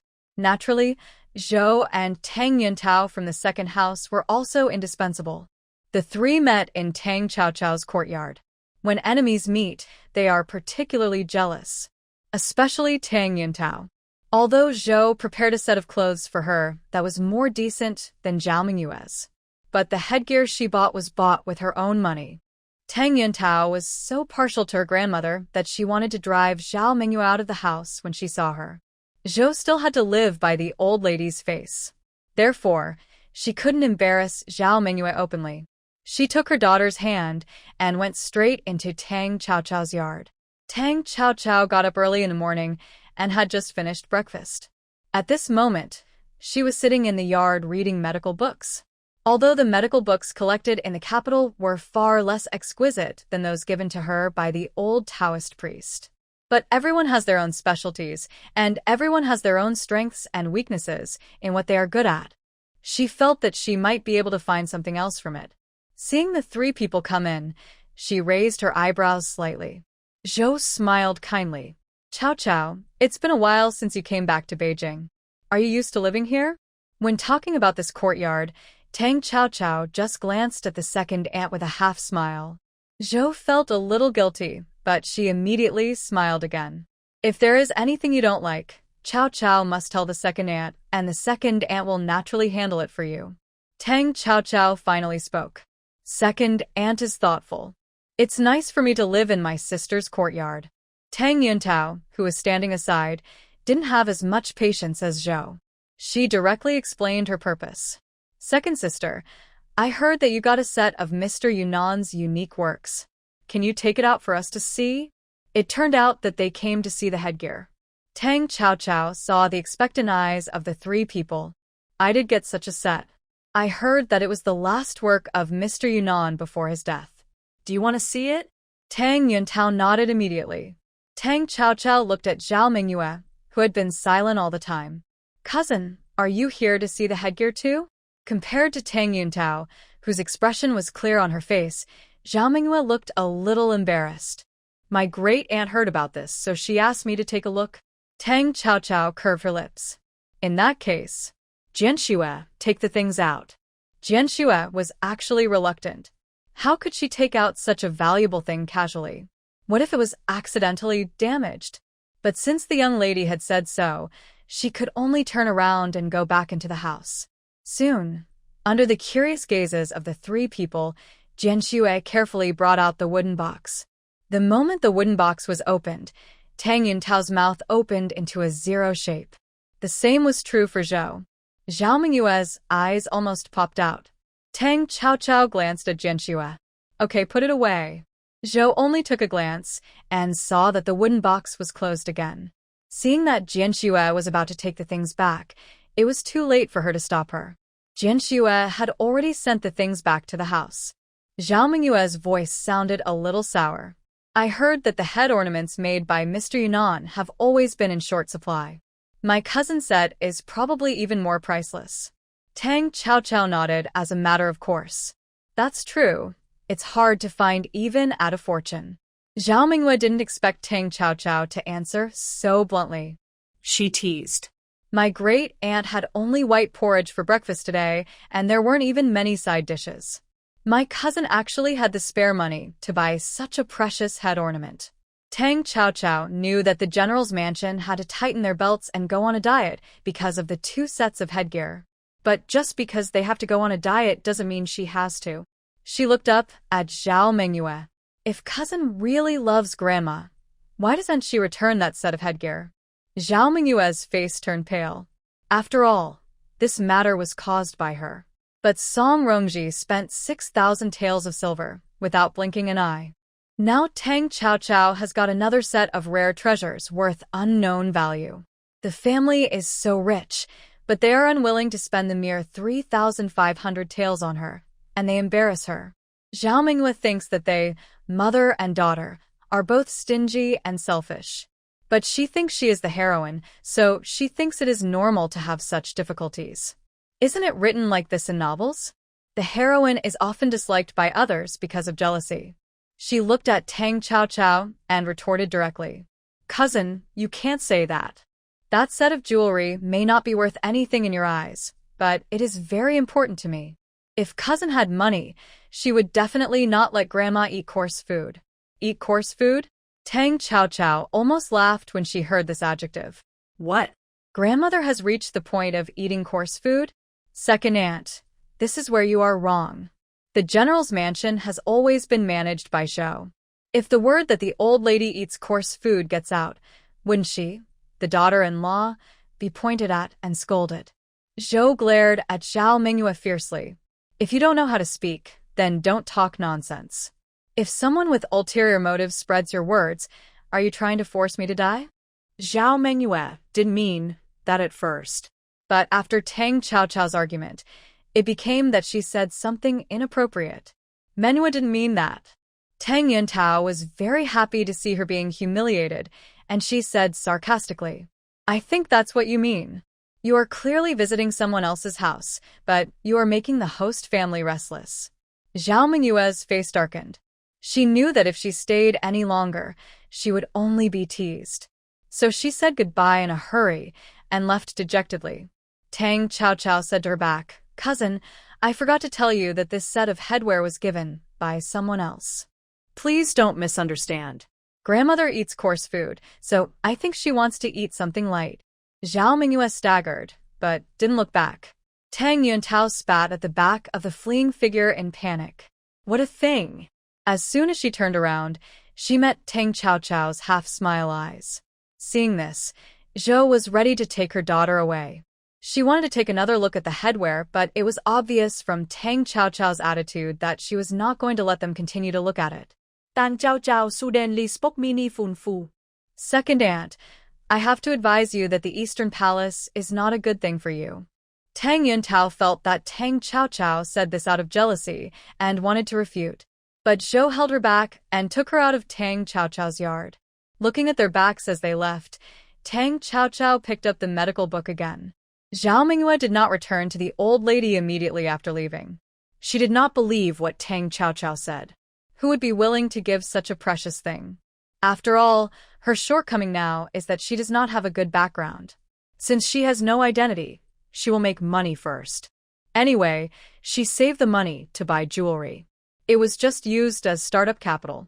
When she has money, she will have the confidence to talk to the Tang family. After Zhao Mingyue thought about it, she calmed down and returned to Shouan Courtyard. Tang Yuntao, who left with Zhou, was kicking the pebbles under her feet with an angry face. Mother, do you think Tang Qiao did it on purpose? She is just jealous that the crown prince likes me, right? After the snow viewing banquet that day, Tang Yuntao never had the chance to meet the crown prince Morongbo again. She was making a fuss about wanting a headdress, and she also wanted to win the crown prince's heart again at the palace banquet a few days later. Zhou comforted her. Don't pay attention to her. Just remember to perform well at the palace banquet, and the crown prince will definitely change his mind. Tang Junta not dead Pfizer. Don't worry, mother. Hong Yangzi said that there is nothing wrong with my daughters who Xian dance. She will definitely shine by then. Hong Yangzi was the dancer Zhou invited back to teach Tang Yuntao. Zhou nodded with relief when she heard it. The mother and daughter threw Tang Qiao's rare advice to the wind. Tang Qiao certainly didn't have good intentions. She just didn't want the general's mansion and the East Palace to be involved because of their wild imaginations. As for the Crown Prince Morongbo, he was severely reprimanded by Emperor Kong Jian because of the matter between Lu Rolan and Xie Tingyao. Morongbo, under the of the palace, made Xia Zhu hated Lu Rolan even more. He had Lu Rolan locked up in the backyard of the East Palace and did not allow her to take a step out. Lu Rolan was so angry that she smashed everything in the house. Her disheveled appearance made the servants dare not approach her. In this way, the days passed peacefully until the morning of the palace banquet. 3 days of light dishes. When Tang Wen saw the clear soup on the table again, he suddenly lost his appetite and his face was as black as the bottom of a pot. He frowned and looked at Zhou. Zhou felt a little guilty, but fortunately someone from the front yard came to urge them to enter the palace, so she covered up the matter. It was not that they really ate so poorly. But Zhou did not want to use her own treasury. Besides, the old lady was the same. If she paid for the improvement of the food, she would also have to improve it for the old lady. Otherwise, it would be unfilial. On the other hand, the eldest wife had no scruples. If the food in the mansion was not good, Song Rongji would buy it with his own money. She didn't feel it on weekdays, but after eating pickles for 3 consecutive days, she was particularly sensitive to the smell of meat. It was as if a small hand entered her nose and pulled her stomach. Did the eldest wife eat meat porridge this morning? Zhou had nothing to say about this. When the old lady knew about it, she would at most mutter a few words about being unfilial. The whole family gathered at the gate of the mansion. Tang Qiao changed into a green Taoist robe today, which was no different from usual. Everyone was used to her dress. Although the old lady was not satisfied, she finally resisted the urge to scold. After all, family disgrace should not be made public. Zhao Mingyue was wearing a red satin dress with white edges, matched with a white jade and red coral headdress, which was extremely pretty and bright. She had a faint smile on her face, and the makeup on her face made people want to take a second look. As for Tang Yuntao, she was dressed in goose yellow brocade with a white fox cloak on the outside. The pearl hairpin on her head sparkled in the sun. She was also charming and lovely. The 2 women were dressed so solemnly that Tang Qiao, who was standing next to Song, looked too plain and even a little out of place. Song Rongji also dressed carefully today, wearing a gorgeous satin with an emerald headpiece. She looked dignified and serious. She held Tang Qiao's hand and ignored the eyes of others. The mother and daughter got into the carriage. The old lady moved her mouth, as if something was stuck in her throat, but in the end she didn't say anything about Tang Qiao's indecent dress. A line of carriages slowly went towards the palace gate. In the carriage, Tang Qiao tilted her head and looked at the medical book. There was no difference because she was going to attend the palace banquet. Seeing this, Song Rongji didn't say anything. She silently poured a cup of warm tea for her daughter. Tang Qiao took it and grinned. In another carriage, Zhao Mingyue suppressed the excitement in her heart. Today is her first step into the circle of the rich and powerful. She will also become the most dazzling protagonist among all people. As for Tang Qiao, she is just a stepping stone for her. One day, she will return all the embarrassment she has caused herself. At this moment, Zhao Mingyue's eyes are full of ambitions and desires that she has never had before.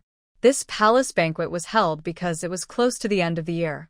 Empress Duanmu, who was in charge of the palace banquet, proposed to hold the New Year's banquet together with this palace banquet. In this way, officials can also accompany their families during the new year. Emperor Kong Jian also agreed. Therefore, this palace banquet was held very grandly. From morning to night, there are many programs. Even if you stay in the palace for a whole day, you will not feel bored. Tang Chaochao accompanied Anyang and said goodbye to a dad before going to another palace road with old lady Tang. Tang Wu and Tang went to meet up with other officials first and waited for Emperor Kong Jian to speak. Even at a palace banquet, it is a common practice to talk about state affairs like this. Tang Chaochao held Anyang's hand and was very quiet all the way. There were many family members traveling around. When they saw old lady Tang, they all greeted her politely. It must be said that the old lady who was domineering in her home looked like a compassionate bodhisattva when facing outsiders. She smiled at everyone she saw. The old lady chatted warmly with the ladies who came to greet her, and she would introduce Zhao Mingyue to everyone she met. Zhao Mingyue naturally received a lot of praise. While she was happy, her back became straight from the initial lack of confidence. The slightly raised chin made her look more like a noble lady. A lady who had just arrived smiled when she saw Zhao Mingyue's appearance. I guess this is the second daughter of General Tang's family. Looking at her demeanor, she is obviously a descendant of a general. As soon as these words came out, Zhao Mingyue, who was originally full of pride, froze slightly. Old lady Tang hurriedly explained, "Madam, you misunderstood. This is Mingyue, the granddaughter of my brother from my mother's family." The lady smiled awkwardly when she heard this. Then, does her father have an official position in the capital? Why haven't I heard of it before? Old lady Tang did not hide it. After all, she would know the matter as soon as she inquired. Mingyue's father passed away early. Knowing that I was not in good health, she came from her hometown to accompany me, an old woman. I am sorry to make you laugh. The lady smiled when she heard this, and then she stopped looking at Zhao Mingyue. She exchanged a few words with the old lady and turned away. After learning about Zhao Mingyue's identity, she didn't say a word to her. The ladies next to her were naturally the same. Just now, Mrs. Tang only said that this was her granddaughter. Now that they knew she was just a relative, no one talked to her anymore. The huge gap between the past and the present made Zhao Mingyue's face pale instantly. She squeezed the handkerchief in her hand fiercely. They were all a bunch of people who flattered the powerful and looked down on the weak. Tang Chaochao, who was lagging behind, took all this in and said nothing. Song Rongji had not been to Beijing for 7 years since she married her father. But someone still recognized her at a glance. Aji? A female voice sounded behind him. Song Rongji turned his head suspiciously. He saw a familiar face, but it was much older than he remembered. Guan. Tang Chaochao also saw the lady who looked a few years older than Anyang. She had big double eyelids and a baby face. With such a look, she should be very young. But this lady's face was full of vicissitudes, and there was a sense of illness between her eyebrows. The whole person was supported by makeup. The lady let go of the hand of the maid, who was holding her arm. She walked quickly to Song Rongji. She didn't say anything, but just held the other's hand tightly. Her eyes suddenly turned red, and there was a hint of joy. "You are finally back." Song Rongji's eyes were also red when he saw his boudoir friend Lin Guangguan again. She had been gone for 7 years, and she had long stopped communicating with her except for her family in Beijing. How could he not be excited to meet his old friends again? Why are you so haggard? They are obviously the same age, but why does this friend look much older than her? Lin Guangguan did not answer Song Rongji's words directly.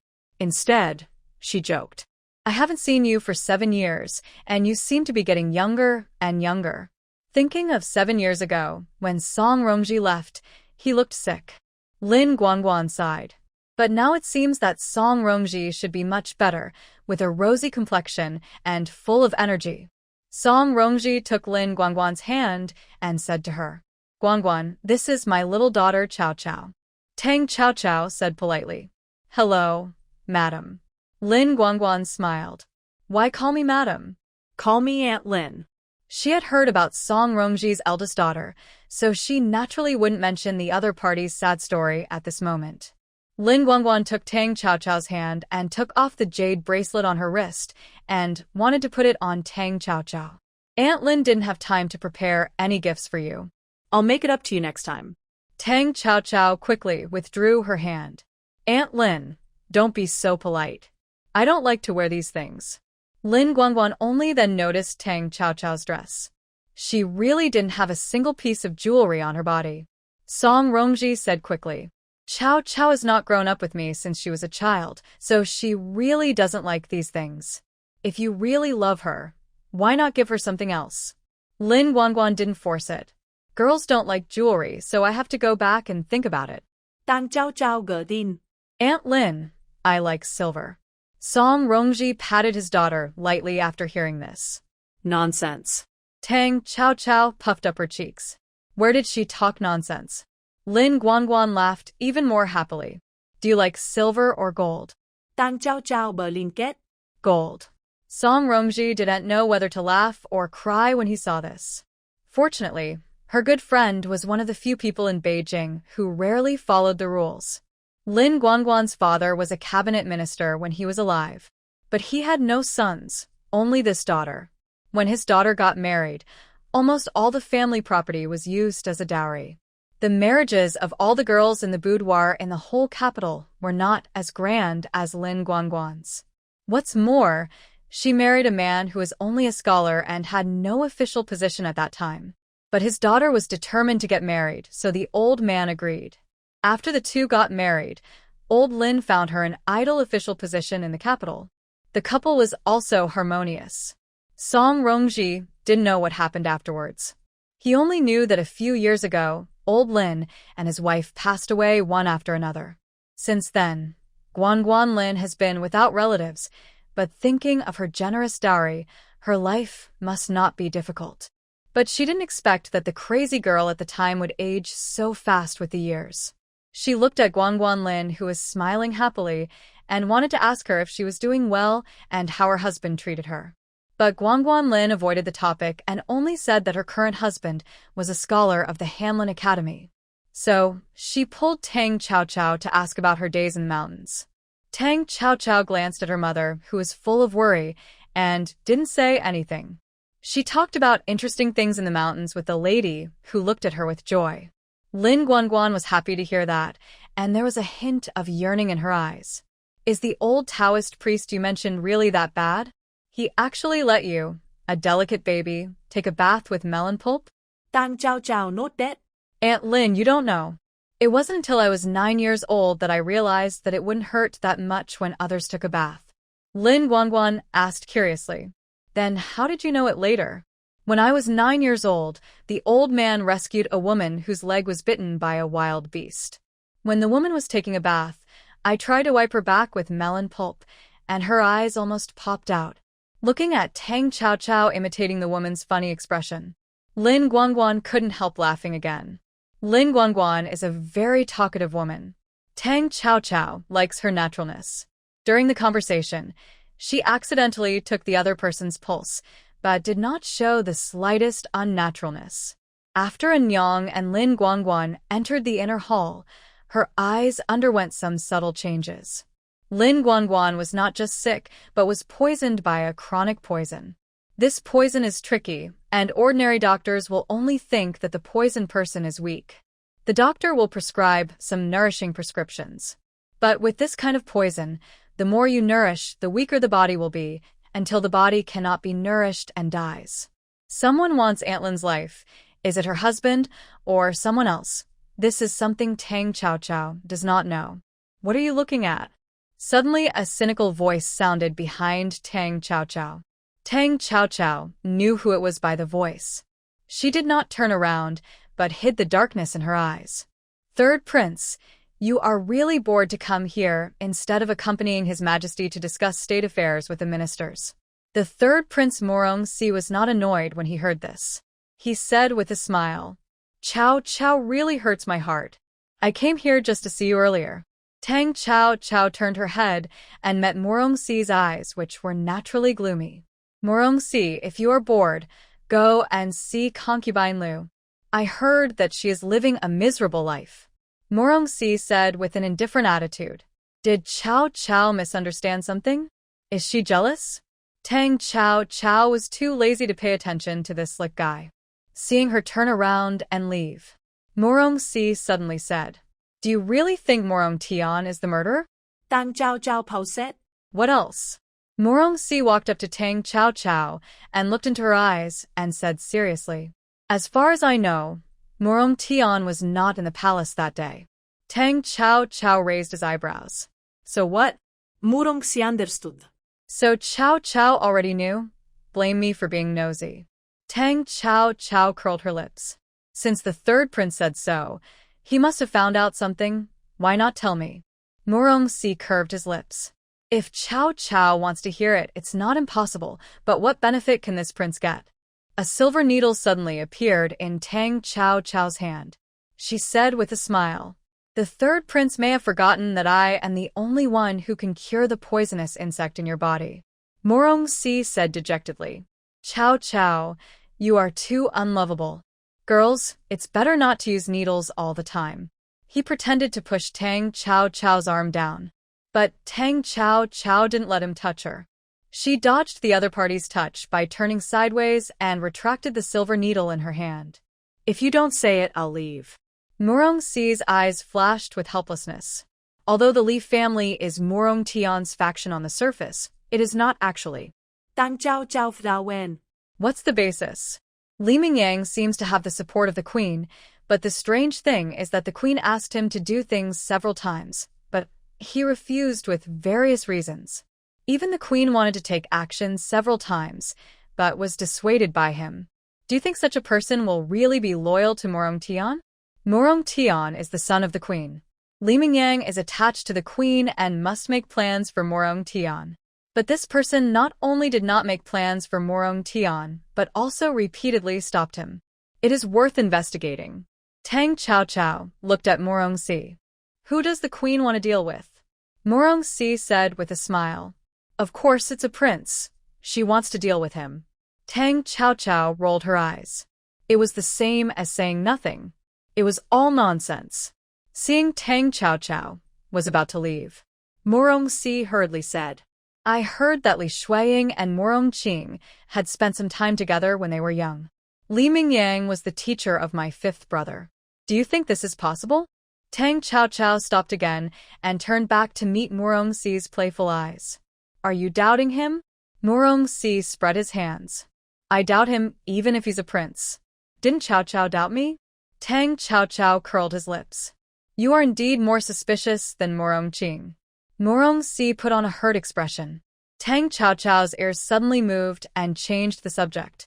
Third prince, my mother is still waiting for me in the inner hall, so I won't say more to you. Before Morongxi could reply, he saw a strange woman walking towards them. Cousin, you're here. I've been looking for you for a long time. Before the person arrived, Zhao Mingyue's voice came first. Seeing that Tang Chao Chao was about to walk towards her, Zhao Mingyue quickly quickened her pace. She pretended to glance at Morongxi casually, and then said to Tang Chao Chao, Cousin, who is this young man? Zhao Mingyue discovered that these ancient men really grew on the tip of her heart. The gentle and elegant crown prince before, and the fifth prince Morong Qing, who was not like an ordinary person. The gloomy man in front of him corresponded to the handsome, strong, and tragic type of male protagonist. How could her little action of peeking escape Morongxi's eyes? To beautiful girls, the third prince has always been an open-minded person. The smile he showed was completely inconsistent with his appearance. But it really made Zhao Mingyue's heart tremble violently. Zhao Mingyue felt that she was almost dazzled, and really wanted them all. Tang Chao Chao couldn't help but raise his lips when he saw her like this. This is the third prince, cousin. Why don't you stay and talk to the prince? Zhao Mingyue naturally wanted to stay. Her cheeks turned slightly red, and just as she was about to say something, she found that Tang Chao Chao had already walked past her into the inner hall. She didn't even listen to her answer whether she agreed or not. Zhao Mingyue saw that she was gone, so she tried her best to act natural. Third prince, I am Cao Cao's cousin Zhao Mingyue. She lowered her head slightly and didn't notice the coldness and disdain that flashed across Murongxi's eyes. When she looked up, the coldness had disappeared. Instead, Murongxi's cynical smile appeared. Tang Cao walked into the inner hall, looked around, and saw Nyang sitting on a seat. At this moment, Lin Guanguan, who was beside her, saw her and immediately waved. Cao, come here. Where did you go just now? Tang Cao walked towards the two with a smile on her face. She sat down between Nyang and Aunt Lin. Lin Guanguan handed a plate of snacks directly to her. This is the dragon beard cake that is only available in the palace. It is very delicious and cannot be bought outside. Try it. Tang Cao saw it, picked up a piece, and took a bite. It was soft and sticky, and the sweetness was moderate, and it was really delicious. She squinted her eyes and enjoyed it. Lin Guanguan was happy to see it. It turns out that Cao is also a little greedy. This is not like your mother, but it is a bit like me. Lin Guanguan loves to eat, but since she was not in good health, she has used less of this kind of food. Now seeing Tang Cao eating happily, she said again, Aunt Lin, I not only love to eat, but also cook. If you have time, come to my house and Aunt Lin will make you a few dishes to try. Tang Cao did not refuse and grinned. Okay. Song Rongji was also happy to see that the two of them got along so well. But she was worried about Lin Guanguan. She asked several questions just now, but the other party always talked about other things. She didn't know whether she should continue to ask. There was still a long time before the banquet officially began. Tang Cao accompanied her mother and Aunt Lin to talk to kill time. And the number of people in the inner hall gradually increased. When Xie Tingyao came, she saw Tang Cao, who was talking happily, glared at her fiercely, and then turned to her seat. She had a fight with Lu Rulan and Bingu, and she was not only severely scolded by her father. She was also called into the palace by her aunt and educated again. She hated Lu Rulan, and she disliked Tang Cao even more. Because after she had a complete falling out with Lu Rulan, she learned from the other party that the prince was determined to marry Tang Cao. So she couldn't act as if nothing had happened. Lin Guanguan saw Xie Tingyao's actions. She joked. Cao has offended a lot of people. Tang Cao's cheeks were bulging, and it was obvious that the food in her mouth had not been swallowed yet. She said vaguely. Don't be afraid. If they dare to provoke me, I will beat them until they dare not provoke me again. As she said this, she raised her fist. Looking at Tang Cao like this, Lin Guanguan couldn't help but think of her past self. She suddenly felt a little dazed. When did she become so weak? It should be after her father passed away. A woman without support will also lose her confidence. When Tang Cao turned her head to look at her, Lin Guanguan immediately recovered her composure. She said dotingly, Cao, recognize me as your godmother. Aunt Lin has no children. When you get married in the future, Aunt Lin will prepare a thick dowry for you. Tang Cao tilted her head and looked at her mother. Song Rongji scolded. Of course you have to contribute to my daughter's dowry. As for children, you will have them in the future. Although it was a comforting word, Lin Guanguan was still very happy. Especially when Tang Cao shouted, Godmother, don't be afraid. I will take care of you in the future. Lin Guanguan's eyes were red in an instant. Her appearance made Song Rongji panic. Tang Cao was also a little at a loss. If she had known, she would have said it differently. Fortunately, Lin Guanguan quickly calmed down and turned the topic to other places. As they chatted, time had unknowingly reached noon. The palace banquet had also arrived and was about to begin.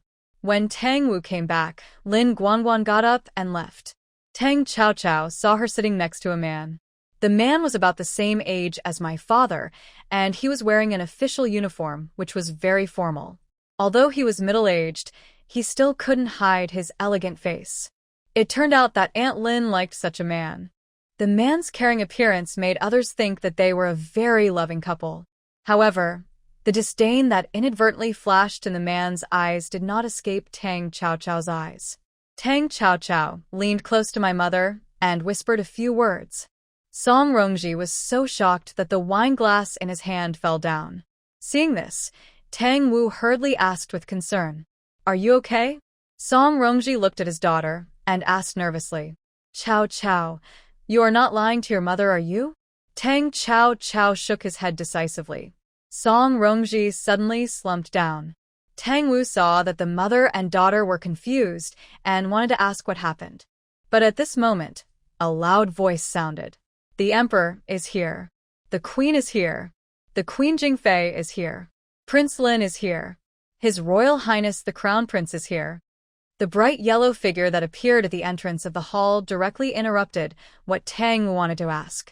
Tang Chao looked at the man sitting in the wheelchair at the entrance of a hall. Although he was wearing a mask, it still couldn't cover up the man's innate nobility. Why is he here too? Not only Tang Chao thought so. Everyone present thought so. This is the only prince of Konghua, the only remaining brother of Emperor Kongjian. Since he was paralyzed, he has never appeared in this palace banquet again. Some people feel sorry for him, and some people gloat over his misfortune. But no matter what, no one dared to say anything about the other party. After all, before he was paralyzed, he was a decisive killer. No one dared to provoke him easily. Prince Lin was pushed into the venue by Anan. When he passed by Tang Chao, he inadvertently looked at him with a faint smile on his lips. Tang Chao kuset in wali. What's so great about a peacock? The arrival of Emperor Kongjian made everyone present stand up and bow. He stood in the main seat, raised his arm, and said, "Everyone, please sit down. There is no need for courtesy at the palace banquet today." "Thank you, Your Majesty." Everyone replied in unison. Tang Chao had just sat down when his eyes fell on an inconspicuous position. The person in that position seemed to have sensed something and looked up. It happened that he and Tang Chao had a look. Murong Qing nodded slightly, with no ripples on her face. It seemed like a subconscious action and there was nothing wrong. Tang Chao quickly retracted her gaze. The other person's eyes were too clear, so she couldn't see through this person at all. Could it be him? At the same time, Emperor Kongjian laughed heartily. He looked at Tang Wu and said, "General Tang has been guarding the border for many years and is a loyal minister of Konghua. It is rare for him to return to the capital. I appreciate his sacrifice for the country. I specially held a palace banquet to thank him on behalf of Konghua. Your Majesty is wise." As soon as Emperor Kongjian finished speaking, he was immediately greeted with echoes. Tang Wu hurriedly stood up and bowed. "Your Majesty, you are too polite. This is what I should do. I dare not take credit for it." Emperor Kongjian waved his hand. "Don't be modest. If I say you are, then you are." Tang Wu hurriedly raised the wine in the glass. "Thank you, Your Majesty, for your kindness." As he drank the wine in the glass, Emperor Kongjian said with a smile, "Okay, all the nobles will drink this cup with me." A group of civil and military officials raised their glasses and drank together. Tang Wu sat down again, and Emperor Kongjian stroked his long beard and smiled. Although today is a palace banquet for General Tang, it is also an early annual banquet. Everyone doesn't need to be too restrained. Only a lively atmosphere can make people happy. Everyone responded, "Your Majesty is right." Tang Chao looked at the scene and curled her lips. At the same time, she felt a gaze that always fell on her. She turned her head and looked. It was the peacock of Prince Lin. She puffed her cheeks and ignored the gaze. Seeing this, Prince Lin under the mask shook his head helplessly. Anan behind him said, "Your Highness, the shopkeeper said that the things were sent over and the second lady liked them very much." Prince Lin didn't say anything, but drank the wine in his hand. The little girl who looked at his body can only be his. But there are many people in this hall who are thinking about this girl. Prince Lin didn't know whether he had feelings for Tang Chao. But since they had already had physical contact, he must be responsible for the girl. Otherwise, how could he give the set of rare treasures to the other party? To put it bluntly, that was the betrothal gift from Prince Lin. If Tang Chao, who was unaware of the situation, knew what Prince Lin was thinking, she would definitely strangle him to death. How could she cure an illness and still be blamed? If she knew that the priceless headgear was the so-called betrothal gift, Tang Chaochao would definitely hold the wooden box and smash it on Prince Lin's face. Prince Morongbo was also looking at Tang Chaochao, but his eyes were complicated. He couldn't let go of the scene of Tang Chaochao pinching Lu Rulan's neck. But he couldn't give up the Tang family. But if after marrying her, she went crazy and strangled him again one day, Prince Morongbo couldn't even think about that scene. Everyone has their own agenda at a palace banquet, including Zhao Mengyue, who was sitting next to old Madame Tang. The third Prince Morongsi only said a few words to her and then left with an excuse. This made Zhao Mengyue feel unhappy, but she quickly calmed down. Today's palace banquet is her home court. When she shines, all the princes and princes will become her subordinates. Thinking of this, Zhao Mengyue's mouth curled up. Tang Yuntao did not have such big ambitions as Zhao Mengyue. She thought of just winning back the heart of Prince Morongbo. Unfortunately, Prince Morongbo never looked at Tang Yuntao since he entered the palace. This brought a trace of sadness to Tang Yuntao's little face. Tang Chaochao sat next to Song Rongji, only focusing on eating, and did not pay attention to the silent competition among the noble ladies in the palace. Her cheeks were puffed up, like a greedy little hamster. In the eyes of King Lin, it was just very interesting. In Song Rongji's mind, he was still thinking about what his daughter had said before. She looked at Lin Guangguan worriedly from time to time. Lin Guangguan also noticed her gaze. Not knowing why, she only smiled back. Tang Chaochao saw that her mother was fidgeting and regretted telling her about that matter so early. She reached out and held down Song Rongji's clenched hands because of his confusion. She whispered, "Mother, don't worry, I'm still here." Song Rongji's eyes lit up when he heard that. Yes, Chaochao's medical skills are so good, she was worried and confused. "Chaochao, you have a way, right?" Tang Chaochao grinned and nodded. Tang Wu on the side saw that the mother and daughter started to play dumb again. Then he asked in a low voice, "What are you two playing dumb?" Tang Chaochao Berlinket. Song Rongji then whispered and briefly told her about Lin Guangguan's poisoning. Tang Wu naturally knew Lin Guangguan. Thinking that he was able to successfully win the beauty back then, it was also thanks to her matchmaking. When Tang Wu heard that Lin Guangguan was poisoned, his brows slightly frowned. He whispered, "I will ask someone to investigate the matter of Bai Mansion." Bai Mansion is the home of Lin Guangguan's husband, and it is also the residence of Bai Tianyu, a scholar of the Hanlin Academy. Song Rongji nodded when he heard it. Tang Chaochao saw that Nyang had finally returned to normal, so she continued to fight with the snacks on the table. At the same time, a malicious gaze came from the direction of the upper head. Tang Chaochao did not look up. She knew that the person looking at her was Queen Duanmu. Because of her, the second Prince Morong Tian is still imprisoned in his own mansion. How could the current queen not hate her? Concubine Jing noticed Queen Duanmu's gaze, and she curled her lips. "Your Majesty, since you are so happy today, why not let the young ladies of each family show their strengths to help liven up the fun?" Emperor Kong Jian nodded with a smile. "That's fine, but we can't let them work in vain. Tell them that if they perform well, I will reward them handsomely."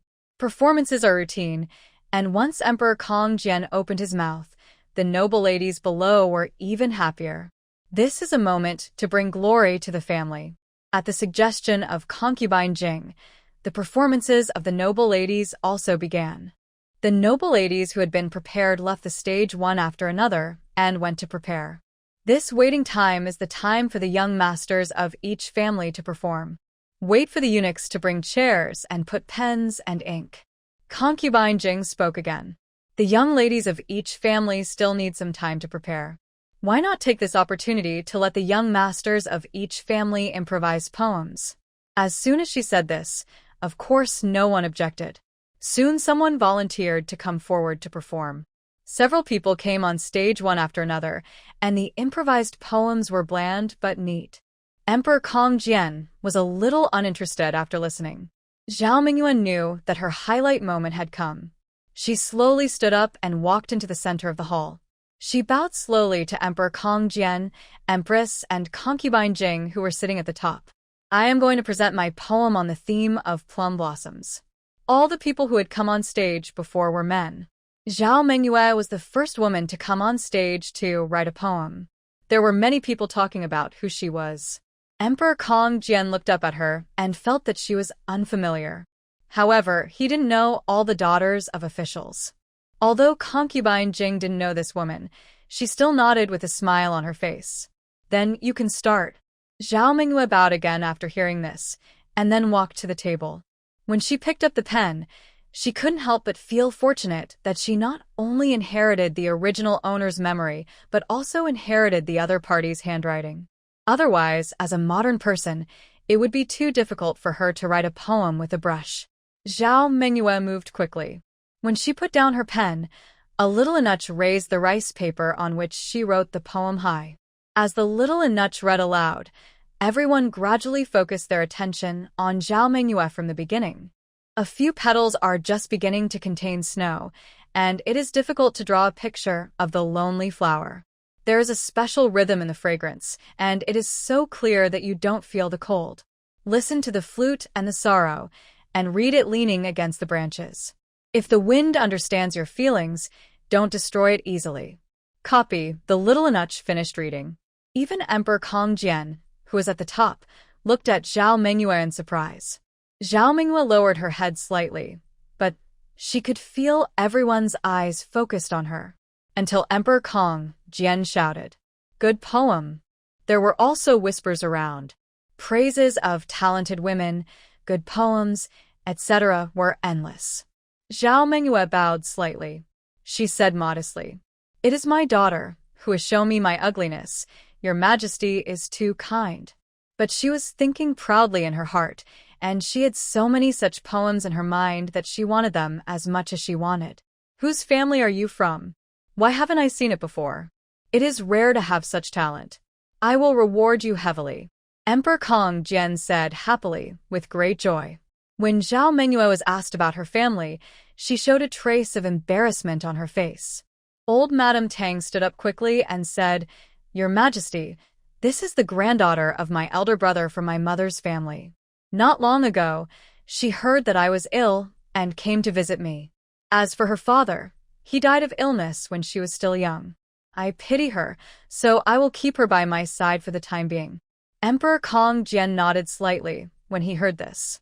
That's right, but this child is very talented in writing, and it's rare to be so sensible and filial. Zhao Mengyue was very happy to receive Emperor Kong Jian's praise again. Then he heard Emperor Kong Jian say, "In that case, then stay in the capital for a few more days. Such good writing is worth learning more from the children in the capital." Emperor Kong Jian's words praised Zhao Mengyue very highly. Then he rewarded her with a lot of gold and silver.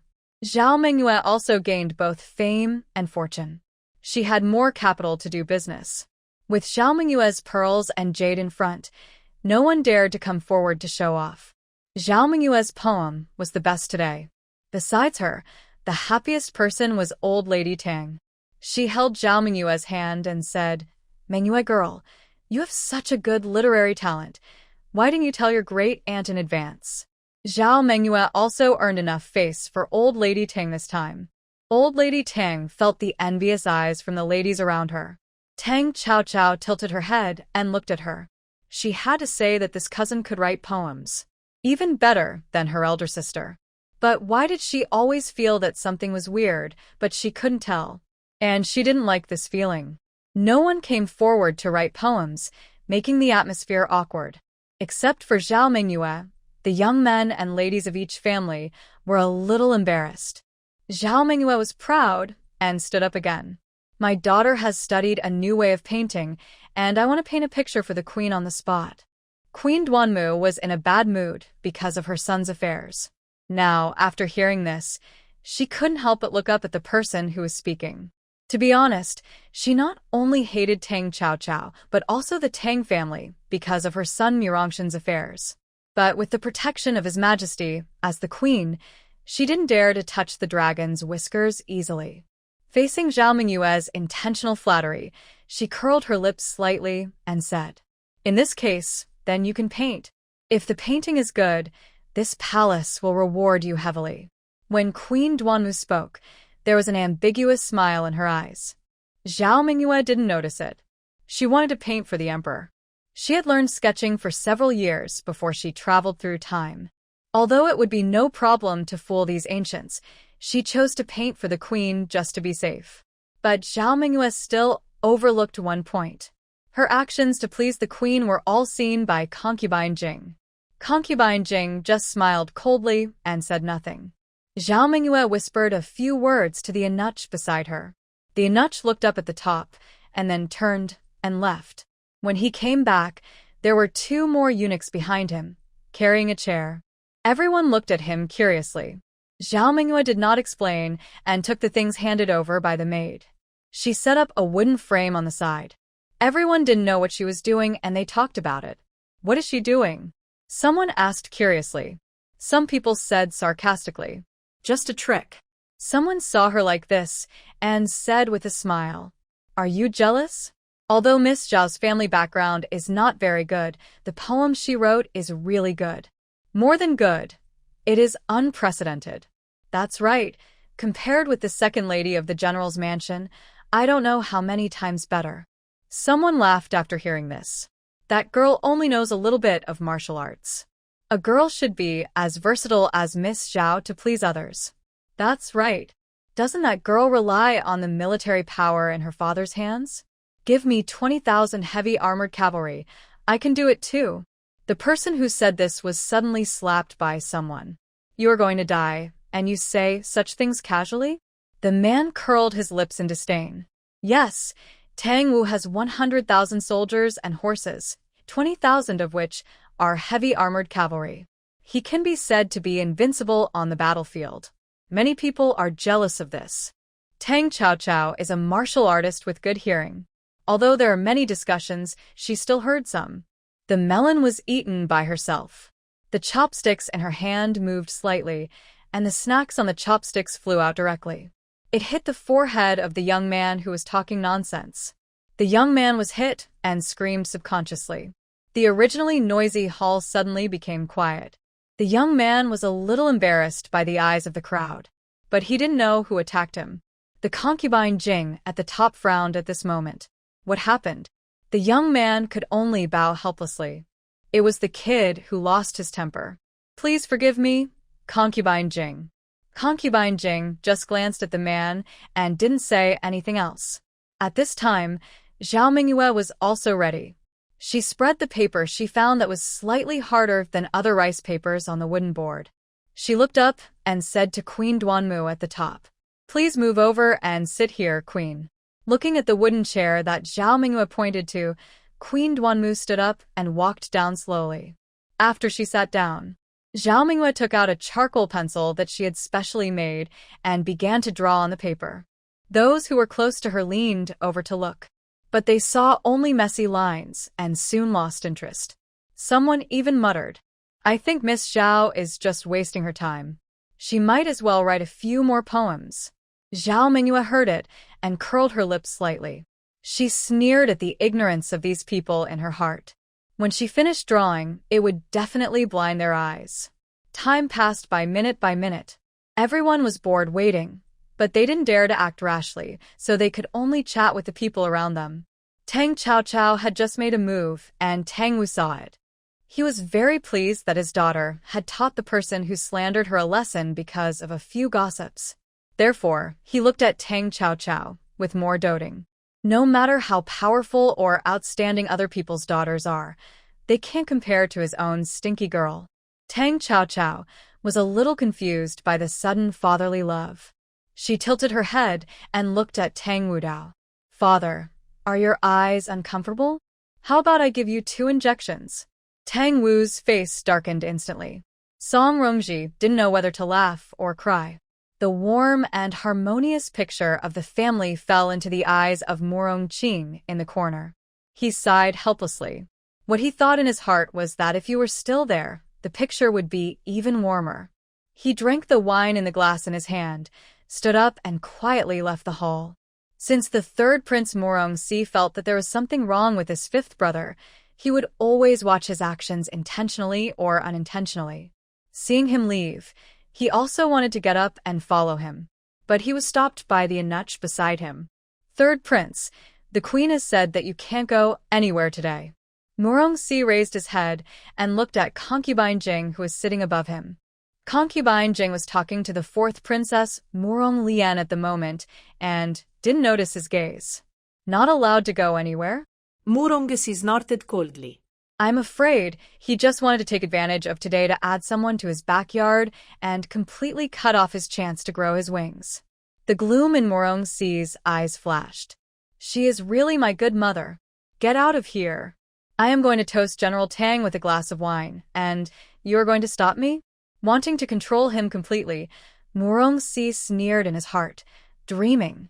His voice of scolding was a little loud, and the little eunuch felt the eyes around him, so he naturally did not dare to stop him. Murongxi stood up and walked towards Tang Wu. Tang Chao felt a shadow over her head. She raised her head and happened to see Murongxi standing in front of her table with a glass of wine. Murongxi only glanced at her and raised his glass to Tang Wu. General Tang has been guarding the border for many years for the country. As a prince, I toast you a glass.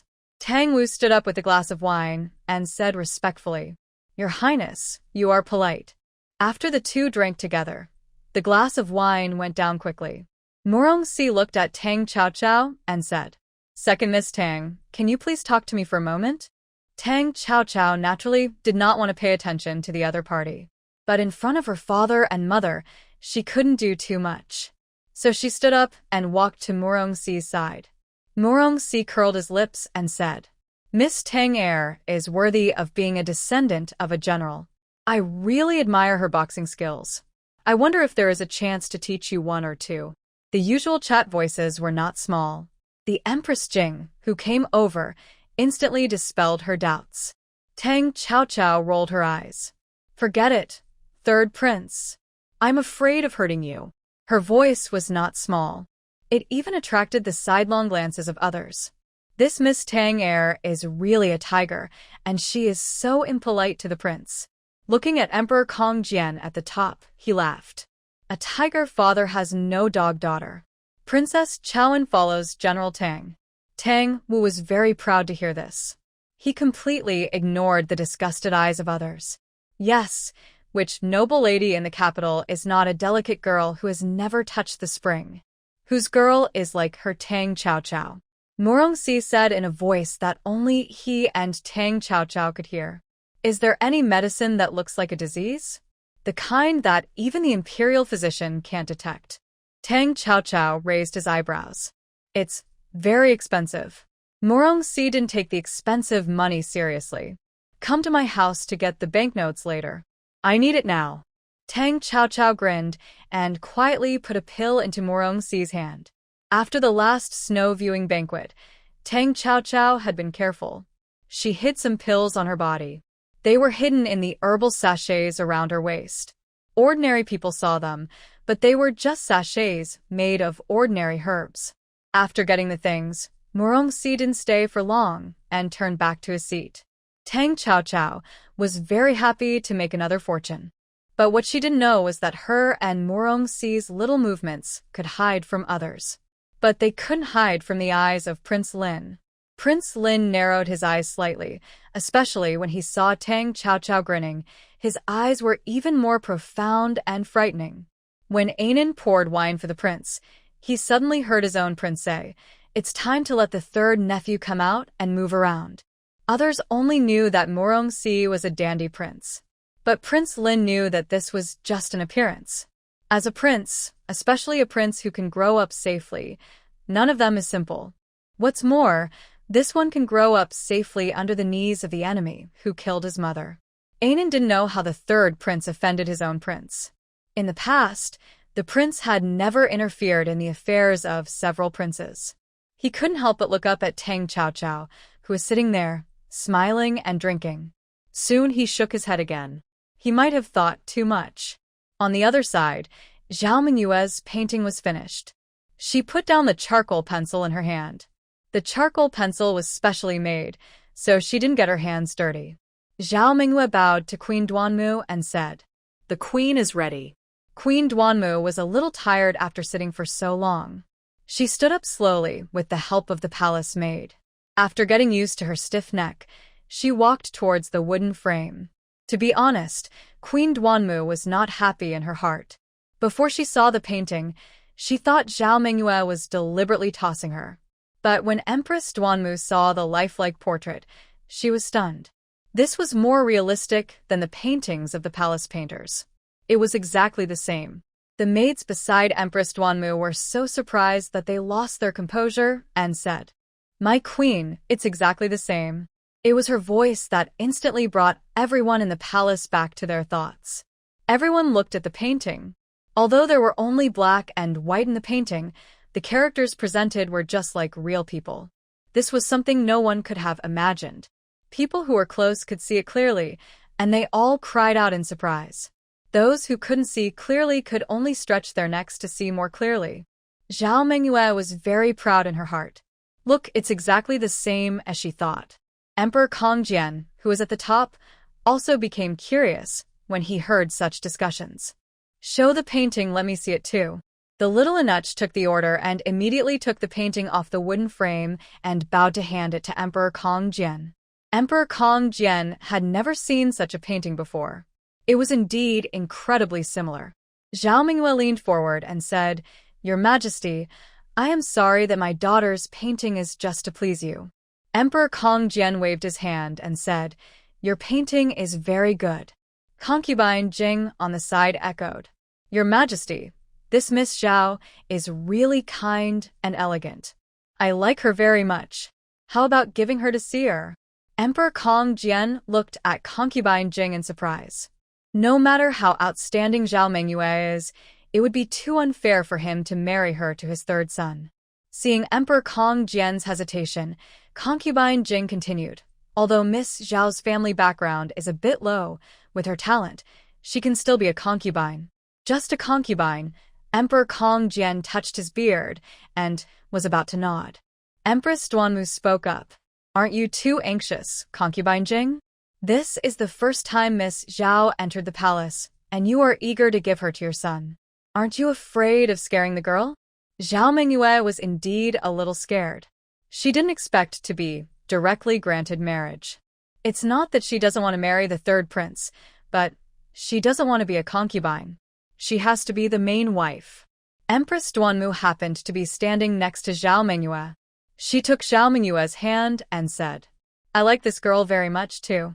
Sister Jingfei, what do you think we should do?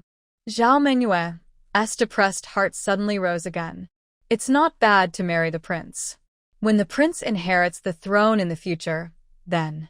Jingfei sneered. Are you going to summon for me? Empress Duanmu looked at her with a smile, but her eyes did not give in. Zhao Mingyue was mixed with joy and sorrow. To be honest, if she was not the main wife, she would not be interested. If a woman in ancient times could not be the main wife, she would only be oppressed.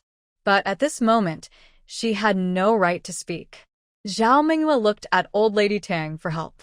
Old Lady Tang was very happy. But now she is in trouble. A main queen and a concubine favored by the emperor. She can't offend either side. Tang Chao smiled playfully at the scene. Seeing the old lady's difficult expression, Zhao Mingyue almost thought that her marriage was over. Concubine Jing gave in. She didn't come here to find a concubine for Murongxi. It was just a whim to let Zhao Mingyue be a concubine. Since the queen likes it so much, I won't fight for it. She turned her head and looked at Emperor Kongjian. Your Majesty, Seer is not young anymore.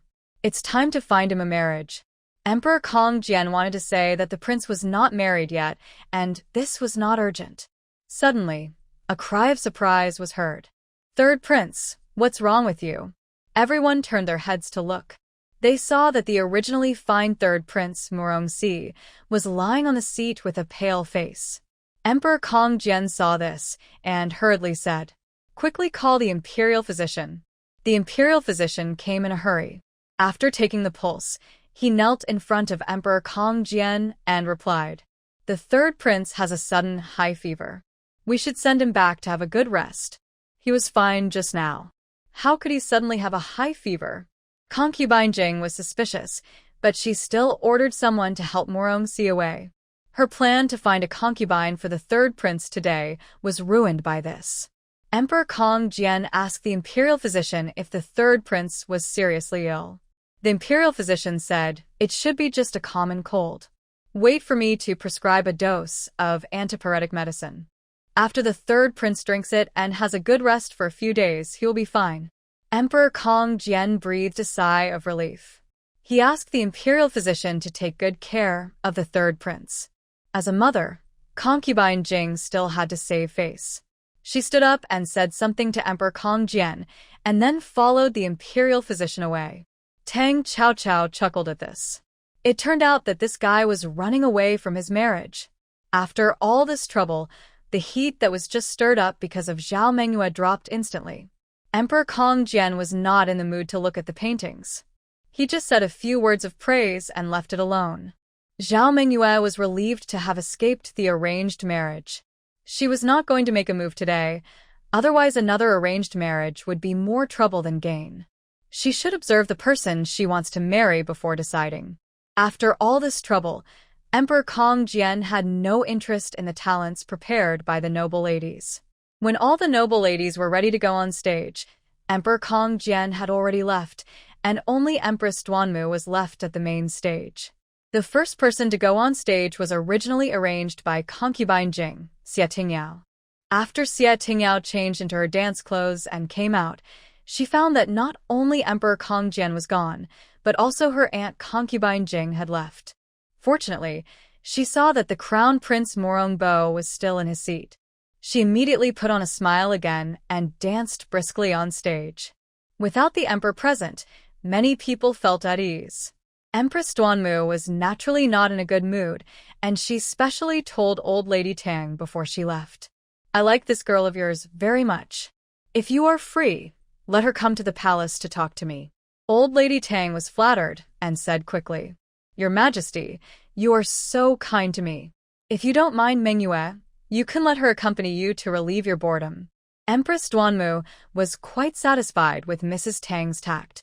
She smiled at Zhao Mengyue and then left the hall. At this point, the atmosphere in the entire hall became lively.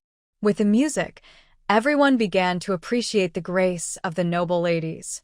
The young masters also began to comment on them. Xie Tingyao's dancing has always been outstanding, but her purpose is also very clear, that is, to dance for her brother, the prince. As for how others praise her, she raised her chin and ignored it. Until Tang Yuntao came on stage, Xie Tingyao frowned fiercely. If she was not mistaken, was this foxy girl flirting with her brother, the prince? In Tang Yuntao's intentional and affectionate eyes, Xie Tingyao, who was sitting in her seat, was so angry that she almost crushed the wine glass in her hand. She grappled and muttered, "Another foxy girl." People were fighting for the prince's favor. On the other side, Zhao Mengyue was wondering if her performance just now had attracted the attention of the princes. But she looked around and found that not only the third prince had left, but also the fifth prince was nowhere to be found. The only one left was the Prince Morongbo. But as her eyes turned, she inadvertently swept across the masked Prince Lin. Her mind moved again. The crippled prince? It is also the standard configuration of the male protagonist in female novels. Generally, there must be an extraordinary appearance under the mask. It may be more beautiful than the prince's. With this thought, Zhao Mengyue wanted to see the face of Prince Lin under the mask. After all, the other party's demeanor was not inferior to any prince. The aura of keeping strangers away made her even more fascinated. Prince Lin noticed this presumptuous look. His eyes turned cold, and he glanced over directly. Zhao Mengyue met those cold eyes and felt as if her whole body fell into an ice cave. Her heart plummeted to the bottom. What a horrifying look. Zhao Mengyue was frightened and quickly avoided his gaze. This person is so scary. Just one glance made her whole back stiff. Prince Lin only glanced at him and then retracted his gaze. As a personal bodyguard, Anan naturally noticed it. But since the prince didn't say anything, he pretended that he didn't see anything. Tang Chao was very comfortable eating snacks and watching the performance. But her inadvertent glance swept across her second uncle Tang who was wolfing down the food, and the corners of her mouth couldn't help twitching. It's said that the second uncle has always been concerned about his face. The appearance of this starving ghost reincarnated is much more eye-catching than her greed. If Zhou on the side hadn't intentionally helped to cover his eyes, I'm afraid that the second uncle would have been discovered long ago. Tang Chao pulled the corner of her mouth. As for it, she didn't believe that the second house had no money. Without looking at it anymore, Tang Chao directly moved her gaze to the dancing lady. Tang Yuntao had finished a dance. Before she left, she looked in the direction of the Crown Prince Morongbo again with expectation. But the other party still didn't look at her. This hurt Tang Yuntao very much. Xie Tingyao snorted coldly when she saw this. What a foxy thing! She dared to show off in front of her crown prince brother with this little beauty. Tang Yuntao's eyes were red when she left. Zhou saw everything and was a little anxious. Turning around and seeing Tang when still eating, she felt an inexplicable anger in her heart. But Tang was like this because he hadn't seen meat for 3 days, and his intestines were almost watery. In addition, he had no appetite for breakfast, so he didn't eat a bite, and now he is already hungry. Old Madame Tang didn't notice her son. She was happy with Zhao Mingyue's performance today. She took Zhao Mingyue's hand and praised her. She didn't notice Zhao Mingyue at all because of the look from the king just now. Her face was a little pale. Tang Chao watched the performance for a long time and was a little tired of it. So she leaned over to Song Rongji's ear and whispered something. Song Rongji looked at Lin Guangguan not far away and nodded gently. She then stood up and walked out of the hall. As soon as Tang Chao left, Song Rongji said to Tang Wu, "Go and exchange Guangguan for me." Tang Wu understood what his wife meant when he heard this, and he hesitated. After returning home, "Can you send her a letter to our house?" Song Rongji shook his head and said, Chao said that it is not good for the poison to stay in the body for a long time, and it is better to get rid of it as soon as possible. What his daughter meant was that he had to take Lin Guangguan's pulse carefully before he could prepare the antidote. Tang Wu could only nod when he heard this. He stood up and went to buy Tianyu's seat. Tang Chao didn't walk far from the hall, and she was afraid that her mother would come out and find her. She simply found a place to sit down next to the fake stone not far away. Bored, she kicked the stones at her feet. Suddenly, she heard the sound of the wooden wool rolling, and she raised her head. Prince Lin was pushed by Anan and was coming towards her. Tang Chao pulled the corner of her mouth. "Your Highness is in such a good mood today. Why don't you stay in the hall for a little longer?" Prince Lin's hand moved gently on the chair handle. Anan behind him disappeared on the spot. At this point, only Tang Chao and him were left here. Tang Chao looked around and said playfully, "Prince Lin is not afraid of being seen by someone with ulterior motives? The Tang family is now a big piece of fat meat, and Prince Lin met with her privately. If someone saw it, it would not be a good thing." Prince Lin's lips under the mask were slightly hooked. A paralyzed person, even if others suspect it, they will not care too much. "What are you worried about, little girl?" Tang Chao rolled his eyes and said, "I just don't want to have anything to do with your royal family." Prince Lin smiled. "Isn't it too late for you to say this now?" Tang Chao stood up. "It's not too late at all. I'm the doctor and you're the patient. You're almost cured now. And I've received the medical fee, and the money and goods have been paid." After hearing this, Prince Lin felt inexplicably uncomfortable. "Little girl, you accepted the headgear I gave you, and you want to just break up like this?" Tang Chao felt that Prince Lin's choice of words was extremely inappropriate. She was puzzled. "What do you mean by break up, Your Highness? We have just paid for the money. And you took the initiative to give me that headgear, and now you want to regret it. That's absolutely not allowed. Do you understand?" Seeing Tang Chao raising her little fist, Prince Lin's mood instantly improved. He said meaningfully, "Really? Then remember to put the things away." Tang Chao was confused and wanted to say something. Anan suddenly appeared, pushed Prince Lin and left. He left very decisively, without even looking back. Tang Chao Chao Pao Tet. It's inexplicable. As soon as the voice fell, footsteps were heard not far away. Tang Chao Chao narrowed her eyes until she saw the figure of Crown Prince Murongbo appear not far away. He was not the only one coming. Murongbo was followed by 3 people: Tang Yuntao, Xia Tingyao, and Zhao Mengyue. Tang Chao Chao couldn't help but twitching the corners of her mouth again. She wanted to find a quiet place to check the pulse of her godmother Lin Guangguan. She was so restless. She turned sideways and hid behind the rockery. Murongbo saw Tang Chao Chao walking in this direction, but he couldn't find anyone after searching for a while. He wanted to have a chance encounter and get closer to Tang Chao Chao. Murongbo walked to about 1 meter away from the rockery and heard someone calling him from behind. "Your Highness, wait for me." Murongbo turned his head in confusion and saw Tang Yuntao jogging behind him. His face turned black immediately. To be honest, he and Tang Yuntao were just misunderstandings. If he had known earlier, how could Murongbo deliberately approach her? Tang Yuntao finally found an opportunity to meet His Highness the Crown Prince alone, and her whole heart was extremely excited. She was panting all the way. It was not easy to stabilize her breathing. Tang Yuntao tidied her clothes again, and then whispered to Murongbo, "Why did His Royal Highness suddenly ignore me?"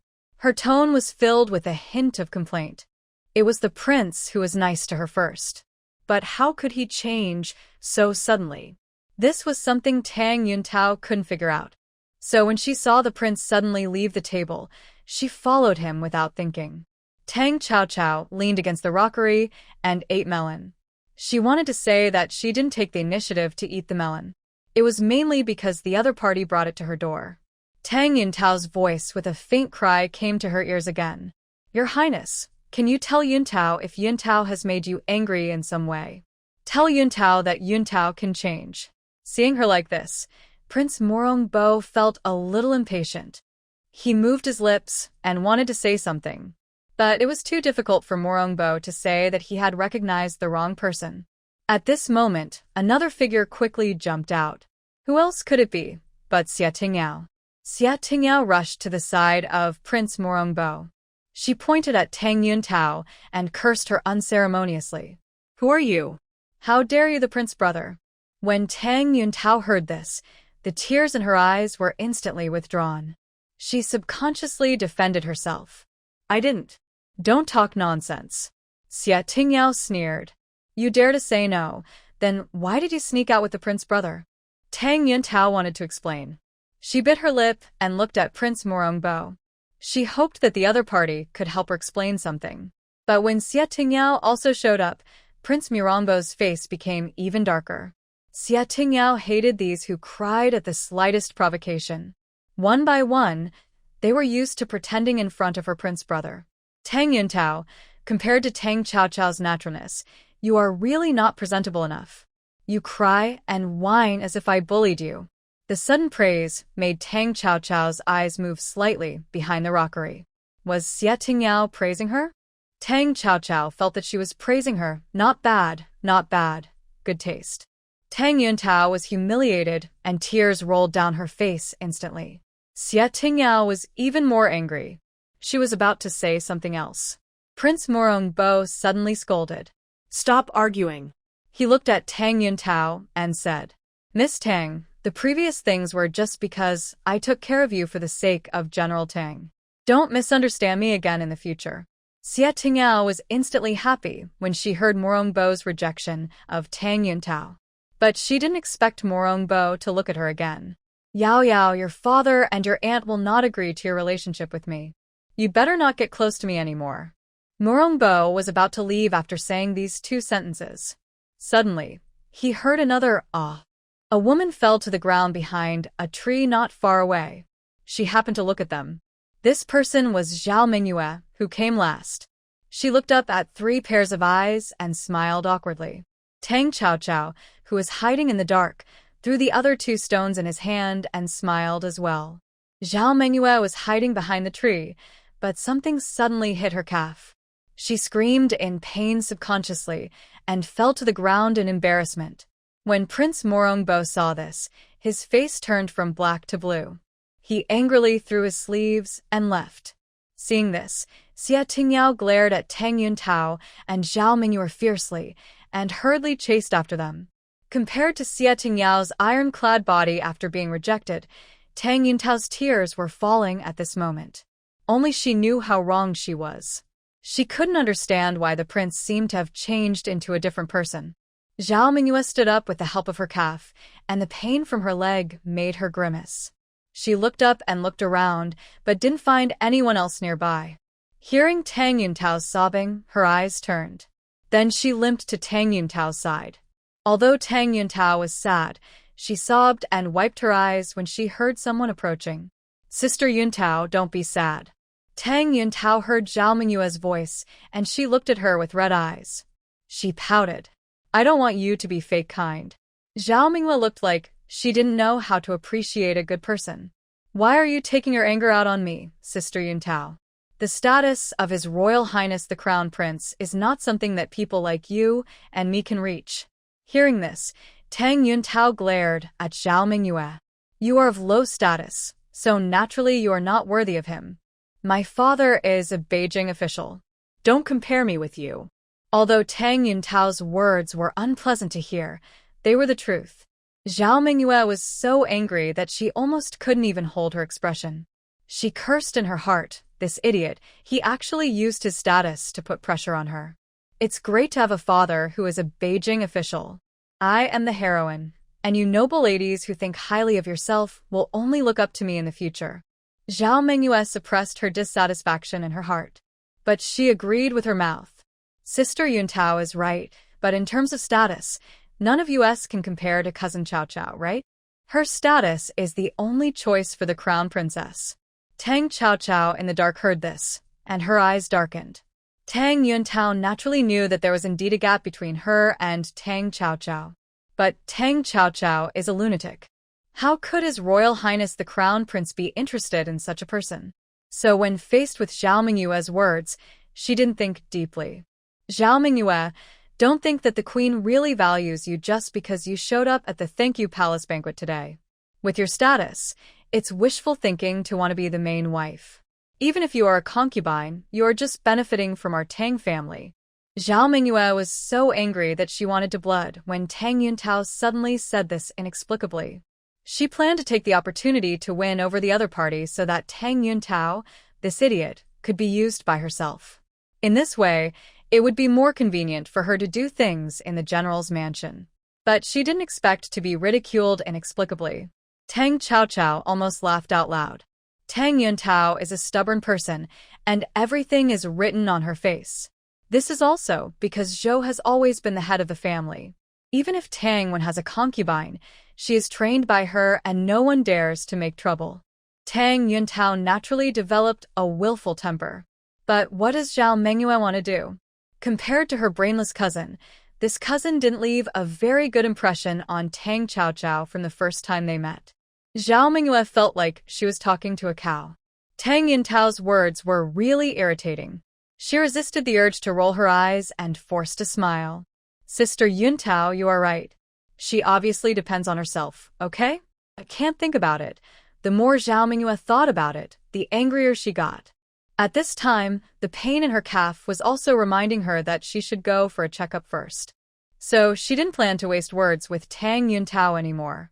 Such an idiot is not worth winning over. Tang Yuntao saw her turn around and leave. She reached out and grabbed Zhao Mingyue's arm. Caught off guard, Zhao Mingyue almost fell again because she didn't stand firmly. Her legs hurt even more at this moment. Tang Yuntao was a little suspicious when she saw her grinning. But she had a reason to hold the other party. Zhao Mingyue hadn't recovered from the pain yet when she heard Tang Yuntao say, "Listen carefully. If you dare to say a word about what happened today, I will let my mother kick you out of the Tang family." After saying this, Tang Yuntao snorted and turned away. Zhao Mingyue, who was left alone, clenched her fists as she looked at Tang Yuntao's back. The darkness in her eyes was extremely terrifying. "You all look down on me because of your good family background, right? Wait. I am the heroine, and one day you will kneel on the ground and cry for me." Zhao Mingyue's muttering was not loud, but all fell into Tang Chaochao's ears. Tang Chaochao frowned in confusion. Heroin? What is it? Zhao Mingyue limped away, and Tang Chaochao came out from behind the rockery. He looked meaningfully at the figure that had disappeared not far away. After waiting for a while, Song Rongji finally brought Lin Guangguan out. The two of them looked very bad. Especially Lin Guangguan. His already haggard face was even paler at this moment. Tang Chaochao saw that her eyes were obviously red. She even had to be supported by Song Rongji when she walked. She looked like she had lost her soul. Tang Chaochao felt distressed for Lin Guangguan. She was chatting and laughing with her before. She was such a bright and cheerful person. After learning about the poisoning, must she have guessed something? That's why she was like this. Tang Chaochao walked quickly in their direction. When Lin Guangguan saw her, she immediately forced a smile. But that smile was uglier than crying in the eyes of others. Seeing her like this, Song Rongji couldn't help but redden his eyes. Lin Guangguan joked. Why are you looking like this? Do you think I'm not miserable enough? Are you crying for me in advance? The more she acted like this, the sadder Song Rongji became. Seeing that she was really about to cry, Lin Guangguan said quickly. Okay, didn't you say Cao Cao is a great doctor?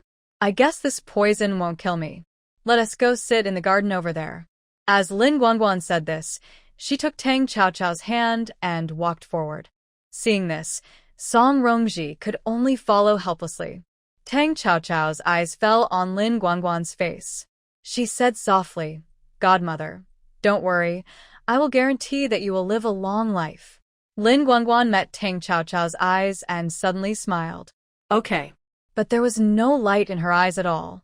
The three of them sat down at a stone table. Tang Chaochao carefully felt Lin Guangguan's pulse. Song Rongji looked at his daughter and took back her hand and asked nervously, How is Cao Cao? Tang Chaochao gave her mother a reassuring look and then looked at Lin Guangguan. Seeing that she had something to say, Lin Guangguan smiled sadly. It's okay, Cao Cao, just tell me directly. Just now in the palace, Song Rongji gave her a general idea of Tang Chaochao's medical skills. She didn't think that her good friend would joke with her. Besides, Lin Guangguan also knew about Song Rongji's health. 7 years ago, even the imperial physician said that he could only be carefully taken care of. She felt sorry for Song Rongji, who would have to rely on medicinal soup and supplements for the rest of his life from now on. But she never thought that Song Rongji would recover one day. Lin Guangguan was really happy for this good friend. Tang Chaochao moved her lips and told the truth. She only diagnosed one kind of poison in the other person's body after a quick pulse check. Now, after a careful examination, she found another one. And this one is not a poison, but just a medicine that makes women infertile. When Lin Guangguan heard this, she was shocked. She murmured, No wonder. No wonder. As she spoke, tears in Lin Guangguan's eyes slid down. No wonder she has been married to Bai Tianyu for 15 years and has never been pregnant. She felt guilty for not being able to continue his family line, so she picked a good girl to be his concubine. At first, Bai Tianyu refused to agree. Lin Guangguan was very moved by this. However, after her mother-in-law knew that she was infertile, she took the initiative to put a woman in Bai Tianyu's room. She didn't say anything after knowing this. Not being able to have children was her debt to her husband's family. But she never thought that her husband, who had sworn to her forever, had been alienating her day by day since he had a new lover. Until now, it has been 2 years since he entered her room. Lin Guangguan just thought that she was unlucky. But Cao Cao told her the truth that someone had given her a sterilizing drug. If she, Lin Guangguan, could not have children, it would be fine. But if someone had given her a drug, then this matter would have to be traced back to when she married Bai Tianyu. This also confirmed Lin Guangguan's guess that she was poisoned. The more she thought about it, the more she felt like she had fallen into an ice cave. All she could think of were the scenes of her getting along with her husband in the past. Why? Why did he treat her like this? At this moment, Lin Guangguan could no longer maintain her strength. Tang Chaochao saw her crying, but she didn't make a sound. There were also signs that she was about to blood. She secretly cried out that it was not good. She raised her hand and chopped Lin Guangguan's neck with a knife. Lin Guangguan's eyes went dark and the whole person instantly fell down. Tang Chaochao was quick to catch the other person's body. Song Rongji was dumbfounded. Chaochao? Tang Chaochao shook her head at her mother. She was so angry that if she vomited that blood, her body was already weak. I'm afraid she won't live for more than half a month. If it was true that spitting blood in the past, it would be okay. But now there is still poison in Lin Guangguan's body that has not been cleared. Song Rongji thought for a while and said, "Tell your father that I will take Guangguan back to the general's mansion first." Tang Chaochao nodded and directly carried Lin Guangguan horizontally. "Mother, I will send you to the carriage first, and then tell my father when I come back." The reason why Song Rongji did this. The main reason was that it was inappropriate to suddenly and inexplicably bring someone else's wife back home. After Tang Wu knew about it, he should be able to help with the aftermath. After Tang Chaochao sent the two to the carriage. "Mother, I will be back soon." Lin Guangguan's current situation is a bit tricky, and Tang Chaochao must go back quickly to prepare medicine for her. But there are only 3 of them coming out, and it is not clear if the palace maids go. Therefore, Tang Chaochao can only run again by herself. Fortunately, she is fast. I think my mother and the others are taking a car, and I should be able to catch up with them in one trip. Tang Chaochao quickly returned to the hall. Tang Wu saw his daughter and looked behind her. It was a bit strange that he did not find Song Rongji and Lin Guangguan. Tang Chaochao motioned for him to come out, and Tang Wu's face did not move. He knew that something might have happened. Lin Guangguan woke up. She only saw Tang Chaochao dozing off with her chin supported by one hand under the candlestick. Her little head nodded slowly, and her face looked a little haggard. Looking around, she realized that this was not the room in her mansion. Thinking of the past, hatred grew in Lin Guangguan's heart. She slowly tightened her hands into fists, whether it was poisoning or sterilizing drugs. They were all done by Tianyu, the man she loved to the bone. Because apart from him, Lin Guangguan couldn't think of anyone else. Maybe there was also the handiwork of that woman. They wanted her dead just for their rich dowry.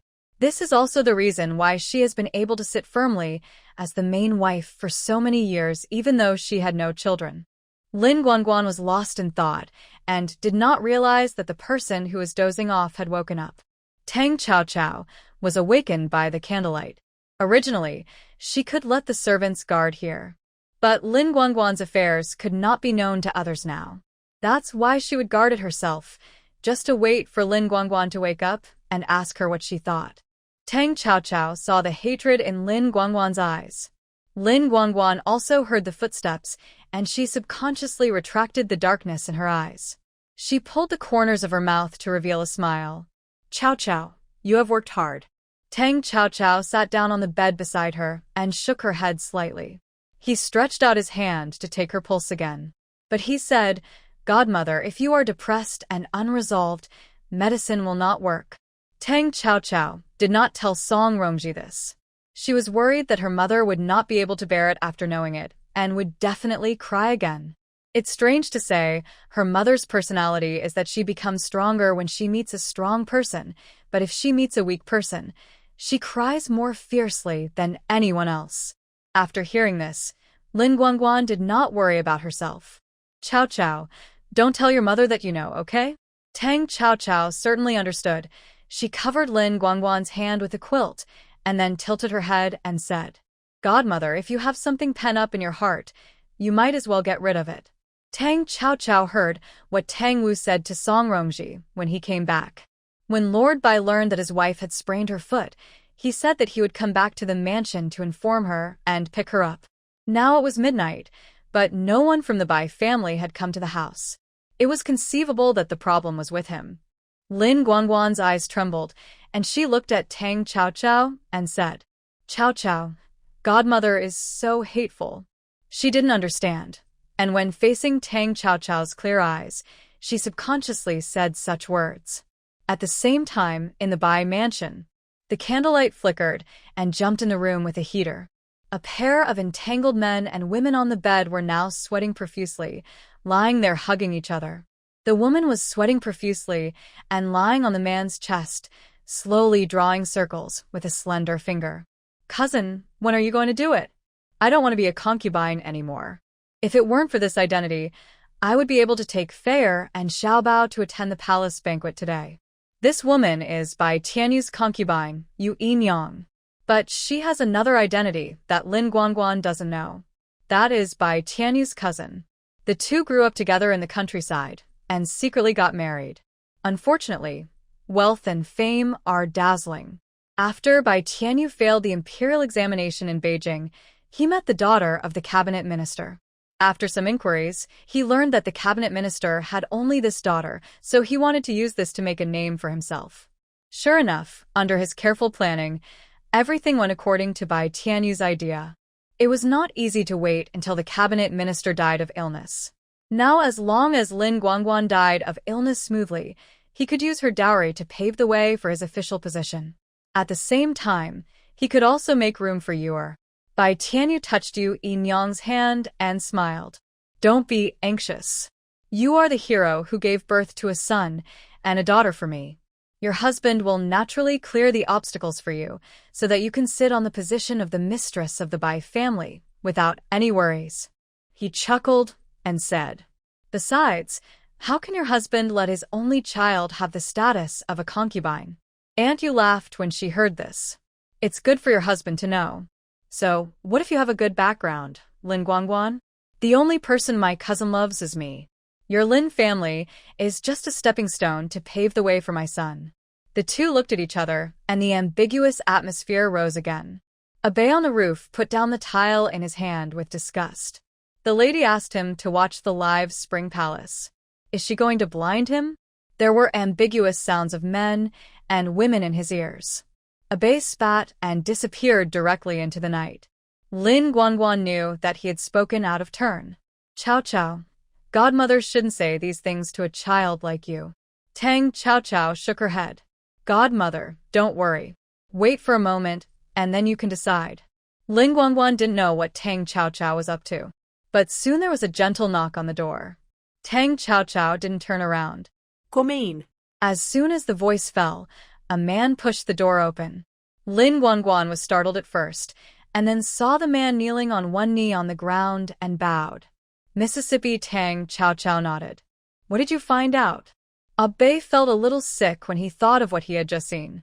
So when he looked at Tang Chow Chow, he was a little complaining. Tang Chow Chow was a little confused by his look. Then, Abe said everything he had seen and heard. At the same time, he took out an account book from his arms. This is where Bai Tianyu secretly transferred. At this point, Abe subconsciously looked at Lin Guangguan. Tang Chow Chow said directly, "Go on. Abai continue it." "It's the account book they used to secretly transfer the dowry." Lin Guangguan took the account book, even though she guessed the truth. But when she really faced it, she was still heartbroken. Let her die of illness like her father. Does that mean that her father's death was also his doing? And Bai Tianyu said that he had a pair of children, and Fair turned out to be his and Yu Yinyang's daughter. It turned out that they had been having an affair for a long time. He also lied to her that Fair was Yu Yinyang's niece, and because her parents died, she had to come to Yu Yinyang for help. Lin Guangguan looked at the account book in her hand. Her hands were already white. The account book showed signs of being torn by her. Tang Chow Chow glanced at Abe. Abe immediately disappeared on the spot. Tang Chow Chow then looked at Lin Guangguan. "Godmother, are you going to endure this?" Lin Guangguan naturally wouldn't endure it, but she suddenly looked up at Tang Chow Chow and said, "Chow Chow, don't dirty your hands with such a dirty thing. Godmother will handle it herself." Tang Chow Chow knew that Godmother was doing it for her own good. So she nodded obediently. "Okay, but if Godmother needs anything, you can come to me at any time. I am more capable than Godmother thinks." Looking at Tang Chow Chow like this, Lin Guangguan felt warm in her heart. She stretched out her hand and took Tang Chow Chow into her arms. "Godmother will never have children again in this life. From now on, you will be my real daughter, okay?" Tang Chow Chow let her hold her and replied, "I will listen to Godmother." Although they had only known each other for a short time, Tang Xiaoqiao liked Lin Guangguan very much. She also sympathized with her situation. That's why she wanted to help her. The next morning, Lin Guangguan left. She went back not to the Bai mansion, but to the Ge Lao mansion. Before leaving, Tang Xiaoqiao gave her the prepared medicine. Godmother, use these medicines first. I will prepare some more and send them to you in a few days. Lin Guangguan was very moved. She hugged Tang Xiaoqiao again and then turned to get on the carriage. Song Rongji still had red eyes, but he didn't say anything after all. After watching Lin Guangguan leave, Tang Xiaoqiao sent her mother back and returned to the courtyard. Tang Xiaoqiao just closed the door and said, "You go to the Ge Lao mansion and help me take care of my godmother." There was no movement in the room. Tang Xiaoqiao turned around and looked at the window that had been opened at some point. At the same time, another carriage arrived at the door of General Tang's mansion. A woman got off the carriage and said something to the servant in front of the door of the general's mansion. The servant looked at the woman and said, "Mrs. Bai has just left." The old woman was slightly stunned when she heard this, and then she turned around and left in a hurry. Song Rongji snorted coldly when he heard the news. The Bai family sent a woman to pick up Guangguan. It's true that people leave and tea gets cold. Although Tang Xiaoqiao did not tell Song Rongji about Bai's investigation. But Song Rongji is not a fool. From Lin Guangguan's series of performances, it can be guessed that she must have been unhappy in the Bai mansion for so many years. The more she thought about it, the angrier she became. She angrily poured a cup of tea into her mouth and glared at Tang Wu, who was absent-minded beside her. Tang Wu was a little puzzled by his wife's look. "Madam, why are you looking at me like this?" Song Rongji snorted again. It was obvious that Bai Tianyu cared so much about Guangguan that day. Why did he change? Tang Wu knew that Song Rongji was taking his anger out on her. He sighed. "The matter will be known when the people I sent out come back." Why is Madam taking her anger out on me? Song Rongji knew that she was being unreasonable, but she couldn't help but say, "I think it was because the old cabinet minister passed away, and Bai Tianyu knew that Guangguan had no one to rely on, so he dared to bully her like this." Tang Wu didn't know whether to laugh or cry. "Even so, it has nothing to do with me, right? Madam, aren't you being a little unreasonable?" Song Rongji glared at him.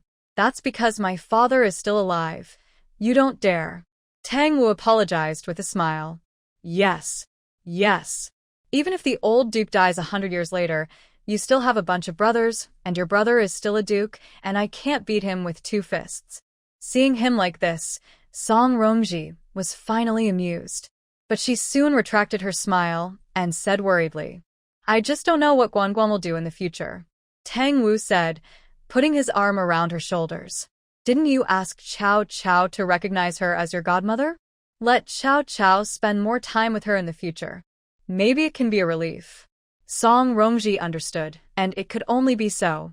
"I hope Bai Tianyu is not the one who poisoned, otherwise Guangguan would be too pitiful." I don't know how the news of Lin Guangguan leaving the general's mansion and returning to the elder's mansion got out. Hearing that Bai Tianyu learned that his wife had suddenly returned to her parents' home, he immediately sent someone to pick her up. Mrs. Bai said that she had not been home for many years and was going to stay at home for a while. Bai Tianyu didn't know what Lin Guangguan was crazy about. Since the death of the old couple, the elder's mansion had long become a decoration. Since Lin Guangguan wanted to live back in her parents' home, let her. It's settled. Bai Tianyu didn't take it seriously, but he stayed there for nearly half a month. It was only then that he realized something was wrong. Besides, the medicine that Lin Guangguan took regularly was also up. In order to ensure that nothing unexpected happened, Bai Tianyu had to swallow his pride and go to the Ge Lao mansion in person. What he didn't know was that Lin Guangguan had found out a lot of things in the past half-month. This was all thanks to the help of her newly adopted goddaughter. Otherwise, she, a woman who had stayed in the back house for many years, would never be able to find out so many things. Lin Guangguan returned to the Ge Lao mansion alone. After staying there for 2 days, she realized that there was no one around her who could be used. Even if she knew the truth, she didn't know where to start. Lin Guangguan found that she seemed to have been spoiled for the past 10 years. Bei, who was protecting her in secret, saw Lin Guangguan giving up on himself and could only tell Tang Chaochao what happened here. After Tang Chaochao knew about it, she sighed helplessly. She had thought about this at the beginning. However, her godmother did not agree to her intervention, so Tang Chaochao could only wait until she came to her. Because except for the sentence that she hated Lin Guangguan so much, Lin Guangguan did not say too much to her. More. So Tang Chaochao was not sure whether Lin Guangguan wanted to take revenge, or just divorce and live her own life from then on. In this way, Lin Guangguan was almost depressed for 3 days before she appeared in front of Tang Chaochao. At that time, her eyes were full of bloodshot, and she looked haggard like a gust of wind. Her eyes were red, but there was not a single tear. Lin Guangguan looked at Tang Chaochao like a child who had lost his favorite toy. Although he didn't say a word, Tang Chaochao understood what she meant. Tang Chaochao clapped his hands. A bay appeared again. Tang Chaochao said in front of Lin Guangguan, "Go and check whether it is Bai Tianyu or his concubine, including a pair of children when they got pregnant when they were born, and when the two had an affair, check everything clearly." Abe felt that Miss Tang was making things difficult for him. He was alone. But he saw Tang Chaochao suddenly grinned. "I remember Axie said that if I can cure your master, in addition to the silver, your master will owe me a favor." In fact, even if Prince Lin is not allowed to take action, Tang Chaochao has his own way. But this will take a long time. And she is a person who always hates trouble. Abe thinks that it is a bit of a waste for Tang Chaochao to use this favor on a woman he just met. However, after observing for a period of time, he also roughly understands what kind of person Tang Chaochao is. If he says something inappropriate at this moment, Tang Chaochao will definitely give him a beating. He just does what he is told. What surprised Abe the most was the reaction of his own prince. After learning of Tang Chaochao's request, the prince actually threw him a token and said, "The Mai guards are temporarily under your command." The Mai guards are the most mysterious existence around the prince, used to spy on information. The prince actually gave him orders so casually just to investigate something for a woman. No, it should be said that it's just to investigate the past of a small official. Is it necessary to mobilize so many troops? Seeing him standing there in silence, Anan added, "Isn't it very anxious over there?" Abe glared at Anan, then hurriedly left with the token. After he left, Anan also looked at his own prince suspiciously. Prince Lin suddenly stood up from the wooden wheelchair at this moment. Although he walked very slowly, there was an intriguing smile on the corner of his mouth. Anan only thought that his own prince was so merciful because the other party cured his leg. But he didn't know what Prince Lin was thinking at the moment. "Little girl, just look for me. In the whole capital, no one is as efficient as me. When you get used to it slowly, the first person you think of when you have something in the future will definitely not be someone else." The MOE less than 10 days to completely by Tianyu, both before and after he entered Beijing. If you don't check, you won't know that Bai Tianyu is actually the man of the second Prince Morong Tian. Unfortunately, he is not very useful, so Morong Tian doesn't take him seriously. Now Morong Tian is locked up in the mansion, and Bai Tianyu feels hopeless. That's why he thought of finding another way out. Finding another way out naturally requires money, and it is a lot of money. Therefore, Bai Tianyu set his sights on Lin Guangguan. But he couldn't ask for his wife's dowry. So, he thought of letting Lin Guangguan die of illness like her father. That's right, the old cabinet was also poisoned to death by someone bribed by Bai Tianyu. And that person was found by the MOE. Looking at the maid dressed as a woman, Lin Guangguan's eyes were red with anger. How could she have thought that the person who poisoned her was an inconspicuous maid next to her mother? Even the other party's name, Lin Guangguan, couldn't even remember it now. Such a person was kept by Tianyu as a concubine, and she just gave birth to a son not long ago. The funny thing is that even Aunt Yu knew nothing about this. It is conceivable that there is no truth in Bai Tianyu's mouth. Tang Chaochao sat aside, looking at the woman kneeling on the ground and trembling. She curved her lips and said, "Yang, I will send you to the Bai mansion." After these words came out, not only did Yang look up at Tang Chaochao in disbelief. Even Lin Guangguan, who was angry and wanted to kill someone, was shocked. She was about to speak. Tang Qiaoqiao had already given her a comforting look. Godmother, now we have both human and material evidence. It only takes one word to kill Bai Tianyu. But are you willing to let him die so easily? When Lin Guangguan learned that her father also died at the hands of Bai Tianyu, she wanted to cut him into pieces. How could she let him die so easily now? She said hatefully. No. I want him to live a life worse than death. Tang Jiao Jiao understood. So, Godmother, what do you think is the purpose of me sending Yang to the Bai mansion? Lin Guangguan still didn't understand anything at this moment. She stood up and walked to Yang step by step. Yang, do you want her son to live? Lin Guangguan's voice was cold, which made Yang, who was kneeling on the ground, shudder. She cried and begged. Miss, I know I was wrong. You can punish me in any way you want, but my son is innocent. Please, let him go.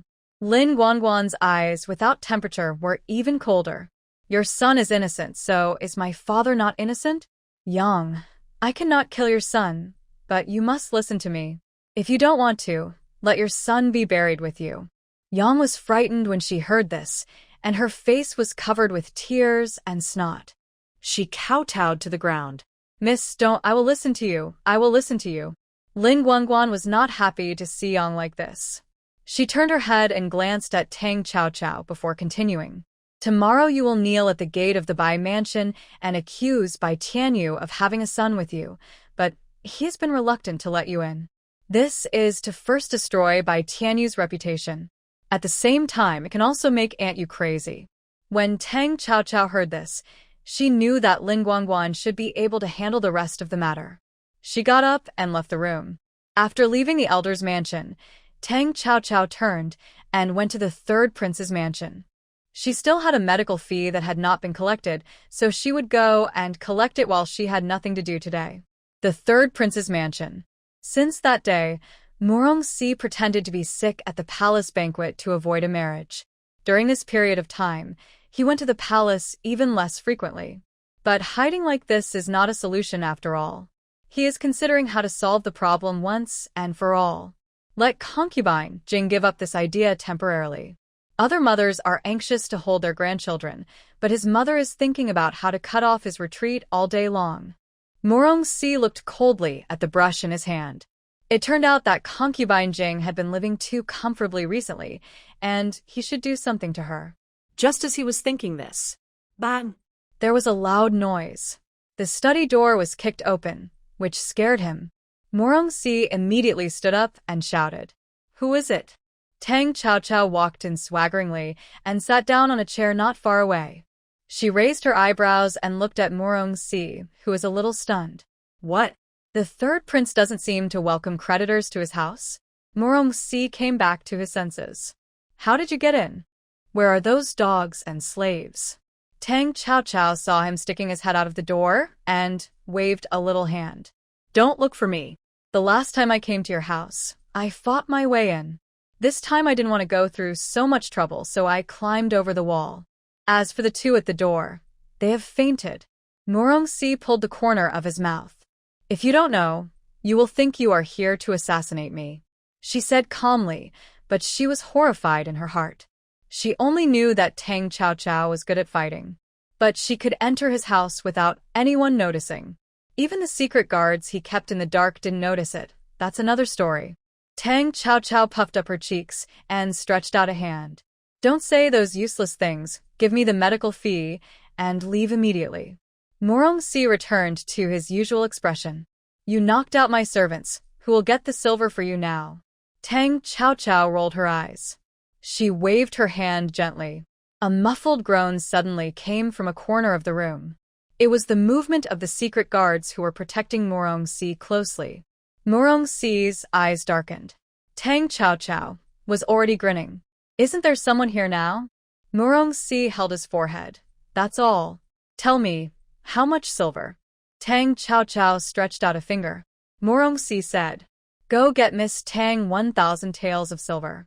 He naturally didn't think that Tang Qiaoqiao would come all the way here just for 100 taels of silver. Unexpectedly, Tang Chao interrupted him. It's 1,000 taels of gold. Thank you for the price. Murong-si was stunned, and he blurted out, Why don't you go and rob? Tang Chao spread his hands. Aren't we robbing now? Murong-si was so angry that he wanted to blood. Tang Chao suddenly said seriously, I was joking about robbing, but I'm not joking about the medicine money. If the third prince wants to default on the debt, I'll take it myself. Murong-si was upset by Tang Chao's bandit-like words. Tang Chao, do you think your pill is a panacea? Tang Chao raised his chin. Of course not, but for you at that time, it worked better than a panacea. Murong-si was speechless, and he had nothing to refute. But that was 1,000 taels of gold. Seeing his constipated expression, Tang Chao curled her lips. He was not as happy as Hua Kongke at all. It seemed that she had to take another strong medicine. Otherwise, she would waste a lot of time. So Tang Chao curled her lips and said, Third prince, you are such a stingy person. I must consider it carefully. When I remove the poisonous insect in your body, are you able to pay me for the consultation fee? This is a threat. Murong-si is sure of it, because he clearly saw the smug smile on Tang Chao's face. Murong-si looked at Tang Chao's figure disappearing on the high wall with a dark face. He shook his head helplessly and said, Tell Linger to find something for my mother to do. My mother has been too idle recently.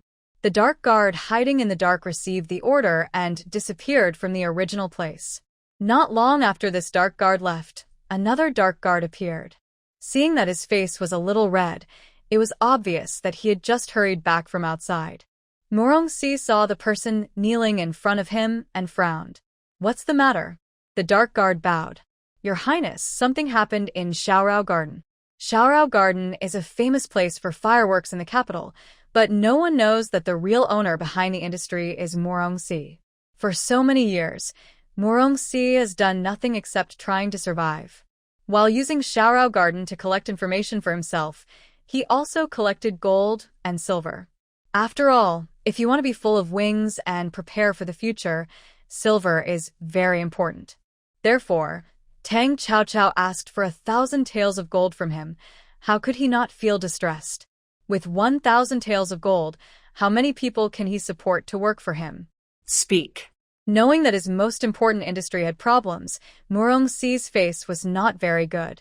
The dark guard hesitated and said with a stiff upper lip, Not long ago, the restaurant opposite Xiaorao Garden was sold, and someone suddenly bought it half a month ago. Seeing that Murong-si did not ask, the dark guard continued. Yesterday, the restaurant opened again. Murong-si said, What does opening a restaurant have to do with Xiaorao Garden? The dark guard explained hurriedly. Your Highness, they are not opening a restaurant. Murong-si sneered. Could it be that it has also opened a brothel? Although it is not a brothel, from the appearance of my subordinates, it is basically no different from our Xiaorao Garden. It is also named Wenyashuan. The dark guard was a little indignant. Murong-si was a little curious. Since it is not a brothel, why do you say it is similar to Xiaorao Garden? The dark guard told everything he saw.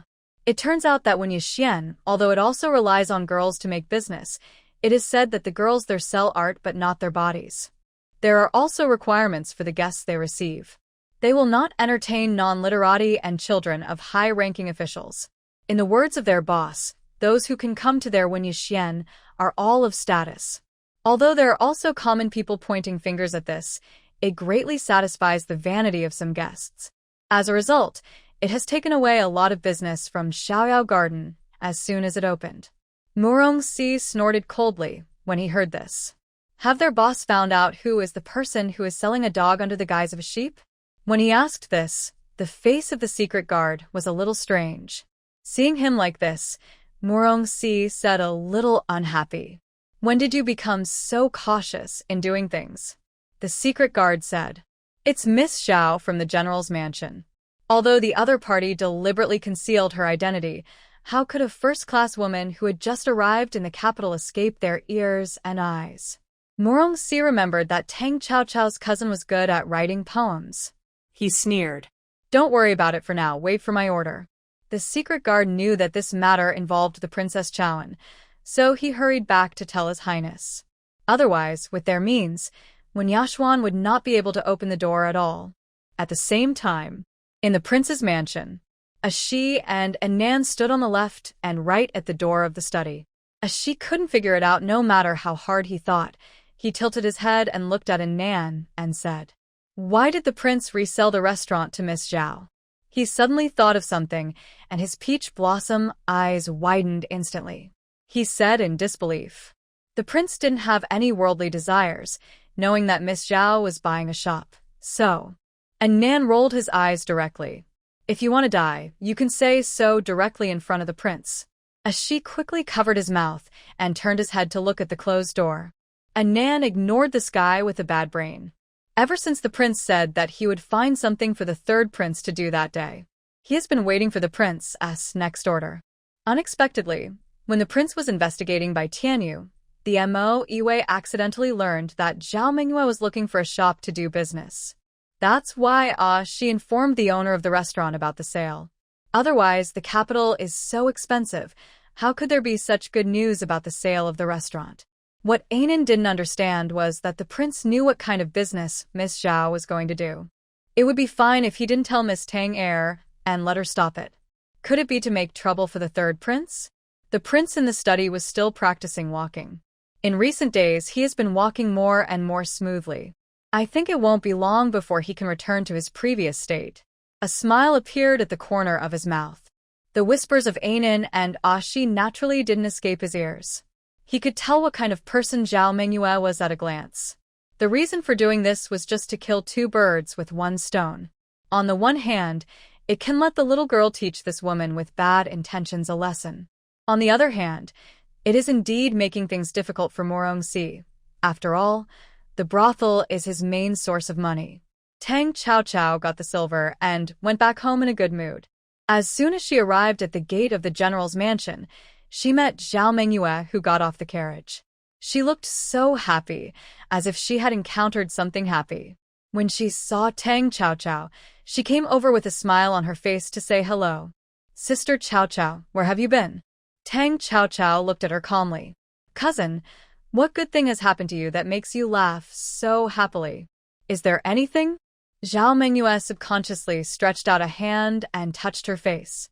When Yashuan had just opened, and the business was so hot that it even took away most of the business of Ziyayuan opposite. How could she not be happy? Just now, she looked from a distance, and the mother of Ziyayuan was standing at the door with a green face. But in order not to let Tang Chao notice, Zhao Mingyue restrained the joy on her face. "It's nothing. Sister Chao hasn't told you where you went? Why did you come back at this time?" Tang Chao raised her eyebrows and looked up at the sky. Indeed, it was getting dark. "I went to see my godmother." "Where did my cousin come from? Why did she come back at this time?" It was no secret that Lin Guangguan recognized Tang Chao as her goddaughter. However, Zhao Mingyue sneered at this. After all, Tang Chao was a princess, and her father was an unparalleled general. It was unnecessary to recognize a woman in the back house who had no support as her godmother. Tang Chao did not miss the contempt in her eyes. "Since my cousin is so embarrassed, I won't ask. It's late, and my mother is still waiting for me to eat, so I won't talk to my cousin." It was an ordinary thing, but she heard the meaning of Tang Chao's words. Zhao Mingyue frowned immediately. She looked at Tang Chao's back and said, "What are you talking about, cousin?" "It's just that my grandmother wants to eat Li Ji's roasted chestnuts, so I went out to buy them." Tang Chao didn't even turn around and didn't even reply. Zhao Mingyue's face darkened instantly. She cursed in her heart. "Tang Chao, let's see how long you can be proud. When I make money and convince my grandmother, and then bring my mother here, your good days will be over." Tang Chao didn't think much about what Zhao Mingyue was thinking. It's just that the other party just called Mrs. Tang Grandma directly, which means she really treats the Tang mansion as her own home. She curled her lips in disdain. Zhao Mingyue's good mood was ruined in an instant. She caught a glimpse of what the maid took out of the carriage, and her eyes slightly raised. She hurriedly said to the maid behind her, "Let's go to Shoan Courtyard." Mrs. Tang was sitting in the small hall drinking tea at this time. The maid behind her was rubbing her temples. Hearing the movement at the door, she slightly raised her eyelids.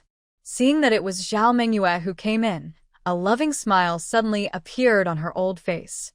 She waved her hand, and the maid behind her stepped back tactfully. Zhao Mengyue also came in with people at this time.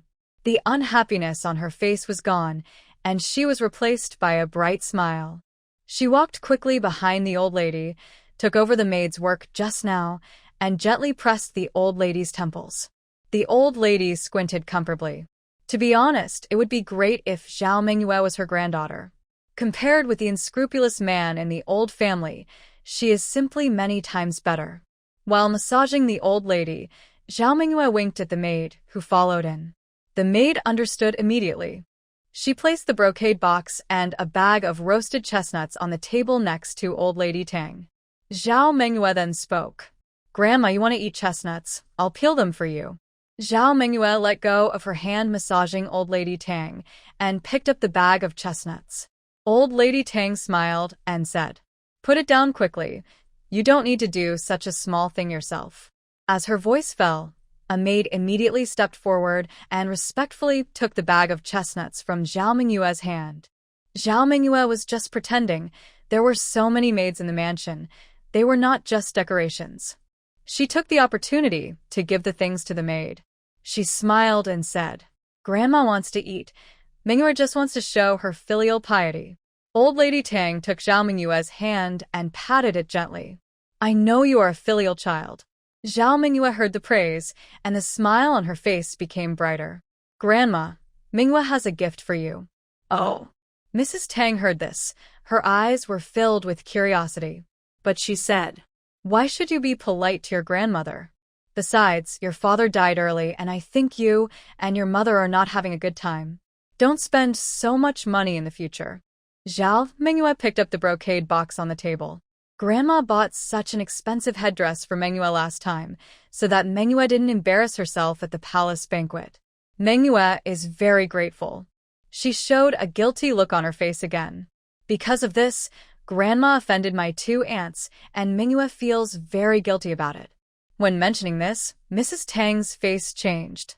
She snorted coldly with a gloomy face. "They're all a bunch of unfilial things." Zhao Mengyue saw this and quickly opened the brocade box in her hand. "Grandma, don't be angry, it's Mengyue's fault." The moment the brocade box was opened, a jade white statue of Guanyin Bodhisattva appeared in front of Mrs. Tang. When people get older, they like to eat vegetarian food and chant Buddhist scriptures from time to time. Most of the old ladies in Beijing are like this. Old lady Tang is naturally the same. So when she saw the statue of the Bodhisattva, she already had a smile on her face.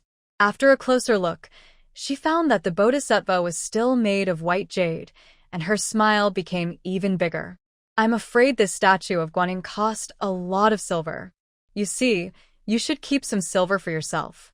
Zhao Mengyue saw that although the old lady said so, her hand had already touched it lovingly. The corners of her mouth hooked silently. "Grandma, when my mother wrote to me not long ago, she brought some silver for me. Although it's not much, she said that Mengyue must be filial to you." Old lady Tang actually didn't meet Zhao Mengyue's mother very often. But hearing her say this, she felt very comfortable. "Your mother is a good person." Zhao Mengyue seemed to think of something when she heard this, and said again, "Grandma, I bought this jade guanyin from the temple at a cost of a lot of money. The master of the temple said that it is very effective in praying for a child." At this point, she pretended to hesitate. "Mengyue knows that you have always wanted to pray for a son for your uncle." When the issue of the eldest son Tang Wu's offspring was mentioned, Mrs. Tang's face darkened instantly. She put down the jade guanyin in her hand and said in a deep voice, "What's the use of the Bodhisattva? Song's body has been damaged after giving birth to 2 daughters. Even the imperial physician said that she can't have another child." Zhao Mengyue naturally knew about this, but in front of Mrs. Tang, she still pretended to be surprised. "Grandma, Mengyue didn't know about this, so she said the wrong thing. Please don't blame me." Mrs. Tang thought she was unintentional and didn't blame her. Instead, she sighed. "You just came to the mansion, it's normal that you don't know." Zhao Mengyue pretended to be unintentional. Grandma, if that's the case, why don't you give uncle a concubine? Even if my aunt can't have children, we can't cut off the incense of the Tang family, right? Old Madame Tang naturally shared the same idea with Xiao Mingyue. But her eldest son was also somehow like a possessed man after marrying Song Rongji.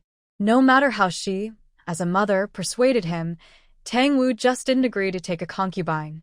The more she thought about it, the angrier she got. The eldest has been bewitched by the Song family and won't agree no matter what.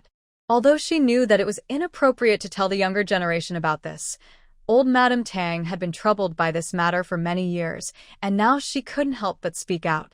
Xiao Mingyue suddenly said in confusion, "Grandma, although Mingyue is still a girl, she also knows that there is no cat that doesn't steal fish in this world." Old Madame Tang looked at her in confusion when she heard this. Xiao Mingyue explained, "Uncle is unwilling. It must be because he hasn't seen the person. Why don't you find a reason to bring the person to live in the mansion for a while? Maybe she can catch Uncle's eye?" Old Madame Tang's eyes lit up when she heard the words. Yes. Why didn't she think of it before? The eldest brother is a warrior. On weekdays, he is either in the barracks or in the study. How can he have the opportunity to meet other women? If you bring a beautiful woman back and let the two of them see her every day, maybe it will really work. Xiao Mingyue saw the expression on the old lady's face and knew that her words had worked. Just as the old lady was thinking about where to find someone to bring back, she heard Xiao Mingyue casually say, "By the way, Grandma, my mother said she would come to Beijing to see you in a few days." Old Madame Tang seemed to be pointed at by someone, but she said nothing. She needed to think about this matter more. Night fell. The heavy snow fell again. Tang Chaochao, lying on the bed, suddenly opened his eyes. She rolled over and got out of bed, put on her red Taoist robe, went to the cabinet, picked up her sword, and pushed open the door.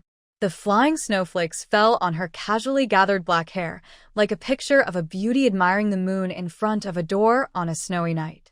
Although the sky was filled with fluttering snowflakes, the moon in the sky was unusually bright. In the blink of an eye, Tang Chaochao's figure disappeared in the white, snowy night.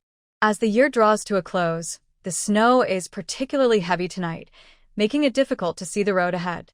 On the high wall of a courtyard somewhere in the capital, a slender figure stood. A lot of snow had fallen on her fiery red outer robe. A pair of extremely beautiful eyes were also extremely bright in the dark night. Tang Chaochao did not stop, and she entered the courtyard nimbly. What surprised her was that there were no guards in the courtyard. In terms of the number of secret guards, the fifth Prince Morongqing was much less than other princes' palaces. Without making any noise, Tang Chaochao quickly found the courtyard where Morongqing lived according to the route map taken from Prince Lin. Just as she was about to open the door, suddenly, a strong wind with a little frost and snow came behind her. Tang Chaochao turned quickly and raised the sword to her hand at the same time. In an instant, the sound of the sword and fist colliding rang out. The opponent's terrifying strength directly shook Tang Chaochao away and smashed the wooden door behind him. Tang Chaochao took a few steps back, frowning slightly. What a great force. Exiled didn't care about that. He raised his fist and attacked Tang Chaochao again. At this moment, a voice like the breeze sounded. Exiled, stop it. Tang Chaochao only then noticed that there was a thin boy sitting on the bed behind her. She was just attacked by this guy named Exiled. Not only the wooden door behind her was broken, but even Tang Chaochao herself was forced back into the room. Exile's face was somewhat reluctant when he heard it. Your Highness, she wants to kill you. This sentence is an affirmative sentence. Although Exiled has some intellectual problems, but he is born with supernatural powers and is more sensitive to the emotions of others. He felt the malice or murderous intent in Tang Chaochao. The boy slowly stood up, and he casually picked up the outer robe hanging on the side and put it on. The moonlight shone on his face through the broken wooden door. It made him look as cold as snowflakes flying in from the sky. Morongqing did not answer Ashin's words. He lit the candlesticks with ease. The originally dark room suddenly became bright. Tang Chaochao did not move. To be honest, facing such a calm Murongqing, she was full of confusion. And this boy named Ashin. Tang Chaochao had seen Ashin before, but she did not realize how deep his internal strength was, including the fight just now. But from that punch just now, she knew that this Ashin might be the kind of person with extraordinary talent in the old man's mouth. In the words of the old man, there are many talented people in this world. For example, Tang Chaochao himself, whether studying medicine or martial arts, is extremely talented. But even so, it takes time to learn and practice. But there is another kind of people in this world that is fed by God. For example, some people are born with infinite strength, and before they become adults, they have achieved achievements that others cannot achieve in their lifetime. This kind of person is Ashin in front of him. There are also some people who can remember everything they see. Miss Tang came here tonight. You have something to ask me, right? Murongqing noticed the alertness in Tang Chaochao's eyes. He sat down at the table beside him and poured himself a glass of water.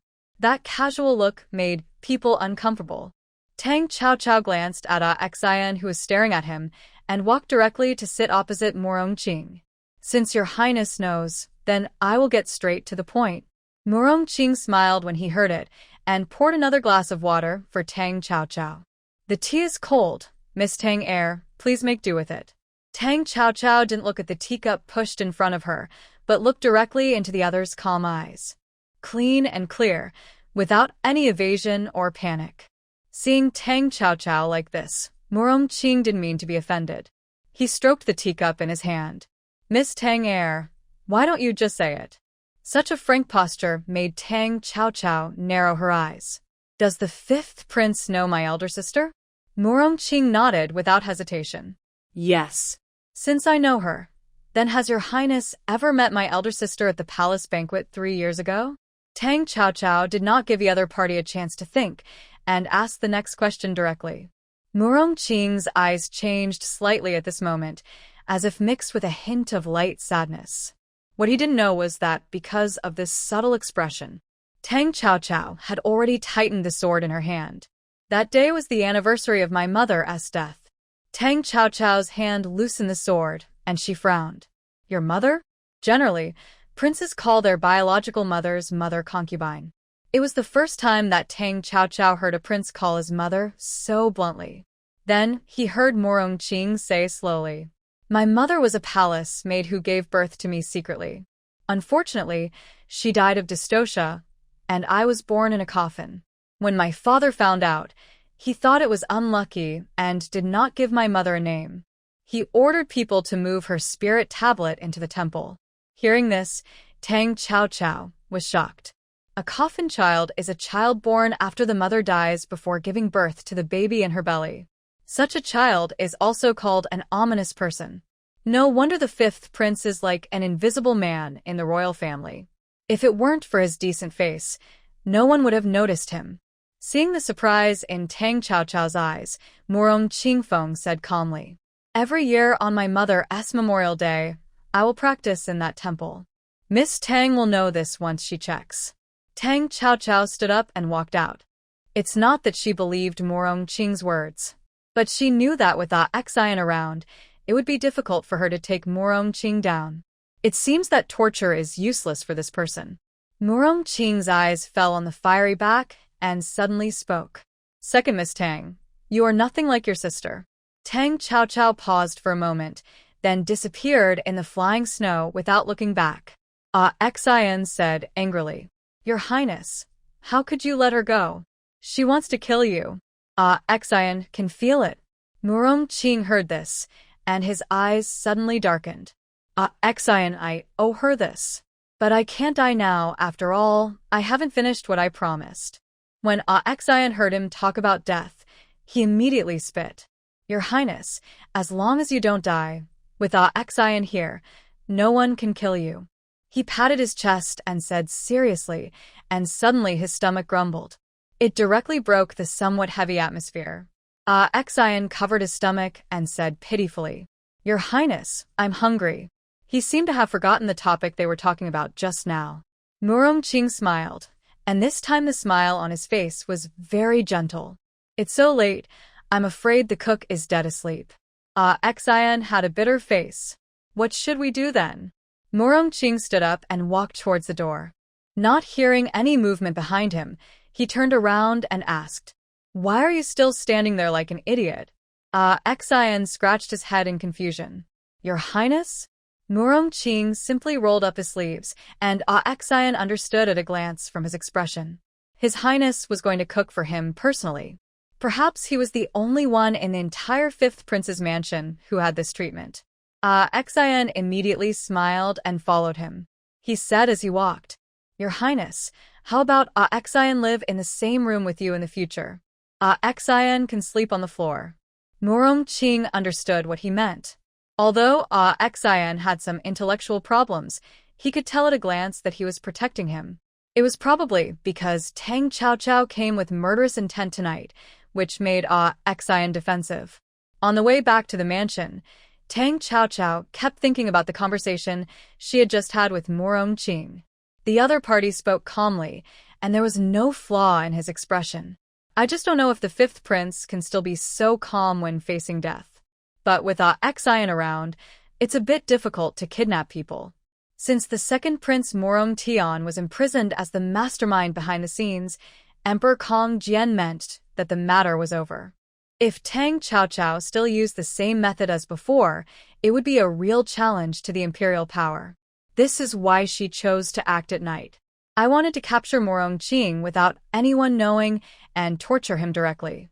Even if I can't get anything useful out of him, I can see some tricks from it. Just like Li Shuiying, she never revealed the person behind the scenes even if she died. Tang Cao could also keenly perceive that there were clues. Now it's a bit troublesome. If she had known that Exiled was born with supernatural powers, she could have used drugs instead. But after this incident, I'm afraid that Exiled will be on guard against anyone who wants to get close to Murongqing in the future. Tang Cao could feel that the other party had a very strong hostility towards her. Even a warrior would probably be killed on the spot with that punch. But tonight was not a complete failure. This Fifth Prince is indeed not as harmless as he looks. The other party's mansion has fewer secret guards because he has a capable man who can fight 1,000 people alone. When Tang Cao thought of this, she looked up to determine the direction and changed the route directly. Lin Wangfu. The man who was still sleeping on the bed suddenly opened his eyes. His deep eyes were frighteningly cold when he opened them. But when he noticed the person entering his room, the coldness disappeared instantly and turned into a touch of softness. Tang Cao could tell from the other party's breathing that the person on the bed had woken up. She sat down directly at the table, not far away. Before she spoke, the person on the bed had spoken, but the voice was cold but with a hint of teasing. "Miss Tang too broke into my bedroom late at night. Could it be that she wanted to do something improper?" Tang Cao had discovered that once people got to know each other well, even a peacock like Prince Lin, who was a flower on the mountain, would make fun of her. She rolled her eyes and said, "I'm here to ask your majesty for a favor. As a condition, if your majesty is accidentally poisoned or has an arm or a leg broken in the future, I can help with the treatment." Prince Lin stood up and slowly walked to sit in front of Tang Cao. He was not wearing an outer robe, only an inner garment. It seemed that in front of Tang Cao, he was used to wearing such clothes. Although it was winter, there was a heater in the room, and the temperature in the room was still very warm. Tang Cao raised his eyebrows. "It seems that your majesty's leg is almost healed." Prince Lin curled his lips, adding a touch of color to his face that looked like a fallen immortal. Tang Cao looked away. To be honest, no matter how many times she looked at the other person's face, she could not help but fall in love with it. She wanted to look at it again. Prince Lin noticed her little action, and the smile on his mouth became even bigger. "Second Miss Tang, what do you want me to do for you?" Tang Cao thought about the purpose of coming here, and Murongqing's face appeared in her mind. "How about your highness help me to capture the Fifth Prince?" Yes, that's what she planned. Murongqing might be wary of her, but he shouldn't be wary of his little uncle. Prince Lin was slightly stunned when he heard it, and then he thought of something. "So, you asked for the topographic map of the Fifth Prince's mansion and the other courtyard?" At this point, Prince Lin looked at Tang Chaochao again. You just came back from the fifth prince's mansion? And you missed it. Tang Chaochao did not hide it, she nodded. Yes, there is an alien next to that guy. Prince Lin knew who Tang Chaochao was talking about. Ashin is born with supernatural power. With him around, it's normal for you to fail. As far as Prince Lin knows, when Ashin was young, he was just a beggar and was picked up by Murong Qing, who was passing by. Since then, the two grew up together. He became strong later. When the martial arts teacher in the palace was teaching the princes, he accidentally discovered that the servant next to the fifth prince was actually a rare supernatural power. At that time, there was a lot of noise because of this matter. After hearing about Ashin's peculiarities, several princes wanted to use him for their own purposes. After all, no matter how talented this guy is, he will definitely be a top-notch master when he grows up. Unfortunately, Ashin had some problems with his brain. Except for Murong Qing, he was unwilling to follow anyone, even though he was beaten to death several times later. That was also the first time Murong Qing went to ask Emperor Kong Jian for help. Although Emperor Kong Jian had no good feelings for this ominous son, he still spoke up and saved Ashin for him. Since then, the two have been inseparable. Tang Chaochao heard about Ashin's past, and her eyes moved. If we kidnap Exiled, can we learn everything about Murong Qing from him? Lin Wang shook his head helplessly. You might as well focus on Murong Qing. Why? Tang Chaochao felt that Exiled might be wary of what she might do to Murong Qing and would definitely not think that her target was him. Lin Wang said in a stern voice. Although Exile's brain is not good, he is extremely sensitive to the good and evil of people. Tang Chaochao narrowed his eyes. You mean, as long as I have a bad idea in my mind, this guy can detect it? Lin Wang nodded. Not only that, with Exile's dependence on Murong Qing, even if he is not smart, he can't ask anything useful. Tang Chaochao understands that even if such a person is caught, he can't pry open his mouth even if he dies. And, to be honest, Tang Chaochao believes in such a mysterious thing, because she often relies on this feeling to discover potential enemies. Lin Wang noticed that Tang Chaochao frowned. This king will help you. Tang Chaochao looked at him in surprise. Didn't you say it was difficult? Prince Lin moved his legs. But we have to wait for a while. Although I can walk normally now, it will take time to recover my strength. When Tang Chaochao examined Prince Lin's pulse, she knew that this man was very strong. Even she could not be his opponent. If it weren't for his strong internal strength to suppress the poison in his body, he would have been buried in the ground long ago. He meant that he was ready to help her kidnap her nephew. Tang Chaochao looked up and down at the man in front of her. She asked suspiciously, Your Highness is only 26 years old now. How can you have such a strong internal strength? Are you also a gifted person? Tang Chaochao was actually quite curious about this. After all, although she was extremely talented, she had been practicing martial arts in seclusion in the mountains for 11 years. Why did this guy in front of her have a lot of things to do every day? I heard that before his legs were paralyzed, he had gone to war, including the 3 years of paralysis. How did he do it? Prince Lin was asked, a little bit amused. Maybe I'm really a martial arts genius. Tang Chaochao was so angry at his answer that she laughed. It's the same as saying nothing. She stood up and walked out. Then thank you in advance for this matter. If you break a leg or hand, or have hemiplegia in the future, remember to send someone to inform me. The next day, Tang Chaochao slept until noon. When she opened her eyes, she caught a glimpse of someone standing behind the screen. What's the matter? Abe had been here for a while, and seeing that Tang Chaochao had not woken up, he hid in the dark and waited. Noticing that the other party showed signs of waking up, he appeared here. He bowed and replied, Miss, Madame Bai has returned to the Bai mansion. The Madame Bai that Abe mentioned was naturally Lin Guangguan. Tang Chaochao said, Just protect her safety. As for what she wants to do, just listen to her instructions. If there is any difficulty, just come back and tell me. More than a decade of time seemed to have spoiled Lin Guangguan, but the things in her bones would never change. I heard from my mother that this godmother was also a person who had a clear distinction between love and hate when she was young, and her personality was rare and informal. Now that she has hatred in her heart, she should not do anything stupid. Abe received the order and did not stay any longer. After he disappeared, Tang Chao got up. The end of the year is approaching, and with Tang Wu's family returning home, the entire general's mansion has become more lively than ever. The servants and maids who were shopping were busy. When Tang Chao walked out, she happened to see Jianxue, who was walking into the courtyard with a lot of things. There were a few little girls following behind her. Their faces were full of joy for the upcoming festival.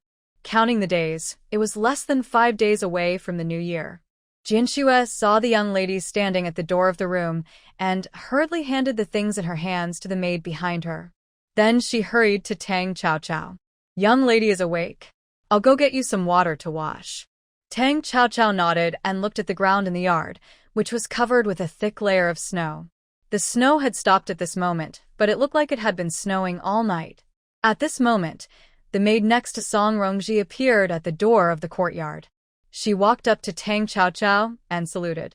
"Second miss, Madam said that the new year is coming and she will go out to buy some new year gifts. Asked this maid to ask if you want to go with her." Tang Chao thought about it and agreed since there was nothing else to do. After she washed up and was about to eat something, another maid came over. This time it was not the maid next to Anyang. It was the maid next to Zhou. Tang Chao didn't know her name, but she had seen this maid several times around Zhou. "Second miss, the first and second ladies have been waiting for a long time. Asked this maid to ask if you are ready." After hearing what the maid said, Tang Chao raised her eyebrows. If it was Anyang, she would definitely not urge her. Unexpectedly, Zhou was also there.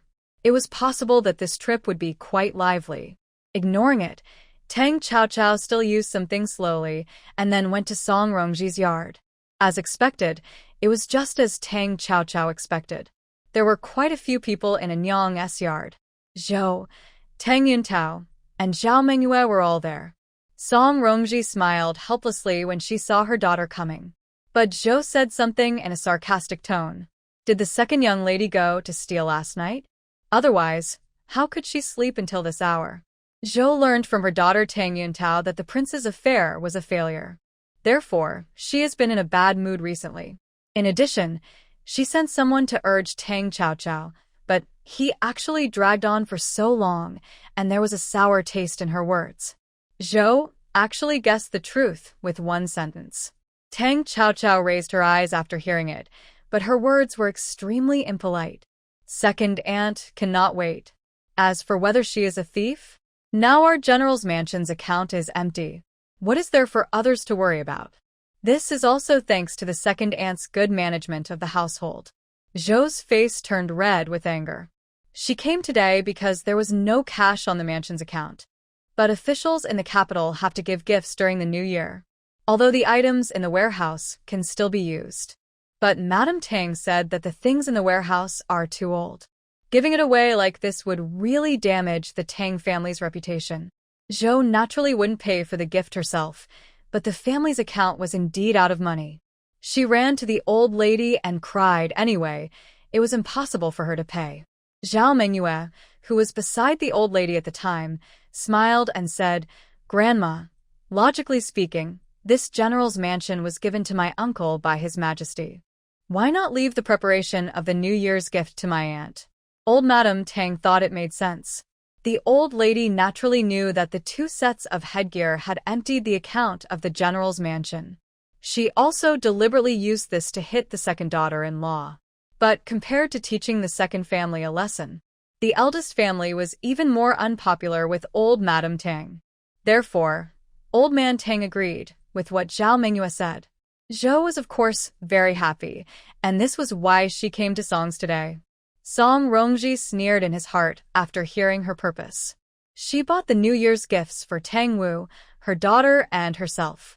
The New Year gifts in the mansion are not paid from the public account. The old lady wants her to be the scapegoat. What a nice idea.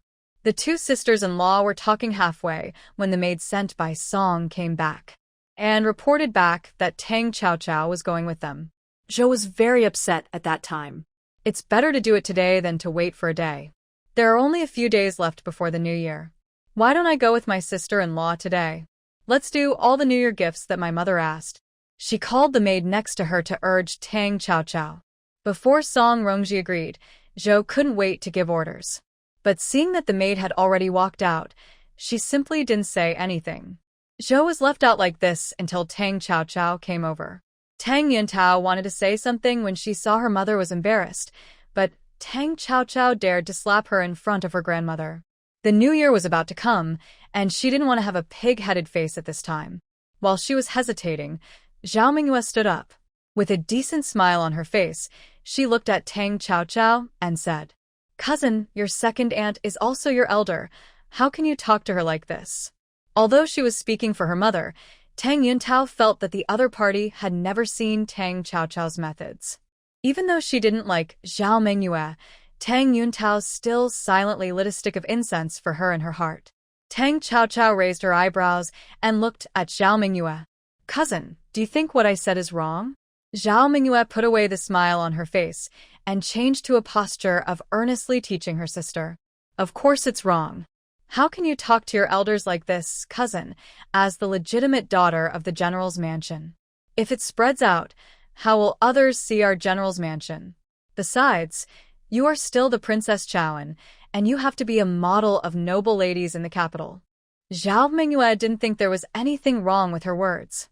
Such uneducated behavior will indeed be criticized. Even if Tang Chaochao is a princess, she will be pointed at. Just when she was proud, she saw the teasing in Tang Chaochao's eyes. Feeling a little uncomfortable in her heart, she said again, "Cousin, don't blame me for saying this to you. I mean well.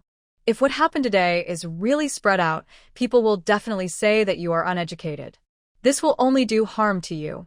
Looking at Zhao Mingyue's confident look, she really regards herself as the master of the general's mansion. Tang Chaochao suddenly got in. Zhao Mingyue was inexplicably laughed at by the other party, and then she heard Tang Chaochao say, "Cousin, when did you, an outsider, need to meddle in the affairs of the general's mansion?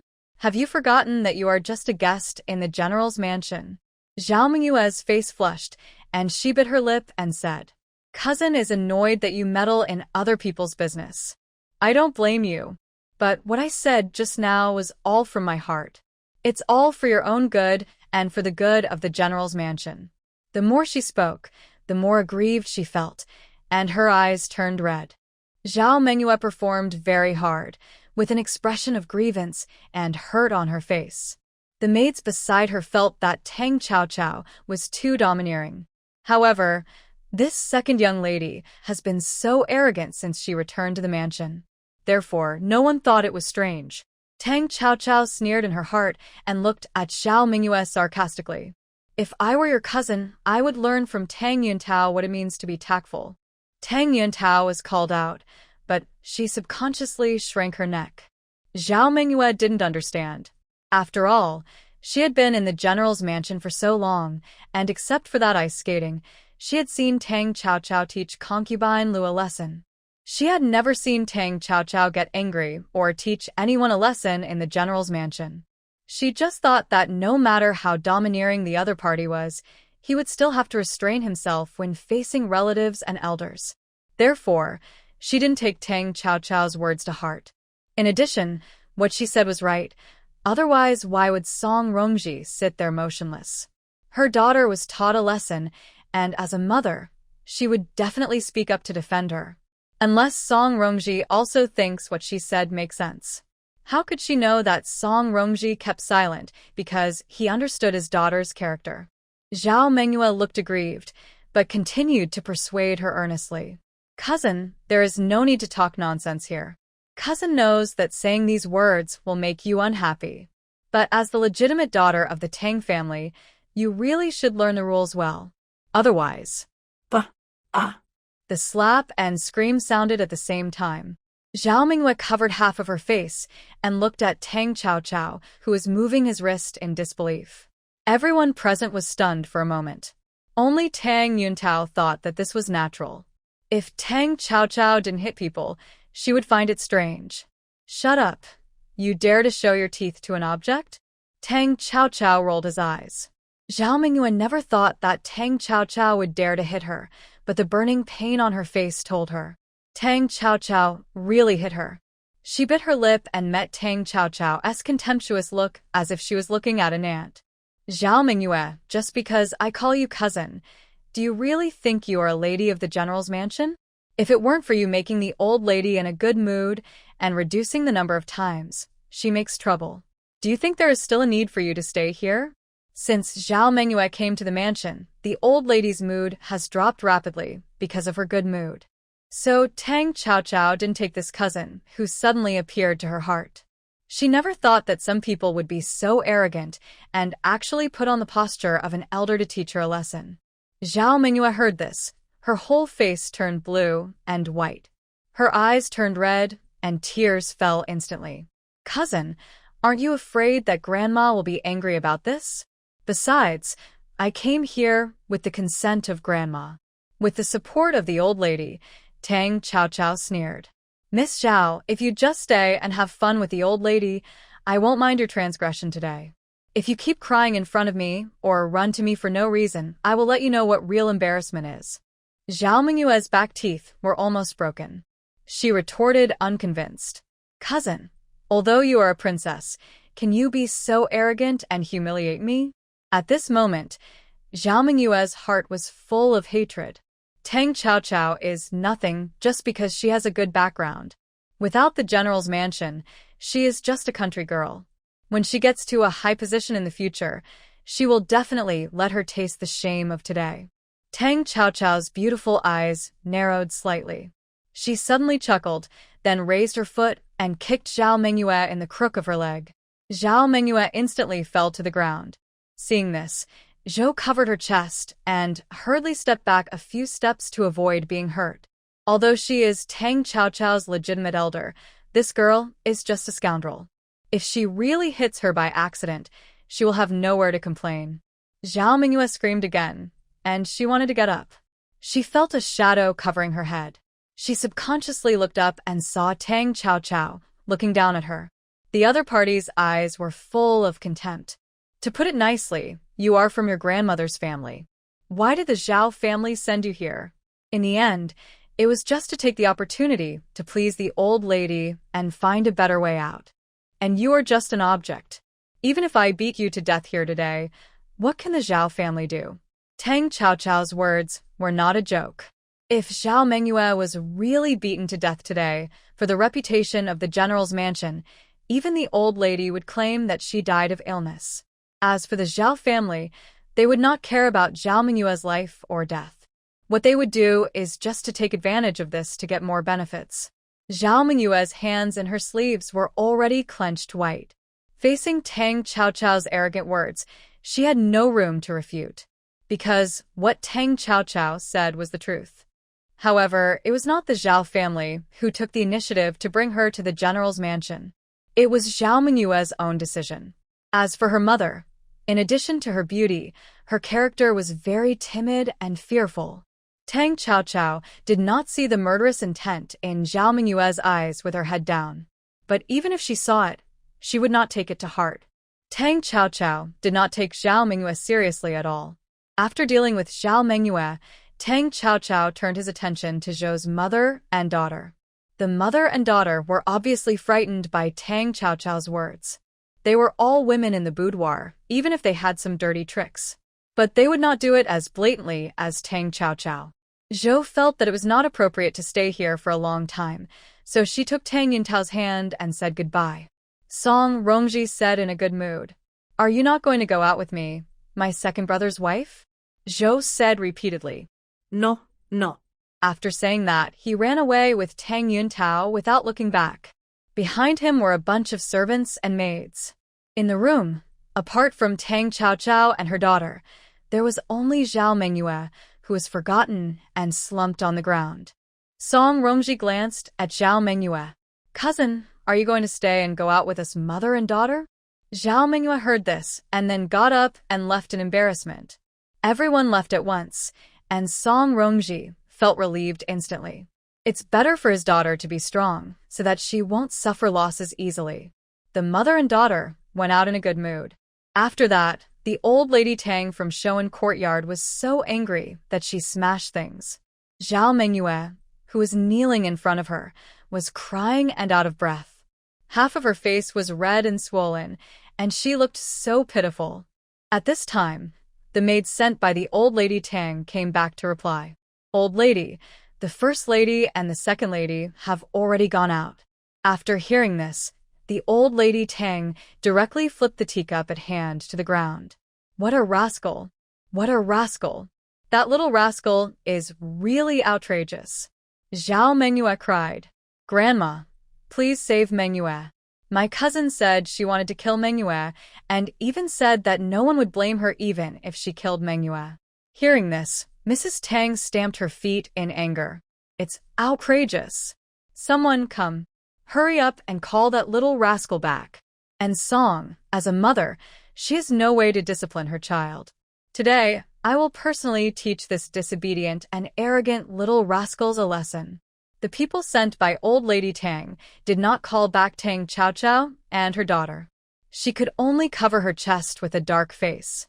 If it weren't for the eldest brother Tang Wu who had been protecting Song Romji, how could a daughter-in-law climb over her head? Now, even the younger one doesn't take her seriously at all. Old lady Tang's idea of taking a concubine for Tang Wu became even more impatient. She took Zhao Mengyue's hand and said, Mengyue, when will your mother arrive in the capital? Zhao Mengyue was secretly happy when she heard this. It seemed that her grandmother couldn't wait any longer. She pretended to be naive. It must be after the new year. The journey will take about March. How could old lady Tang wait that long? She couldn't wait to show the Song mother and daughter a good show. Although it was a bit unkind to find a woman who had given birth to a child as a concubine for her son. But now there is no better candidate. Zhao Mengyue is so well-behaved and obedient, and I think her mother should be about the same. Old lady Tang didn't struggle for long in her heart, and pretended to be kind to Zhao Mengyue. Mengyue, why don't you write a letter to your mother and ask her to come over earlier? Zhao Mengyue probably guessed what the old lady was thinking, but she couldn't show it. Grandma, why are you so anxious? Old Madame Tang was asked and was a little confused. She looked at Zhao Mengyue, who looked confused, and said kindly, Mengyue, do you want to marry a son of an official in Beijing in the future? Zhao Mengyue blushed and said shyly, Grandma, why do you say this for no reason? Besides, Mengyue's status is low. How can the son of an official in Beijing look down on me? Old Madame Tang smiled when she saw her shy face and didn't dare to marry high. Why not? At the last palace banquet, the queen took a fancy to you and wanted to appoint you as a concubine to the prince, didn't she? Zhao Mengyue lowered her head slightly. Grandma, that was a joke from the queen's. How can you take it seriously? Concubine? Zhao Mengyue was disdainful in her heart. If she wanted to be a concubine, she would be the main concubine. Old Madame Tang did not see the ambition in Zhao Mengyue's eyes. She patted Zhao Mengyue's hand gently and said, Mengyue, you are too modest. It is unfair for you to be a concubine with your appearance and character. However, whether it is the position of the wife of the official son or the position of the wife of the prince, it requires a matching identity. Zhao Mengyue cooperated with the deep meaning of the old lady's words and put on a dejected look. Old Madame Tang really took the bait, and she laughed. But Grandma has a way to raise your status. Zhao Mengyue's eyes lit up, and she looked up at the old lady with joy. This move made it easier for old Madame Tang to say the next words. Mengyue, your mother has been a widow for many years, which is really difficult for her. If she is willing, she might as well be a concubine for your uncle. When the word concubine came out, Zhao Mengyue pretended to be surprised, and then showed a hint of reluctance. Old Madame Tang saw it and said quickly, Grandma knows that this is unfair to your mother. But Grandma promises that in the future, she will definitely raise your mother to the position of a co-wife. At that time, you will become the legitimate daughter of our general's mansion. Grandma will order someone to transfer your name to the Tang family tree. At that time, even if you become the prince's principal wife, no one can find fault with your status. After these words came out, Zhao Mengyue hesitated. Old Madame Tang advised again. Mengyue, it would be great if you really became Grandma's granddaughter. Look at the huge general's mansion. There is no caring children and grandchildren. Grandma is so bitter. As she spoke, the old lady's eyes became red, and she beat her chest and stamped her feet. Zhao Mengyue hurried forward and pretended to comfort her with heartache. Grandma, Mengyue will be your granddaughter in the future, and I will definitely be filial to you in the future. Good child. Old Madame Tang hugged Zhao Mengyue into her arms, and the two hugged each other like grandparents and grandchildren. Tang Chaochao didn't know the plan of Zhao Mengyue and old Madame Tang. She and her mother bought a lot of New Year gifts, but her mother said that most of them were for her grandparents. They should be back after the New Year.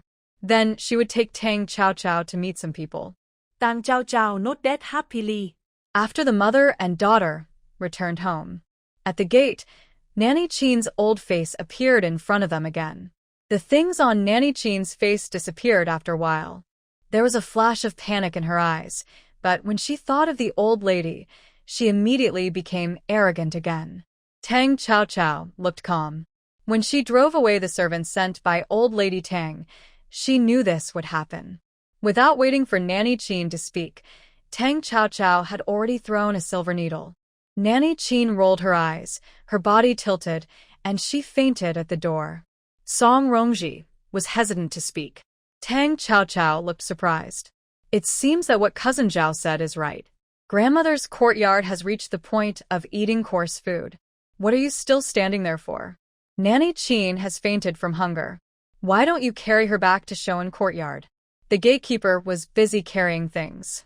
He didn't see Tang Chaochao's hidden hand and really thought that the person had fainted from hunger.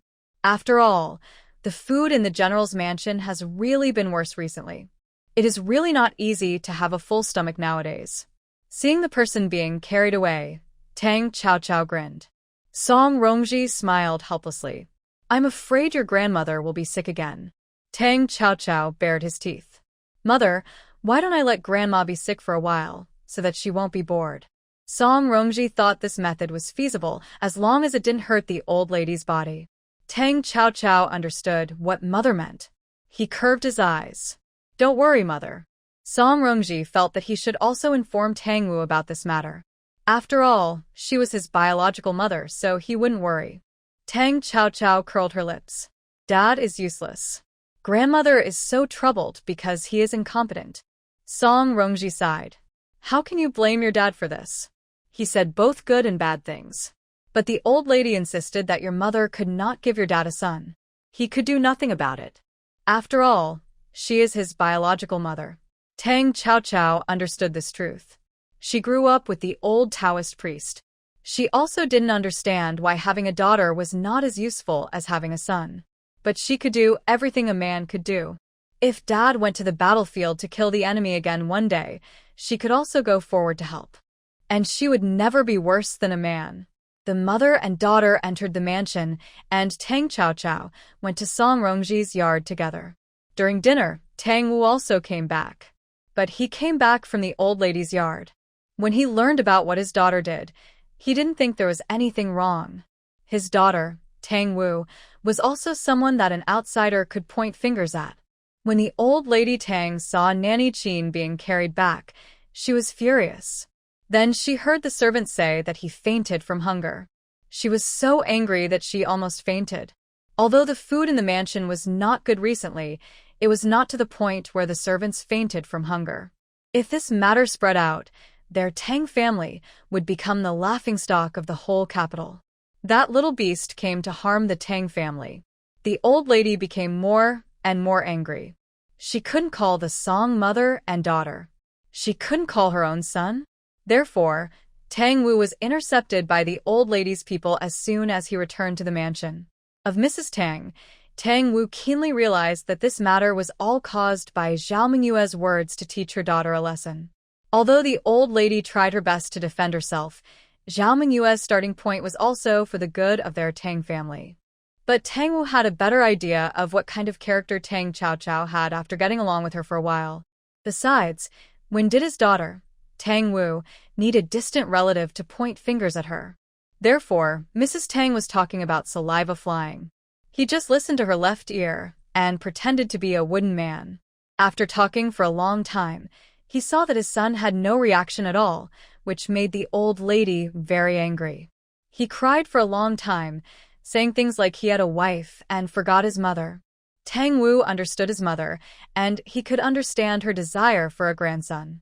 But he was not obsessed with having a son. First, because of Song Rongji. Second, with a son, would the person in the palace still trust their Tang family? But Tang Wu couldn't tell Mrs. Tang these.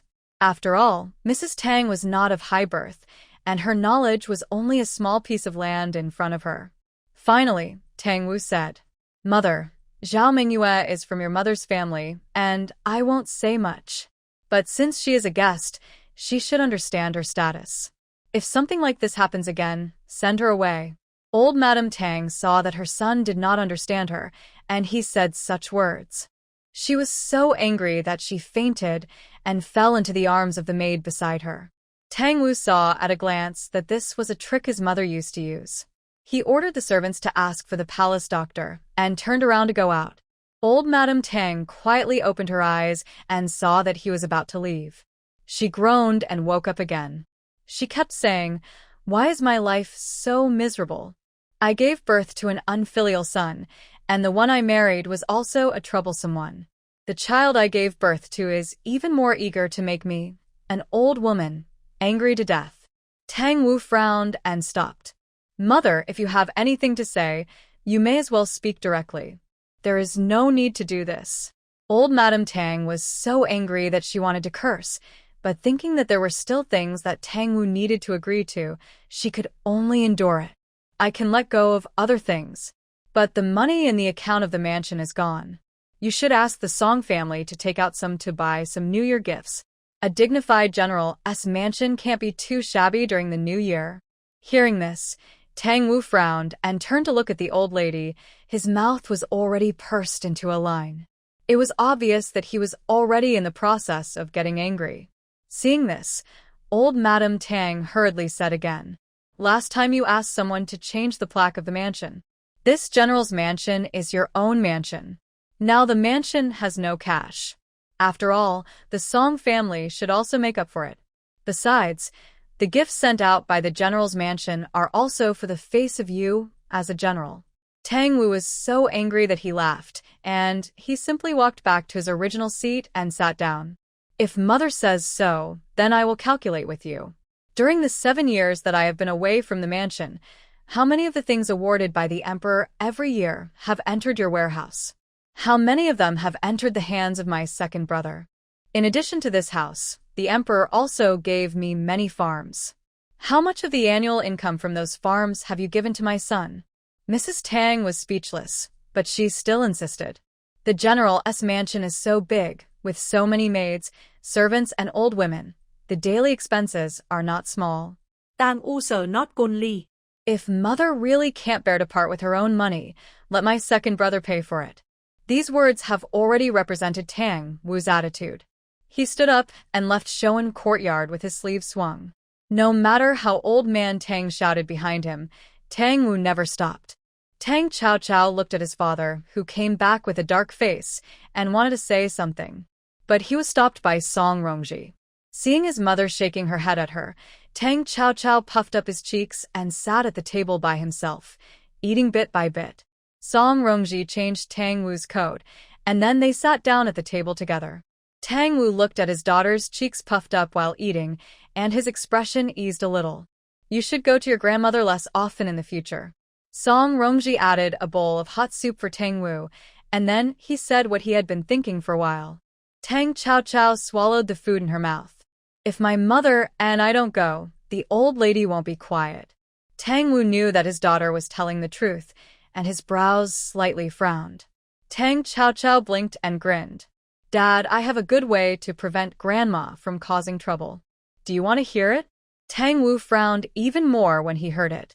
"Stinky girl, you can't do anything wrong. After all, she is your grandmother. No matter how wrong it is, you can't hurt her." Tang Chao Chao frowned and said dissatisfiedly, Just let her lie in bed for a while and take good care of her body. Tang Wu felt that even if he didn't agree, his daughter would do this for peace and quiet. After weighing the pros and cons for a while, he said seriously, "Are you sure that your grandmother's body will not be hurt?" Tang Chao curved her eyes when she heard this, picked up a piece of food with chopsticks and stuffed it into her mouth, nodded vaguely. "Of course." Song Rongji also said, "What else can you doubt about Chao medical skills? And you should also know your daughter's temper. The old lady is always tossing around like this, and sooner or later she will get angry and get sick. It's better to listen to Chao and let her rest for a while." Tang U compliment. To be honest, his mother was full of energy, but she was often angry and jumped up and down. It was not a good thing at such an old age. The next morning, the news that the old lady was ill spread in the general's mansion. Tang Chao also accompanied her mother Song Rongji to see her. The old lady lay on the bed with a pale face, and she looked like she was seriously ill. Old Madame Tang was not in good spirits. Seeing the mother and daughter, although she was unhappy, she couldn't muster the energy to teach them a lesson. This was also the first time that the Song mother and daughter left Shoan court in peace. Before Tang Chao left, she looked at Zhao Mingyue, who was guarding the old lady's bed, and said with a sneer, "My cousin came to visit my grandmother. Now that my grandmother is sick, my cousin must take good care of her." Zhao Mingyue was so angry that she gritted her teeth. Not only did she not get justice for being beaten yesterday, but now the old lady is also sick. She looked at Tang Chao's back coldly, but she sneered in her heart, "Tang Chao, just wait. When my mother comes, I will catch Tang Wu's heart, and you will cry when the time comes." Tang Chao didn't know Zhao Mingyue's little thoughts at all. When the old lady was sick, the whole general's mansion was instantly quiet. And the New Year's Day was approaching, and she was going to go out for free diagnosis. This was the task assigned to her by the old Taoist priest. Every once in a while, she must provide free diagnosis for the poor people. Before, because of some things, Tang Chao had been unable to spare his hands. The old Taoist priest had a strange rule for treating illnesses. The poor did not take a penny, and the rich took 100 taels of gold. And he had to make time to see the poor. As for the consultation fee of 1,000 taels of gold, that was set by Tang Chao himself. As long as she thinks the person is of extraordinary status and does not look like an ordinary wealthy family, the price will be the same. Because free clinics also require money to buy medicinal materials, it is not enough to just take the pulse and prescribe medicine. She needs to prepare some common diseases by herself. After all, how can people who can't even afford to see a doctor have money to buy medicine? Tang Chao's free clinic was a good thing. After Song Rongji knew about it, he wanted to send someone to help her. But Tang Chao refused. It was just a free clinic. Bringing a bunch of servants with her would not only make others think she was pretentious, but also easily scare others. She only took Jianxue with her. Song Rongji has always been a person who indulges his daughter. The next day, after she told Tang Chao to be careful, she watched her daughter leave the house with the maid. Tang Chao did not go directly to the medicine shop, but went to the Lin Wang mansion first. When she came out again, there was an Axie behind her. Axie looked puzzled. Just now, Miss Tang asked Lin Wang to borrow a person, and the prince threw him to Tang Chao, without saying a word. He asked tentatively, "Miss Tang, what are you going to do? Why don't you tell me first so that I can be prepared?" Tang Chao glanced at Axie's curved, peach blossom eyes. He didn't hide it from him and said directly, "Send you to buy mansion and replace a bay." Axie was stunned, but quickly reacted. "You want me to replace a bay's job?" Tang Chao nodded, then turned around and continued to walk forward. She was doing free clinics, and she needed someone who knew how to make herbal medicines. Obviously, the best candidate she could think of at the moment was a bay. Otherwise, it would take too much time to make medicine while seeing a patient. A little more time can help more people. Axie curiously approached Tang Chao again. But he was blocked by Jianxue, who was standing beside him.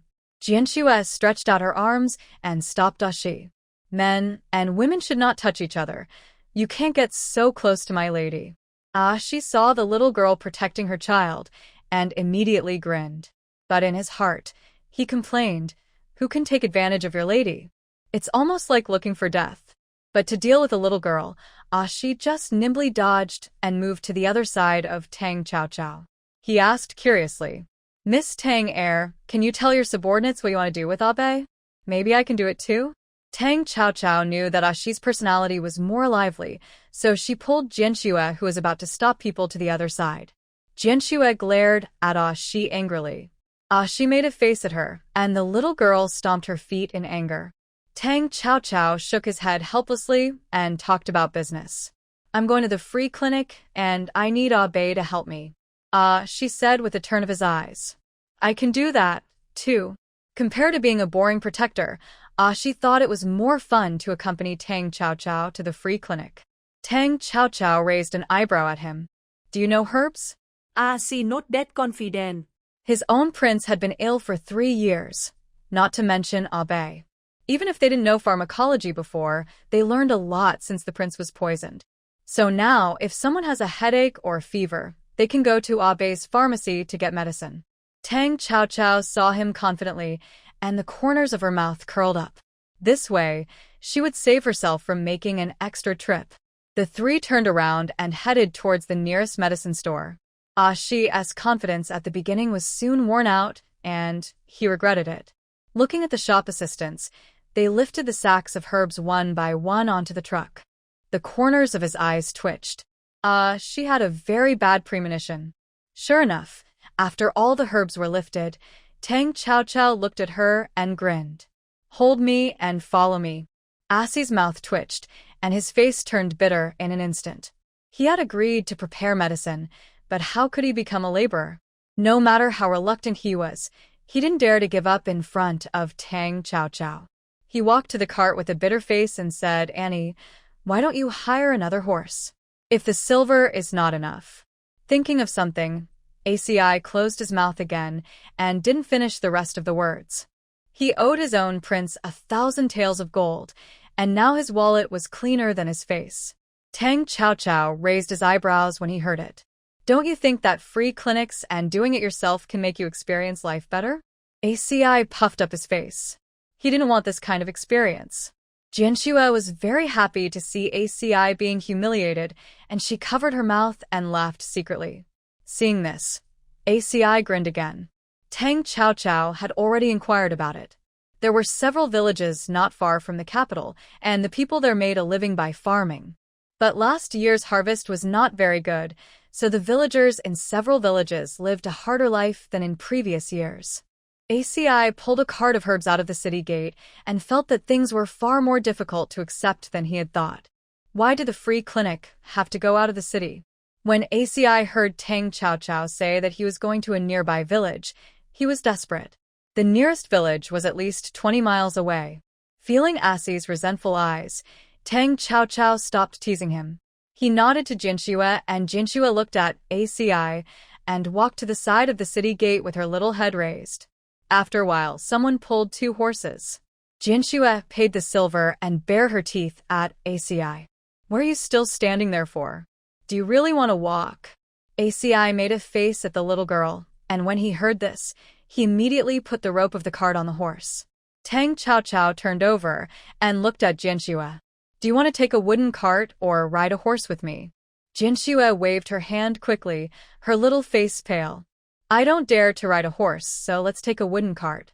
Tang Chao didn't force her. She told Ashi to take the people to Liujia village, and she rode away. Ashi looked at the little girl Jianxue, then looked at the figure that had gone far away, and sighed helplessly. If he had known earlier, he would have replaced Abe. The village that Tang Chao was going to today was Liujia village, which had about 200 households. She went ahead to take a look and talk to the village chief there. But halfway through the journey, Tang Chao met a group of people. One of them was someone she knew. Su Jiaye went to the manor to play with his classmates today. Now, they were halfway back to the city. Tang Chao was very eye-catching in her fiery red Taoist robe. It immediately attracted the attention of several young men dressed as scholars. Some people saw that although she didn't use makeup, Her lips were red and her teeth were white, and her beautiful eyebrows and eyes made people unable to look away. Immediately, she teased loudly. "What a pretty little nun. Where are you going?" "You are so pretty. Why don't you come back with me?" Tang Qiaoqiao frowned, and she pulled the reins, and the horse stopped instantly. Many people turned their heads to look over, because of what the young master said. Some of them had seen Tang Qiaoqiao, but most of them were students studying in the academy, so they had never seen Tang Qiaoqiao. Xu Jie also turned his head and saw Tang Qiaoqiao, narrowing her eyes, and his heart skipped a beat. Lin Zisong beside him said even more exaggeratedly, "Why is this young lady here?" Before the two of them could react, the young master who had just spoken saw Tang Qiaoqiao stop her horse and thought there was something going on. He immediately put on the appearance of a handsome young man. He stepped forward and said proudly with his chin raised, "Little Taoist nun is quite sensible. If the young master is in a good mood, I will take you as a concubine." Xu Jie wanted to stop her, but he saw Tang Qiaoqiao had already turned over and dismounted, and walked towards the young master. He immediately felt that something was going to happen. Lin Zisong, who was standing aside, hurriedly pulled Xu Jie and said, "Let us not care about it. With Duanmu Hong's background, I think this lady won't make things too difficult for him." Xu Jie didn't think so. He always felt that with Tang Qiaoqiao's temper, what could she not do? Not long ago, this man personally chopped off Li Shuiying's head, and his father was still a minister at that time. Duanmu Hong is the nephew of Queen Duanmu. His father is the uncle of the current dynasty. Not long ago, his father received an imperial edict to investigate corruption in other places. Duanmu Hong also went with him. He just returned to the capital yesterday. Of course, he didn't know Tang Qiaoqiao. Tang Qiaoqiao kicked Duanmu Hong in the chest. He still had a smile on his face that he thought was cool. He was kicked 2 meters away. Plop! Duanmu Hong fell heavily to the ground. He was still in a daze. Then there was a pain in his chest and pain on his buttocks. Before he could react, a group of people surrounded him. Some people asked him how he was. Some people pointed at Tang Qiaoqiao and scolded him. "You crazy woman! Do you know who you hit?" No one expected that the little Taoist nun who looked delicate would be so cruel. Only Xu Jie looked like he knew it. Tang Qiaoqiao squinted his eyes and looked around. His eyes happened to meet Xu Jie, who was standing beside him. Xu Jie subconsciously shrank his neck. He didn't do anything. What did he do? Duanmu Hong had never been treated like this before. Although he was in pain everywhere, he gritted his teeth and stood up, peeling away the people in front of him. He looked at Tang Qiaoqiao with vicious eyes and said viciously, "Catch this little witch for me, and we will have fun together later. Let her know who she can't mess with." What a shameless and despicable thing. As soon as he said this, 2 men in black appeared in front of Tang Qiaoqiao. Tang Qiaoqiao had already noticed that there were secret guards hiding in the dark. But so what? Just when the two sides were about to fight, Xu Jie hurriedly said, "Don't do it. Don't do it. It's all a misunderstanding." Duanmu Hong didn't expect that someone would dare to speak for this little nun. He looked at Xu Jie coldly. Xu Jie was not speaking for Tang Qiaoqiao. He felt that this matter was originally caused by Duanmu Hong's rude words. No matter whether Tang Qiaoqiao could beat the 2 secret guards or not, what happened afterwards was absolutely not allowed. If General Tang knew about it, the whole capital would be in turmoil. After all, a daughter just died. Even His Majesty would definitely stand on General Tang's side. At that time, Duanmu Hong will be skinned alive even if he doesn't die. Xu Jie, who was only thinking about Duanmu Hong's good, said with a stiff face, "Mr. Duanmu, this is the second lady of General Tang's family." After Xu Jie's reminder, Duanmu Hong looked up and down at Tang Qiaoqiao. He had never seen Tang Mumu, but he had heard of Tang Qiaoqiao since he returned to Beijing. After all, Duanmu Hong's aunt was the queen, and he and the second prince Murong Tian were cousins. Murong Tian was imprisoned in the mansion. When his father came back yesterday, the queen aunt hurriedly summoned him to the palace. She told him everything. When his father came back, he was also thinking about how to release the second Prince Murong Tian from the mansion. Thinking of this, Duanmu Hong narrowed his eyes and looked at Tang Chao, disdainful. "Are you the one who caused the second prince to be imprisoned, Tang Chao?" Tang Chao ignored the other party. The fight was over. Why should she waste her saliva with them? Duanmu Hong saw Tang Chao walking towards his horse. He felt that he was ignored by a woman, and the kick in public before made him angry. He winked at the two secret guards. The secret guards understood instantly and attacked Tang Chao together. Tang Chao's ears moved, and her steps stopped instantly. Her eyes darkened, and she tapped her feet lightly on the tree in front of her. While using the force, she did a backflip and kicked the man who rushed over in the face.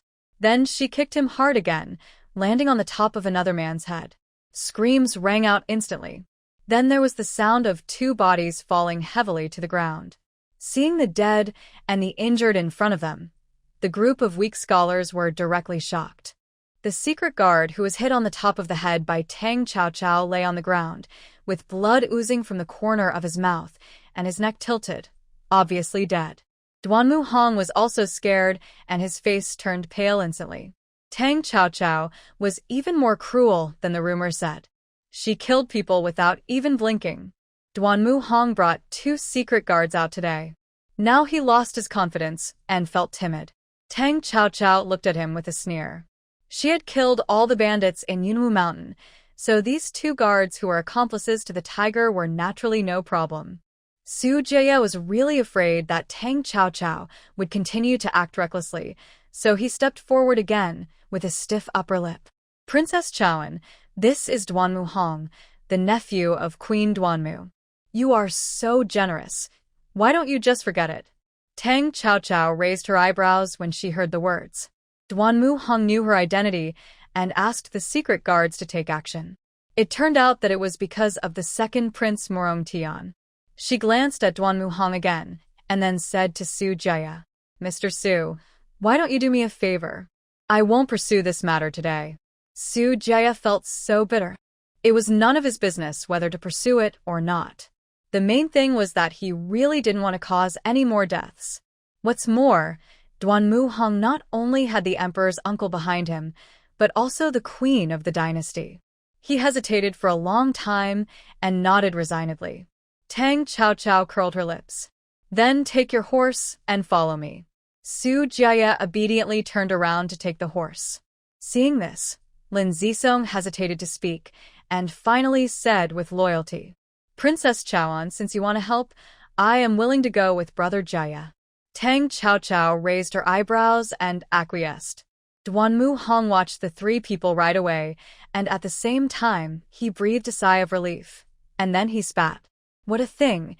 Isn't it just relying on the military power in her father's hands? Wait until His Majesty takes back the military power of the Tang family, and see how I will kill you. When the other people heard this, they just pretended not to hear it, and Duanmu Hong's words were not groundless. After all, many people are thinking about the military power in Tang Wu's hands. This includes his father. Now that Tang Wu has returned to Beijing, it is the best time to take back the military power. When Tang Chao brought Su Jie and Lin Zisong to the entrance of Liujia village, there happened to be an old man sitting on a stone at the entrance of the village, smoking a pipe sullenly. However, from his sallow and thin face, one could tell that he was not living a good life. 3 horses appeared in front of him, and the old man looked over in confusion. He saw that it was a little Taoist nun, followed by 2 young men in noble robes. He stood up directly. Tang Chao got off the horse, walked to the old man, and said with a smile, "Uncle, where is the village chief of your village?" Su Jie and Lin Zisong looked at each other, wondering what Tang Chao wanted to do by coming to this remote place to see the village chief. Upon hearing this, the old man looked up and down at the little Taoist nun in front of him. She was very beautiful, with fair skin, and the clothes on her body were not something that ordinary people could wear. He asked a little embarrassedly but curiously, "Girl, why did you come to our village to find the village chief?" Tang Chao said in a good voice, "Uncle, I'm a doctor. I'm here to treat the villagers today. When he heard about treating a patient, the old man immediately waved his hand. No, no, girl, you should go back. These days, we can't even get enough food to eat, so how can we have spare money to see a doctor? The old man thought that this little nun might be a bored young lady from a wealthy family who came here to have fun. He simply started to drive her away. Go, go, go, no one in our village wants to see a doctor. Tang Chow Chow was not annoyed when she saw this. She explained calmly. Uncle, I don't charge for treating patients. And someone will deliver the medicinal materials in a while, and you can use them for free then. What? The old man was stunned. Even Su Jia and Lin Zisong were full of questions, thinking that Tang Chow Chow had nothing to do after eating. Or did she want to practice on these poor people? Seeing that the old man still looked doubtful, Tang Chow Chow could only continue to speak kindly. Old man, why don't you take us to see the village chief first? No matter where they are, farmers who were born and raised in such a village are extremely wary of strangers. The old man had never encountered such a pie in the sky, so he took Tang Chow Chow and others to the village chief's house. Even the village chief lived in a slightly better place than others. Along the way, many villagers poked their heads out to look. Some curious ones followed Tang Chow Chow and others.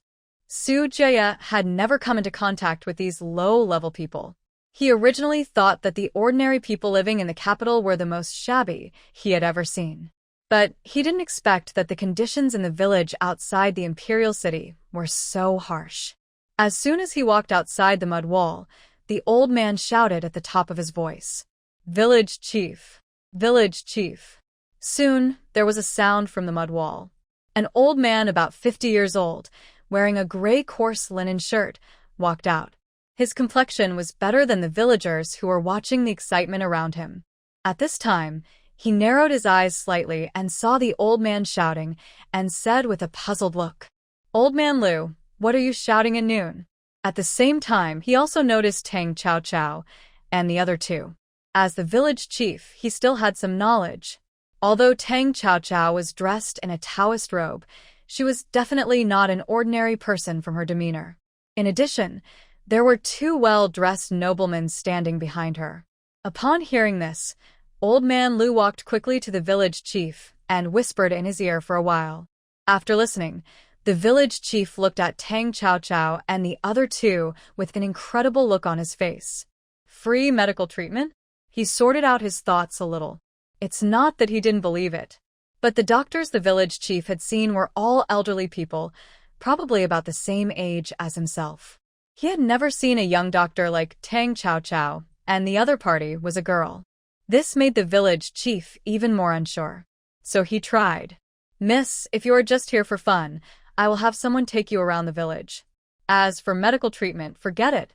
The village chief had already made up his mind. Diseases cannot be treated randomly. If you are not careful, it may cost lives. Their harvest last year was not good. People are not energetic when they are hungry, and it is easy to get sick when it is cold. Many people in the village are more or less uncomfortable because of this, but they cannot treat this little girl randomly. Tang Chow Chow knew what they were thinking. When she was a little successful in medical skills, the old Taoist took her to see patients. When the patients saw that she was a little girl taking their pulse, they would show more or less suspicion, or even distrust on their faces. The old Taoist followed the principle of whether to look or not. If they looked, let Xiao Chow Chow take their pulse, and if they didn't look, they would get out. Even so, many patients dared to be angry, but did not dare to speak. Little by little, over time, Tang Chow Chow's medical skills matured quickly. Tang Chow Chow walked up to the village chief and whispered a few words in his ear. The village chief's eyes suddenly widened in disbelief. This girl was so young, but she could tell his hidden illness just by looking at his face. How could he not be surprised? The key was that this girl was careful and did not embarrass him in front of a group of villagers. Therefore, he had some confidence in her medical skills. At the same time, Shi and Jian Shui were brought over along with the horse-drawn carriage carrying medicinal materials. When Jian Shui saw the young lady, she immediately ran over happily. "Young lady, you didn't wait for me. We met a group of people on the road just now." They rode their horses so fast that they almost overturned our wooden carts. The little girl complained, with a puffy face. As if she suddenly remembered something, she subconsciously glanced in Ashi's direction, and her face blushed again. Tang Qiao knew who the group of people were, without thinking. It must be Duanmu Hong and his group who were kicked by her. I think they were angry, so they rode their horses so fast. The village chief was a little excited when he saw the sacks on the wooden cart. The villager who led ACI and the others ran to the village chief and said excitedly, "Village chief, this young man said that he came to our village for free medical treatment, and this cart is full of medicinal materials." As soon as these words came out, the villagers who followed to watch the excitement also changed from being skeptical just now to being delighted. The village chief finally let down his guard and smiled. Good, good, good. These people are all great benefactors of our village. With the village chief's words, the following things went more smoothly. Tang Qiao asked the village chief to call out all the people in the village who needed to see a doctor and line up at the door of the village chief's house. She could also take their pulses one by one. The village chief said yes again and again, and went to notify the villagers from house to house. Tang Qiao borrowed a few big pots from the villagers. Let Su Jia and Lin Zisong start to boil some common medicinal soups for cold prevention. Such medicinal soups are good for everyone to drink a bowl, whether they are sick or not. Su Jia and Lin Zi finally understood that Tang Qiao's so-called help turned out to be hard labor. The two looked at each other and shook their heads helplessly. Then, a long line formed at the door of the village chief's house. Almost all the villagers in Liujia village came. Among them were villagers who were not sick. Tang Qiao did not drive them away. After all, everyone had no bad intentions and just wanted psychological comfort. So when he treated a peasant woman, the peasant woman took back her hand that had just taken the pulse and looked at Tang Qiao nervously. "Little doctor, I feel weak all over every day and can't do anything. Do I have any bad illness?" After Tang Qiao took the pulse, the other party was just a little weak because she didn't eat enough, and there was no big problem. "You're fine, you're in good health." Faced with Tang Qiao's diagnosis, the peasant woman wanted to say something. Then a villager shouted, "Lu Hai, you're lazy. Don't delay the young doctor. There are many people waiting behind us." The peasant woman cursed in shame and anger after hearing this. She took the medicine soup handed over by Su Jia and drank it up quickly. The young doctor said that this soup can be taken whether you are sick or not. However, the peasant woman saw that the young men who helped her were all very handsome, so she turned her eyes and approached Su Jia and said, "Is the young man married?" Tang Qiao heard it and raised her lips unconsciously. Su Jia directly moved away from the peasant woman in embarrassment. The peasant woman was persistent. He avoided her and approached her. "Young man, I have a daughter at home. She is a little thin, but she looks good. How about you consider it?" Su Jia looked for help at Lin Zisong, who was working with his head down. Lin Zisong pretended not to see it. After all, he had encountered this situation several times just now. Fortunately, someone finally laughed and scolded her. "Lu Hai, your daughter is only 10 years old. You should do some good deeds." Seeing that it was Lu Yong's wife who ruined her good deeds again, Lu Hai was so angry that she ran over and put her hands on her waist to fight with the other party. Fortunately, the villagers pulled them apart in time, and the village chief scolded her. Lu Hai left cursing. Su Jia and Lin Zisong looked at each other, and looked at Ashi with some envy, who was making the peasant women very happy while preparing medicine. Why don't they have the skill? At this moment, the sound of horse hooves came from a distance. Tang Qiao looked up and saw that several fast horses had appeared behind the crowd. Seeing the people coming, Tang Qiao narrowed his eyes slightly.